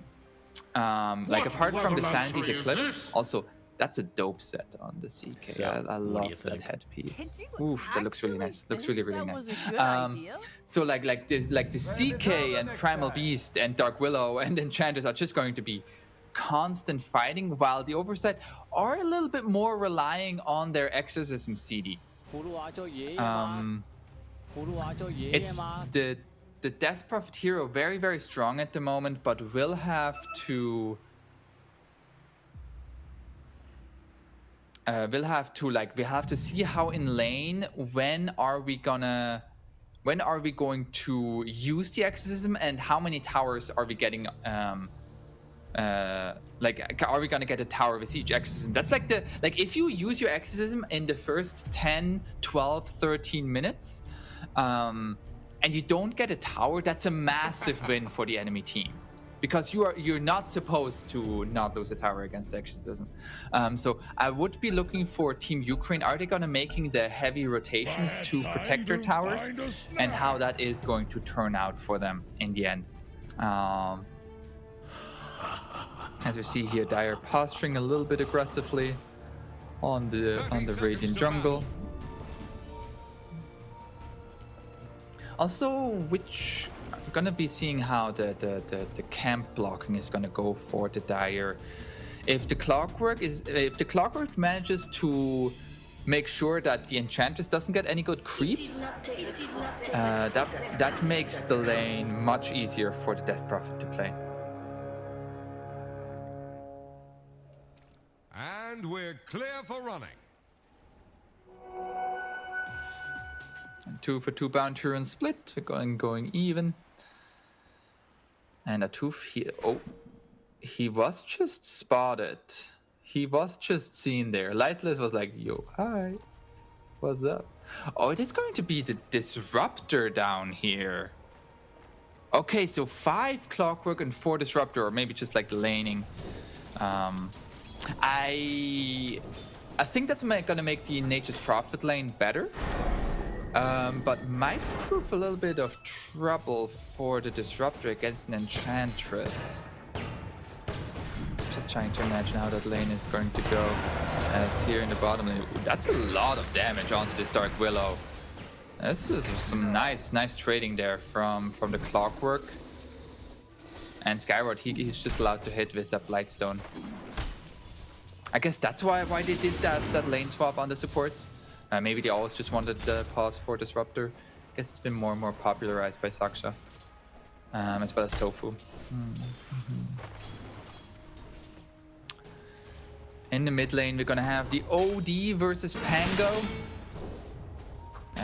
Mid lanes are now notoriously like all mid laners are just like, can we please make the mid lane interesting again? Because with water runes, everybody just gets their farm. Right now, it's gonna be very even. Level 1 Impetus. So we're just gonna be right-clicking here. Agnard, oh, he's gonna have a fun time here. You're gonna see the rainbow coming through. How is the mid lane? How is that mid lane for an OD? For the OD, it should be really nice.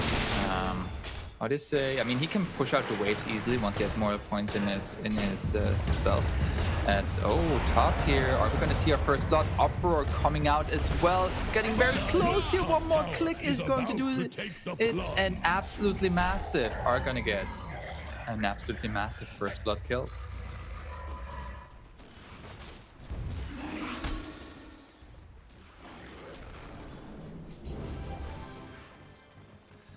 So we see here now a pull happening and the glimpse back actually. Egnar is just dead, doesn't have any points in the healing. The Fairy Fire comes out, but Cry is gonna take that kill.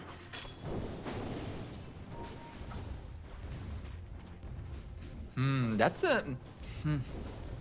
mean, the CK is farming nicely. But I feel like they do kind of need to have a really good lane on their side with an Enchantress CK.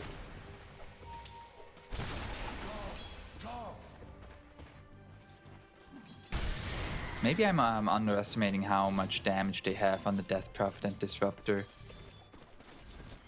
I thought an Enchantress would have an easier time there, to be honest, but I guess with Glimpse and both ranged heroes, and then you have Death Prophet just being the Death Prophet hero.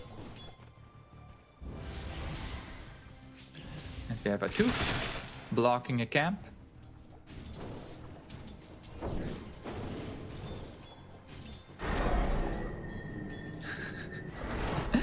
Oh man, laning against OD is some very, very obnoxious stuff. You want to walk up to get a last hit and he just puts you into the cell. Oh, it feels bad, man. It feels bad. There's going to be the Glimpse on the Enchantress again. That's a lot of damage, and Egnard is just dead again. Yeah.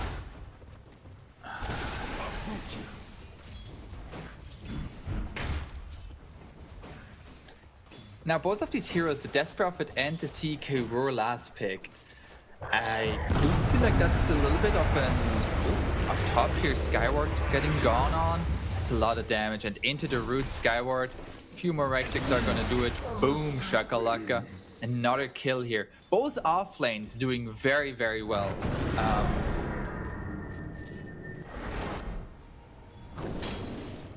And in the mid lane, it is actually a disaster. You know how I said that mid lane is going to be very even because of water runes? That is the kind of well-known caster's curse right there, and Odyssey is hating me for it at the moment because he is not doing well at the moment. 13 denies? Is he dead? Ooh, close. I mean, oh my god, this is a very tough lane. Children, avert your gaze. You're not allowed to see this. Yeah, Odyssey has to go back to base. This Pango, that was an 8-pick Pango. 8-pick is supposed to be in as a first pick. In a first pick draft, your 8-pick is one of your most defining picks. If that happens to your 8th pick, it's an absolute disaster. Lightless, he's trying to fight back here, but there is... I really did underestimate how much damage there was from this Death Prophet plus Disruptor. They are getting kill after kill after kill. Like a drunk sailor. As now the OD has hit level 6, getting the deny, and put into the banishment. And another deny! Oh no! I can feel the pain. The absolute massive pain from this Pangolier. Maybe he's gonna get a kill here. No. Oh no. Imagine going in with Shield Crush and it's gonna be fine. And trying to get your last hits, and it just everything gets denied. Denied. Another. Oh my god. 24 denies. He has more denies than the Pangolier has last hits. I guess now I know why they picked the OD. What you'll find laying around. Oh my god, this is... Ooh! The net worth! Oh my god! This is not looking nice anymore. He's level 5. Not even like that close to level 6. That was a little bit lucky there on the uphill miss for Topanga, but like he needs any luck that he can get. And we now have Egnard. Oh, they're just bullying this Pangolier now. They know he doesn't have roll. Are they gonna go for it here? No, but they have a catapult wave, so they're gonna be tanking for it. They want to take this tower already. That's gonna be the supports coming in and maybe looking to turn this around. Odyssey now hits level 6, but the root is going to connect and prevents any further follow-up here from maybe a Rolling Thunder, but... Ooh. Master tier OD player. Seems like he's pretty good on the hero. Last long. Seems like he's pretty good on that hero. All supports went mid lane, so the side lanes went a little bit quiet. The Death Prophet having a very good time, but the CK not doing too shabby, and it's gonna go top now, and they're looking to take this tier 1 tower. Meanwhile, of course, Oversight, they're gonna take their own tower. I don't think they're gonna have to use Exorcism for this. Yes, they have the Nature's Prophet here, so they're gonna trade these safe lane towers. And I think Dire is going to hope that they can then rotate mid and take the mid tower with the Exorcism. But at the same time, your mid tower is already getting hit by the supports plus the OD. Because that lane went so well for the OD. There's the bottom tower dying. And now, how is this going to turn out here for the Oversight? Team Ukraine feels very nice at the moment. Like, yes, Lightless didn't have a great laning phase, but this OD can more than pick up this slack at the moment. Also, he's going first item blink, so he wants to be active. He wants to be killing heroes.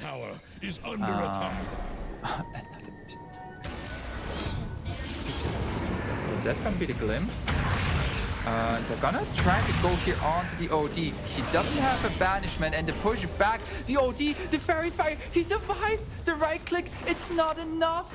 There's gonna be the TP forward, and the banishment, he drops him. He gets the kill.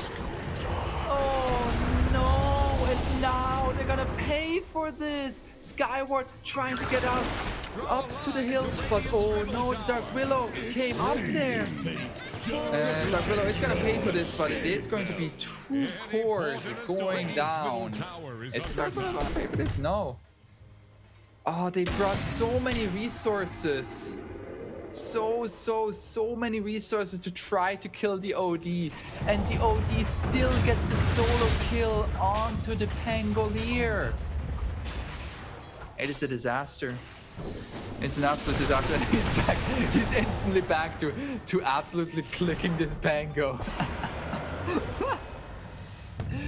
Oh, this mid lane matchup is making me laugh. There, we see this moment again. He is such low HP. Skyward coming in, nice banishment, drops the hammer, and boom, hi Pango. I mean, like, overall, like, the trading of the mid laners is, like, nicer for Dire, of course, because his OD absolutely completely out of control at the moment. But they also lost their position 1 for this.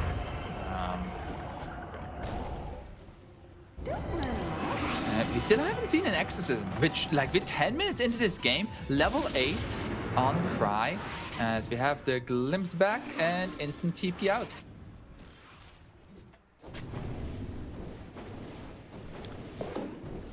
And this mid tower is nearly dead. Like, Dire, they need to find to open up this mid tower with the Exorcism.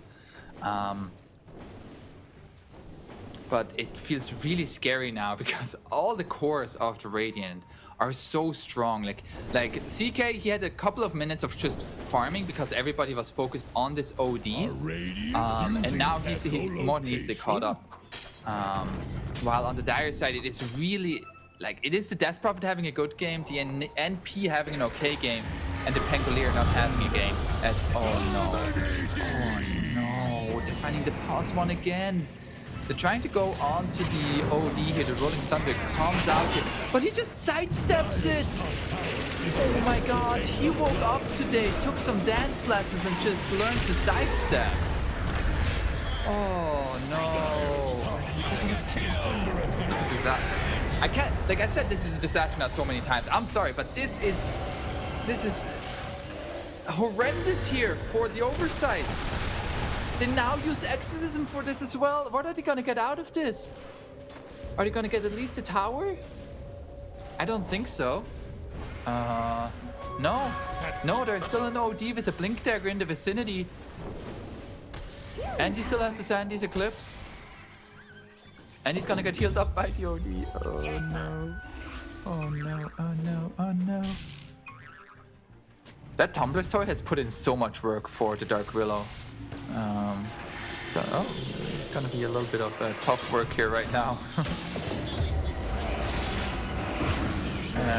Middle tower can't handle this deluge. That's just the support dying there, but like at the same time, like all of these cores on Team Ukraine. We have the armlet finished on the CK, the Blink Dagger on the OD, the Primal Beast, I assume going first item BKB. That's usually what you see. Yeah, first item BKB has the drums. Okay, gonna play some music. He's not only trample, but he's also drumming.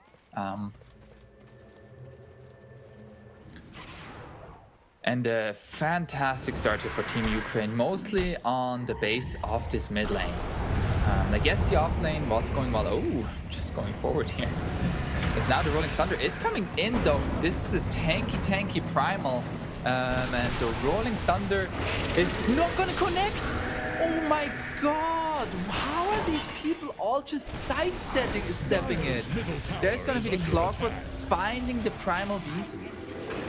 But oh, as gonna find at least these 2 kills. This Rolling Thunder has been outstepped now 2 times already. It feels so bad for this Pango. It feels really. He's not even cracked the 4,000 net worth. Dire's middle tower is under pressure.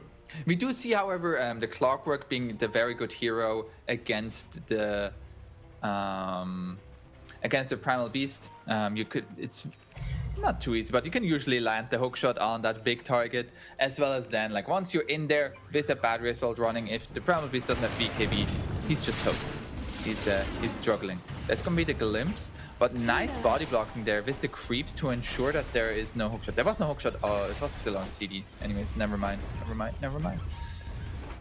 And that's going to be the smoke coming out from the Dire. They want to make something happen here. They know they're currently getting out farmed.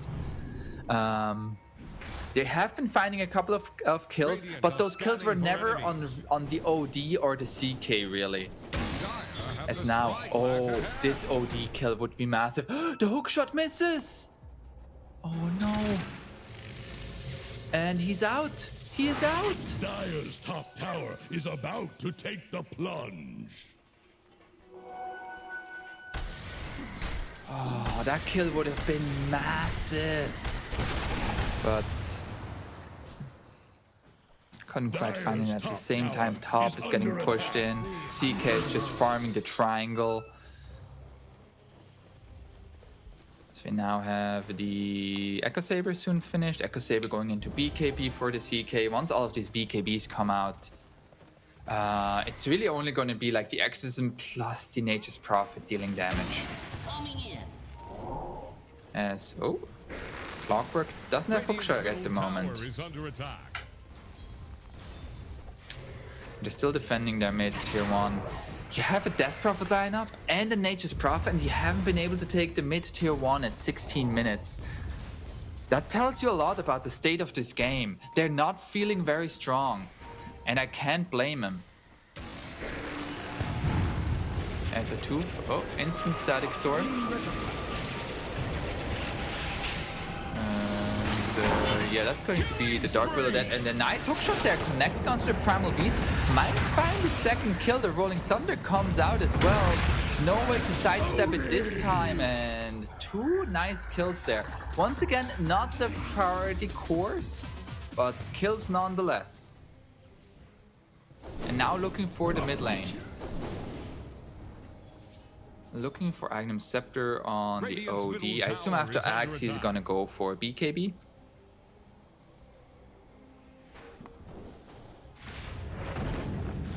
Are they gonna get this tower now? No, it's 10 seconds until Primal Beast is up.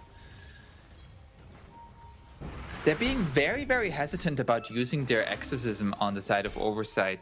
And I feel like it's because they know that with their lineup, if they don't have the Exorcism, the enemy can very easily run at them.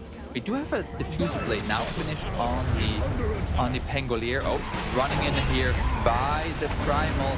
finds the Pangolier, but instantly cancelled by the Claw. Now the Rolling Thunder comes out. Once again, catches the Primal Beast here, trying to sidestep it with the drums. Is going to get out, but the Glimpse coming back, trying to sidestep it some more, but he will fall. No, the stick keeps him alive. Onslaught over the cliff. It's not enough. At the same time, though, they're going to finish off the Death Prophet. CK has arrived. OD has arrived. They're going to lose heroes, and it's not going to be just one or two. Odie, just like farm. Yeah, you're in there, but I have to farm. They're finding this Primal Beast time and again, but this time they're getting punished heavily for it. We're now 20 gold away from the Aghanim Scepter. This OD. I've really been eating my words about this OD pick. Here, the Primal Beast nearly getting out, but Cry at the same time just getting absolutely destroyed there by the CK. And the OD comes in. And the Pangolier, he knows at this point, he's like, yeah, I'm so dead. And OD is like, wait, I have to farm those creeps. Otherwise, my Dark Willow is going to get those. So I have to quickly put the Banishment onto the Clockwork to get those creeps. Now, Lightless, he has the Echo Saber, one part of his BKB. Oh, they're gonna find Dark. They're gonna find the Death Prophet again. That's gonna be the Glimpse back. But it's gonna be on the illusion, and the Death Prophet is just dead. They're gonna find the Clockwork as well. Lightless has just been farming the past like 8 to 10 minutes. And that was when the fights have looked relatively even-ish. And now Lightless has started to join the fights, and the fights are not looking even-ish anymore. And absolutely massive. He wants to find Skyward. Skyward, he's trying to hide in the trees, but the trees disappear. Ooh, the Glimpse saving him in the neck of time.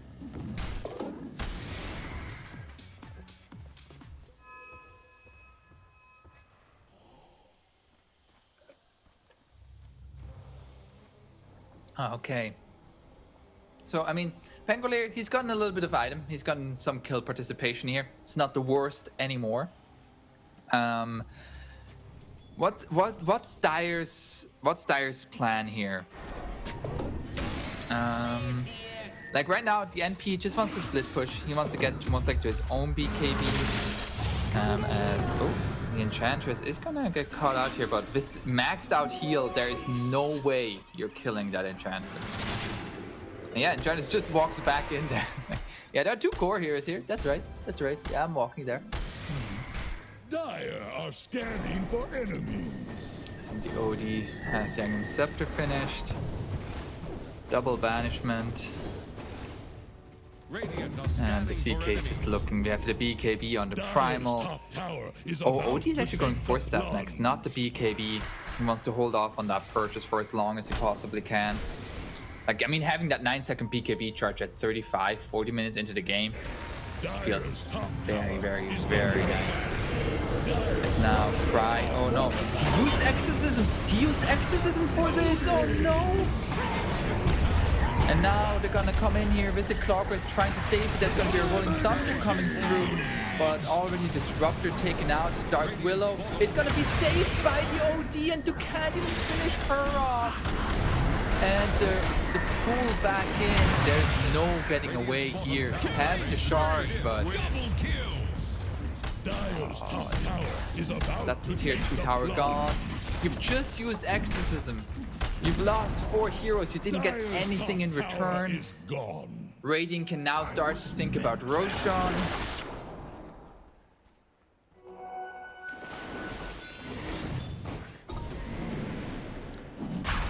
Dire's top tower is under attack.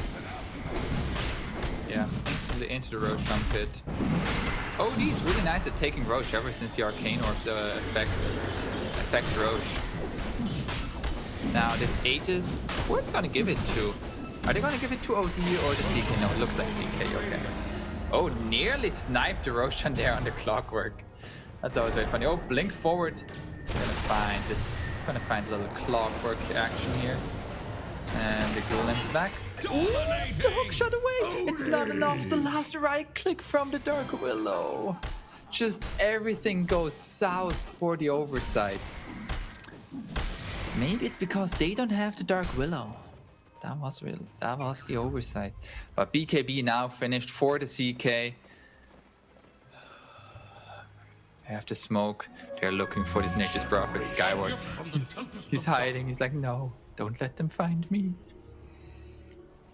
Have Guardian Greaves on the Death Prophet. TP out from the Nature's Prophet just in time. Death Prophet. Oh, smoke breaks. Smoke breaks. Force Staff forward. Instantly going for the TP and gets out.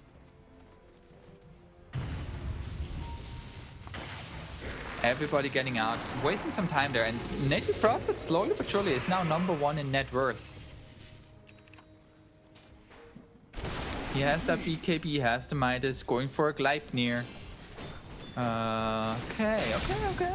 Okay. I mean, I'm gonna get there. I'm just like there's so much burst damage coming out from the Radiant. Oh, there's gonna be a hookshot coming in. Oh, Clockwork, he is in there with 3 different other heroes. Skyward comes in with the BKB though, and the save from the OD onto the CK. Actually, no, that was not the CK. Never mind. And now they're gonna just finding the Aegis of the CK. They already lost 3 heroes. There's no more BKB on the Nature's Prophet. He cannot participate in this fight anymore. And we're gonna find another kill as the triple kill for the Dark Willow.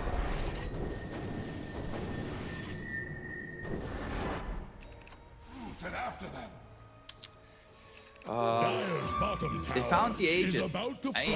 Yeah, that's what they found. The Aegis, but they used everything. They even used Exorcism for that fight. The DP just does not feel tanky whatsoever. Here, let's just see this fight again here. As the Aegis has expired, and Skyward at this point, he's like, my BKB has run out. I have to go. And I'll just say, it's like, yeah, I'm in trouble. The good old chuckles. I'm in danger. Dropping off the hammer there to not get the kill secured feels bad for the OD.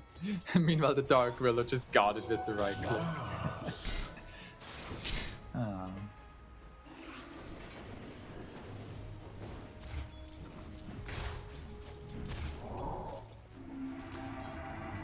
And now, CK didn't even use his BKB during that fight, did he?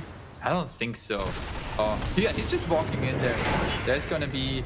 Oh, he wasn't able to dodge the glimpse there. Tried to dodge it with the Phantasm, but then just TP out by Skyward. He's like, yeah, I'm out. That's gonna be both supports down.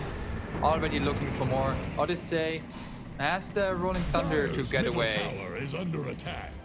We now have the Boots of Bearing on the primary. Wait, didn't he go face? Yeah, he has face boots and Boots of Bearing. Interesting. Just all about the movement speed, all about the mobility in those fights. Oh, he's looking. He knows there's no BKB on this Nature's Prophet. Is Nature's Prophet just dead? That's gonna be... Yeah, he's just dead.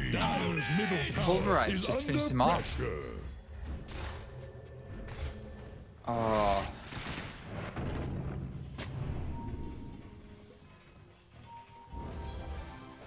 That's a problem. They might find the Enchantress. Glimpse back, but oh no, Lightless is not gonna let his pause 5 die any longer. They're gonna find the kill onto the Disruptor, looking for the Clockwork. Pulls him back in. Double kill for Lightless and absolute massive. He's looking for more. Onslaughting on through. This is getting stompy now. This is getting real stompy. Team Ukraine. I mean, I really feel like it has been that mid lane matchup. Like this OD absolutely destroying the Pangolier.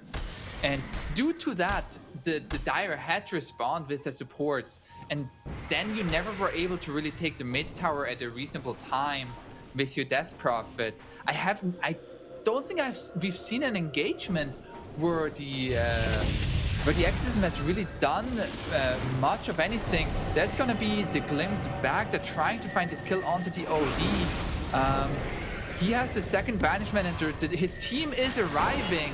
His team is arriving. And the blink out. He's even just gone. He's gone. He is gone. They're trying to find him, trying to catch him. But no, he's just turning it around now. Oh no.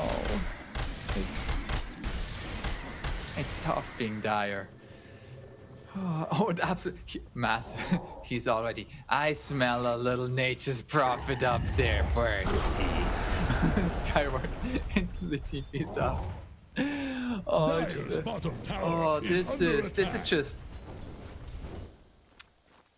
this is a masterclass on the OD. This is just Dire's bottom tower fantastic gameplay here, and yeah, I mean, Aegis Roshan's gonna be respawning soon-ish, earliest in about a minute and a half. Yeah. Skyward, we have the Gleipnir finished, but like he's going for a Daedalus, which like I understand, like they are lacking the damage, but also like he can't stand and fight. Like there's just no way for him. Like once the BKB runs out, he's toast. He's absolute toast. 2k HP at this point means so little against this CK. He has a Mage Slayer now. Oh no, Skyward, Skyward, Skyward, get away, get away. Skyward. Oh no. Holy shit!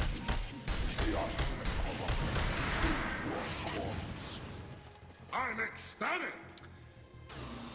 I mean, at least the Disruptor got out. Oh no, the Pangolier, he tried to go for a play onto the Dark Gorilla, but he got caught. Oh, and... Oh my god. Unstoppable! Double kill! Oh my god. Middle tower is under just attack. everywhere you look, it is Team Ukraine finding plays, finding kills, and structures are fortified. Dire's middle tower is having a grand time. They're having a grand time here. Dire's middle tower. Even the Enchantress is level 16. Dire's middle I don't really want to know what other levels on the Dire's side. It's going to be very depressing for us. So you're going to have mid set of racks being taken. Top set of racks is going to be taken soonish. Dire's middle barracks have fallen. Yeah. How's everybody's day been going? How are we all feeling here? I can tell you the oversight is not feeling too great at the moment. Yeah. 2%. You know, we win these. We clutch these, you know? It's a CSGO round, you're the last person, 1v5. And you're saying with chat, I got this. And then you just clutch them with the most insane headshots. That's what the oversight is gonna do here. That's what they're gonna do here. And then they're gonna be stomping game 2. You know, if it actually happens, I look really smart. And if it doesn't happen, I can just be like, yo, it was a joke, man. It's just a joke. Over 2.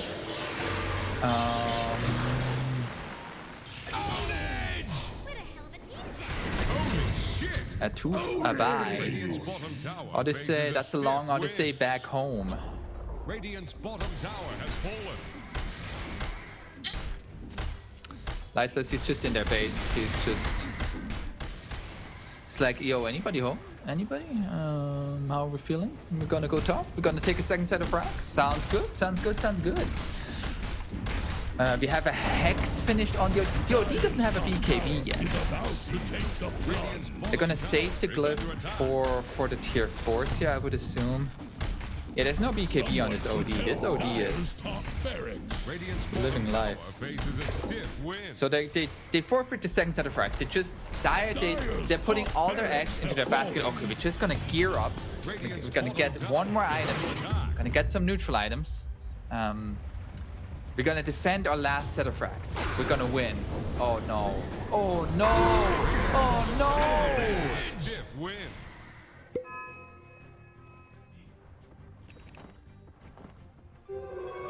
Invisibility.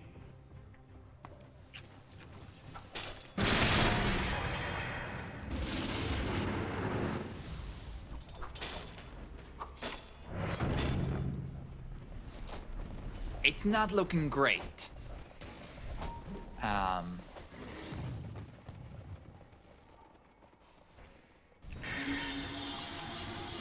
The Dire mid lane is level 14.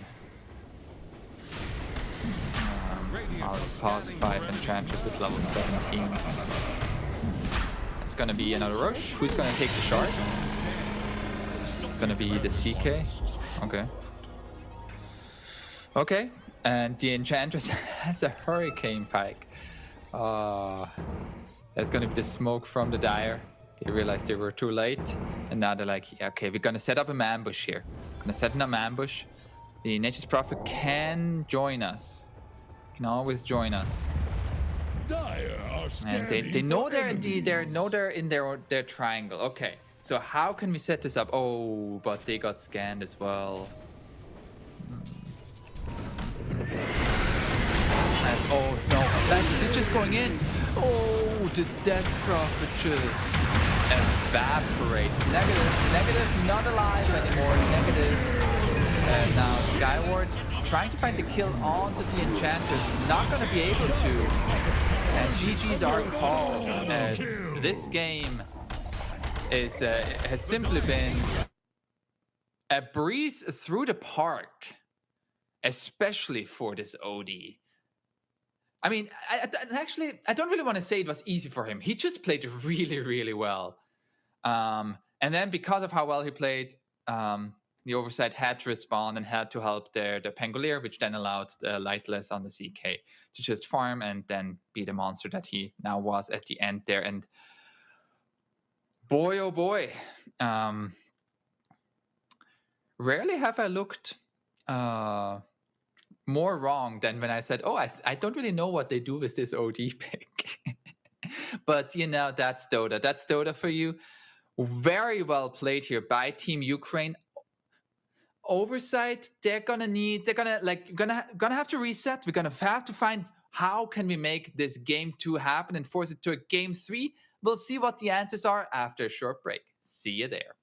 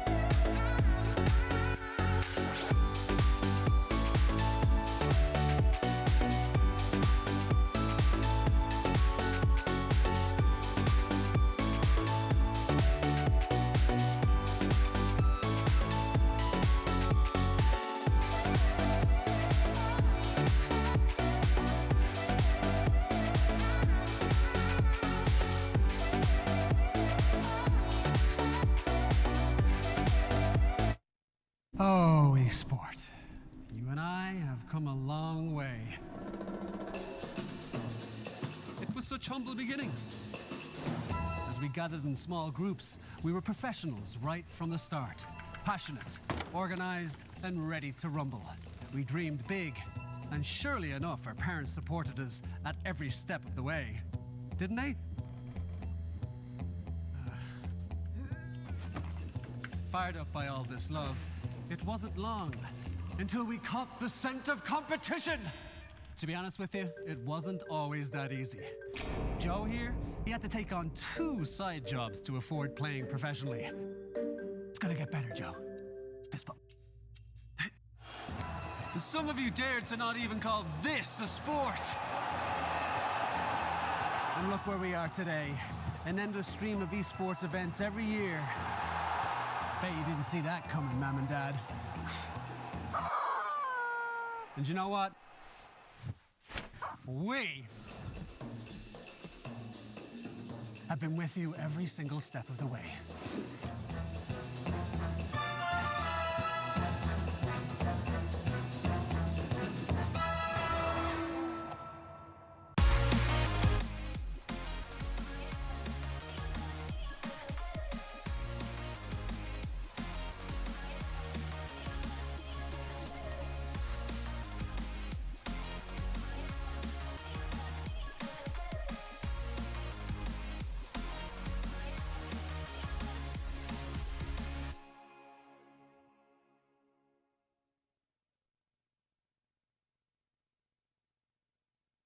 Dream of working with people you watch on screen.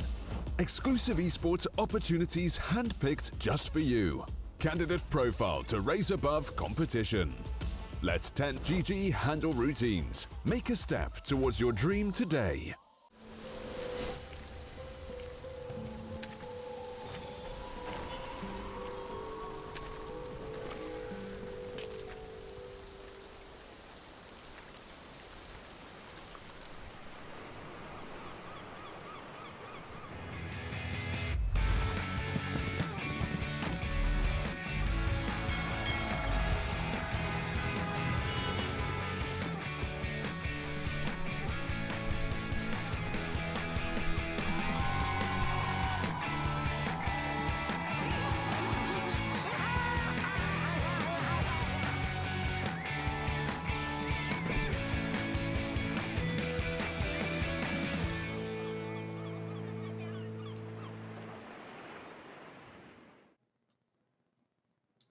Welcome back to Pinnacle Cup Malta Vibes. The tournament is brought to you by Gaming Malta, home of gaming excellence, where we will have Game 2 between Team Ukraine versus the Oversight, which we just saw Game 1 of.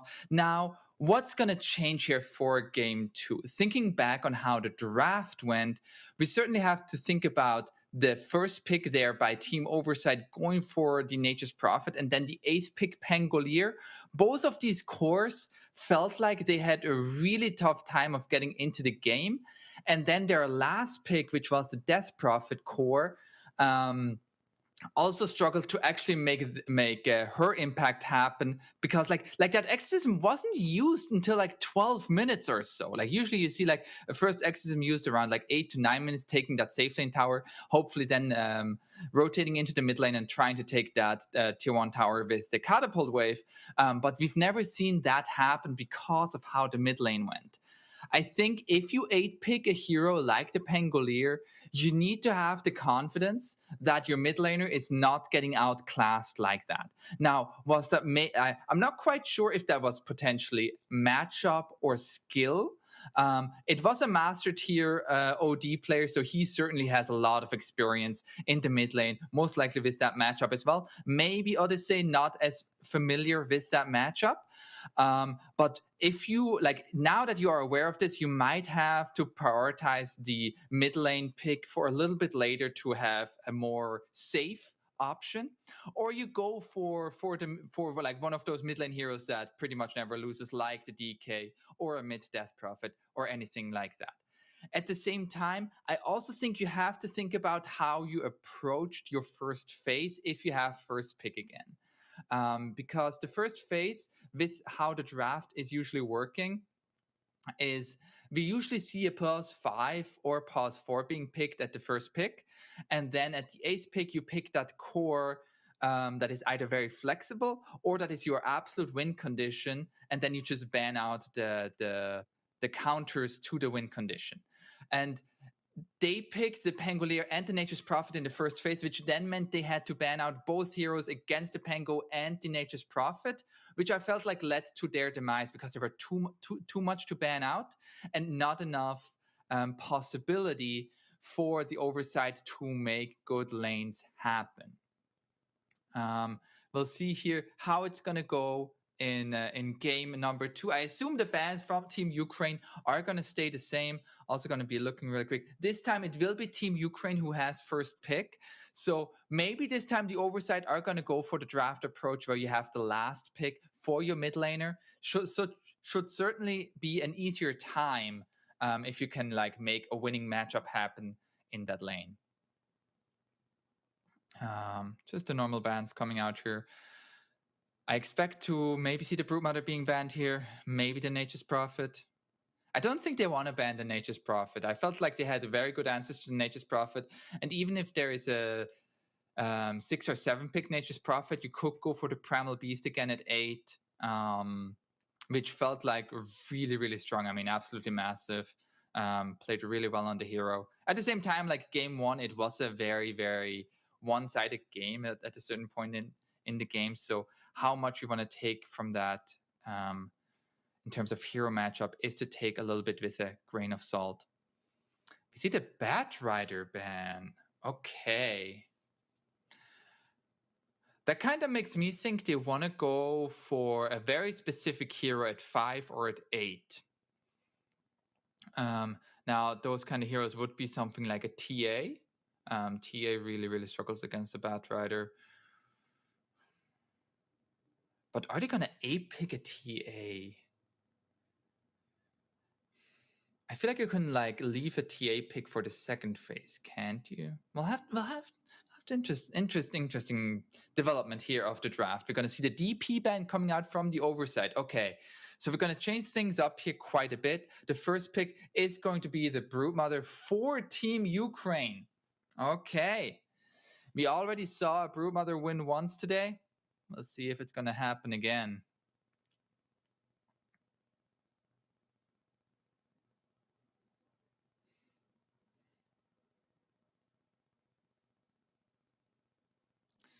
So now for the Oversight, we're going to go for the Treant Protector, trying to protect the trees. It is tough against a Broodmother because usually as the Treant, early on you want points in your Leech Seed and the Nature's Grasp. But then you want to max out the living armor. And if you don't get enough levels, it can very easily already have taken your mid and your safe lane tower taken by the Broodmother before you have maxed out living armor. You need very good heroes at defending at least your mid tower if you want to play the Treant hero against any sort of push.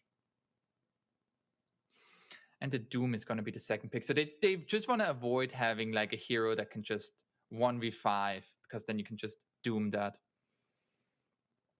Also feels like if there is a TA pick coming, or if Team Ukraine was thinking about a TA pick, the Doom already feels pretty nice against that.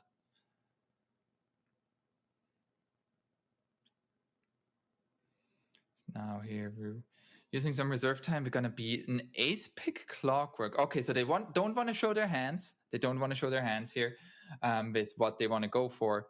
And now, so I feel like already we see quite a big difference in how the first pick was approached by Ukraine compared to the Oversight. Ukraine picked the Broodmother first pick as a hero that they feel like is just that strong. We just first pick it. And they banned the Bat Rider for it as well. And then at the 8th pick, instead of going for the win condition hero, they go for a very safe pick in the Clockwork, because now all their bans can either be to protect their second phase picks, or it can be to protect the Broodmother. But it's not you have to protect the Broodmother plus another core hero. But meanwhile, the Oversight also, I would say, a much more stable opening here in the Treant Protector plus Doom. A little bit melee-centric, which really nice for the Clockwork, of course. So we'll see what else they're gonna go for.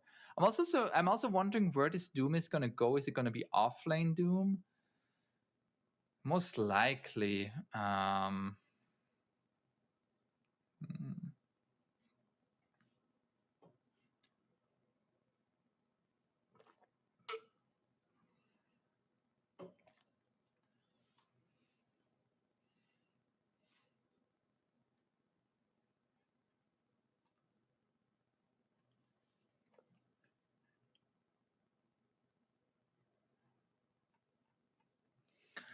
Now here, taking a lot of time here for these second phase bans to round out their own draft. We're going to ban out the Ember. So just Spirit here is being banned out. And now Team Ukraine, they don't want the game to be dragged out against the Broodmother.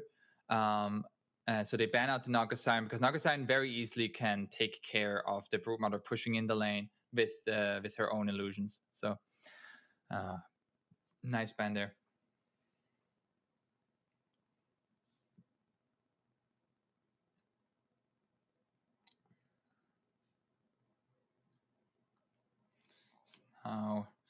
For the Oversight, they ban out the OD, which understandable. And they're gonna go for the Hoodwink. Okay, so Hoodwink 4, Doom 3, 3, and 5.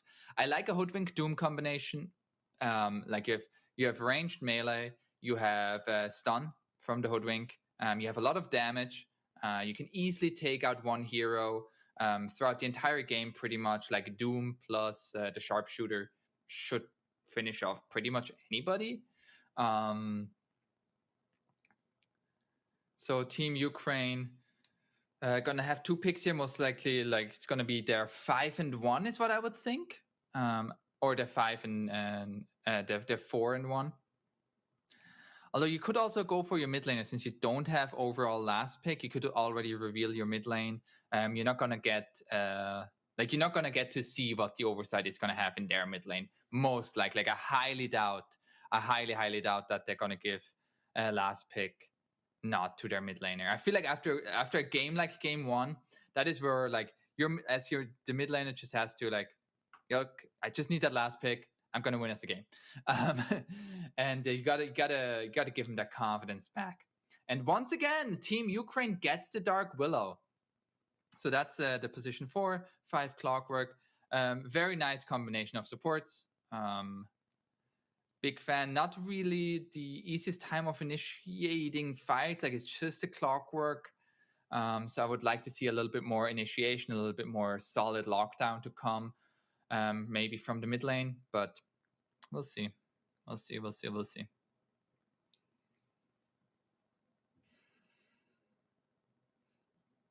Sniper. Interesting. I mean, right now, there isn't really too much that can get on top of the Sniper. Dark Willow can easily also build a 4-staff, so even if the Doom gets the Doom off onto the Sniper, You force staff sniper away. You have a lot of ways of making space for this sniper. You have Clockwork and Brewmother going in. You have Terrorize. There's a lot of nice protection for this sniper from the other 3 heroes. And so there is a Storm Spirit band, there's an Ember Spirit band, so there are none of these easy Spirit heroes to get on top of him. Void Spirit's still in the pool. Not an easy Void Spirit game. Not the easiest Void Spirit game, I should say.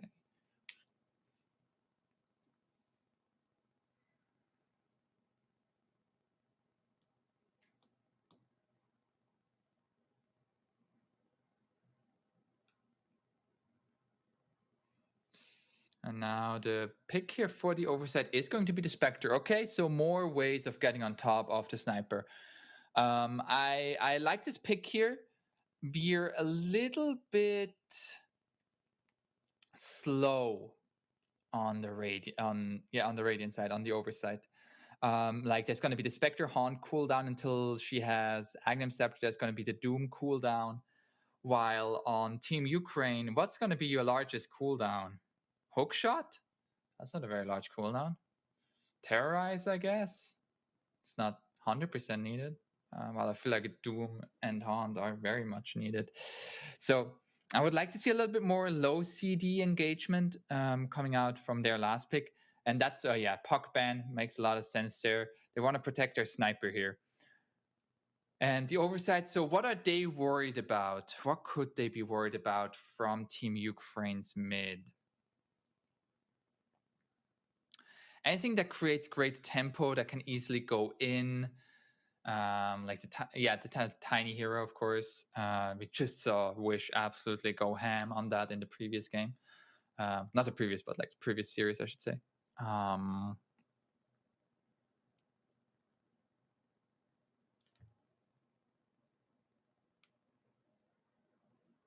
Their Shrek ban, Pangolier ban. Okay, they don't want to give him the Pango again, especially if you don't have the OD. And so now the last pick here for Team Ukraine. Do they want to go for a Void Spirit? No, you can't go Void Spirit against Doom and Treant. No. What am I talking about? Could just go like something boring like DK.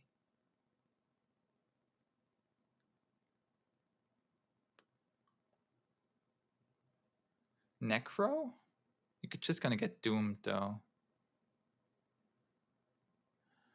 I mean, there is a Brewmother who can like help you with the Guardian Greaves and stuff, maybe?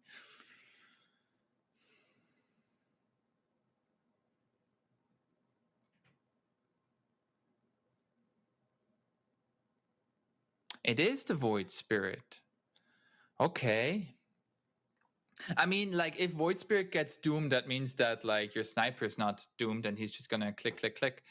And it's another hero. Like, right now, Team Ukraine feel like, okay, we have 3 heroes that go in, the Brewmother, Clockwork, and the Void Spirit.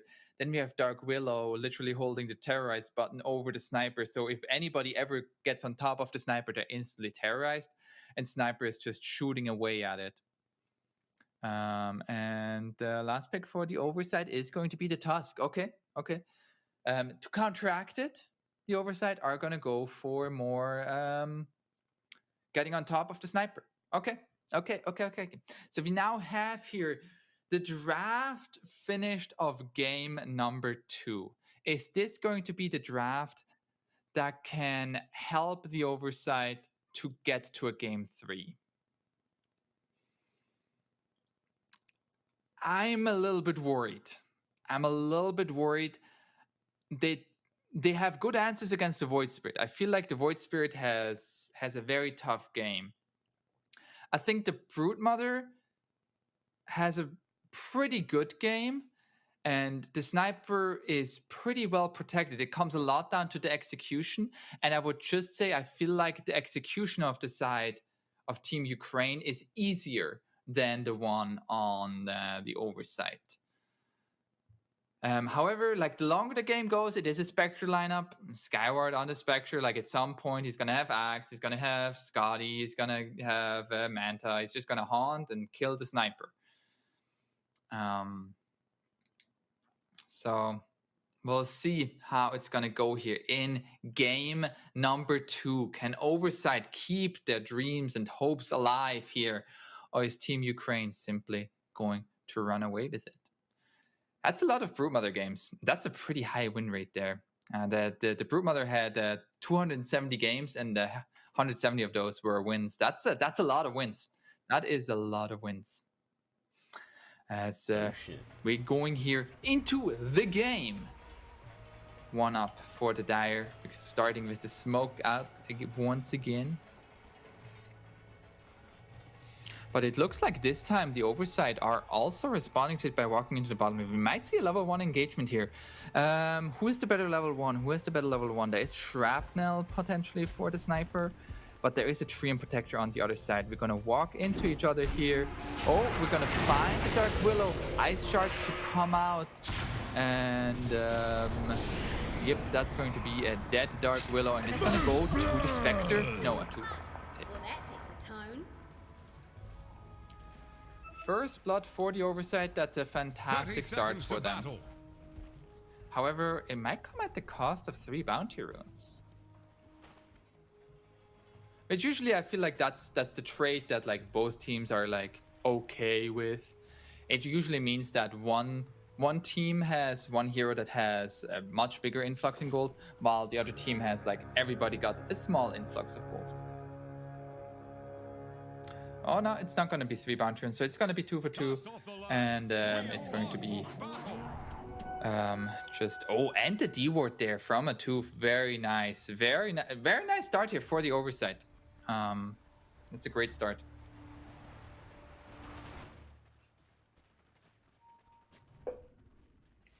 We'll see how is this mid lane going. So this time it's going to be Void Spirit versus Tusk. Should be just fine for the Tusk. But I also said that in the previous game, and we saw how that went. No.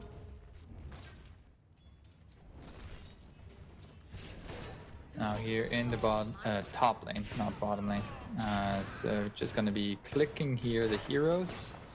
Some good damage onto this Doom, and Sniper going back to farming.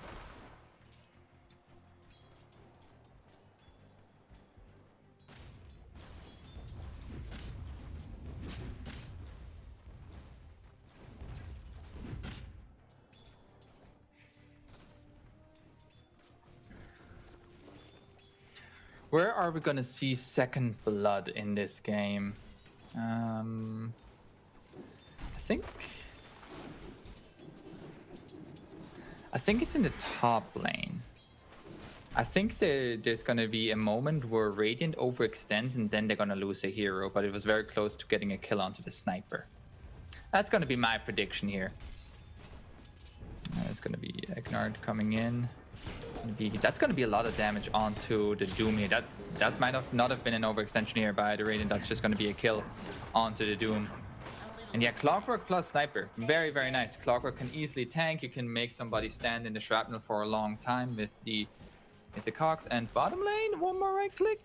Ooh, easy. Nice Ring of Protection there for the Treant Protector to survive that.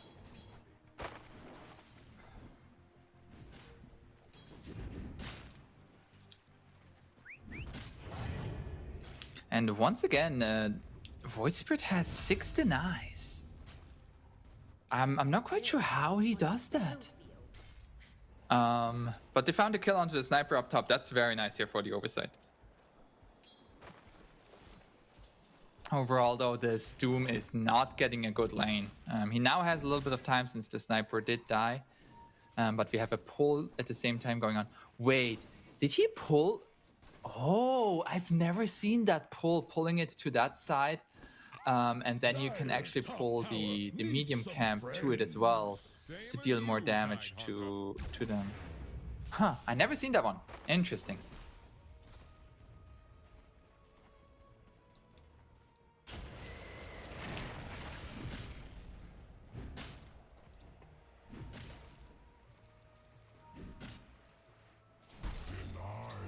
Oh. Gonna be Bottom lane here is going to be the Spectre versus Brewmother. I don't think there's going to be much happening there. And we saw the Treant Protector get low once, but is there going to be another Cox here? Oh, nice Bushwhack there, keeping the Clockwork at bay. And the Void Spirit getting a little bit low here. The damage coming out from the nukes of the Tusk are no joke once they get leveled up. Kind of what makes this mid Tusk now so potent and scary. Oh, but there's gonna be the Aether Remnant Odyssey, more than tanky enough this time as a Tusk. What's this? But it is once again like this Void Spirit. He is absolutely owning in the mid lane. I mean, he has doubled the CS pretty much. Meanwhile, up top, Sniper and Clockwork are playing it very on edge. They're both below half health.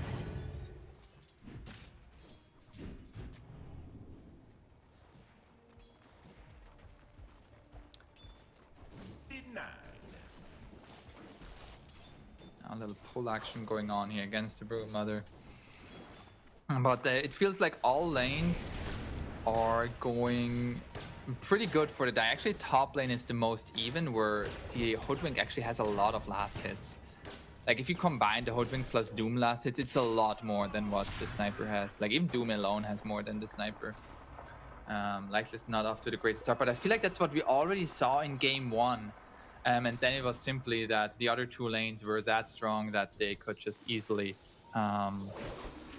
make the space for, in that game, the CK to catch up. And now Skyward here, that's a lot of damage. That's a lot of damage. No duct tape can fix that. And that's gonna be a kill. As meanwhile up top, gonna find the kill onto the Doom. And Egnard, oh, is he gonna survive? He will. But now Lightless, he has to be careful. Oh no, the Ops ward is right under a sentry. And a Tooth, he wants this kill. Egnard, he's so low. Meanwhile, in the mid lane, level 6 first on the Void Spirit.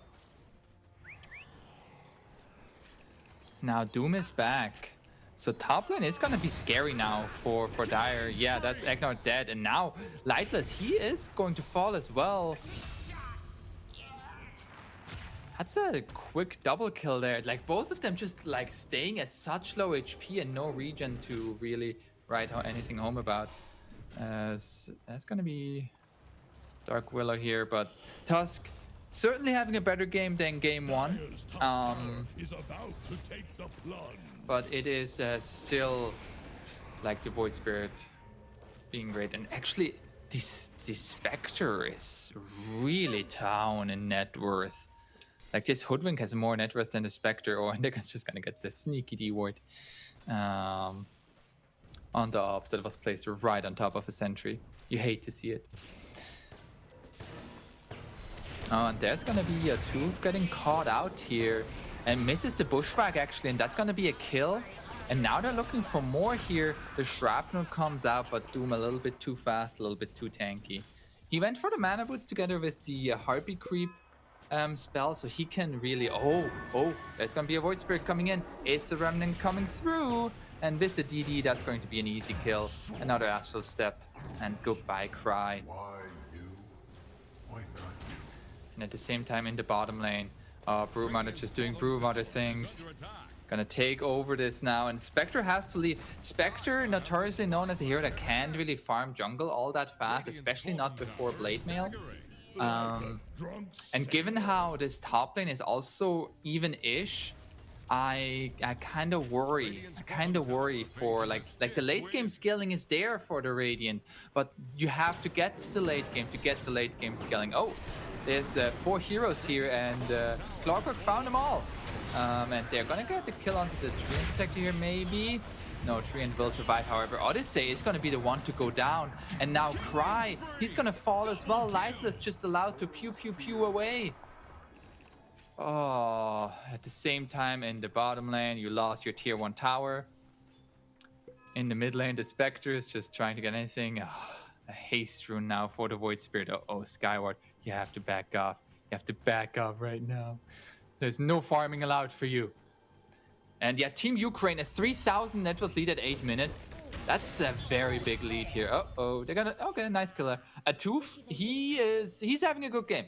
Atoof is like... He's the most farmed hero on his team. No. I was just gonna say, he has a lot of net worth, but I was like, oh no, he has the most net worth on his team. Oh no.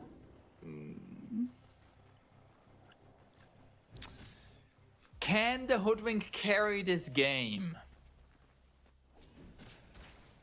Maybe? Maybe. Oh, double bounty runes. Triple bounty runes now at the 9-minute mark. Sniper, go get those bounty runes. So, yeah, they're gonna find the clockwork here. Oh, actually, he has... Yeah, no, Atoof finds him. Can go through the trees. And now that's zoned here. He's getting gone on stunned up. Nice snowball save there, but he's still far too low to survive any longer. And it's going to be an exchange of supports across the map, but once again, like, who is farming here? Who is farming? It is the sniper farming, the Spectre trying to do something in the triangle, but with 2,600 net worth, there's not much to do. We have level 6 on the Doom and no Doom skilled yet. Just looking for pure farming, I guess. Knowing that, like, at this current moment, you can't really be active anyways, but,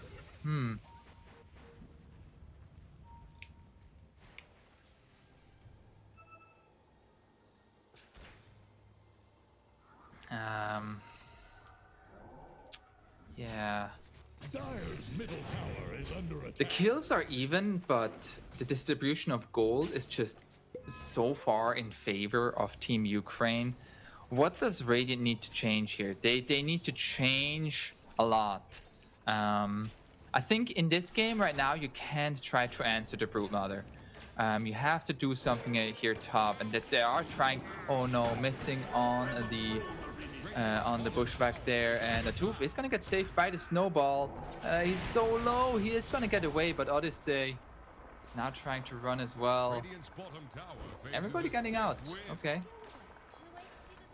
Or are they? Odyssey? Oh no, he is not getting out. He is feared, he is scared, he is dead. And at the same time, this tier 2 tower, 11 minutes into the game, is just getting bombarded by spiderlings. And at the same time, they're making sure that there is no space for the Spectre farm. Oh no, oh no, oh no, no, no, no, no, no.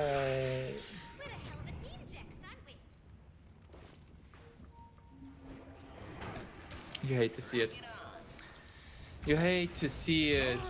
Oh no, Atoof died as well, and now the hookshot going on to Doom here. It just goes from bad to worse to even worse.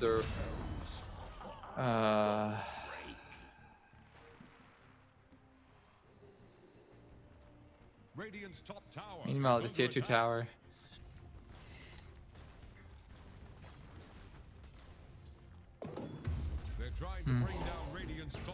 We have a catapult wave in the mid lane, so Dire looking to maybe make something happen against this tier 1 as well.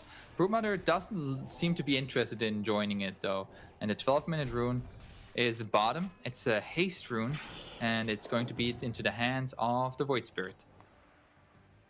This Broodmother is going to have Guardian Grief soon.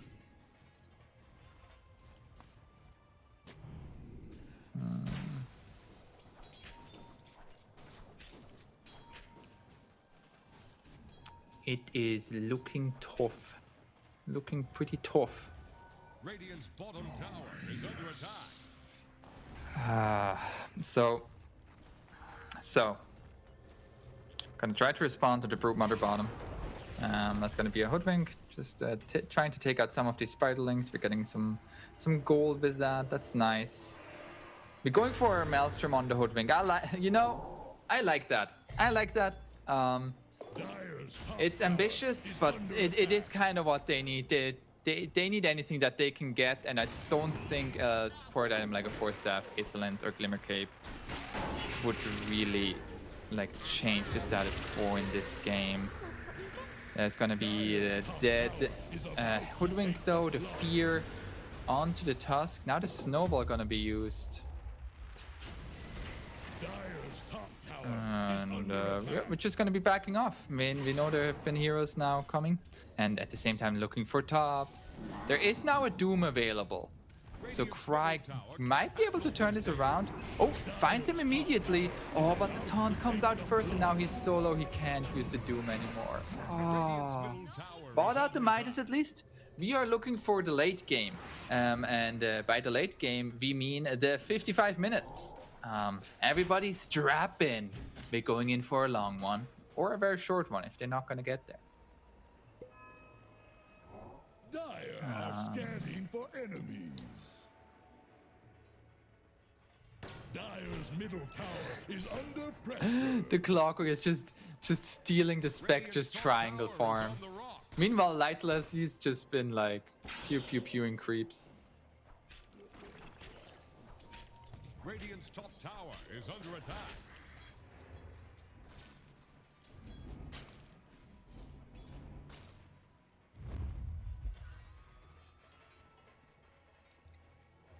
%75% win percentage. It's 15 minutes. Feels really nice here. We now have the smoke coming out.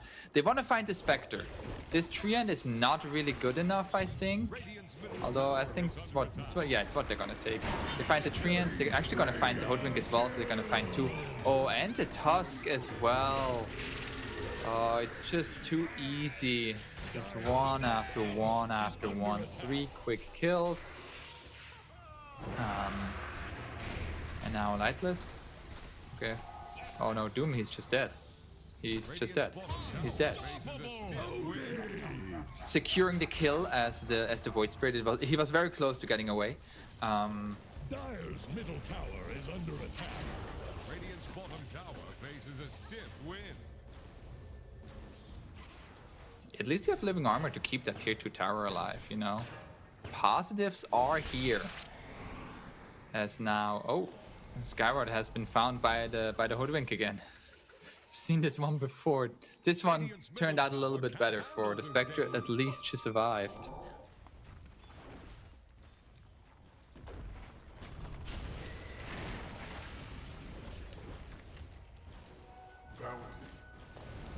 Dire structures are fortified. They're trying to bring down Radiant's top tower. No. Well, they're gonna go in here, and the hookshot connects onto the Tusk, pushing him back, and he is stunned up, and he is dead. The Sniper has 0 points in his ultimate, by the way, at level 12, which respect, but also why? Just like pure farming, I guess. Yeah, but I wonder if he's gonna go stats over his ult. That's gonna be a little bit too much. That's gonna be a little bit too much, right? That's too much then. Radiant's bottom tower is under attack.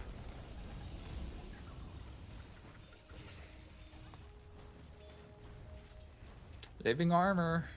I'm doing work. But the Brewmother is there now with the catapult, and that tower is gonna fall. Oh no, they're actually bringing heroes there still.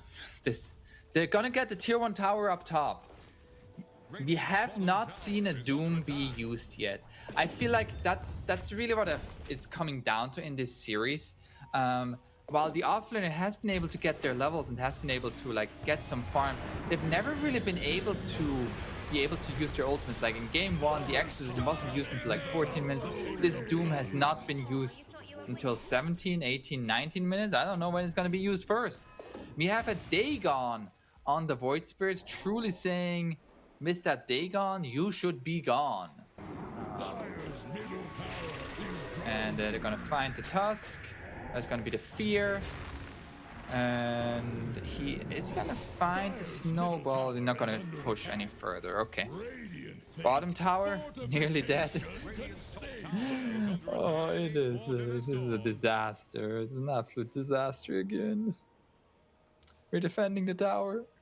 We're holding. Hold the line. Hold. Hold. You know. What are the positives?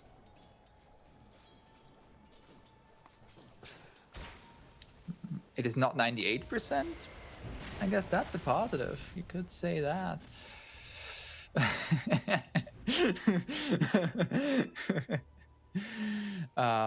Yeah, it's been tough. We have a blade mail on the Spectre, but the Spectre is about to be eclipsed by the Clockwork and the Dark Willow. Oh, we go for a hunt. We're trying to get this Clockwork kill. We're gonna use all the ultimates. Oh, he hook shots away. Are they gonna get this kill? He can't get away. Okay, we used everything. We found the pause 5 Clockwork. What did it cost? Bottom tower is under attack. You know, the Spectre and the Doom. We still have not used Doom, by the way. It's tough. It is tough. Oh, is this gonna be another kill here? Another kill for the Dusky Dusk? Oh, he can't hit him. Oh no, it's not a kill for the Dusky Dusk. Radiant's top tower has fallen. Dire are scanning for So we threw all the ultimates apart from Doom at the Clockwork, and the Clockwork did die. So there's a positive. That's a positive. We put that out as the statement.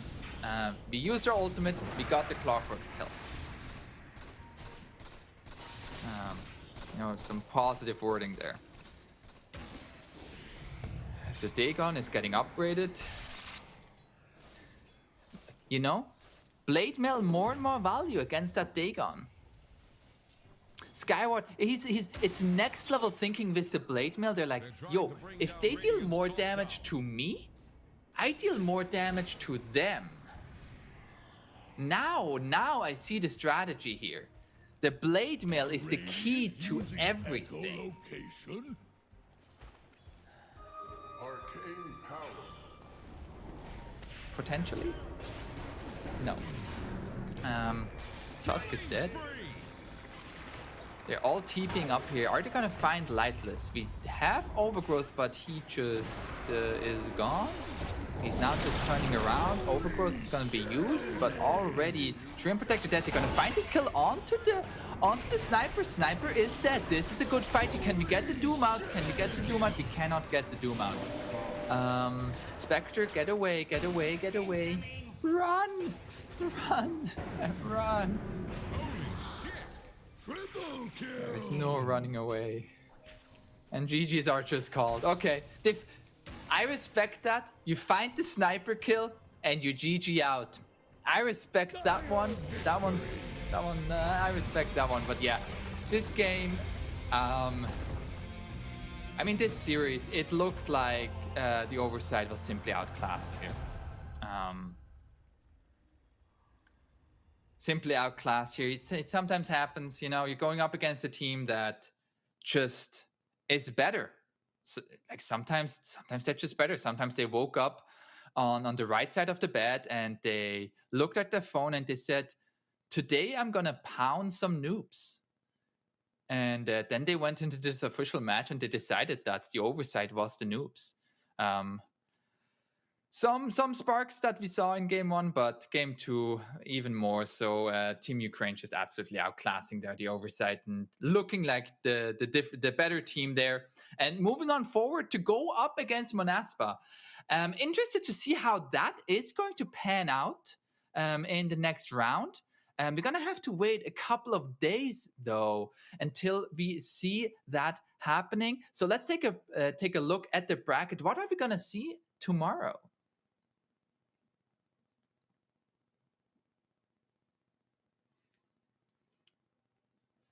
As tomorrow we are going to see here the first round being played here, Easy Katka versus Ancient Tribe, Darkside versus Have Fun, Ulekum versus Balrogs, and Into the Breach Shuffle.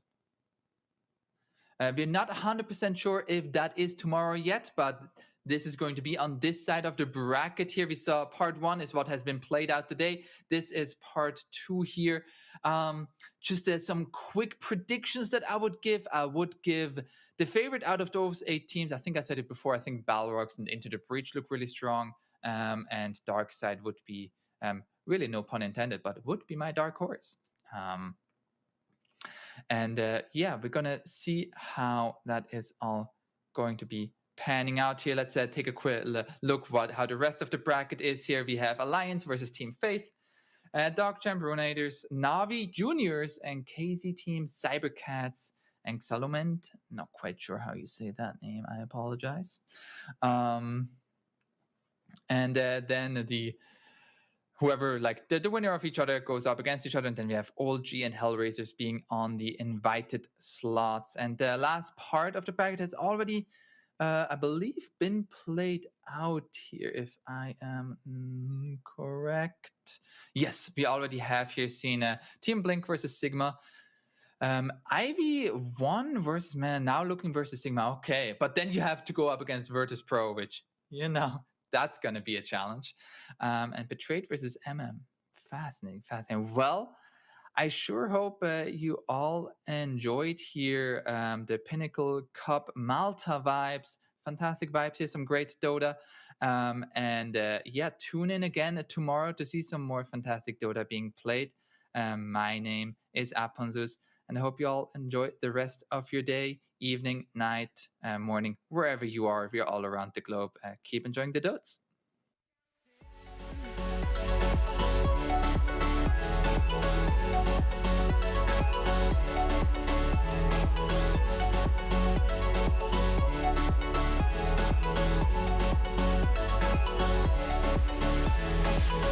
You told me I'm your anchor. I told you you're my pole. Through the wind and fire, we tried. Hold on. All the doors we've opened and all the books we've closed. Words that come together, a story that we never told. So if I say in for my own, you said just keep holding on. If you're about to break, I'll always be your captain. From our failures we have grown. You said just keep holding on. If you're about to break, I'll always be your captain.